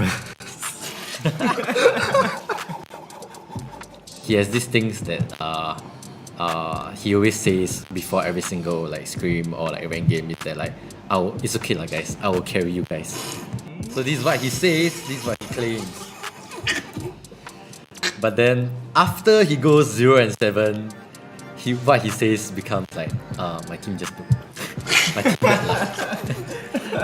There's only one bronze on the team and it's him. But my team bad lah. I don't remember the game, bro. You know, I've seen a lot of games where they target you specifically and try to shut you down as well, right? So how does that play out? What's your strategy to overcome that? Make sure that I see coming, because being prepared is different from being unprepared. Sometimes I will put a lot of responsibility on Carrot, because he's my tank. So I tell him that you have to protect me here, protect me there. I will sometimes tell him what to do. So Carrot is most of the time responsible for me lah.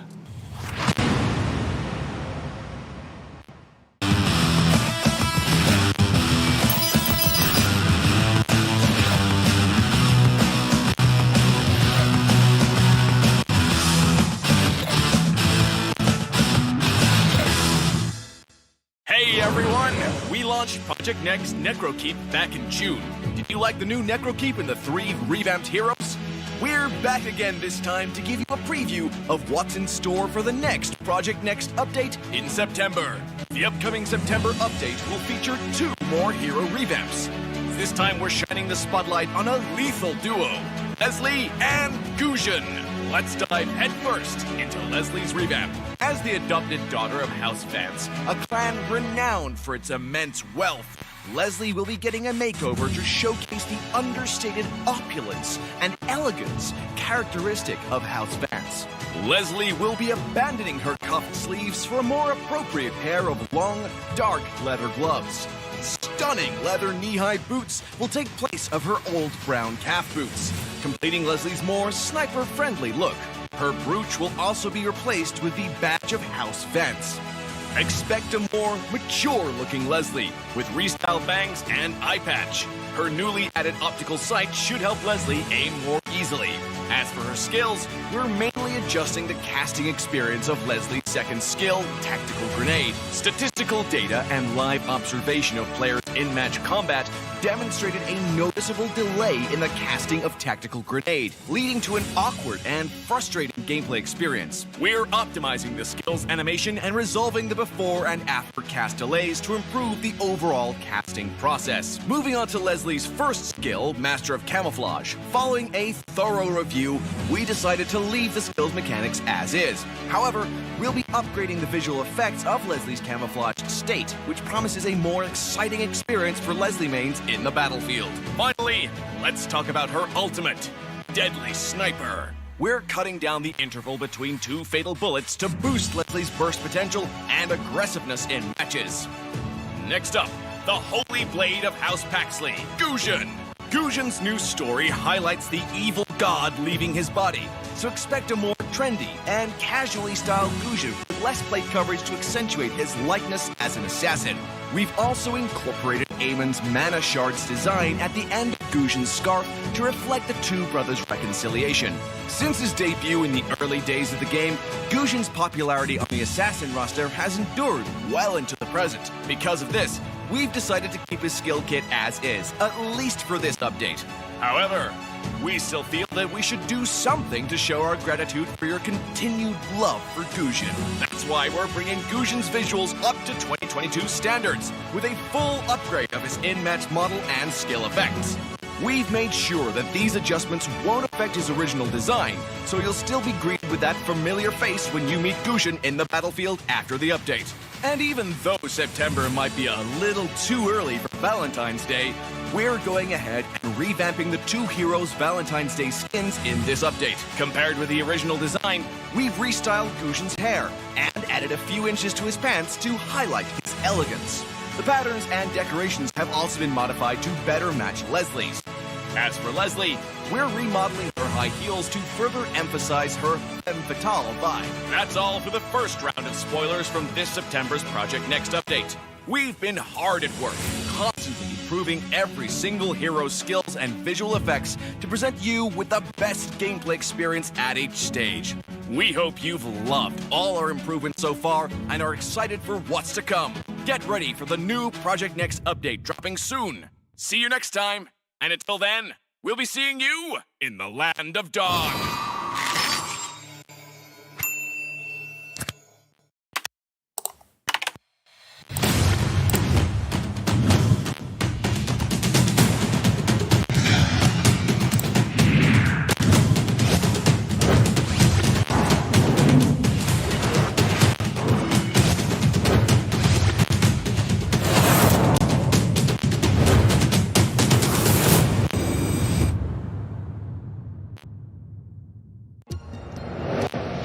I am Optimus Prime.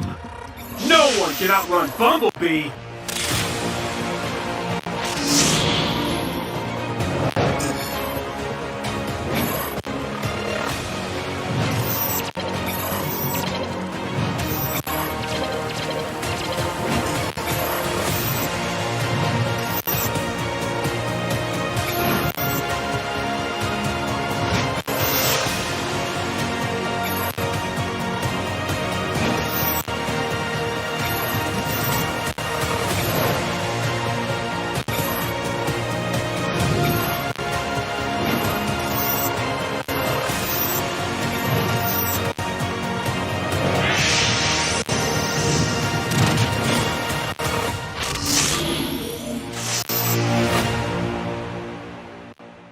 OSIM. Who is going to be your biggest obstacle coming in this MPL SG? I think the biggest obstacle is the first two teams that we are facing off. If I'm not wrong, it's RSG and EVOS, right? Because they have always been in a top 2 spot. Who is the player to look out for this season? I think we can look out for Stellark. Spicy Stellark SG. Bambi, Fossa, Singh, all came out from retirement trying to do a second revival. I don't know. Reviving their careers. I think they felt the itch. They have this player, I think, it's from Laos import. He has 35 Supremes, the highest 10k points. We'll see how he does in the scene. I mean, professional gaming and ranked games is just two different things, I would say. Yeah, they say it's easy, then come on, let's see how he performs. 10k points. My whole life I haven't even reached the 10k, man. I think my highest points was 2k. So divided by 5 of his. Come on, man. I can't. Let's see. Do you have any tactics, strategy that you have in mind already? The only tactic we have, right, is to train harder. Train harder, right? okay. Because back again, we just formed newly and we do not have much experience with one another. But I'm pretty sure with our lineup with players like Fossa, Singh, or Odia Bambi, right, we'll definitely reach a whole new level that none of the current SG players will witness before, right? You're saying that Stellark is a team to watch in MPL, but the way you're saying it, where do you think they're going to place? I don't know, they're a team full of experience, but now I think age is getting a problem for esports, so maybe lower 6-0.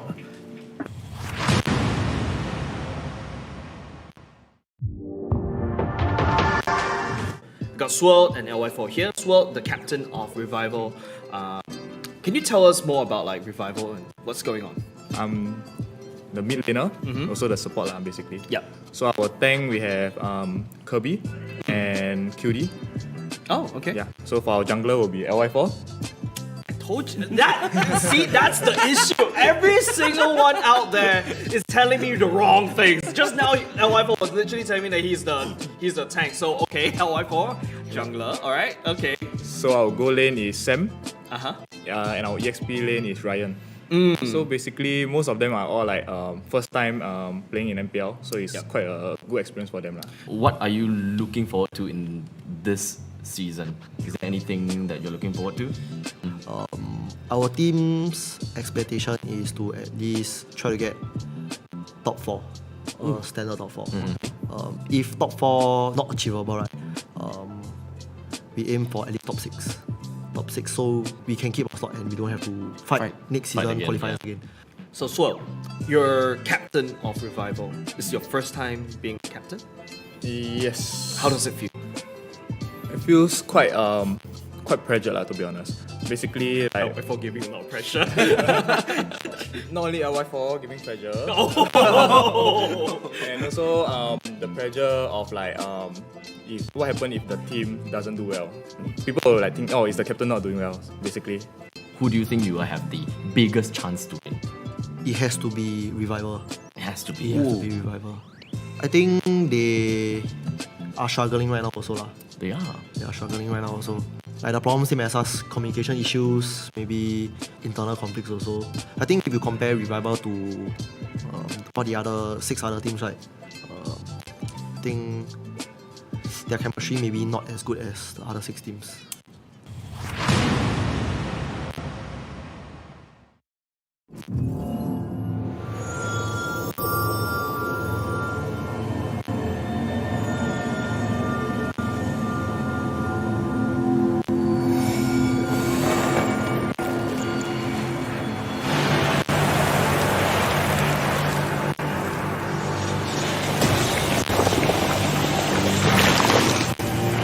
Hello, little friend.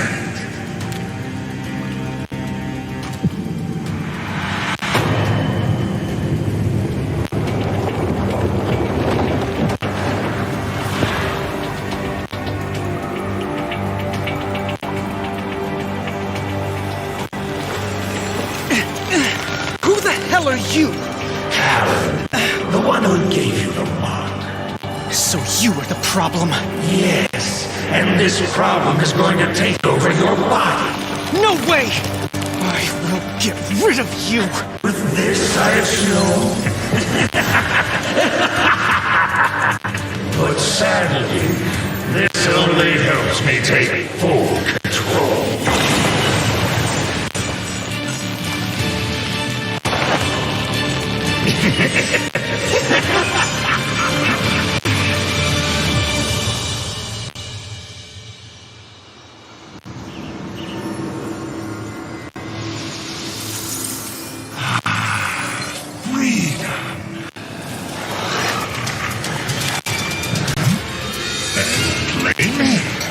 Hand over the stone!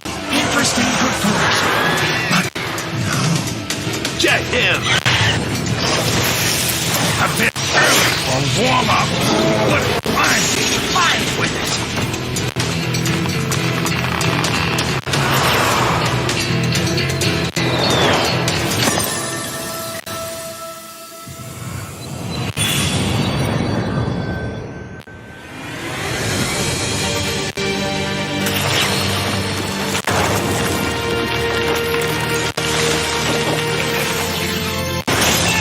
Even if you have the heart of animal, I, Gusion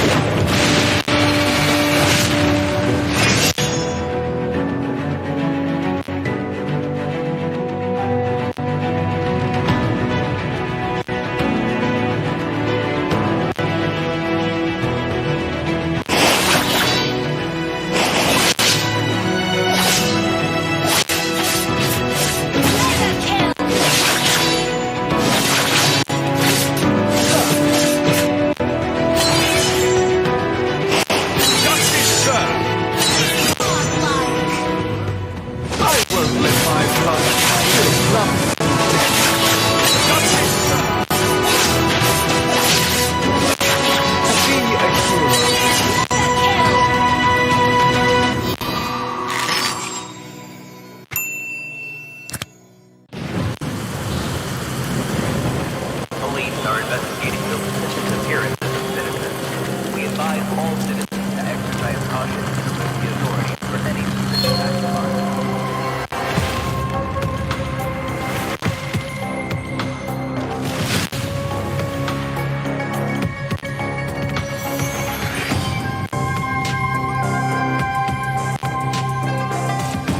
I promised her I'll live and fight for the two of us.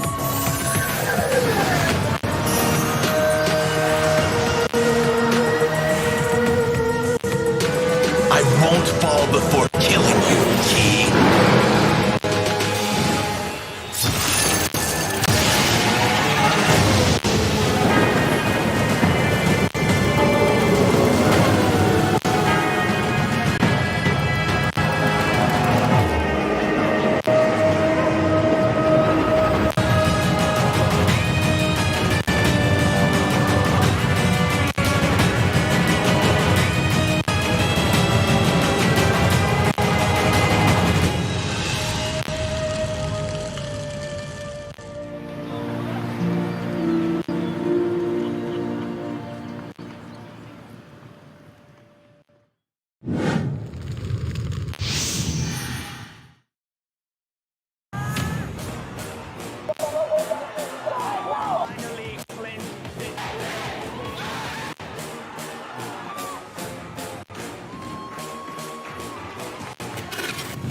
It's the era of change, a time where new teams fight old teams.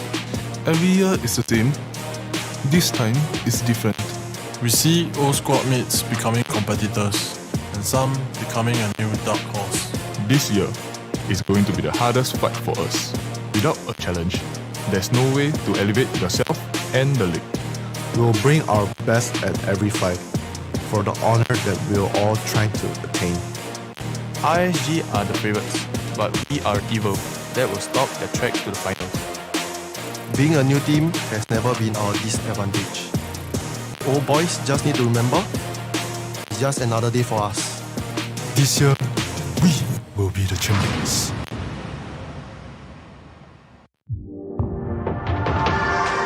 What's the biggest obstacle for you guys to achieve M4?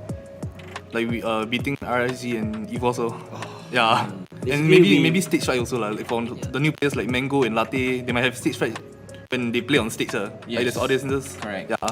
Oh yeah. So I think one of the obstacles that we will face is we have to learn how to make sure that they are ready first and foremost, and also make sure that they can perform well, like keep their cool and not get mentally like tilted or anything. Yeah. What happened in the last grand finals? What was going through your mind during grand finals? Things didn't go our way, and like everything that went wrong. Like it was like them fighting us at our lowest and them at their highest. I just remember the grand finals was just like me choking. Like that's my core memory of it. Oh dear. Who do you think is the best player in MPL right now? What about let's just start with a dream team? I'll probably have JPL as tank. That's the first answer that everyone will say. The one and only secret tank, JPL, and goal lane probably I'll take Adamir. Adamir. And the mage will probably be maybe Sayla. Sayla has been. It feels like a Slate Esports. It feels like a rip-off. Yeah, it's like a half Slate. Like, I think 80% Slate. I'm pretty sure everyone's thinking the same as well. How does it feel to transition from EXP laner to a jungler in such a short time? It felt like I was like playing MPL all over again, but like instead of like starting off from regular season, you're immediately like at the playoffs. I can remember like when I was it was like my first debut as a jungler, I was like damn stressed. Like I'm pretty sure my comms like went down because like I was like too focused on like myself. Yeah.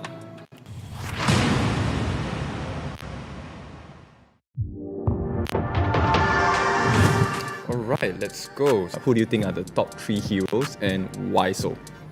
But there's always one hero I'm thinking of, Valentina. It's a must take hero or disband the ultimate from stealing from others. I think that impacts a lot from like choice of the enemy's hero. Who is the one in the team who is the most easily tilted? Oh yeah, I want to know that news too. The most likely one is him. That's pretty honest. Because Okay, he's very ambitious, so he gets tilted very easily. Who is the weakest player in your team? William. He has these things that he always says before every single like scrim or like rank game is that like, it's okay lah guys, I will carry you guys. So this is what he says, this is what he claims. But then after he goes 0 and 7, what he says becomes like, my team just my team bad lah. There's only one bronze on the team and it's him, but my team bad lah. I don't remember the game, bro. You know, I've seen a lot of games where they target you specifically and try to shut you down as well, right? So how does that play out? What's your strategy to overcome that? Make sure that I see coming, because being prepared is different from being unprepared. Sometimes I will put a lot of responsibility on Carrot, because he's my tank. So I tell him that you have to protect me here, protect me there. I was not telling him what to do. So Carrot is most of the time responsible for me lah.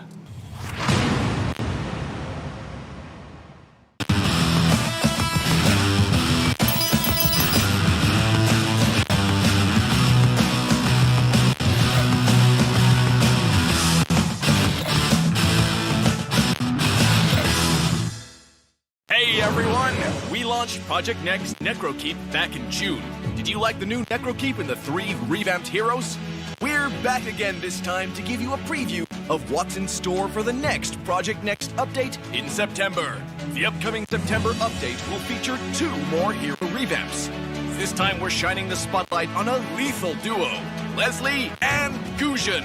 Let's dive headfirst into Leslie's revamp. As the adopted daughter of House Vance, a clan renowned for its immense wealth, Leslie will be getting a makeover to showcase the understated opulence and elegance characteristic of House Vance. Leslie will be abandoning her cuffed sleeves for a more appropriate pair of long, dark leather gloves. Stunning leather knee-high boots will take place of her old brown calf boots, completing Leslie's more sniper-friendly look. Her brooch will also be replaced with the badge of House Vance. Expect a more mature-looking Leslie, with restyled bangs and eye patch. Her newly added optical sight should help Leslie aim more easily. As for her skills, we're mainly adjusting the casting experience of Leslie's second skill, Tactical Grenade. Statistical data and live observation of players in match combat demonstrated a noticeable delay in the casting of Tactical Grenade, leading to an awkward and frustrating gameplay experience. We're optimizing the skills animation and resolving the before and after cast delays to improve the overall casting process. Moving on to Leslie's first skill, Master of Camouflage. Following a thorough review, we decided to leave the skill's mechanics as is. However, we'll be upgrading the visual effects of Leslie's camouflaged state, which promises a more exciting experience for Leslie mains in the battlefield. Finally, let's talk about her ultimate, Deadly Sniper. We're cutting down the interval between 2 fatal bullets to boost Leslie's burst potential and aggressiveness in matches. Next up, the Holy Blade of House Paxley, Gusion. Gusion's new story highlights the evil god leaving his body, so expect a more trendy and casually styled Gusion with less plate coverage to accentuate his likeness as an assassin. We've also incorporated Eamon's Mana Shards design at the end of Gusion's scarf to reflect the 2 brothers' reconciliation. Since his debut in the early days of the game, Gusion's popularity on the assassin roster has endured well into the present. Because of this, we've decided to keep his skill kit as is, at least for this update. However, we still feel that we should do something to show our gratitude for your continued love for Gusion. That's why we're bringing Gusion's visuals up to 2022 standards, with a full upgrade of his in-match model and skill effects. We've made sure that these adjustments won't affect his original design, so you'll still be greeted with that familiar face when you meet Gusion in the battlefield after the update. And even though September might be a little too early for Valentine's Day, we're going ahead and revamping the 2 heroes' Valentine's Day skins in this update. Compared with the original design, we've restyled Gusion's hair and added a few inches to his pants to highlight his elegance. The patterns and decorations have also been modified to better match Leslie's. As for Leslie, we're remodeling her high heels to further emphasize her femme fatale vibe. That's all for the first round of spoilers from this September's Project Next update. We've been hard at work, constantly improving every single hero's skills and visual effects to present you with the best gameplay experience at each stage. We hope you've loved all our improvements so far and are excited for what's to come. Get ready for the new Project Next update dropping soon. See you next time, and until then, we'll be seeing you in the Land of Dog.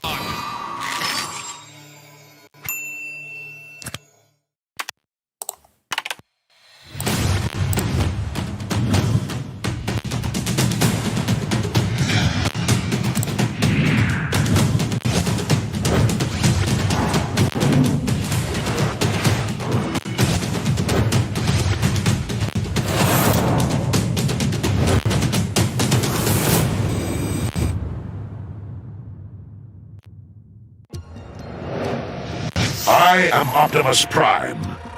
No one can outrun Bumblebee!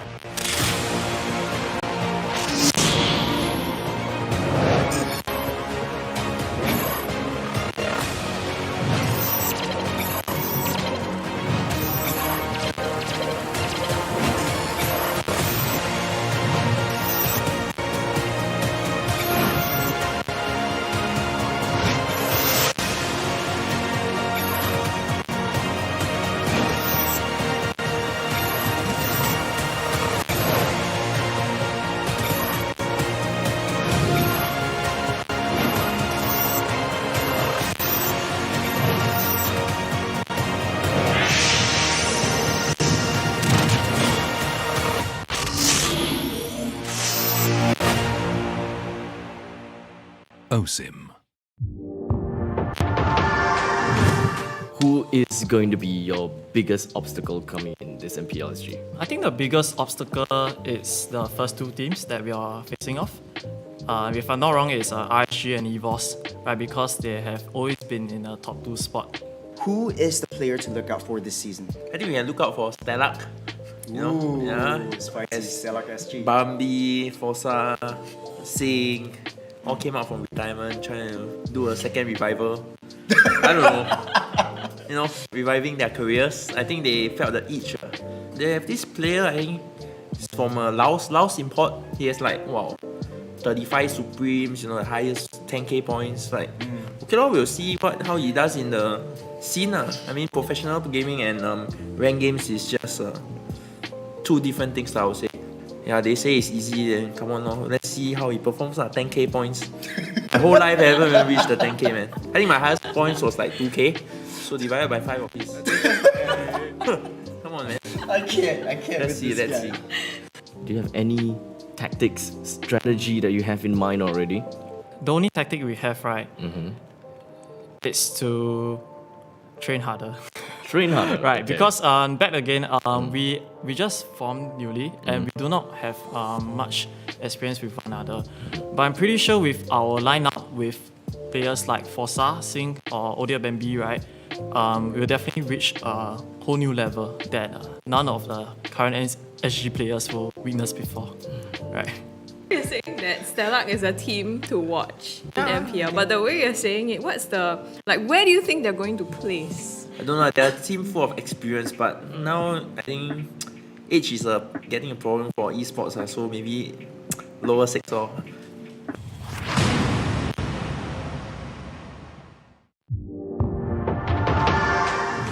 Got Swirl and LY4 here. Swirl, the captain of Revival. Can you tell us more about Revival and what's going on? I'm the mid laner, also the support basically. Yep. So our tank we have Kirby and QD. Oh, okay. Yeah. So for our jungler will be LY4. I told you that. See, that's the issue. Every single one out there is telling me the wrong things. Just now, LY4 was literally telling me that he's the tank. So okay, LY4 jungler. All right. Okay. So our goal lane is Sam. And our EXP lane is Ryan. So basically, most of them are all first time playing in MPL. So it's quite a good experience for them. What are you looking forward to in this season? Is there anything that you're looking forward to? Our team's expectation is to at least try to get top 4, standard top 4. Okay. If top 4 not achievable, right, we aim for at least top 6. Top 6, so we can keep our slot and we don't have to fight next season qualifiers again. So Swirl, you're captain of Revival. This is your first time being a captain? Yes. How does it feel?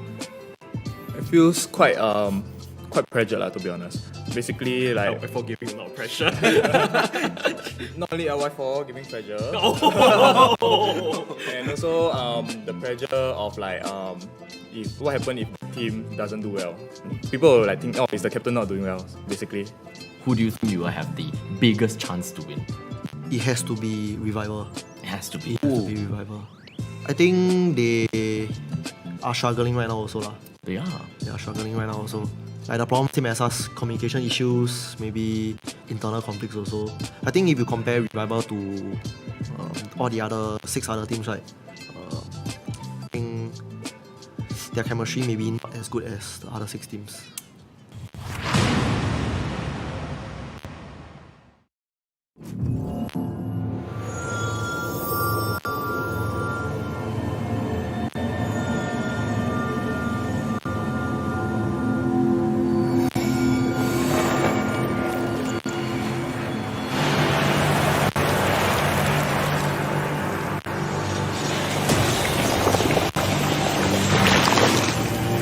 Hello, little friend.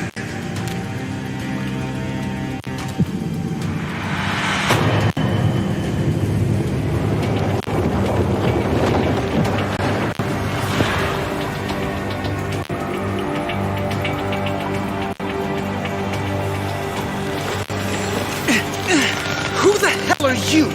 Alan, the one who gave you the mark. So you are the problem? Yes, and this problem is going to take over your body. No way! I will get rid of you! With this, I assume. But sadly, this only helps me take full control.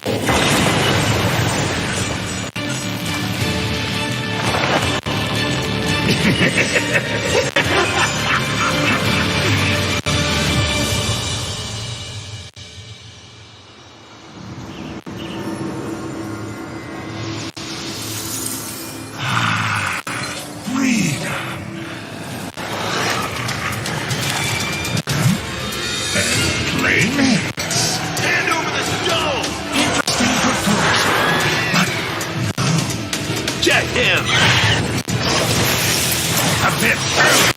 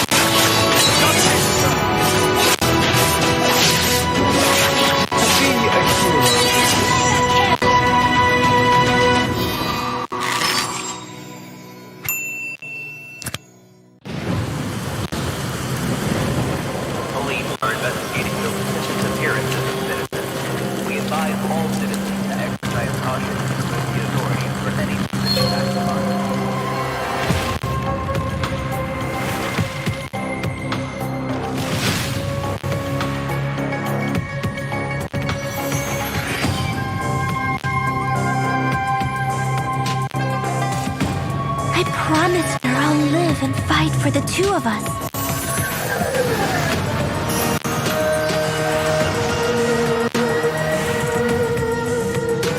I won't fall before killing you, Key.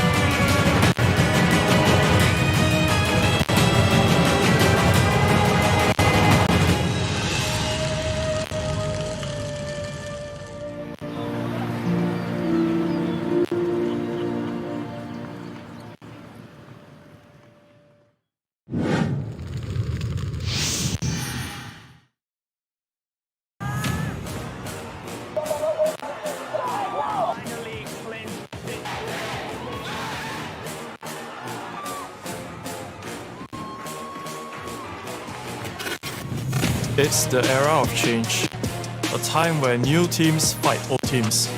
Every year is the same. This time is different. We see old squad mates becoming competitors, and some becoming a new dark horse.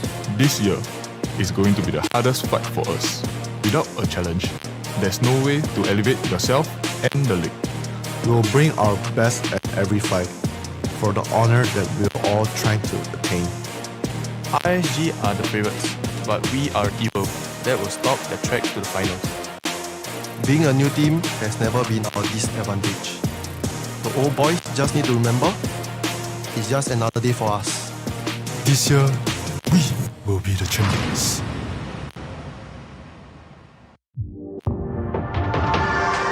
What's the biggest obstacle for you guys to achieve MPL? Like we beating RSG and EVE also. Yeah. It's And really- maybe stage fright also like for the new players like Mango and Latte, they might have stage fright when they play on stage. Like there's audiences. Correct. Yeah. Oh yeah. So I think one of the obstacles that we will face is we have to learn how to make sure that they are ready first and foremost, and also make sure that they can perform well, like keep their cool and not get mentally like tilted or anything. Yeah. What happened in the last grand finals? What was going through your mind during grand finals? Things didn't go our way, and like everything that went wrong. Like it was like them fighting us at our lowest and them at their highest. I just remember the grand finals was just like me choking. Like that's my core memory of it. Oh dear. Who do you think is the best player in MPL right now? What about, let's just start with a dream team. I'll probably have JPL as tag. That's the first answer that everyone will say. The one and only secret tank, JPL, and goal lane probably I'll take Adamir. Adamir. And the mage will probably be maybe Sayla. Sayla has been. It feels like a Slate Esports. It feels like a Yeah, it's like a half Slate. Like I think 80%. I'm pretty sure everyone's thinking the same as well. How does it feel to transition from EXP laner to a jungler in such a short time? It felt like I was like playing MPL all over again, but like instead of like starting off from regular season, you're immediately like at the playoffs. I can remember like when I was it was like my first debut as a jungler, I was like damn stressed. Like I'm pretty sure my comms like went down because like I was like too focused on like myself. Yeah.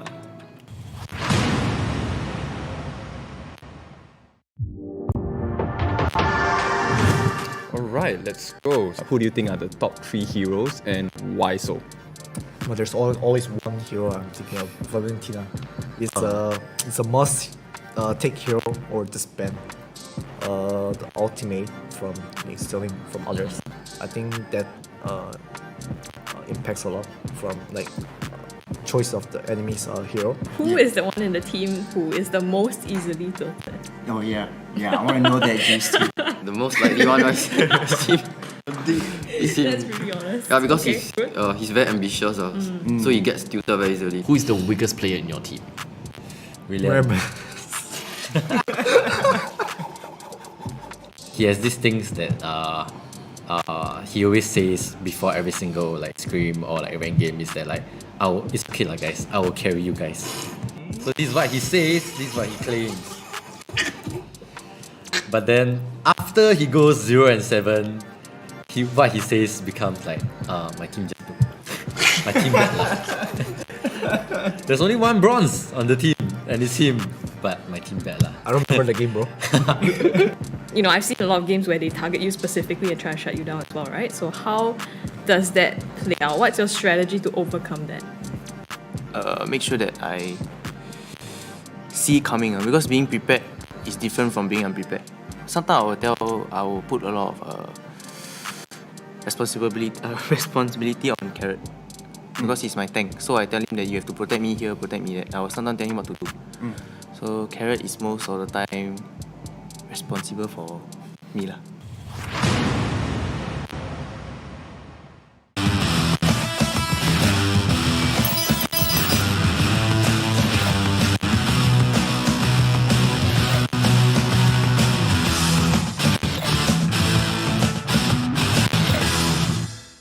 Hey everyone!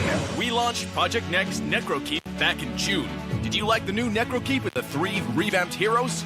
We're back again this time to give you a preview of what's in store for the next Project Next update in September. The upcoming September update will feature 2 more hero revamps. This time we're shining the spotlight on a lethal duo, Leslie and Gusion. Let's dive headfirst into Leslie's revamp. As the adopted daughter of House Vance, a clan renowned for its immense wealth, Leslie will be getting a makeover to showcase the understated opulence and elegance characteristic of House Vance. Leslie will be abandoning her cuffed sleeves for a more appropriate pair of long, dark leather gloves. Stunning leather knee-high boots will take place of her old brown calf boots, completing Leslie's more sniper-friendly look. Her brooch will also be replaced with the badge of House Vance. Expect a more mature-looking Leslie, with restyled bangs and eye patch. Her newly added optical sight should help Leslie aim more easily. As for her skills, we're mainly adjusting the casting experience of Leslie's second skill, Tactical Grenade. Statistical data and live observation of players in match combat demonstrated a noticeable delay in the casting of Tactical Grenade, leading to an awkward and frustrating gameplay experience. We're optimizing the skills animation and resolving the before and after cast delays to improve the overall casting process. Moving on to Leslie's first skill, Master of Camouflage. Following a thorough review, we decided to leave the skills mechanics as is. However, we'll be upgrading the visual effects of Leslie's camouflaged state, which promises a more exciting experience for Leslie mains in the battlefield. Finally, let's talk about her ultimate, Deadly Sniper. We're cutting down the interval between 2 fatal bullets to boost Leslie's burst potential and aggressiveness in matches. Next up, the Holy Blade of House Paxley, Gusion. Gusion's new story highlights the evil god leaving his body, so expect a more trendy and casually styled Gusion with less plate coverage to accentuate his likeness as an assassin. We've also incorporated Eamon's Mana Shards design at the end of Gusion's scarf to reflect the 2 brothers' reconciliation. Since his debut in the early days of the game, Gusion's popularity on the assassin roster has endured well into the present. Because of this, we've decided to keep his skill kit as is, at least for this update. However, we still feel that we should do something to show our gratitude for your continued love for Gusion. That's why we're bringing Gusion's visuals up to 2022 standards, with a full upgrade of his in-match model and skill effects. We've made sure that these adjustments won't affect his original design, so you'll still be greeted with that familiar face when you meet Gusion in the battlefield after the update. And even though September might be a little too early for Valentine's Day, we're going ahead and revamping the 2 heroes' Valentine's Day skins in this update. Compared with the original design, we've restyled Gusion's hair and added a few inches to his pants to highlight his elegance. Patterns and decorations have also been modified to better match Leslie's. As for Leslie, we're remodeling her high heels to further emphasize her femme fatale vibe. That's all for the first round of spoilers from this September's Project Next update. We've been hard at work, constantly improving every single hero's skills and visual effects to present you with the best gameplay experience at each stage. We hope you've loved all our improvements so far and are excited for what's to come. Get ready for the new Project Next update dropping soon. See you next time, and until then, we'll be seeing you in the land of Dawn.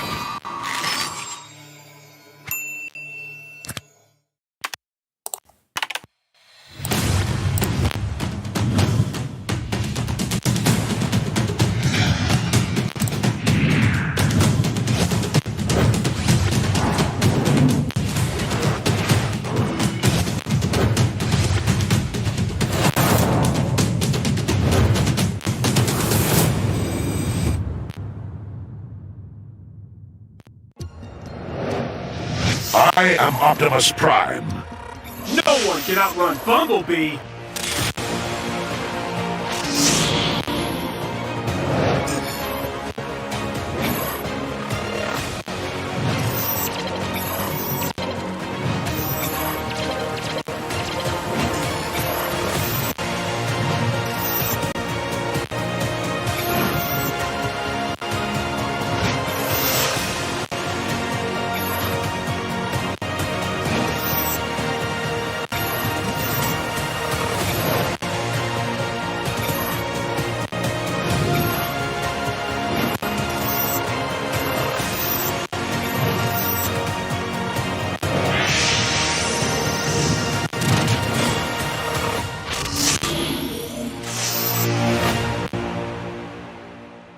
OSIM.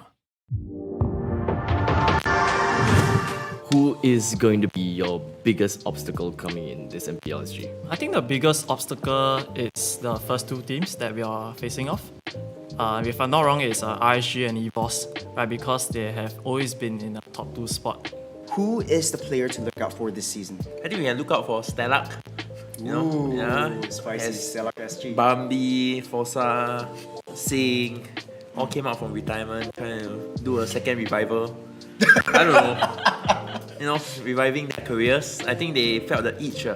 They have this player, I think, it's from Laos import. He has like, wow, 35 Supremes, you know, the highest 10k points. Like, okay, we'll see how he does in the scene. I mean, professional gaming and ranked games is just two different things, I would say. Yeah, they say it's easy, then come on now, let's see how he performs. 10k points. My whole life I haven't even reached the 10k, man. I think my highest points was like 2k. So divided by 5 of his. Come on, man. I can't. Let's see. Do you have any tactics, strategy that you have in mind already? The only tactic we have, right, is to train harder.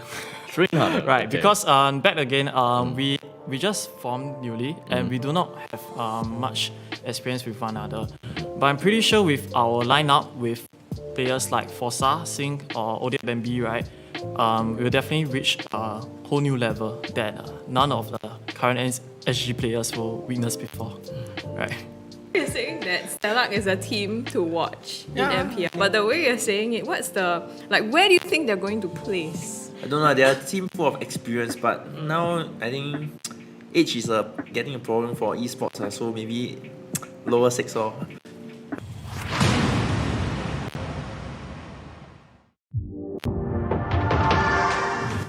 Swirl and LY4 here. Swirl, the captain of Revival. Can you tell us more about Revival and what's going on? I'm the mid laner, also the support basically. Yep. So our tank we have Kirby and QD.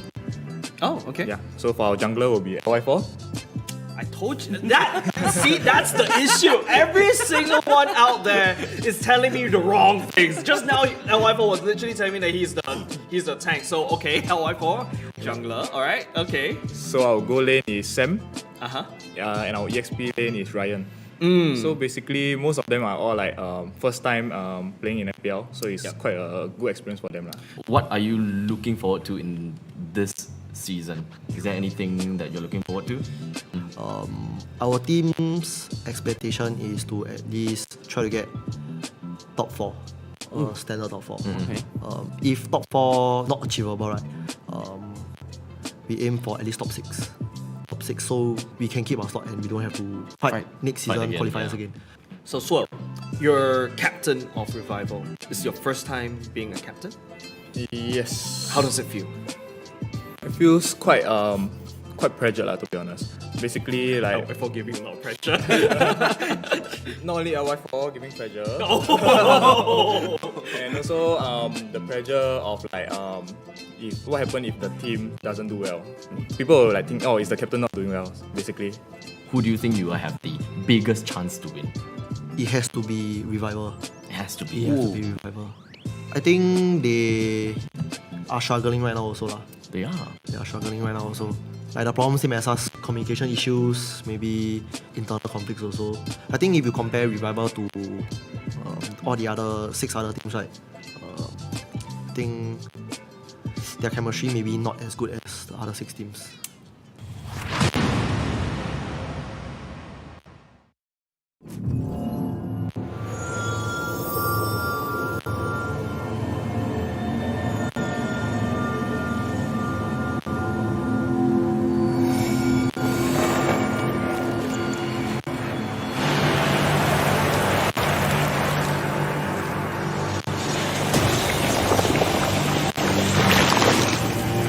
Hello, little friend.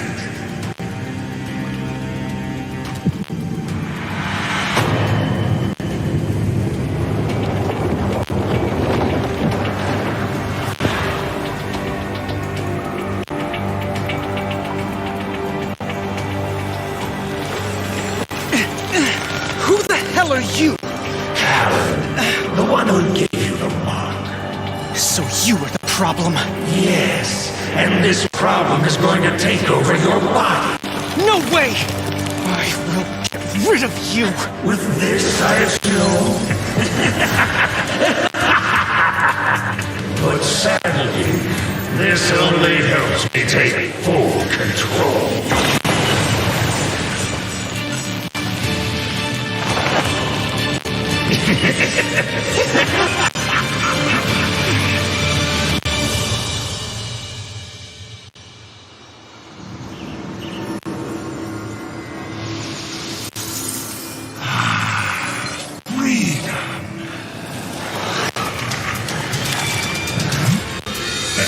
Playmates. Hand over the stove! Interesting proposal, but no. Get him! A bit early for warm-up. Wouldn't mind being fine with it.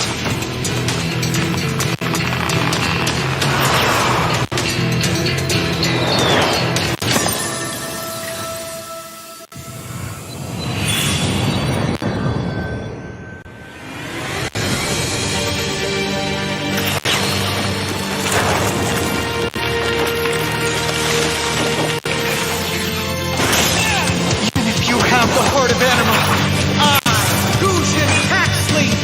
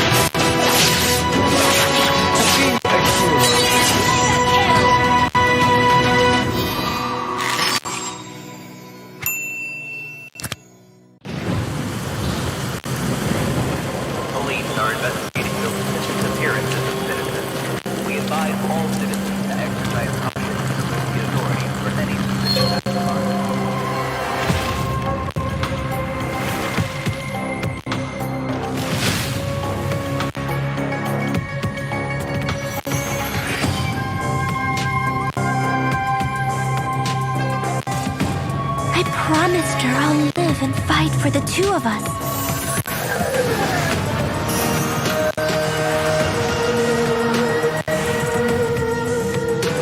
I won't fall before killing you, King.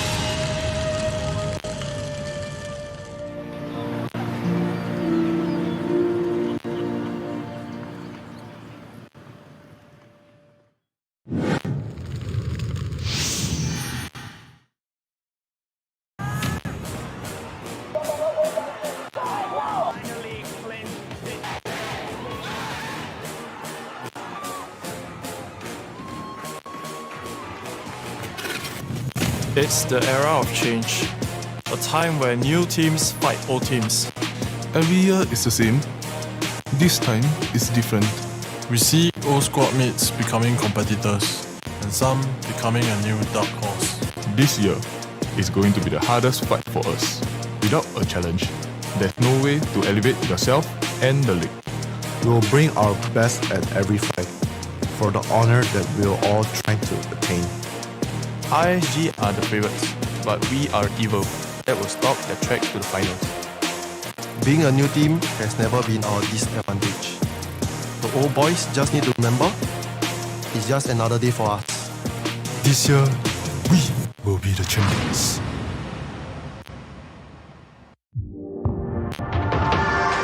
What's the biggest obstacle for you guys to achieve M4? Like we beating RSG and Evo also. Yeah. And Basically, maybe stage fright also lah. Like for the new players like Mango and Latte, they might have stage fright when they play on stage. Like there's audiences. Correct. Yeah. Oh yeah. So I think one of the obstacles that we will face is we have to learn how to make sure that they are ready first and foremost, and also make sure that they can perform well, like keep their cool and not get mentally like tilted or anything. Yeah. What happened in the last grand finals? What was going through your mind during grand finals? Things didn't go our way, and like everything that went wrong. Like it was like them fighting us at our lowest and them at their highest. I just remember the grand finals was just like me choking. Like that's my core memory of it. Oh dear. Who do you think is the best player in MPL right now? What about let's just start with a dream team? I'll probably have JPL as tank. That's the first answer that everyone would say. The one and only secret tank, JPL, and gold lane probably I'll take Adamir. Adamir. And the mage will probably be maybe Stellark. Stellark has been. It feels like a Slate Esports. It feels like a rip-off. Slate Yeah, like a half Slate. Like I think 80%. I'm pretty sure everyone's thinking the same as well. How does it feel to transition from EXP laner to a jungler in such a short time? It felt like I was like playing MPL all over again, but like instead of like starting off from regular season, you're immediately like at the playoffs. I can remember when it was like my first debut as a jungler, I was like damn stressed. Like I'm pretty sure my comms went down because like I was like too focused on like myself. Yeah.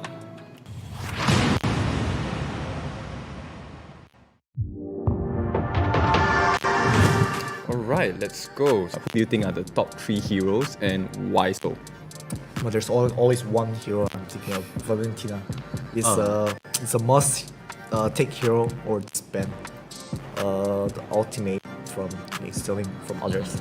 I think that impacts a lot from like choice of the enemy's hero. Who is the one in the team who is the most easily tilted?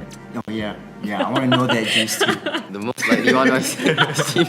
Let's be honest. Yeah, because Okay, he's good. he's very ambitious, so he gets tilted very easily. Who is the weakest player in your team? William. He has these things that he always says before every single like scrim or like rank game is that like it's okay lah guys, I will carry you guys. So this is what he says, this is what he claims. But then after he goes 0-7, what he says becomes like, my team just my team bad lah. There's only one bronze on the team, and it's him, but my team bad lah. I don't remember the game. You know, I've seen a lot of games where they target you specifically and try to shut you down as well, right? So how does that play out? What's your strategy to overcome that? Make sure that I see coming, because being prepared is different from being unprepared.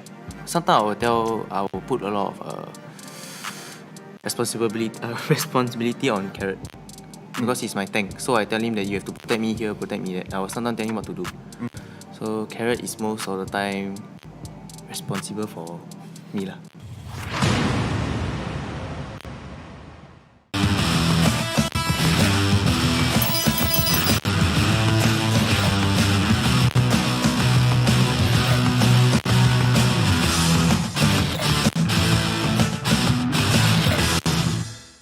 Hey everyone!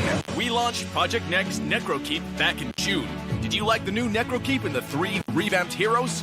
We're back again this time to give you a preview of what's in store for the next Project Next update in September. The upcoming September update will feature 2 more hero revamps. This time we're shining the spotlight on a lethal duo, Leslie and Gusion. Let's dive headfirst into Leslie's revamp. As the adopted daughter of House Vance, a clan renowned for its immense wealth, Leslie will be getting a makeover to showcase the understated opulence and elegance characteristic of House Vance. Leslie will be abandoning her cuffed sleeves for a more appropriate pair of long, dark leather gloves. Stunning leather knee-high boots will take place of her old brown calf boots, completing Leslie's more sniper-friendly look. Her brooch will also be replaced with the badge of House Vance. Expect a more mature-looking Leslie, with restyled bangs and eye patch. Her newly added optical sight should help Leslie aim more easily. As for her skills, we're mainly adjusting the casting experience of Leslie's second skill, Tactical Grenade. Statistical data and live observation of players in match combat demonstrated a noticeable delay in the casting of Tactical Grenade, leading to an awkward and frustrating gameplay experience. We're optimizing the skill's animation and resolving the before and after cast delays to improve the overall casting process. Moving on to Leslie's first skill, Master of Camouflage. Following a thorough review, we decided to leave the skill's mechanics as is. However, we'll be upgrading the visual effects of Leslie's camouflaged state, which promises a more exciting experience for Leslie mains in the battlefield. Finally, let's talk about her ultimate, Deadly Sniper. We're cutting down the interval between 2 fatal bullets to boost Leslie's burst potential and aggressiveness in matches. Next up, the Holy Blade of House Paxley, Gusion. Gusion's new story highlights the evil god leaving his body. So expect a more trendy and casually styled Gusion with less plate coverage to accentuate his likeness as an assassin. We've also incorporated Eamon's Mana Shards design at the end of Gusion's scarf to reflect the 2 brothers' reconciliation. Since his debut in the early days of the game, Gusion's popularity on the assassin roster has endured well into the present. Because of this, we've decided to keep his skill kit as is, at least for this update. However, we still feel that we should do something to show our gratitude for your continued love for Gusion. That's why we're bringing Gusion's visuals up to 2022 standards, with a full upgrade of his in-match model and skill effects. We've made sure that these adjustments won't affect his original design, so he'll still be greeted with that familiar face when you meet Gusion in the battlefield after the update. And even though September might be a little too early for Valentine's Day, we're going ahead and revamping the 2 heroes' Valentine's Day skins in this update. Compared with the original design, we've restyled Gusion's hair and added a few inches to his pants to highlight his elegance. The patterns and decorations have also been modified to better match Leslie's. As for Leslie, we're remodeling her high heels to further emphasize her femme fatale vibe. That's all for the first round of spoilers from this September's Project Next update. We've been hard at work, constantly improving every single hero's skills and visual effects to present you with the best gameplay experience at each stage. We hope you've loved all our improvements so far and are excited for what's to come. Get ready for the new Project Next update dropping soon. See you next time. And until then, we'll be seeing you in the land of dog.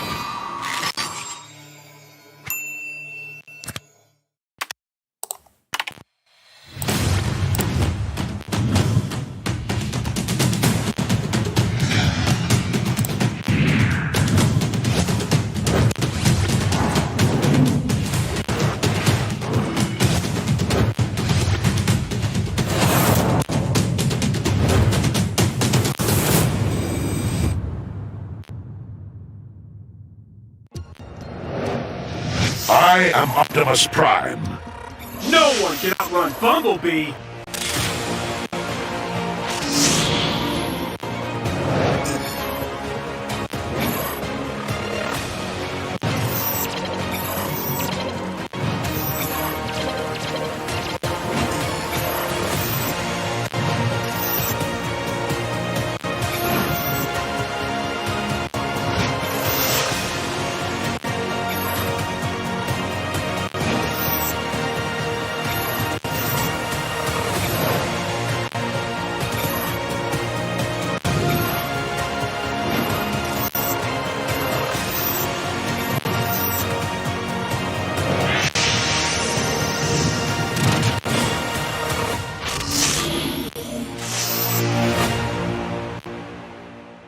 OSIM.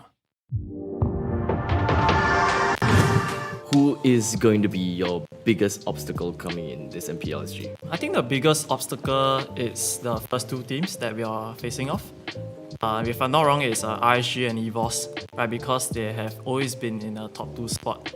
Who is the player to look out for this season? I think we can look out for Stellark. Ooh, yeah, spicy Stellark SG. Bambi, Forza, Sing, all came out from retirement, trying to do a second revival. I don't know. Reviving their careers. I think they felt the itch. They have this player, I think, he's from Laos import. He has 35 Supremes, the highest 10k points. Okay, we'll see how he does in the scene. I mean, professional gaming and ranked games is just two different things, I would say. Yeah, they say it's easy, then come on, let's see how he performs. 10k points. My whole life I haven't even reached the 10k, man. I think my highest points was 2k. So divided by 5 of his. Come on, man. I can't. Let's see. Do you have any tactics, strategy that you have in mind already? The only tactic we have, right, is to train harder. Train harder? Right, okay. Because back again, we just formed newly and we do not have much experience with one another. But I'm pretty sure with our lineup with players like Forza, Sing or Odia Bambi, right, we'll definitely reach a whole new level that none of the current SG players will witness before, right? You're saying that Stellark is a team to watch in MPL, but the way you're saying it, where do you think they're going to place? I don't know, they're a team full of experience, but now I think age is getting a problem for esports, so maybe lower 6 or.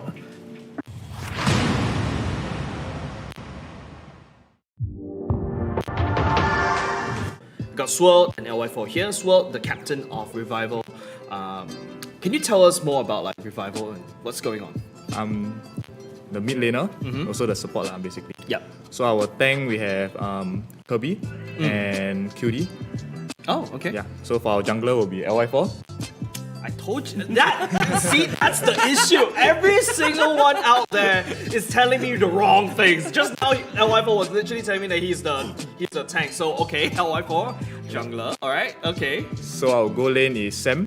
And our EXP lane is Ryan. So basically, most of them are all first time playing in MPL. So it's quite a good experience for them. What are you looking forward to in this season? Is there anything that you're looking forward to? Our team's expectation is to at least try to get top 4. Standard top 4. Okay. If top 4 not achievable, right, we aim for at least top 6. Top 6 so we can keep our slot and we don't have to fight next season qualifiers again. So Swirl, you're captain of Revival. This is your first time being a captain? Yes. How does it feel? It feels quite pressured to be honest. Basically, like for giving a lot of pressure. not only LY4 giving pressure, Oh. and also the pressure of like if what happens if the team doesn't do well. People will like think, oh, is the captain not doing well? Basically, Who do you think you will have the biggest chance to win? It has to be Revival. It has to be. It has to be Revival. I think they are struggling right now also lah. They are. They are struggling right now also. Like the problem same as us, communication issues, maybe internal conflicts also. I think if you compare Revival to all the other 6 other teams, right? I think their chemistry maybe not as good as the other 6 teams.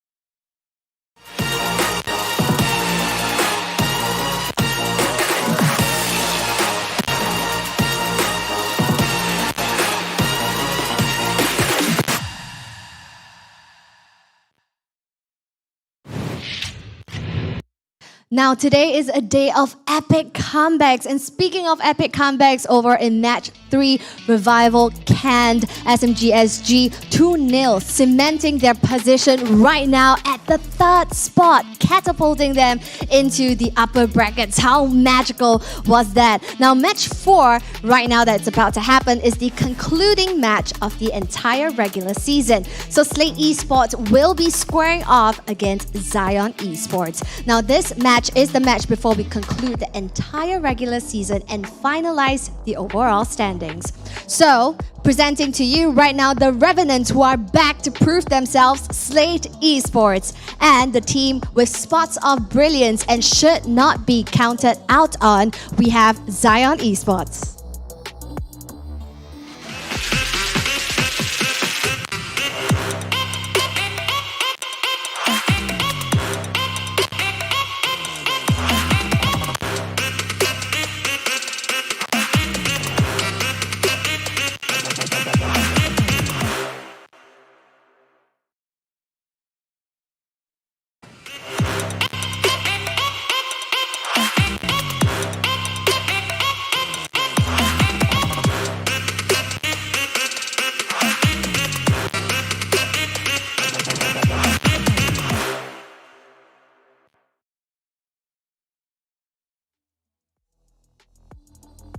Now our teams are locked and loaded and ready to head on over to Sanctum Island. So I'm gonna hand my time over to you guys, casters. Take it away.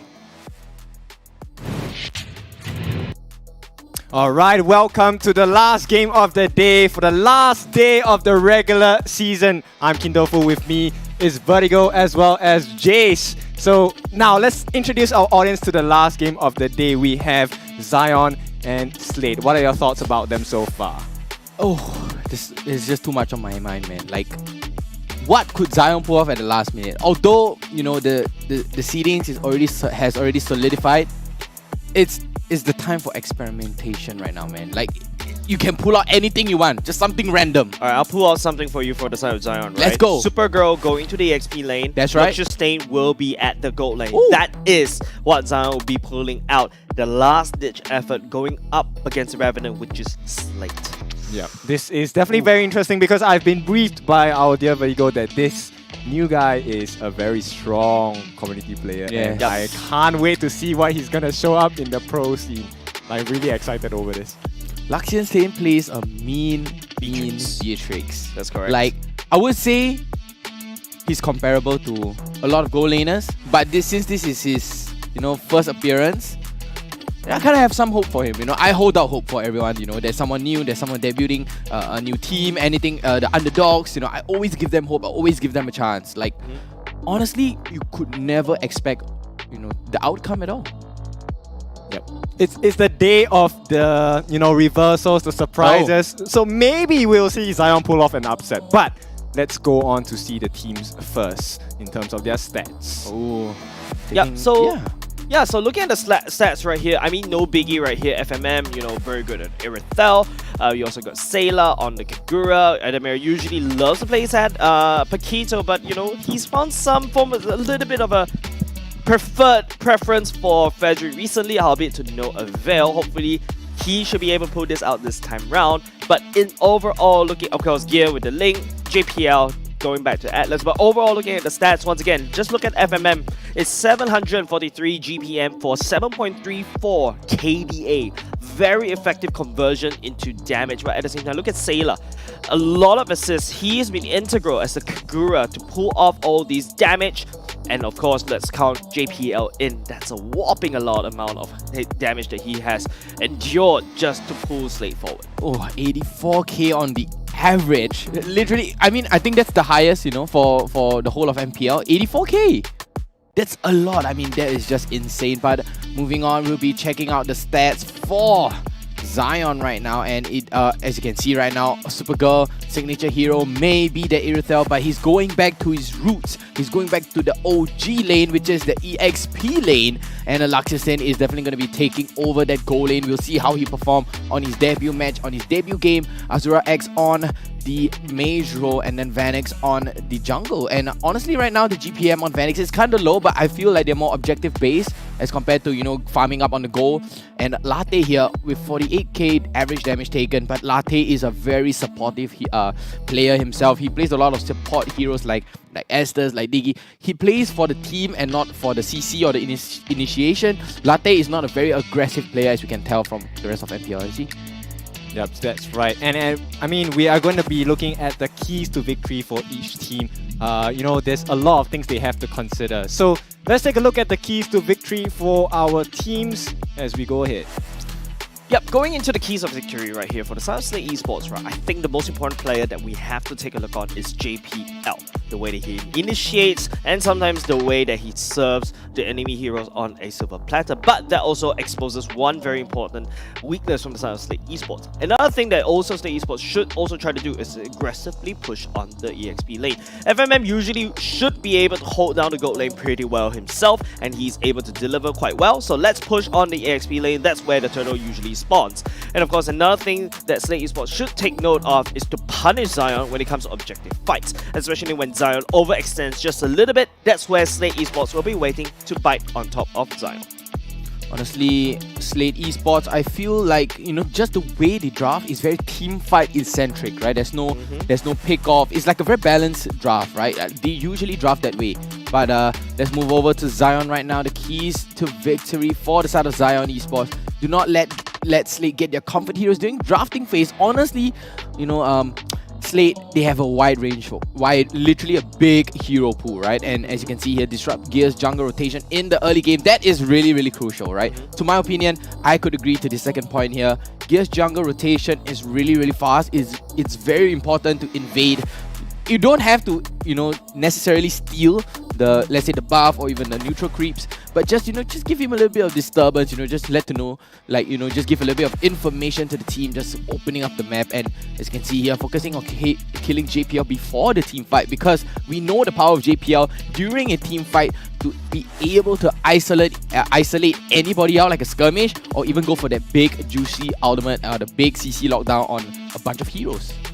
Yeah, we have seen that being exposed yesterday for JPL, right? RSG, perfect showing of how this should be done, the way they have taken JPL apart. He really is the core of Slate in most of the team fights, so when they pick the core apart, everything is going to break down. And let's see if Zion is able to do it today. But more importantly, I'm very curious about your predictions across the table for this match. I think, it's obvious, right? I've already exposed myself since Season 2. I've already said that I am a Slate fan all across the board. To the point that Lozy sometimes jokingly saying he hates me, but I'm not too sure whether he's joking about that. Nah, he's joking. I hope he is. He loves I you, hope man. he is. Hopefully he's joking. Lozy, But of big course, shout out. let's take a look at the audience prediction. Should be coming up very soon. There you go, 67% okay. from Facebook fans on the side of Slate Esports, but YouTube were whopping 50-50.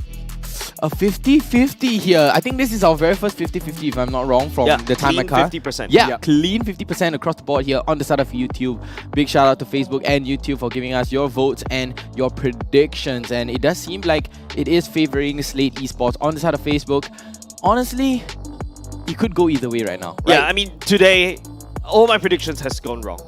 Today. Don't, come on, you gotta have a more positive outlook on life, man. More optimistic. Statistically, I have been wrong for 75%. Okay, I'm going to follow suit with you. Our predictions have not exactly worked out in our favor most of the time. I mean, yesterday was a good day for me. I had quite a good few guesses, right? But we know today is really a bag full of surprises, right? There were certain results that I didn't expect.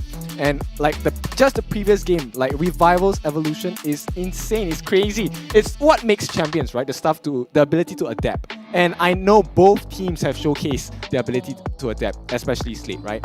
Yes, they got torn apart yesterday by RSG, but hey, that's part of competition, right? You get wrecked, you learn from it, and you become stronger, you build your team upon it. So I'm very sure Slate is going to come in today bang even harder. Now the question is Zion. Can they match up to this energy level? Can they match up in the drafting as well? I think the way they Slate draft has been very crucial. If you notice the way they draft, they are the only few teams in MPL Singapore that bans away the phobias. They identify the threat of the phobias. They also know how to play around meta heroes. They know they even sometimes even allow you to pick up the Valentina or the Faramis or the Atlas, and they counteract that almost to that T. However, also execution. If you notice, Slate has always been very aggressive in actually punishing the enemy jungler. If they identify that your jungler will take more time to farm, they will actually punish. Zion, on the other hand, bringing in another new player. Don't forget Lakshan Stain, very strong community player himself. But this is his first debut in the last day of regular seasons. Yep. So similarly, I mean, this is like RSG. They brought in Roy, right? And he was one of the perfect pieces, kind of foiling all of the attempts against the team. So will Lakshan Stain be have this same result for his team as well? That's what I'm really curious about. Yep, if you notice, immediately right off the bat, ladies and gents, we're looking at the pick bans for both Zion and Slate. Slate first bans the Esmeralda. Wow. Which is a huge statement. Like I said, the way that Slate has drafted throughout the Season 4 has been really of a different species. Whereas Zion, on the other hand, still bans away the meta bans, like, you know, the Archive, the Barman. Looking at the notebook of Daryl right there, Youngin, with that Slate file, that's a wealth of information right there. It's about how Slate draft for now. That's how they usually determine how they're gonna play. And then question is whether Zion will respond to them properly. That's the Holy Grail right there. He's holding the Holy Grail. The Necromonicon. Yes, he's hiding the Book of Secrets right there in his hands. But Slate here banning away the Faramis. The Necronomicon indeed. Banning away the Faramis. The second life has been really effective to prolong these fights. You pair it up with someone that's a little bit more, very tanky, like for example Uranus. To a certain extent, it actually gets really nutty. But now Zion, looking at them, the DG is still wide open. They should try to take it away. If not, you rest assured, Slate will pick that Atlas for themselves.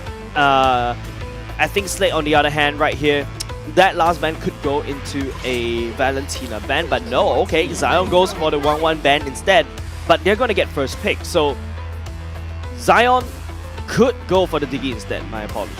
Yeah, Zion could take the Diggy or even the Valentina. Because that's what Latte plays. Yes, very much right in the comfort of Latte's hand on the Diggy.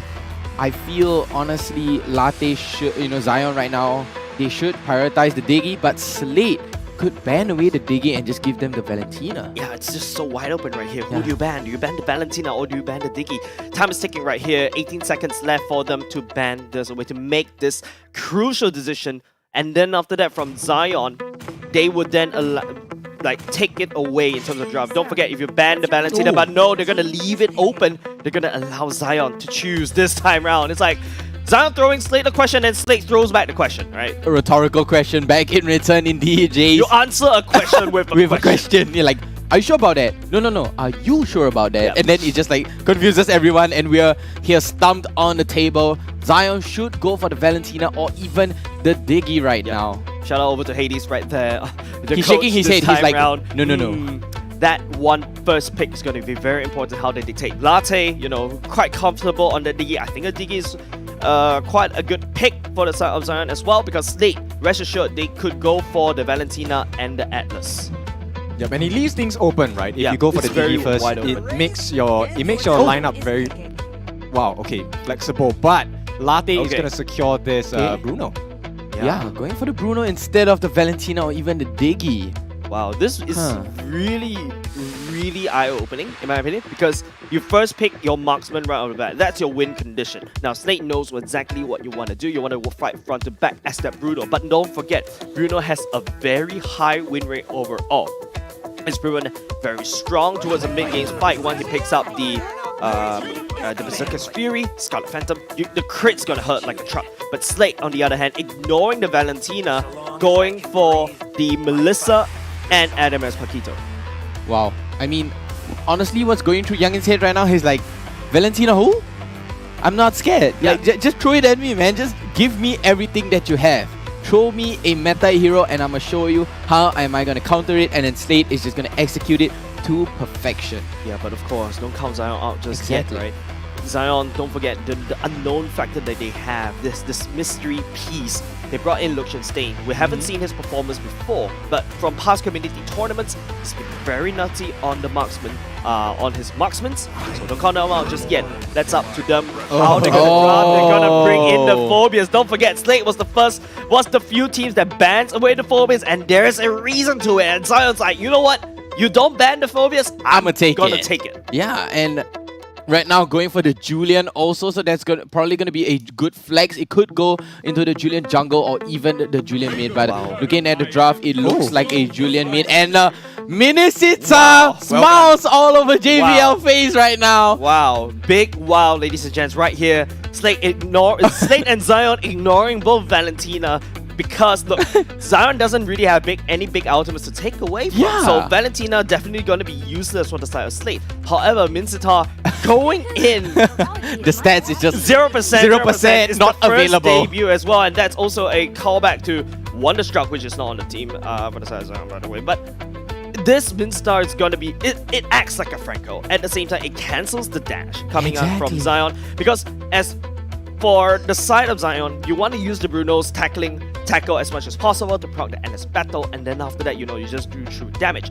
But at the same time, I think there's also some fear going in for the side of Slate, because Paquito and the Melissa does dash a lot, proc the Phobias as a lot. So that Minsita hopefully should try to target lockdown Phobias before he gets nothing. And just shred them away. And very smart play though coming out from Slate, banning away the Diggy, so denying Minisita right here, denying Zion from picking up the Minisita, and Zion himself banning away the Atlas. You ban the Slate bans the Diggy, Zion immediately responds with an the Atlas ban.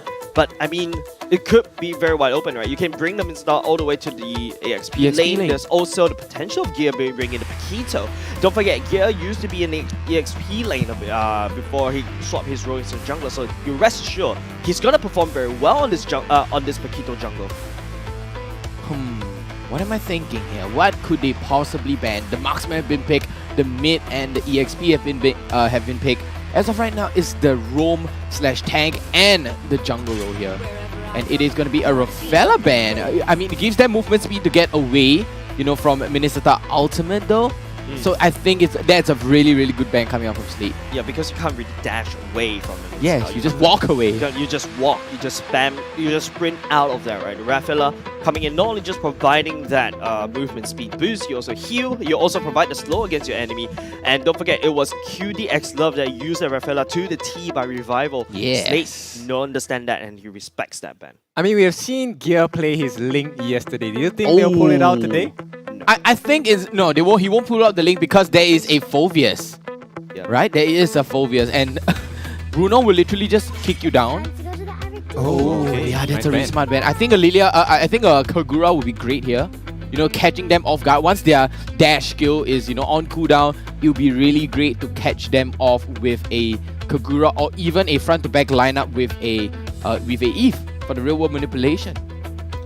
The interesting interaction that I'm looking out for from the side of Slate and Zion in this game 1 is the Phobias ultimate and then you proc the Melissa ultimate. That will be something very interesting to watch, right? You can't really go in, and then don't forget, Slate. I agree with the Kagura, it could work very well once you eliminate Bruno, once you eliminate, you get to dash away from Julian as well. So Sailor, that's his comfort pick, he could pick that up for himself.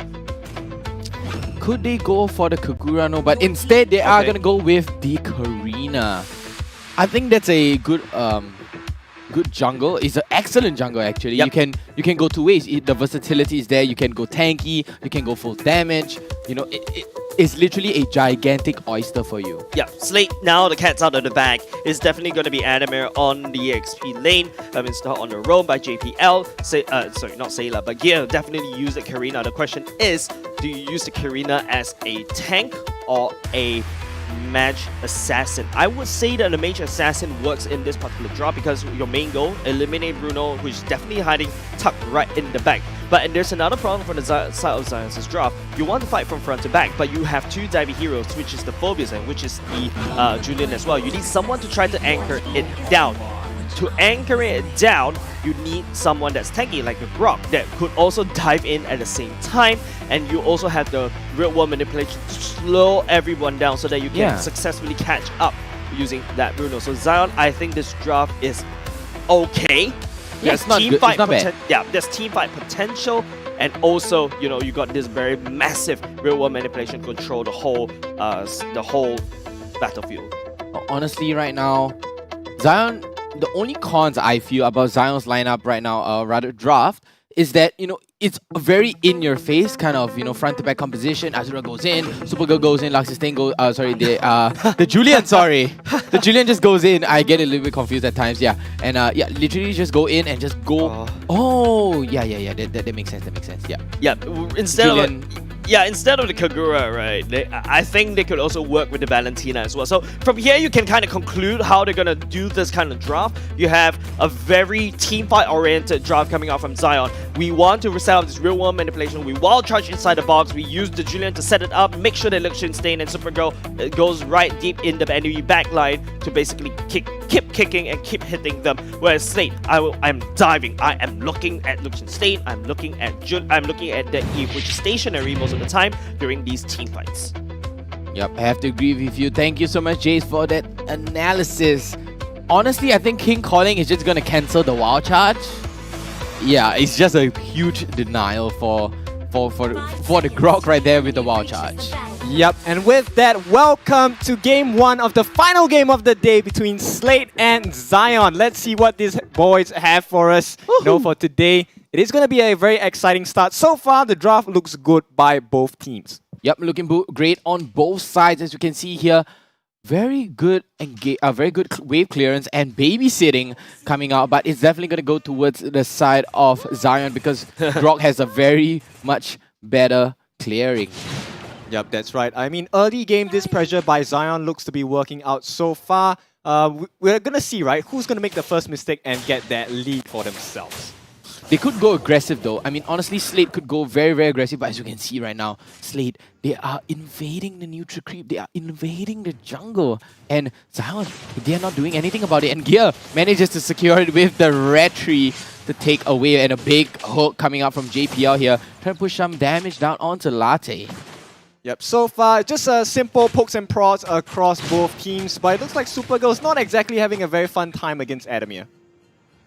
Adamir is just pushing the damage down, right? I mean, they both used to be from the same team, Adamir and Supergirl. And Supergirl kind of took over Adamir in the EXP lane, and then Adamir's like, you took over my shoes, let me show you how to wear my own shoes, right? And honestly, I can feel it could definitely go into the hands of Adamir in terms of the laning phase. Yep, 20 seconds before the first major objective is going to be started. You can see gearing up for this as Luxistain, welcome to MPL, is not going to have a kill there. But that's a nice surprise for him. He's like, oh damn, yeah. He actually hurts. It's a different world out there, man. Professional league and community tournaments are two different things. Yep, and it kind of farms you up for the real world right now, no pun intended. Okay, some good damage here coming out from Adamir, lands down. But the Supergirl is going to get terrified right here by Sela. Yep, the rotations have already been coming in for the side of Slate. They are going to do this turtle dance, but it looks like it's going to go to the side of Zion. So this is good advantage for them as they're trying to position themselves around the fight. Supergirl and Adamir, they're going to be duking it out so far as the RWM is going to be dropped. Looks like this first turtle will go to the side of Zion. And with that, Supergirl and Latte, they are forced to back off. They want to be very careful. A good lead is only one that you can keep. And it looks like Zion going to make sure that everything is going well so far. Really good catch there by Adamir, cancelling away that real-world manipulation as of right now, trying to push out some damage onto Supergirl right now, but to no avail. Honestly, right there, that was very, very good trade coming out from Zion. They were like, you know what? You're going to cancel our real-world manipulation. Don't worry, we're just going to steal the turtle away with that Julian. And Vanix is known to have a very, very fast hands on that retry button. Yep. Gonna be difficult. I think so far Zion maintaining a very good laning advantage over Adamir, right? That nice hook there. It's gonna be the King's Calling, and it looks like Vanix might be the first blood for the game, and it looks like it will be. So JPL takes care of Vanix as they are looking for the second kill as Latte is being chased out by Gear. But I think they might just let this go for now. They have a good advantage already. Slightly 600 gold in their favor on the side of Slate. That was a very, very good micro play coming out from Sayla, stealing, using IMU to take away the wild charge from Latte and just essentially used it to take Vanix down. Just deny him from any sort of escape or disengagement. Very well played there coming out from Sayla. So you have essentially two supports on the side of Slate here. You have the Minisita and you have the Valentina. At the same time, that Valentina can deal a ton of damage. Yep. So far, it looks like Luxian is not having, you know, a very warm welcome into MPL, right? He's getting pressured. Yeah, He's getting lane gap. Not having a very strong lane as three members are going to try and set up around his area.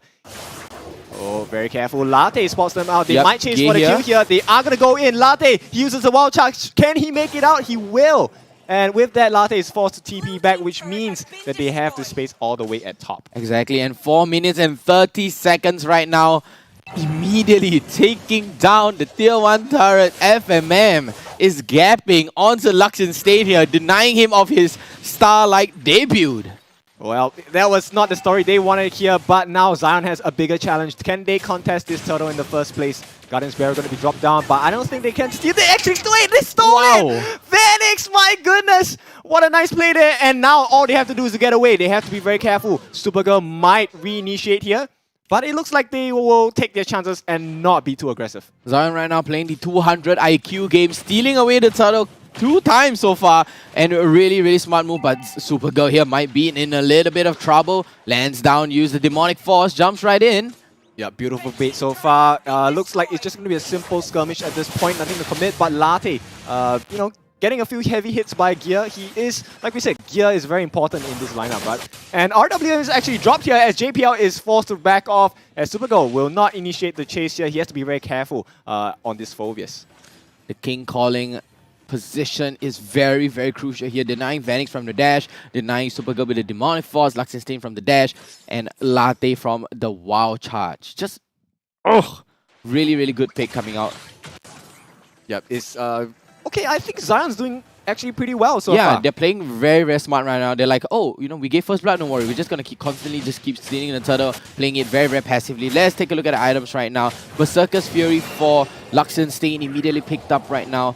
And it does seem very balanced overall. It is going to be a tanky Julian here and a tanky Karina. Oh, Latte here with a wild charge. JPL in a little bit of trouble. Pops the King Calling, but is going to be able to jump right out safely into the hands of FMM, which he, you know, he's going to grace him with his hug. Yep, Zion is doing well as Latte is looking to try and force them away. The fact that they've made JPL, you know, force out that King's Calling as a defensive maneuver is really smart. So Zion, I think they're in a good position to try and pressure this bot lane tower. RWM is going to be dropped as JPL is jumped again with the chain, but not enough damage. Looks like the punishment is going to come around. Azura X has to run away. He's so low, but it looks like Slate will not be able to contest, so they're going to try again as JPL gets knocked up. Double knockup here, FMM super low, they do get the kill. And no King's Calling for you because JPL is out. But look at the top lane, Kane Adamir. Just doing Adamir things, just pushing and pushing and pushing. After that lane swap, he just kept on going. He's like, oh, you guys gonna fight? Don't worry about me. And look at the damage that he's dishing out right now onto Supergirl. Is it gonna be enough? No, it is not. Supergirl being forced all the way back. And look at Gear here, pushing some damage onto Latte. I've got to give it to Adamir, man. It's the main EXP.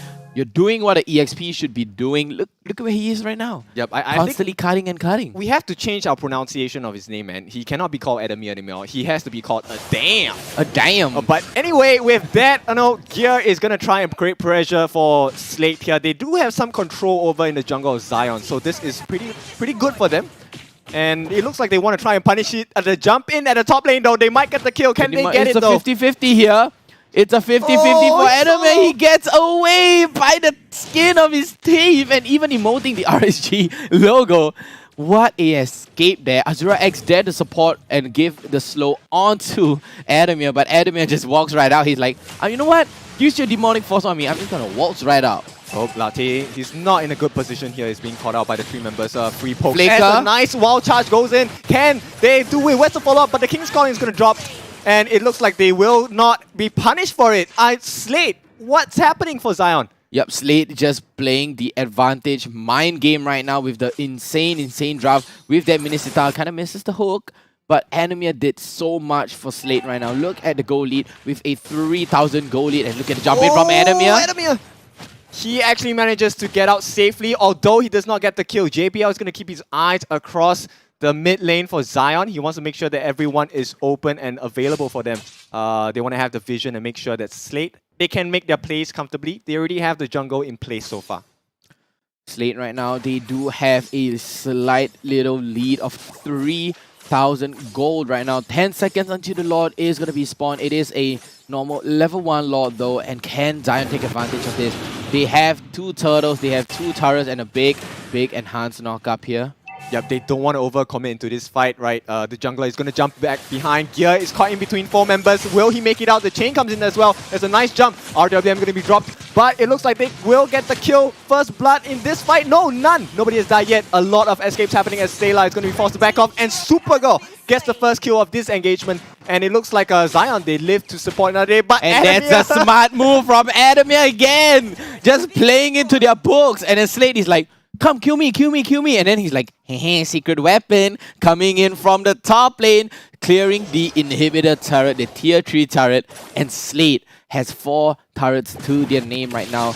All 3 of the top lane turrets is down alongside the tier 1 bottom turret. Yep, masterclass here by Adamir, and it's very clear-cut, right, who has better experience so far. As Adamir is going to try and create more pressure in the lane. Adamir right now, he is at a very good advantage. You know, he can split push, he gains a lot of ground, he covers the grounds like literally he recce's the ground, right? He just goes, he scouts it out, pushes. Oh, big conceal play though from Zion coming out. Go away, he's gonna get popped. Yep, not going to work out for them. They do jump in with the King's Calling as well. RWM is going to be dropped. Vanix might be the first one to fall in this fight. And it looks like Adamir might be punished for that engagement. They are trying to kill Stellark as well. Luxemstain, can he do anything? He's chasing pretty hard, but he gets backed off, kited away as a double kill comes in for Gear. Gear is playing this to the T so far. He is going to be continue chasing the Azura X at the bottom on the Eve.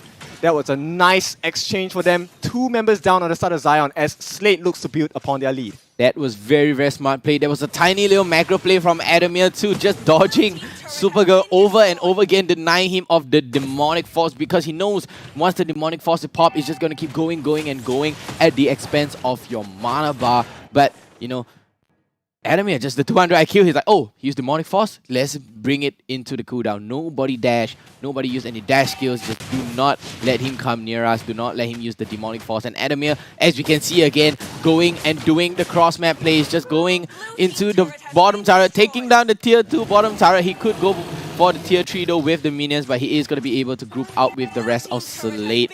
And Supergirl still emoting, full on confidence coming out from Zion. Yeah, with the Guardian Barrier being dropped down, they want to try and slow this as much as possible. You can see Supergirl is all the way in front. Sailor is waiting for his opportunity to jump in, as well as JPL waiting for that hook. They have to be very careful though, Zion. Zion right now, they have to play very passively. They did have a... Oh, nice vision here. Exactly, and I love that vision given right there to Zion. They have the good vision onto this jungle. They make the right prediction. They're going in hard. Honestly, the draft on Zion is perfect, and Slate. It's literally very balanced, neck and neck right now. But Zion, they just can't seem to execute it to the T. You know, they can't execute it right. And Slate, you know, literally just goes over with the cross map plays over and over again, constantly just going for the split push, going for the pseudo push, on. And Slate, they look at the plays right here. The jump in with the wild charge as well. Can they get his 2 double kills with quick succession? No, they will just get Stellark at this point, but JPL is falling low as well. They want to try and get the chase. Can they get him? JPL is immobilized and taken out, but in return, looks like Supergirl will be the trade. Oh, another nice barrier here. Gear is forced to go in a 1v4 situation. Can they actually kill him? No, Winter Truncheon is going to be used here, and it looks like Luxemstain making it out. He is the prime target to stay alive on the Zion side. Luxian Stain still staying strong, but FMM right now, he has the advantage. 2-0-2 at level 13. Let's take a look at the replay right now. But right at the replay, we see a big fight, but no death, unfortunately. And look at this, the jump right in. JPL forced to flicker. Adamir still standing strong. FMM putting the damage down onto Vanix. Vanix forced to go all the way back, and Supergirl eats the full damage of Adamir and FMM. So the burst just came insanely fast coming out from these two. The EXP laner on the side of Slate and the goal laner, which is FMM and Adamir. Yeah, while I do not agree on the target that they're chasing, they do have to do this to FMM. So I think Zion's doing the correct thing. They just might need to change the priority in terms of the targets. They are going to be forced to rotate and go for this Lord now. It might be a little too late, but Adamir is coming. He's connecting as the first jump. JPL is stuck in the middle, but they do get a kill on Eve. Azura X got the first one to fall, as well as Latte going to be followed up, and it looks like this is going to be a clean one from Slate. Vanix as well. Supergirl going to be left as Vanix being chased down by Gear. Gear is heavy chasing. They want to get that kill, and they want it bad here as Supergirl is the next one to fall. That Phobia is no longer available in this fight, as it looks like all 5 members of Slate are still alive, leaving Vanix all alone to defend against this. And it's looking like it's not going to be for long. Nope, it's not going to be for long right now. And Vanix here just getting intensely burst down the last minion there, and it is going to be a full base rush. Alright, and that concludes it. Slate, I mean, I won't say this wasn't expected, but Slate, the way they have done it in such a clean fashion is really... I mean, this was too clean, really. Straight up clean Slate. Jace, what are your thoughts on the game? I would say that, you know, Slate, they identified a few things. The early part of the fact that, you know, there's a Julian jungle. It's very normal for, you know, Slate to identify this and start punishing. You saw Gear doing cross jungles plays. Instead of, after getting the purple buff on his side, he started clearing the orange buff of the enemy. Yeah. And while, you know, Julian, Vanix is actually too busy working on the Lethal Wanderer, he returned to an empty jungle. For a period of time in the early part of the game, that Julian is way behind in level. But after that, it was Vanix who did a wonderful turtle steal twice in a row. So that is not bad for Zion in the early parts of the game. Another thing, towards the mid parts of the game, I think Zion started to go into a bit of a tunnel vision. They stopped focusing on top of Adamir. He wasn't the main character at all in this particular game. They started to focus on FMM. If you notice, Zion tries to pin down FMM on the Melissa. Time and time again, then after that, you started seeing, you know, turrets getting stolen away by Adamir. Adamir bought so much time, and then after that, the one side is completely gone. Zion, you know, they've already invested too much on the FMM chip, unable to come back and punish Slate for their greedy. Yep, it's all smoke and mirrors, right? It's all smoke and mirrors, like, look here, and then the trick is like, he's like hiding the salt bottle underneath the table, like, ta-da. That's correct. It was very, very tough. Yeah, but apart from that, there's also another pressure coming out from Slate on top of Luxian Stain, right? Luxian Stain got ganked quite a few times as well, so Supergirl did a wonderful job. If you notice, Supergirl has always trying to go towards the back line, but I think there's this one misclick that he did. He jumps back on top of Sailor. I think Slate just manipulated the phobias to how they want to play. Another thing that also from the side of Slate is that JPL, that hook, constantly pick Zion one by one. There's not a lot of time where you see Zion fight a full-fledged fight, because don't forget, there's always an Adamir on the other side of the map, just hard pushing, split pushing like a big bad boss. But of course, looking at the items, I think no biggies right here. It's all still common suspects in terms of the item builds, etc. But another thing that Zion also picked up, if you notice, it's a halfway through a Kurt's Helm for Supergirl, right? Yeah. Because he needs more tankiness. He knows that he's diving all the way in. But let's take a look at the post stats very, very soon. That's where you get to see the kill participation. I don't think Adamir doesn't have a very high kill participation because he's constantly split pushing, but he's able to hold his ground against the Phobius. Yep, that's right. And I mean, if you take a look at the carry, 91,000 on FMM. You were talking about them trying to pin everything on getting that kill on FMM, right? It didn't work out. Every single fight, he was on the backlines, waving high and dealing the damage. He's like poking you, you know, just taking a chain, long range chain, and just swinging it at your head. constantly just hitting your head from a nice distance. Yeah, and JPL, right? The fact that he's always standing in front of FMM, and the FMM, his innate ultimate, and also on top of that, you also have Stellark constantly taking Latte's ultimate away. FMM practically was untouched. Yeah, I mean, he's getting protected so well right here. Even with go away, he's protected, and you have Stellark with the wild charge coming in, just going ham, giving so much space. JPL even protecting onto FMM. It's a nice overall balanced team. But more importantly, let's take a look at the MVP. I am waiting to say. I was gonna say Adamir, but no, it's FMM. It's FMM. In our hearts, it's Adamir, right? In our heart, it's Adamir with a good split push. Liars. You guys are looking at Adamir. Stop looking at the other girls. But FMM, okay, the reason why FMM is really rock solid, because if you notice how much pressure that Zion has been focusing on top of FMM. Yes, Adamir was always at the side lane pushing, but FMM was the one that received most of the pressure. Yeah. Just take a look at the builds. Electro Flash as well. That helps a lot. Usually, I will bring a weakness finder because you want to make sure that people stay within your muddles. Yeah. But the Electro Flash helped him a lot because he could easily reposition very quickly out of the phobias, because you don't want to use the dash in front of all phobias. Yeah, man, he had a lot of crit, Berserker's Fury, with the Scarlet and the Malefic Roar, and with the freaking Wind of Nature, He's like, you know what? I don't even need to build damage. I just need to protect myself from the Bruno. I'm just gonna use the Wind of Nature just to, just a little bit of protection. Yeah, because the Wind of Nature is definitely necessary for the Melissa, because that circle, it doesn't block projectiles, unfortunately. Yeah, right? it So you blocks put down in your face. That's correct. You put down the bubble, and then all of a sudden you still need to proc that Wind of Nature. There's like 2 steps, and then he should be invulnerable inside that bubble because no one can reach him. Yep, and besides that, I mean, let's not even focus on FMM at this point. They had to deal with Gear, who was on the back lines while they were chasing, and they just totally wrecked them. But we should be taking a look at the highlights soon. I think you'll be able to see, right, what we saw in the game. Like, Gear just really went to the back line and just cleared everyone while they were trying to hunt FMM.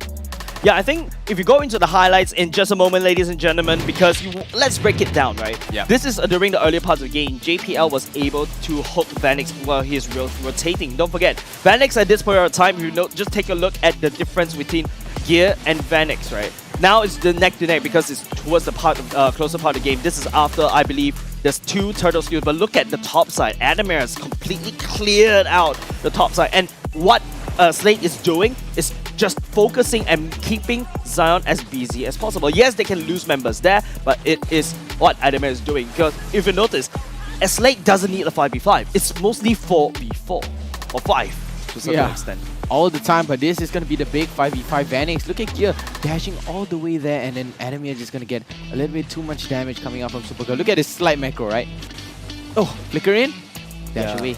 That Adamir macro is really rock solid, right? You dash and flicker while the Demonic Force goes down. It's really hard to catch. And JPL's these stunts, I think this is a very interesting pocket pick coming out from JPL. I've never seen him use it for 4 seasons, and this is the first time he actually pulled that out. Yep, and FMM was just free. You can take a look at, even here, FMM is all alone, and he's just happily dealing damage to the backlines. And while that is happening, they're still trying to survive, right? So Vanix and Supergirl, yes, while they are tanky, they can deal quite a bit of damage, but Gear is just making life super tough for them. Yeah, there's no way that members of Zion was able to touch FMM, because if you notice, Zion's build for this Julian is actually more for tanks. His main role is to go in, I do my enhanced chain to set it up, but with that, I forgo the damage. So that's, I think, it's a missed opportunity, and you cannot reach to the back line of FMM. If that Julian actually built Mage Assassin, those enhanced chains should be able to just evaporate FMM, because using the enhanced chains, that I don't think the bubble would not be able to protect you from that. Well, I'm gonna have to be honest. I need water because I'm still salty. I think Adamir should be the MVP of this game, man. That lane push, getting all of those towers and turrets down, that was really monumental in getting them the advantage to have that space. Yeah, they won via side lanes, right? Slate won via the side lanes. Not only just the EXP lane, also got the gold lane. The gold lane held very strong, but you also have to admit, JPL as well as Sailor has constantly put a lot of pressure on the sides. They pull a lot of attention of Zion all the way to the gold lane. That's where they want to fight. Leaving Adamir alone, Supergirl gets called all the way to help in that team fight, giving Adamir so much free real estate. Yeah, I really like this blindside play. I mean, we have seen Slate done it a couple of times. We've seen other teams do it as well, but none as sleek and as clean as Slate have done, right? I think earlier, the first week, Slate did the exact same thing to Stellark as well, right? They committed 4 members to chase for Adamir and they lost everything from there. And down here, same thing. You commit everything, you leave Adamir alone, hey, he's gonna take everything away from you. Yeah, so it's like a fine game of balance when you go up against Slate right now.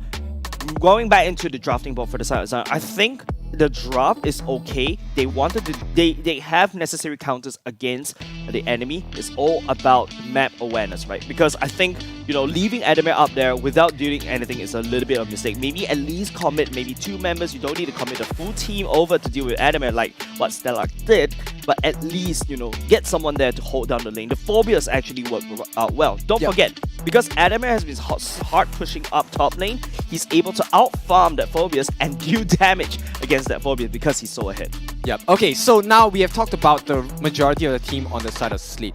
I want to highlight Luxin Stain. I think he's doing pretty well. His first entry, his debut into MPL. This was a very tough game. Slate, one of the strongest, if not the strongest in the league for this season. And I mean, that's the first game. That's his first game and it's the last game. Yep, I think his performance has been stellar so far, given, you know, what resources he has available. What do you guys think? He kind of hurt FMM a lot, right? FMM, you know, once he get his ball, you know, his soccer ball just landing onto FMM, the moment he gets into killing range, FMM just gets bursted down non-stop, and then that's where FMM know, I have to back out, I have to dash away, you know, and then just using Electro Flash just to get away, giving some distance in between, social distancing himself away from, you know, Luxin Stain, and then Luxin Stain is forced to go back because he can't overextend. Yeah, because don't forget, it's also JPL constantly rotating around that part of the map. And the vision that JPL provided has been astounding. And not only just that, right? Like, we mentioned in the keys to victory for the side of Zion, right? Is to identify JPL, get him down as quickly as possible, and then go for the other members of Slate. But JPL has gotten out of these sticky situations way too many times. Yep, I think the early game where they actually caught JPL out a couple of times with the other members as well, that was great from Zion. So I think they need to continue doing that, but they also need to keep him on a tight cap, right? They did control him for a while, but then because of Adamir's presence, they had to kind of take the lid off, and unfortunately, you know, JPL just grew out of control, and, you know, the container no longer fit JPL once we were in the mid game, and I think the growth on the side of Luxenstein was not fast enough to kind of compete against FMM, as well as that positioning. I agree with you, the Phobias pick was awesome, and I think he did extremely well in the lane, but, you know, it's not just one lane that wins you the game. Yeah. And when you come into this meta, if you notice, it's like there's no one person that truly shines anymore. Back in the good old days, yes, you can just pick one Roger and just go out of control, right? But nowadays, you don't really have that sort of a luxury anymore. No pun intended to Luxin Stain. So it's a very much of a team effort. And I think going back into the draft, going to game number 2, I think what they also need to do is to basically play down to the basics. Like, there's a lot of things that you have to put down, right? You need a wild charge to connect. You need to make sure that Eve stays alive with the real world manipulation, lest you also don't really do the damage and the slow. But JPL, the Minsitar, right, has been cancelling the real world manipulation quite a few times. Yep, I mean, paired up with the King's Calling to slow everyone down who's trying to, you know, make a difference in that defense. It definitely makes sense why Slate won that game 1. But now, of course, with Luxin Stain being new into this whole MPL scene and trying to make his mark, I believe he can, you know, put some pain across to Slate's lineup if they give him the proper resources as well as the opportunity. So let's take a look at what the draft and ban is going to have in store for us.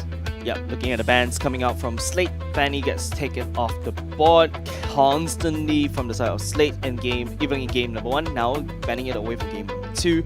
Zion bans away the Archive, still staple bans for now. I'm expecting, Faramis bans as well.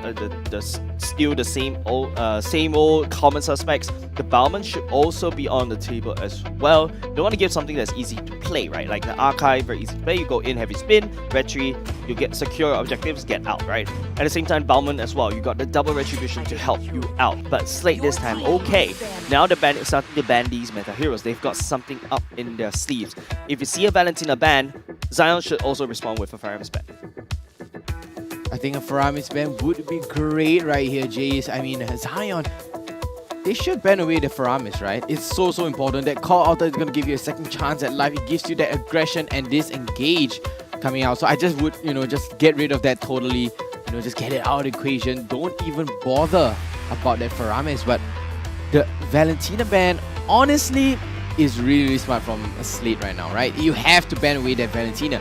You do not want to give away that Valentina, but they are on the first pick though, so they want to deny Zion with that Valentina. They rather prioritize something else, maybe even the Paquito. Could Zion ban away the Paquito? Okay. Yes, they could. Yes, Adamir on that Paquito, he's too comfortable on this Paquito, right? You saw in game number 1, going up against a natural counter of a Paquito, and yet also keeps rotating. He's been getting away with his Paquito way too many times, so Zion just eliminates that right off the board. Now Slate's turn.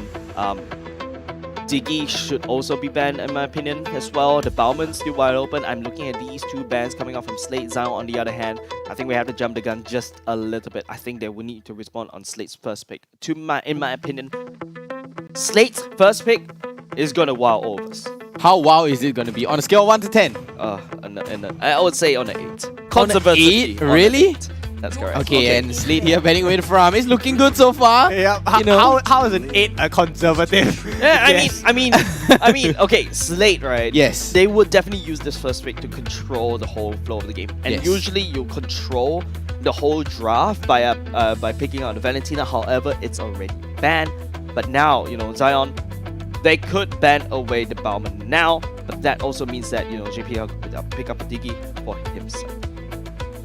Does JPL play a Diggy though? He does, but will it fit into the composition of their team fight-centric draft? Well, it's Slate, man. I mean, we yeah, it's know Slate. how strong Slate is, and it looks like Bauman's gonna be the next ban on the side of Zion. Wow, Bauman ban on the side of Zion here. What could Slate possibly go for? Let's take a look at the very first pick, aka the blind pick. Should be an 8 out of 10, right, Jace? Yeah. Let's go for it. 8 out of 10. Let's go. I believe in you, man. Now looking at Zion banning out the Bauman, I'm thinking something from the for Slate, something like an EXP later, like down even to an Esmeralda, right? Yeah. Because it's very stable, it's very easy to use, it's very unique as well. You counteract a lot of the shields to a point that you counteract the shields that a Diggy can use. Oh, that's true. The shield cutter himself. But they look like they're signaling towards FMM. They want to...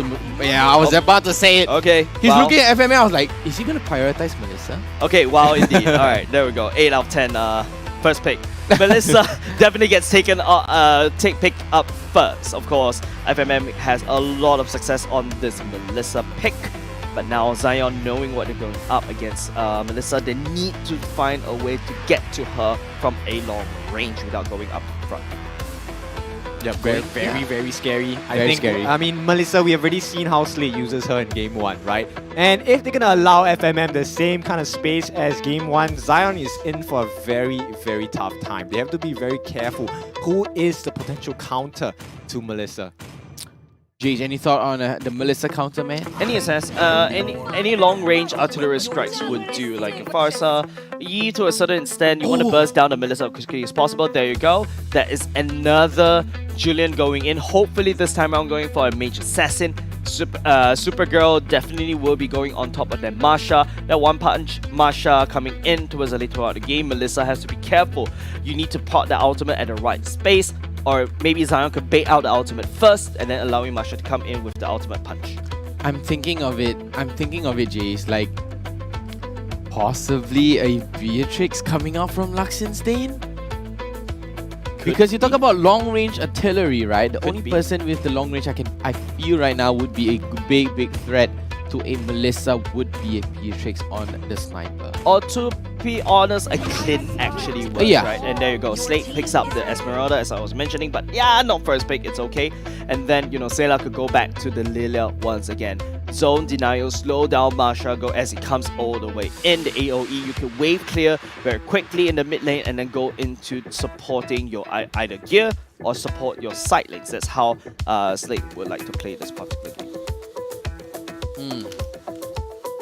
I think they should go for Beatrix, but it's just too much to handle, right? If enemy just jumps right in, lands the falling star moon, and then FMM on that Melissa will just pop right off, just burst you down, and then Lilia, Sayla on the Lilia is just gonna slow you down, and there's nowhere to go.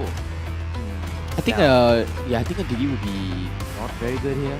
Yeah, I think Digi will get squished right off the go. There you go, Oh. the Beatrix coming in, as you mentioned. The sniper shots would be very good.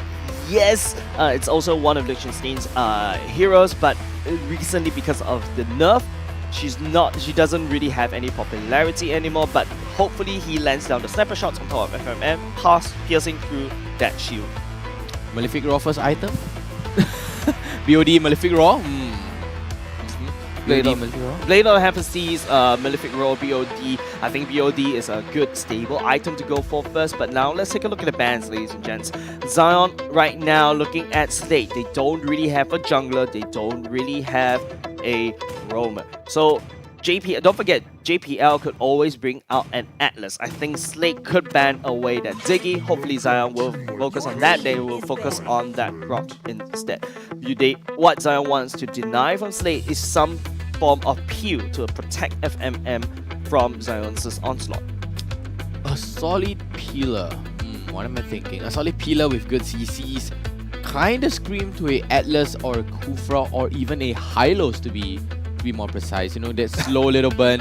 I'm just throwing out, but a Hylos could be possible. But instead, Slate is gonna ban away, going against my words, and just removing that Atlas. Yeah, it's really tough to kind of imagine how Slate's gonna play. Yeah. Gonna drop it. I'm actually having a little bit difficulties in my opinion, but Slate banning away that Atlas could spell a lot of interesting things, right? There's a lot of things super wide open. It's tossing, look at Hades, like just what am I thinking? Like eyebrows fur as well. Daryl is basically this is like a battle of the coaches whenever it comes to drafting phase. But Zion right now, if they're banning away that Grok and Slate is responding with an Atlas ban, both these two teams could starve out the Roman kind of pool. Going with the Baxia. I mean, it's kind of great. I mean, denying JPL from even using the Baxia or even Gear using the Baxia in the jungle role.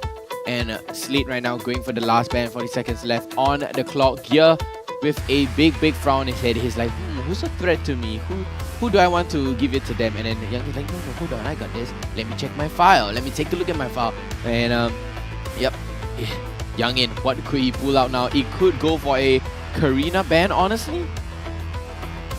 Nah, not a Karina ban, because that Lilia will just destroy him down, right? Yeah, and Zion, if you ban away the Grok and you ban away that Baxia, usually it hints to something of a long range artillery mages that you want to go. You could ban away the Yeve, and they might actually pick up a Yeve or Farsa for themselves. Once again, Vanix will bring the Julian into the jungle. His skill pretty wide open for the side of Zion, but Slate, on the other hand, bans away the Mathilda for now, protecting FMM as much as possible. FMM, literally the president right now of Slate. They all have to be all hands on deck, just protecting FMM with all that they have. So what could be the answer to this? What could be the answer to the bodyguard detail, Jace? Do you think it's going to be a Peely tank or a very hard CC engage tank? I think for the side of Zion, they do have some form of CCs, but you want something even harder, right? Yes. Like a harder CCs. There you go. That's Lolita hard. actually work. The Luminum Blast, this big area denial to stall down FMM before he gets too crazy. But Slate, on the other hand, they don't have enough CCs. Yes, you do have a root, you do have an infinite amount of slow. They need something even harder from the side of Slate. Something harder on the side of Slate. What am I thinking here? I'm trying to think. A Kufra?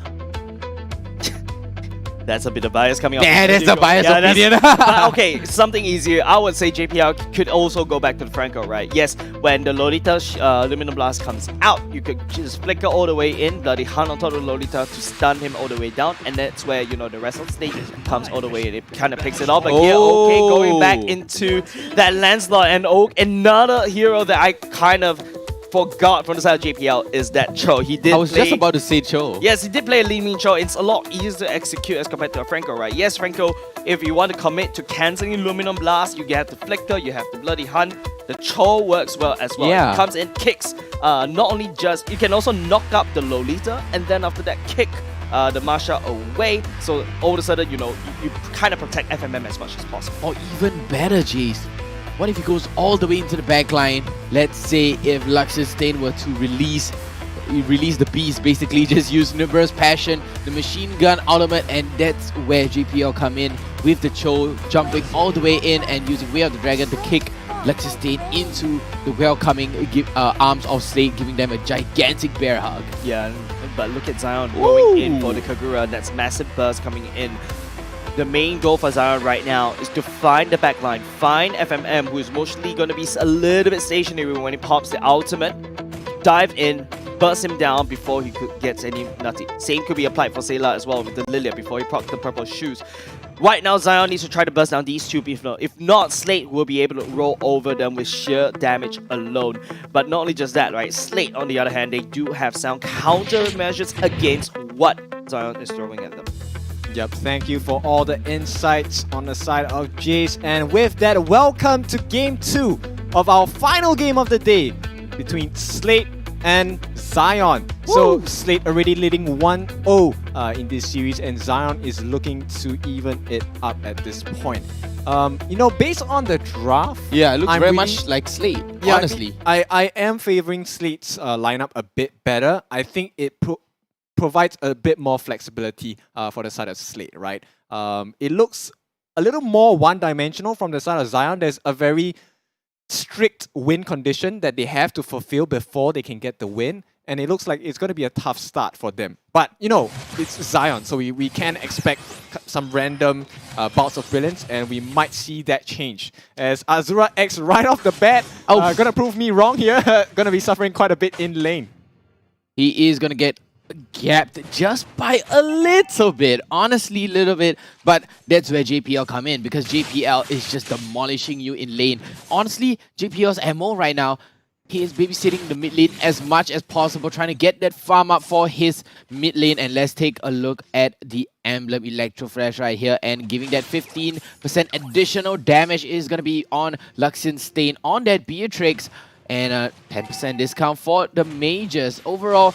But honestly, nothing stands out to me except for the killing spree on Gear here with the Lancelot. Honestly, I'd rather go for the high-end drive, but killing spree gives you more sustainability during team fights and skirmishes, giving you that 30% extra max HP after a kill, of course. Yep, so far I think Zion is doing well. Yes, they might get pressured a bit in the mid lane here, but I think Latte is holding his own with the support quite well, right, so far. But the first play of the game is really important, because this is where it dictates Zion or Slate having this advantage. Having the advantage, they both can build it. Aldemir is going to be the first one to get caught out. Supergirl trying to jump in, but JPL is here as well. Welcome to the party, because Zion, they are not ready for this. A nice jump by JPL, and that is enough to deter Zion from moving any further in. Incredible zoning here from JPL, playing the ultimate team game, pushing and zoning like what he does. It's supposed to be the EXP lane's job, but look at the versatility on Slate right there. They're sharing the roles, they're playing together as a team, but it is going to be a 4-on-3 right now, 4v3. Yep, so far JPL is trying to make trouble at the back lines. He's falling extremely low though. It does go to Zion. Vanix gets it, but here we go. It's going to be traded out for a kill. Latte is falling extremely low. A nice Luminon blast here, and that allows them to run away. It's going to be a 1-for-1 between Zion and Slate for this first turtle fight, so definitely in favor of Zion. Honestly, right there was a little bit of misstep coming out from Gear himself, but take a look at the bar on the screen right there, ladies and gentlemen. That is going to be your QR code and your code. Fill in the code and redeem it right now or I will kill you. No, I'm just kidding. But a little small macro misstep there by Gear because JPL manages to knock Vanix up. But he didn't have Way of the Dragon with him at that time, and that's where Vanek is able to secure the turtle with that retribution, and Gear was just a little bit out of range for that retribution. So far, it does look like Zion is doing okay. They don't exactly have the goal lead, but it looks like Slate. I think they might try to make the pressure even harder right now because Slate, they have to push this advantage. Yep, Slate, they have to push and force the issue right now. They are trying to put on the pressure onto Zion. They're like, yeah, sure, you can lose that. And look at Taylor. Look at the amount of damage. Look at the Way of the Dragon here catching out onto Vanix. Gets away with the enhanced dash. Going away, disengaging nice and easily. Vanix isn't even shaking. He's like, meh, this is every day to me. Yep, so Slate, I think they're trying to suffocate Zion right now, and it looks like JPL. I mean, he's so hyper-aggressive, he does get the jump in, but might get punished here. He is going to be taken out by Azura X, which means that Zion, they do recover and relieve a bit of pressure across the map, and this will allow them a bit more space, because you can see the rotations coming down. Lolita as Latte looking to set up for another opportunity. That's right, and FMM push a little bit of damage down onto Luxistain here, but I have to say, during that fight, Adamir literally waste the resources of Zion right there. Azura X wasting that execute and the yin yang overturn. Vanix wasting away his enhanced abilities, but he's going to come right up. And Luxistain using the ultimate right there. So there's 3 ultimate essentially gone. Yep, the reset of the turtle means the entire side of Slate is going to show up here. Azura X is falling a bit low. He does have half his health left. So Latte is going to stand in the front. And this looks like Slate is going to get this turtle scot-free. Zion will not be able to contest, and they might chase for more kills if JPL sees fit. It's all up to JPL right now. He has to start the engagement. He is the main CC starter. As you can see here, Latte take a little bit of damage. He's going to be dashing right out, but here comes the knockup from JPL. Oh, they're Way of the in. Dragon. Now he is going to use Way of the Dragon, and securing it is going to be Sailor. But here comes the enhanced knocked up from Gear. Yep, it is going to be a trade so far. 1-for-1 Latte for Gear. I'm fine with that any day, but Zion, they need to be very careful about their positioning because Sailor is already farming the creeps here. You do not want a fat and fed Lilia, as Azura X might get caught out. His position is a bit poor here. Luxistain will not be able to save him. Looks like this turret is going to suffer a lot of damage. Here comes the dive though. Sailor going to use the black boots as well. So far, it's looking okay. Zion going to make it out, but at what cost? Kind of a little bit of a loss right now, but Zion is at a kill advantage, but is at a goal deficit right now. And JPL just gaining information on Vanix right now, denying him of any sort of farm and just putting on pressure over and over again. And let's take a look at the items right now. But Adamir comes in with a Falling Star Moon, chips down onto Vanix. Look at JPL, has the Way of the Dragon. Yep, let's talk a bit more about the items. What do you think about it, Vertigo? I mean, it's looking great overall. Nothing out of the ordinary. Wait. Okay, yeah, it looks normal to me. I'm sorry, I'm just kind of stony right here. I just gave you guys a little bit of a cliffhanger, but everything looks fine to me. Luxistain going for the BOD first, have a little bit of good defense right there with the sweep boots, and then give yourself a little bit of attack speed. Crazy catch there by Luxistain, but he's gonna get traded back. That's Slate's MO. Here, like, we lost, we trade. We lose one, we trade. I mean, Slate is very, very well prepared, right? Zion, Latte going to be caught out so far. Will they commit for the chase here? They go as Gear is going to jump in as well as a nice slash comes in. Latte might not survive. He will not make it. A two-man stun here as it looks like it's going to be clean again. A double kill for Gear as it looks like the turtle is already prepped on a plate for them. And they are happy to oblige.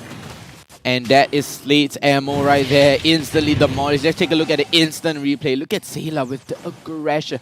No fear at all. Vanix right there. Latte forces the flicker all the way back. And Unchains come up. Numenong Blast comes out. Dodges, sidesteps it. And JPL comes in with Way of the Dragon with an intense sidestep. And the slow coming out from Sailor. Using the black boots to get away. What a organized team play coming out from that. Yep, I mean, when Sailor has the black boots, you have to be very careful on the side of Zion, right? He's just going to bait everything out and just negate it. As Adamir is going to go in a 1v3 situation, his shield is so strong. I mean, come fight me, boys! Adamir is ready to bring it on. And he's just going to force the 3 of them away. Wow. I mean, Slate, come on, man. This is too much of a showing. This is straight out of a movie, man. 1v3. Who know it could be possible? And JPL here, wanting to put some aggression down onto ZeroX, though. But I have to say, that only happens in movies, right, guys? Animir here, using that falling star mode. He is above, you know, the rest of the 1v3 there. He had the advantage. He had the EXP advantage. Look at FMM here using Go Away Supergirl. Forces the sprint.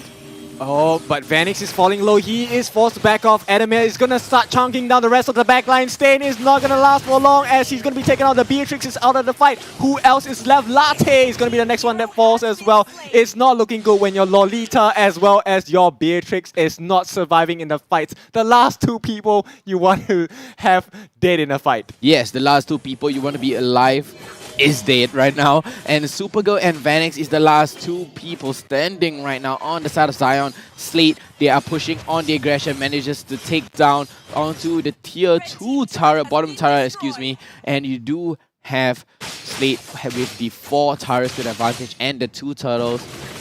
Very good play coming out, and Adamir just doing Adamir things. Keeps on the pressure, keeps on the aggression, providing Slate so much room, so much space. Tier 2 mid turret also gets taken down, and it looks like it is going to be a tier 2 top turret as well coming out from Slate and Zion. They are forced to go passive as we speak right now. The Lord is going to come out of his hiding cave, but look at the damage onto Adamir. Adamir pops the sprint, but he is going to get instantly demolished, and here it comes. We have the Dragon taking out onto Latte, and a big kill. Yep, that is going to be punished for Gear. He is going to be punished for his aggression as Supergirl as well as Vanix. They are going to try and push the issue here. Azura X as well joining in the fight. The Black Boots are going to be committed, but not enough damage. They have to back out. But Luxon Stain is back already. FMM, he is a bit too close on the side of Stain. He does get the kill. So this is looking good. The Lord is open for the taking, and they have 4 members alive with Latte coming out in about a second or so. Oh, this is a big mistake from Slate. Big mistake from Slate, but the Yin Yang overturn! Oh my goodness. Azura, wow. Okay, I've got to say, Luxon Stain committed so hard to the fight. He flickered in, uses that SMG to burst everybody down, and manages to get that last final hit onto FMM. But look at the conceal play from Zion here, trying to catch down onto enemy, but that is a thick boy. Yep, it looked like Zion was slipping away from this game, and all of a sudden they turn up the gear and they just run rampant around Slate here. I mean, the way Slate played is really like the weather, right? They really just went ahead and did whatever they wanted, and Zion had to kind of prep themselves for it, right? But they brought their umbrellas, they brought their raincoats. So now they have a bit of control back in the game. Zion literally just said, you know, Azura X just said, get your umbrella, boys, it's gonna be raining tonight. Yep, Gear's being chased down by Supergirl though. I think at this point they need to maintain the wave management, but Luxon Stain, not sure what happened at the top lane as he is going to be taken out and is not looking good. Zion, this push looks like it's dead. We have the Dragon being committed there by GPL, but Azura X again! With the Yin Yang overturn, just demolishing FMM here on the Melissa. What? Yup, the X Factor for sure. He is giving Zion many lifelines, right? So far, a couple of very nice kills on this Kagura. But on the bot lane is what is happening, right? JPL and Supergirl, this matchup is very important. Like we said, the wave management as well as looking at how they create pressure across the map. That's very important for Slate to manage. And Zion needs to respond in kind as well. Zion, what could be the response right now? 11 kills to 10. Slate still has the 3k gold advantage in their name, but they are kind of lackluster in the team fight, honestly. Like, they have a little bit of gear. He's going to be caught out here. All 4 members are jumping in, but I mean, he's slippery at this point. 60 seconds before the next Lord comes up, so they're very comfortable on the side of Zion to wait. As long as they manage their waves, it should be fine for them. Yep, and JPL playing the very patient game right now. Trying to open up the map for the team, going in, getting some aggression. Might jump down onto Azura X though, but look at where JPL is. Oh my goodness, a big punish here for JPL as Adam is going to jump into 4 members of the side of Zion, but he is going to be instantly taken out by Stain here. This is not looking good. Supergirl going to chase out Gear as well. Can he make it out? Supergirl, he's chasing. The Marsha will not be allowed to touch Gear any longer as FMM going to save his teammate's life here. And Zion suddenly breathing signs of life. You know what this is? Luxon Stain finally came online with that Beatrix. Oh, Zalvanix! Oh, what is that? A huge burst onto FMM. I mean, previous game, FMM was a problem, but here we go, no longer a problem as they march down this mid lane. They are not going to march down that mid lane so soon right now, Kin, but they are going to be prioritizing onto the Lord right now as they should. 5 more seconds, and we have the enhanced Lord, level 2 Lord, finally coming out, and Gear, they forced Gear all the way back, and then JPL just go crazy, you know, with that Way of the Dragon. But Luxenstein is online right now, using the SMG, but look at JPL with the Way of the Dragon. Oh, this is tight. Oh my goodness, Gear, he gets it! Oh, but he's immediately taken out here. This is the end of the fight though. Can Slate manage? Adamir is trying to hold off. Zion, they still have all 5 members alive. But that was so critical for Slate, that Lord Steal, my goodness. That was very, very essential for Slate right there, because they do have their base kind of wide open in the middle. And look at where FMM is and Latte. Oh, 2-man knock up here. Adamir is going to get the fight started. Vanix is falling very, very low. He's trying to make it out so far. But here comes the backup from the side of Zion. Supergirl once again chasing another member. Adamir, he's going to be taken out. Vanix with the mega kill. Wow, Vanix has finally came online. Luxenstein has finally came online here on that Beatrix. That's going to be one painful Beatrix. Look at the wave clear, man. Look at the wave. Oh, just pain on pain on pain. And that's just the grenade launcher. You haven't even seen the SMG. The SMG literally shreds down Slate. You saw how, you know, Luxenstein actually shredded down onto Sailor, onto Gear. Gear couldn't even have a chance, but he managed to get the retribution within that iframe and then just... JPL. Oh, JPL. nice bait. Yep, he is going to make it out scot-free, I believe, because they cannot overcommit. Supergirl is going to try and connect, but JPL is a choke. Come on, man. He is super mobile. So Zion has to be content with just clearing the lanes. They have to push out the lanes here, Ken. The top lane looking kind of juicy. They do have the Lord's minions right now, but it is going to be essentially cleared at an instant by Zion. They recognize the issue. They learn from their mistake. Once bitten, twice handsome. No, I'm just kidding. I just changed English, guys. Jace is like, oh, kill me now. Yeah, his eyes has to be rolling into the back of his head because of he can see his brain. Yep, how painful that joke is. But JPL is gonna cause a bit more pain for Zion because he's just marking out their positions. Like we said at the start of game 1, JPL is very critical in his vision game, right? The ability to scout out information for his team is so critical for Slate. That's why he's the best. One of the best roamer opens up the map. He's going to be caught in 3 members. I mean, but he should be fine, right? He should be fine. Yeah, it looks like they do not want to overcommit because getting a kill on Supergirl is not worth the risk of being jumped on once they finish that fight. JPL here, one of the slickest men I know on the show, right? He's just insanely fast, insanely good, and provides all that nice, juicy information for the team, and even has that nice, juicy engage. I'm going to stop using juicy because it doesn't sound nice, but amazing, amazing setups coming out from JPL also. And JPL playing the very good team game, but Zion here with a... Oh, take a look at the minimap, guys. It's going to be a very, very big...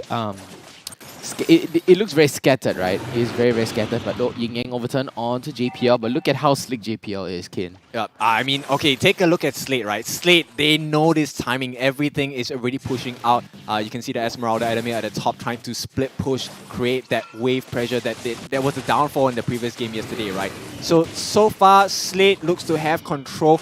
Although Zion has so-called the Lord's Dance working for them at this point, they're going to back out. Looks like they need to do their wave clear management first. Yep, they want to bait out the Lord. They want to bait out where Slate is. They want to bait out their position because as of right now, Supergirl is not opening up the map. Latte is not opening up the map, so they are just waiting and they can see JPL. They might just jump onto JPL here. Yep, JPL going to be taken out by Stain, but I think this is again that tunnel vision because look at where Gear is. You can have the Lord attacking your base. That red strike is working. He's going to take it out. Where's the rest of the team? Zion, they have to make it back now. They're not allowing them to go back. Azura X is taken down. Supergirl, the saving grace so far. That silver lining, but they have to be very careful. Mega kill on Stain here. But is this a huge mistake from the side of Slate as Supergirl is trying to chase in? Where's the protection for Gear? Adamir is going to show up and it looks like they're going to take a pause down here. But Zion definitely feels the pain from this. 2 tier 3 turrets for nothing. Yeah, 2 tier 3 turrets. And right now, they can go for the Lord. And should Gear do this? I feel Gear has the guts to do this. He should go for that Red 3 battle. And look at Sailor pushing out the damage. But Luxenstein is a very, very pain person right now. Adamir comes in with a falling star. Oh, that's the timing. That's the timing. They do get the stun on Adamir. But Gear is in the bushes as well. He's going to jump in. Stain! Oh! Oh no, Gear! He does it. So this is a good fight for them. They want to keep this going. Here comes that skill as well. Sailor, the next one to take a kill for the team. Slate, they have seen the win condition. They see the lines on the neck of Zion and they are going to go for it. JPL and Gear happy to jump in as Azura X trying to save the day. But the Black Boots, oh quick fingers, quick reactions as well. Azura X will make it out. He's not going to. That's the end of it. Zion, they have nothing left to offer at this point. This is going to be the end of the game. Gear, he still has his immortality. Where is the defense? None. Zion is out and it looks like the creeps are marching in as well. What can Supergirl do? Nothing as Slate comes in and takes this game. End of game 2 as Slate takes it all 2-0. Slate was just like a tiger waiting the pounce onto Zion at any given moment of time and just took that opportunity. If you had one chance, one opportunity, would you seize it? Would you take it? Or just let it go? Yeah. So I mean, it was tough, man. It was tough. I actually felt Zion stood a very good chance there. They were managing the waves well. That one small mistake that allowed that backdoor by Gear, my goodness, that really crushed them, and I think they're gonna regret that decision. I think the most important thing for the side of Zion is still the tunnel vision, right? There was a good period of time when Azura X start catching up people and then Luxian start picking up the golden stuff as well. If you notice later on what this Beatrix built for himself, you'll understand why JPL is in for a lot of trouble. But apart from that, another thing is that when it gets to the Lord fight, that one Adamir jump was a little bit suicidal, but Gear was actually right there, just waiting patiently. The members of, you know, Zion just don't know how to react when they jump in, and then Gear was on that bush. So which means that the tunnel vision, because of the lack of information, they're looking at taking down this Lord way too quickly before anything happens, and then after that, you know, and then just Slate forcing their hand. They need to do something, and when they realize that, you know, Gear is just like just right poking. beside that in that brush is just way too funny.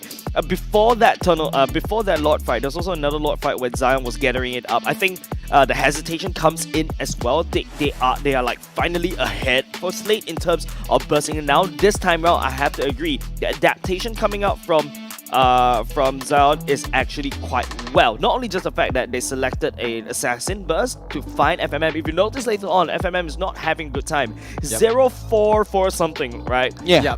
But in the end of the day, it's about the macro. Slate found that winner opportunity, split push when Zion is still diddling around the Lord, and then they created so much different pressure. Yeah, I agree. I think they had a bit of difficulty in terms of risk management. They did have the option to have someone deal with the Esmeralda top, right? But they did not, because they did not want to risk losing the Lord. So it's really difficult for them. I mean, Jace, share with us the items, man. Yeah, if you take a look at the items, just take a look. Okay, Luxienstein sold that golden stuff away. But if you notice, this is it's a very old school build. It's where you go for, like, you know, pure Nibiru, shredding, and the bombs to also provide hard scores. For a period of time, I'm very sure that empty one that Luxienstein sold over, that is a golden star because he has to react, right? It was. And then if you notice JPL, he's constantly getting shredded and is forced to build the blade armor. But then there's also another problem coming out from the side of Zion, is that they do have a lot of burst potential. Phoenix and Azura, just take a look at these items. Those items will definitely burst down Sailor or even JPL. Yeah, it's the first game I've seen in a long time in this past 3-4 weeks that Sailor has been manhandled, right, in a couple of the games. This is fresh for me, and I mean, Sailor, yes, he did not exactly have a very pleasant game, but this game was fantastic from the side of Slate. Like, once again, to me, Adamir, my goodness, he's split pushing. But of course, this time, the team was more well-rounded in the sense where it wasn't Adamir pushing that win condition over. It was literally the entire team. Yeah, I think Zion, in the end of the day, they realized that they were a bit tunnel vision on top of Adamir. Yep. This time around, they put Adamir in check. Another thing to also talk about from the side of Zion is Supergirl actually going in with the wall axe as well. That means that he's able to not only just gain the armor penetration, you also gain movement speed stacks as well. So let's take a look at the next part of the chart where we talk about the post-match analyst. If you notice, Slate, not a very good time for the kill participation for FMM because he's constantly getting targeted down.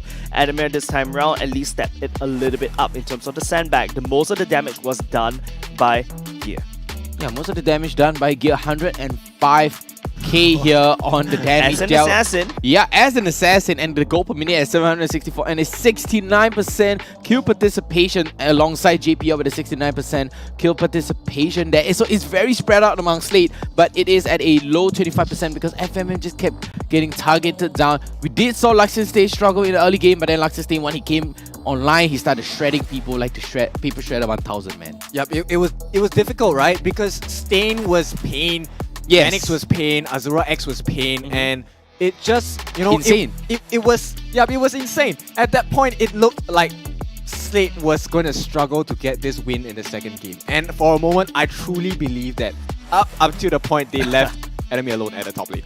Go do your stuff. And Gear as well, right? Yeah. So I think Zion, they do know what to do, but I think the hesitation starts to kick in towards the later parts again. These uncharted territory against Slate. Luxin Stain, not gonna lie, he also did quite well, but let's take a look at the MVP from this particular game as well. In my opinion, Gear did a wonderful job. Not only the fact that, he identified, he isolated Luxin Stain at the last moment, but also that one random split push from the side of Gear just put so much pressure on Zion to quickly end this game. Yeah, the thought process behind it was insane because everyone from the side of Zion was expecting Gear to be around to do that steal again, right? And then they were like, Gear's like, hey, wait, where's Gear? And it's like, tada, I'm here at the base. Yeah, exactly. And it was like a very burnt lesson for them, a very hurting lesson, right? Because right early in the game, Gear came in and stole the Lord, stole the Turtle, and it was very painful, so they did not want to risk it again. So definitely being, this is the mind games and understanding your enemy, and the way Slate executed it, perfect. Yeah, but of course, I'm not going to discount the fact that Slate almost lost. Yeah, Zion was... That was really scary for a period of time because Zion was ahead. They identified that they need someone to burst it down. So I really like the adaptation coming out from Zion. Yes. So don't counter out just yet. Yes, I know this is the last game for the regular season, but before we go on, I think we do have something for our audience. Yeah, let's take a look at the highlights right now. From this fight right here, look at Sayla's aggression going in all the way, and look at Gear jumping in even with the ultimate latte here. Look at the sidestep coming out from Slate, the macro play, and the two-man knockout coming out from JPL was just perfectly executed right there. And okay, this was the fight. Adamir went in. Look at Supergirl coming in for the flank. Gear trying to rush down onto Azura X, and then the damage just came bursting down on Luxin Stain and Azura X. Yeah, I think this is the time where JPL a little bit overstepped just a little bit. That kick was nice, but I think what Zion did, one of the keys of victory, right, is to basically target down JPL. They start to do that towards the later parts of the game because Luxin Stain has already solidified most of these items. If you notice, instead of bursting down FMM, which is definitely out of reach, we go for someone that's definitely going to dive for us. We take down JPL and Vanix towards the later part of the game where, the Julian cooldown gets ridiculously shorter as compared to the early game. He can proc that chains over and over and over again, pressing it down, and this is the Gear the Gear rush. The Gear winning moment. Take down Luxin Stain, and then after that, say the members of Slate just identified that and then just walk all the way into the enemy space. That's true. I mean, Latte did not have any information on where Gear was. He was hidden right there in the bush, and look at the damage coming out from the ultimate on that Lancelot, which is going to be played by Gear. Just insane amount of damage from this Lancelot. The snowball was insane. The power was just spiky. Gear just went all out ham on this Lancelot. And like I said just now during that fight, that one mistake because Latte did not open up the map. No hate to Latte though. Really great Lolita player. Constantly landing down those perfect Numenon Blast, on and on and on. But there was just no information given to the team. I think Latte needs to stick to the team as much as possible, right? Exactly. That's why he Shield up. Yeah, he shielded up. He needs to protect and his whole team from this Melissa's damage. These needles gets a little bit pokey, right? Yes. So that's why he has to stick. So he wasn't able to open up the map like how JPL does. But another thing that also what Latte did is to really protect the whole team. That's how Zion is playing for them. Yeah, but now, what's more important about this is what they're playing this for, right? This whole league, this whole season, we're gonna be playing about the points and the matches as well. So with this ending, RSG SG gonna be top of the table along with Slate follow-up by Revival, SMG SG in the top half of the table. Bottom half, we have Stellark, Evo, Flash, and Zion.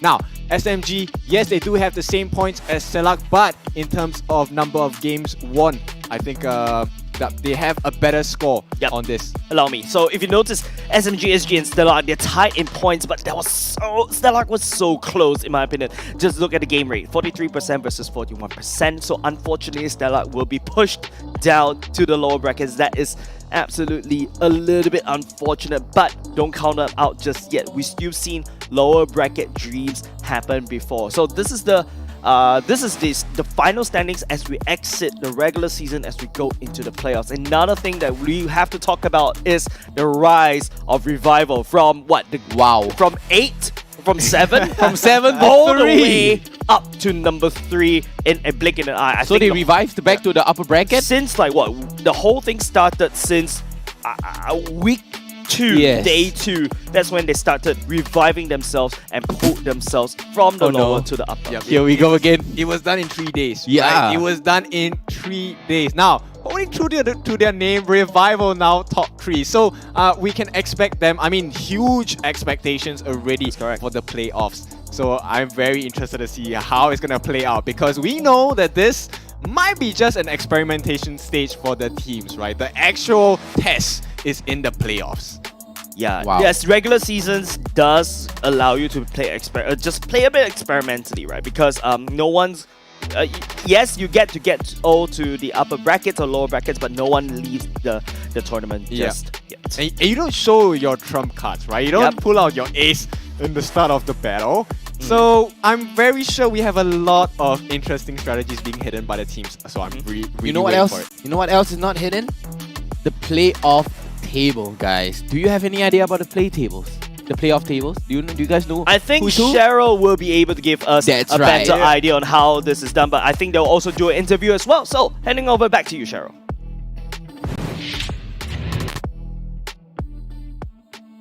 Alrighty, what a spectacular show. What a way to end off our last day right here at MPL SG Season 4 spectacularly. Right now, I have the winner of match 4 today. We have from Slate Esports, FFM. Hello. Alright.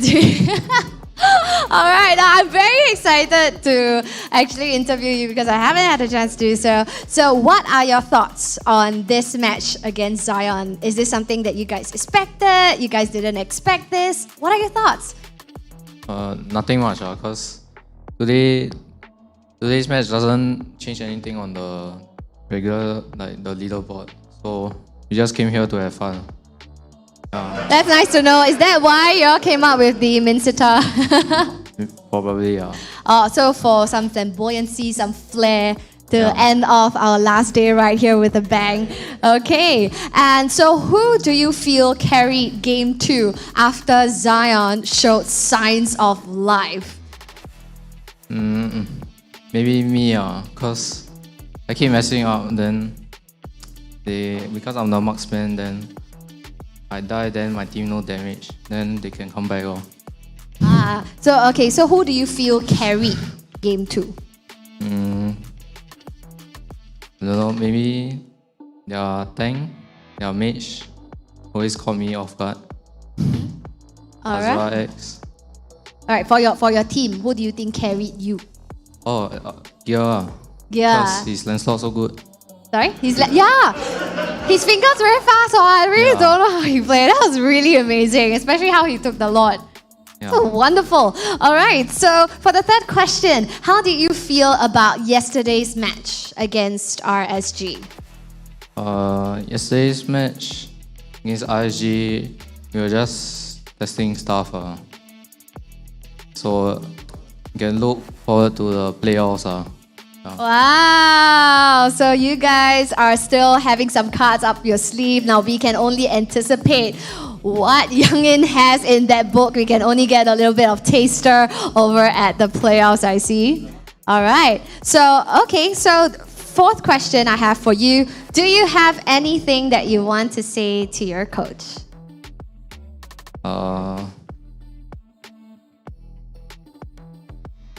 Maybe continue with his big brain draft, outdraft opponent every game. Yeah, that. All right. So maybe can you help me send in the word to Yang In? I want to take one peek at that legendary file that he has. Is that possible? Sure.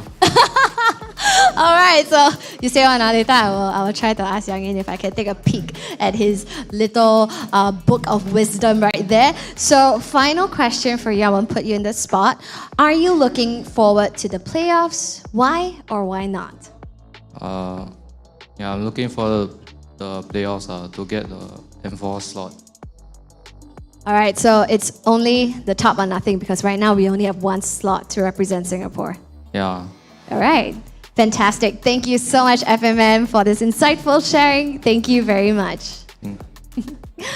Alrighty, and that was FMM, ladies and gentlemen. Fantastic, superb play, not just by Slate itself, but valiant effort over on Zion Esports side as well. What a way to end MPL SG Season 4 regular season with a bang right here today. Now, the dust has settled over the free-for-all melee right here at the regular season. Now, the teams will face off their first playoff matches in both the upper and lower brackets, where teams will either drop to the lower brackets or be eliminated, in MPL SG Season 4 totally. Now, teams eliminated on the first day of the playoffs will not receive the invitational spots for MPL SG Season 5. This is something worthy to note. Now, playoffs will be starting on 7th of October and will feature the first rounds of both upper and lower bracket.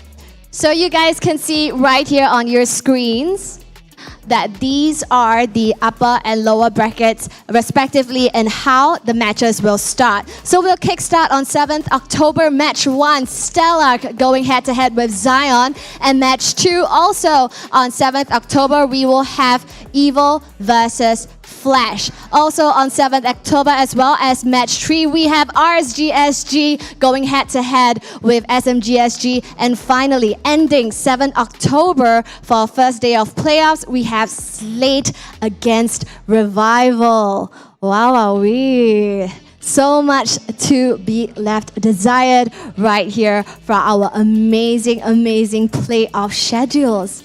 Are you guys excited? I sure am. Now stay tuned to our social media accounts. I'm sure you guys must be really excited after seeing the playoff schedule. So stay on to our social media accounts to find out how you can secure your tickets and the full schedule of the playoffs as the playoffs progresses. So don't forget that MPL SG Season 4 isn't the end of the road for our teams. Moontan has released invitational slots for the M4 and there's only one spot for MPL Singapore, as I've mentioned. So there is only one team that can earn that coveted invitational spot to represent Singapore.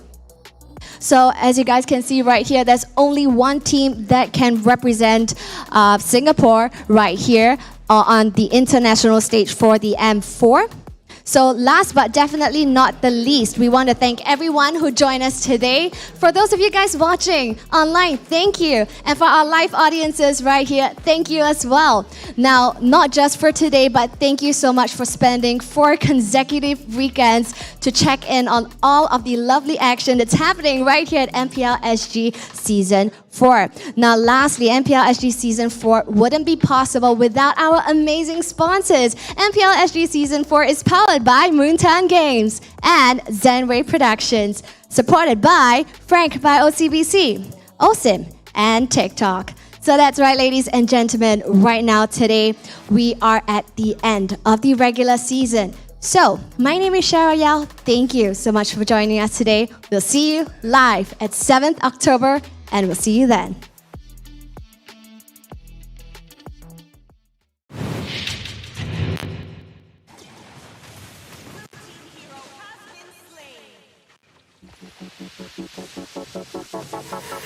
Slain.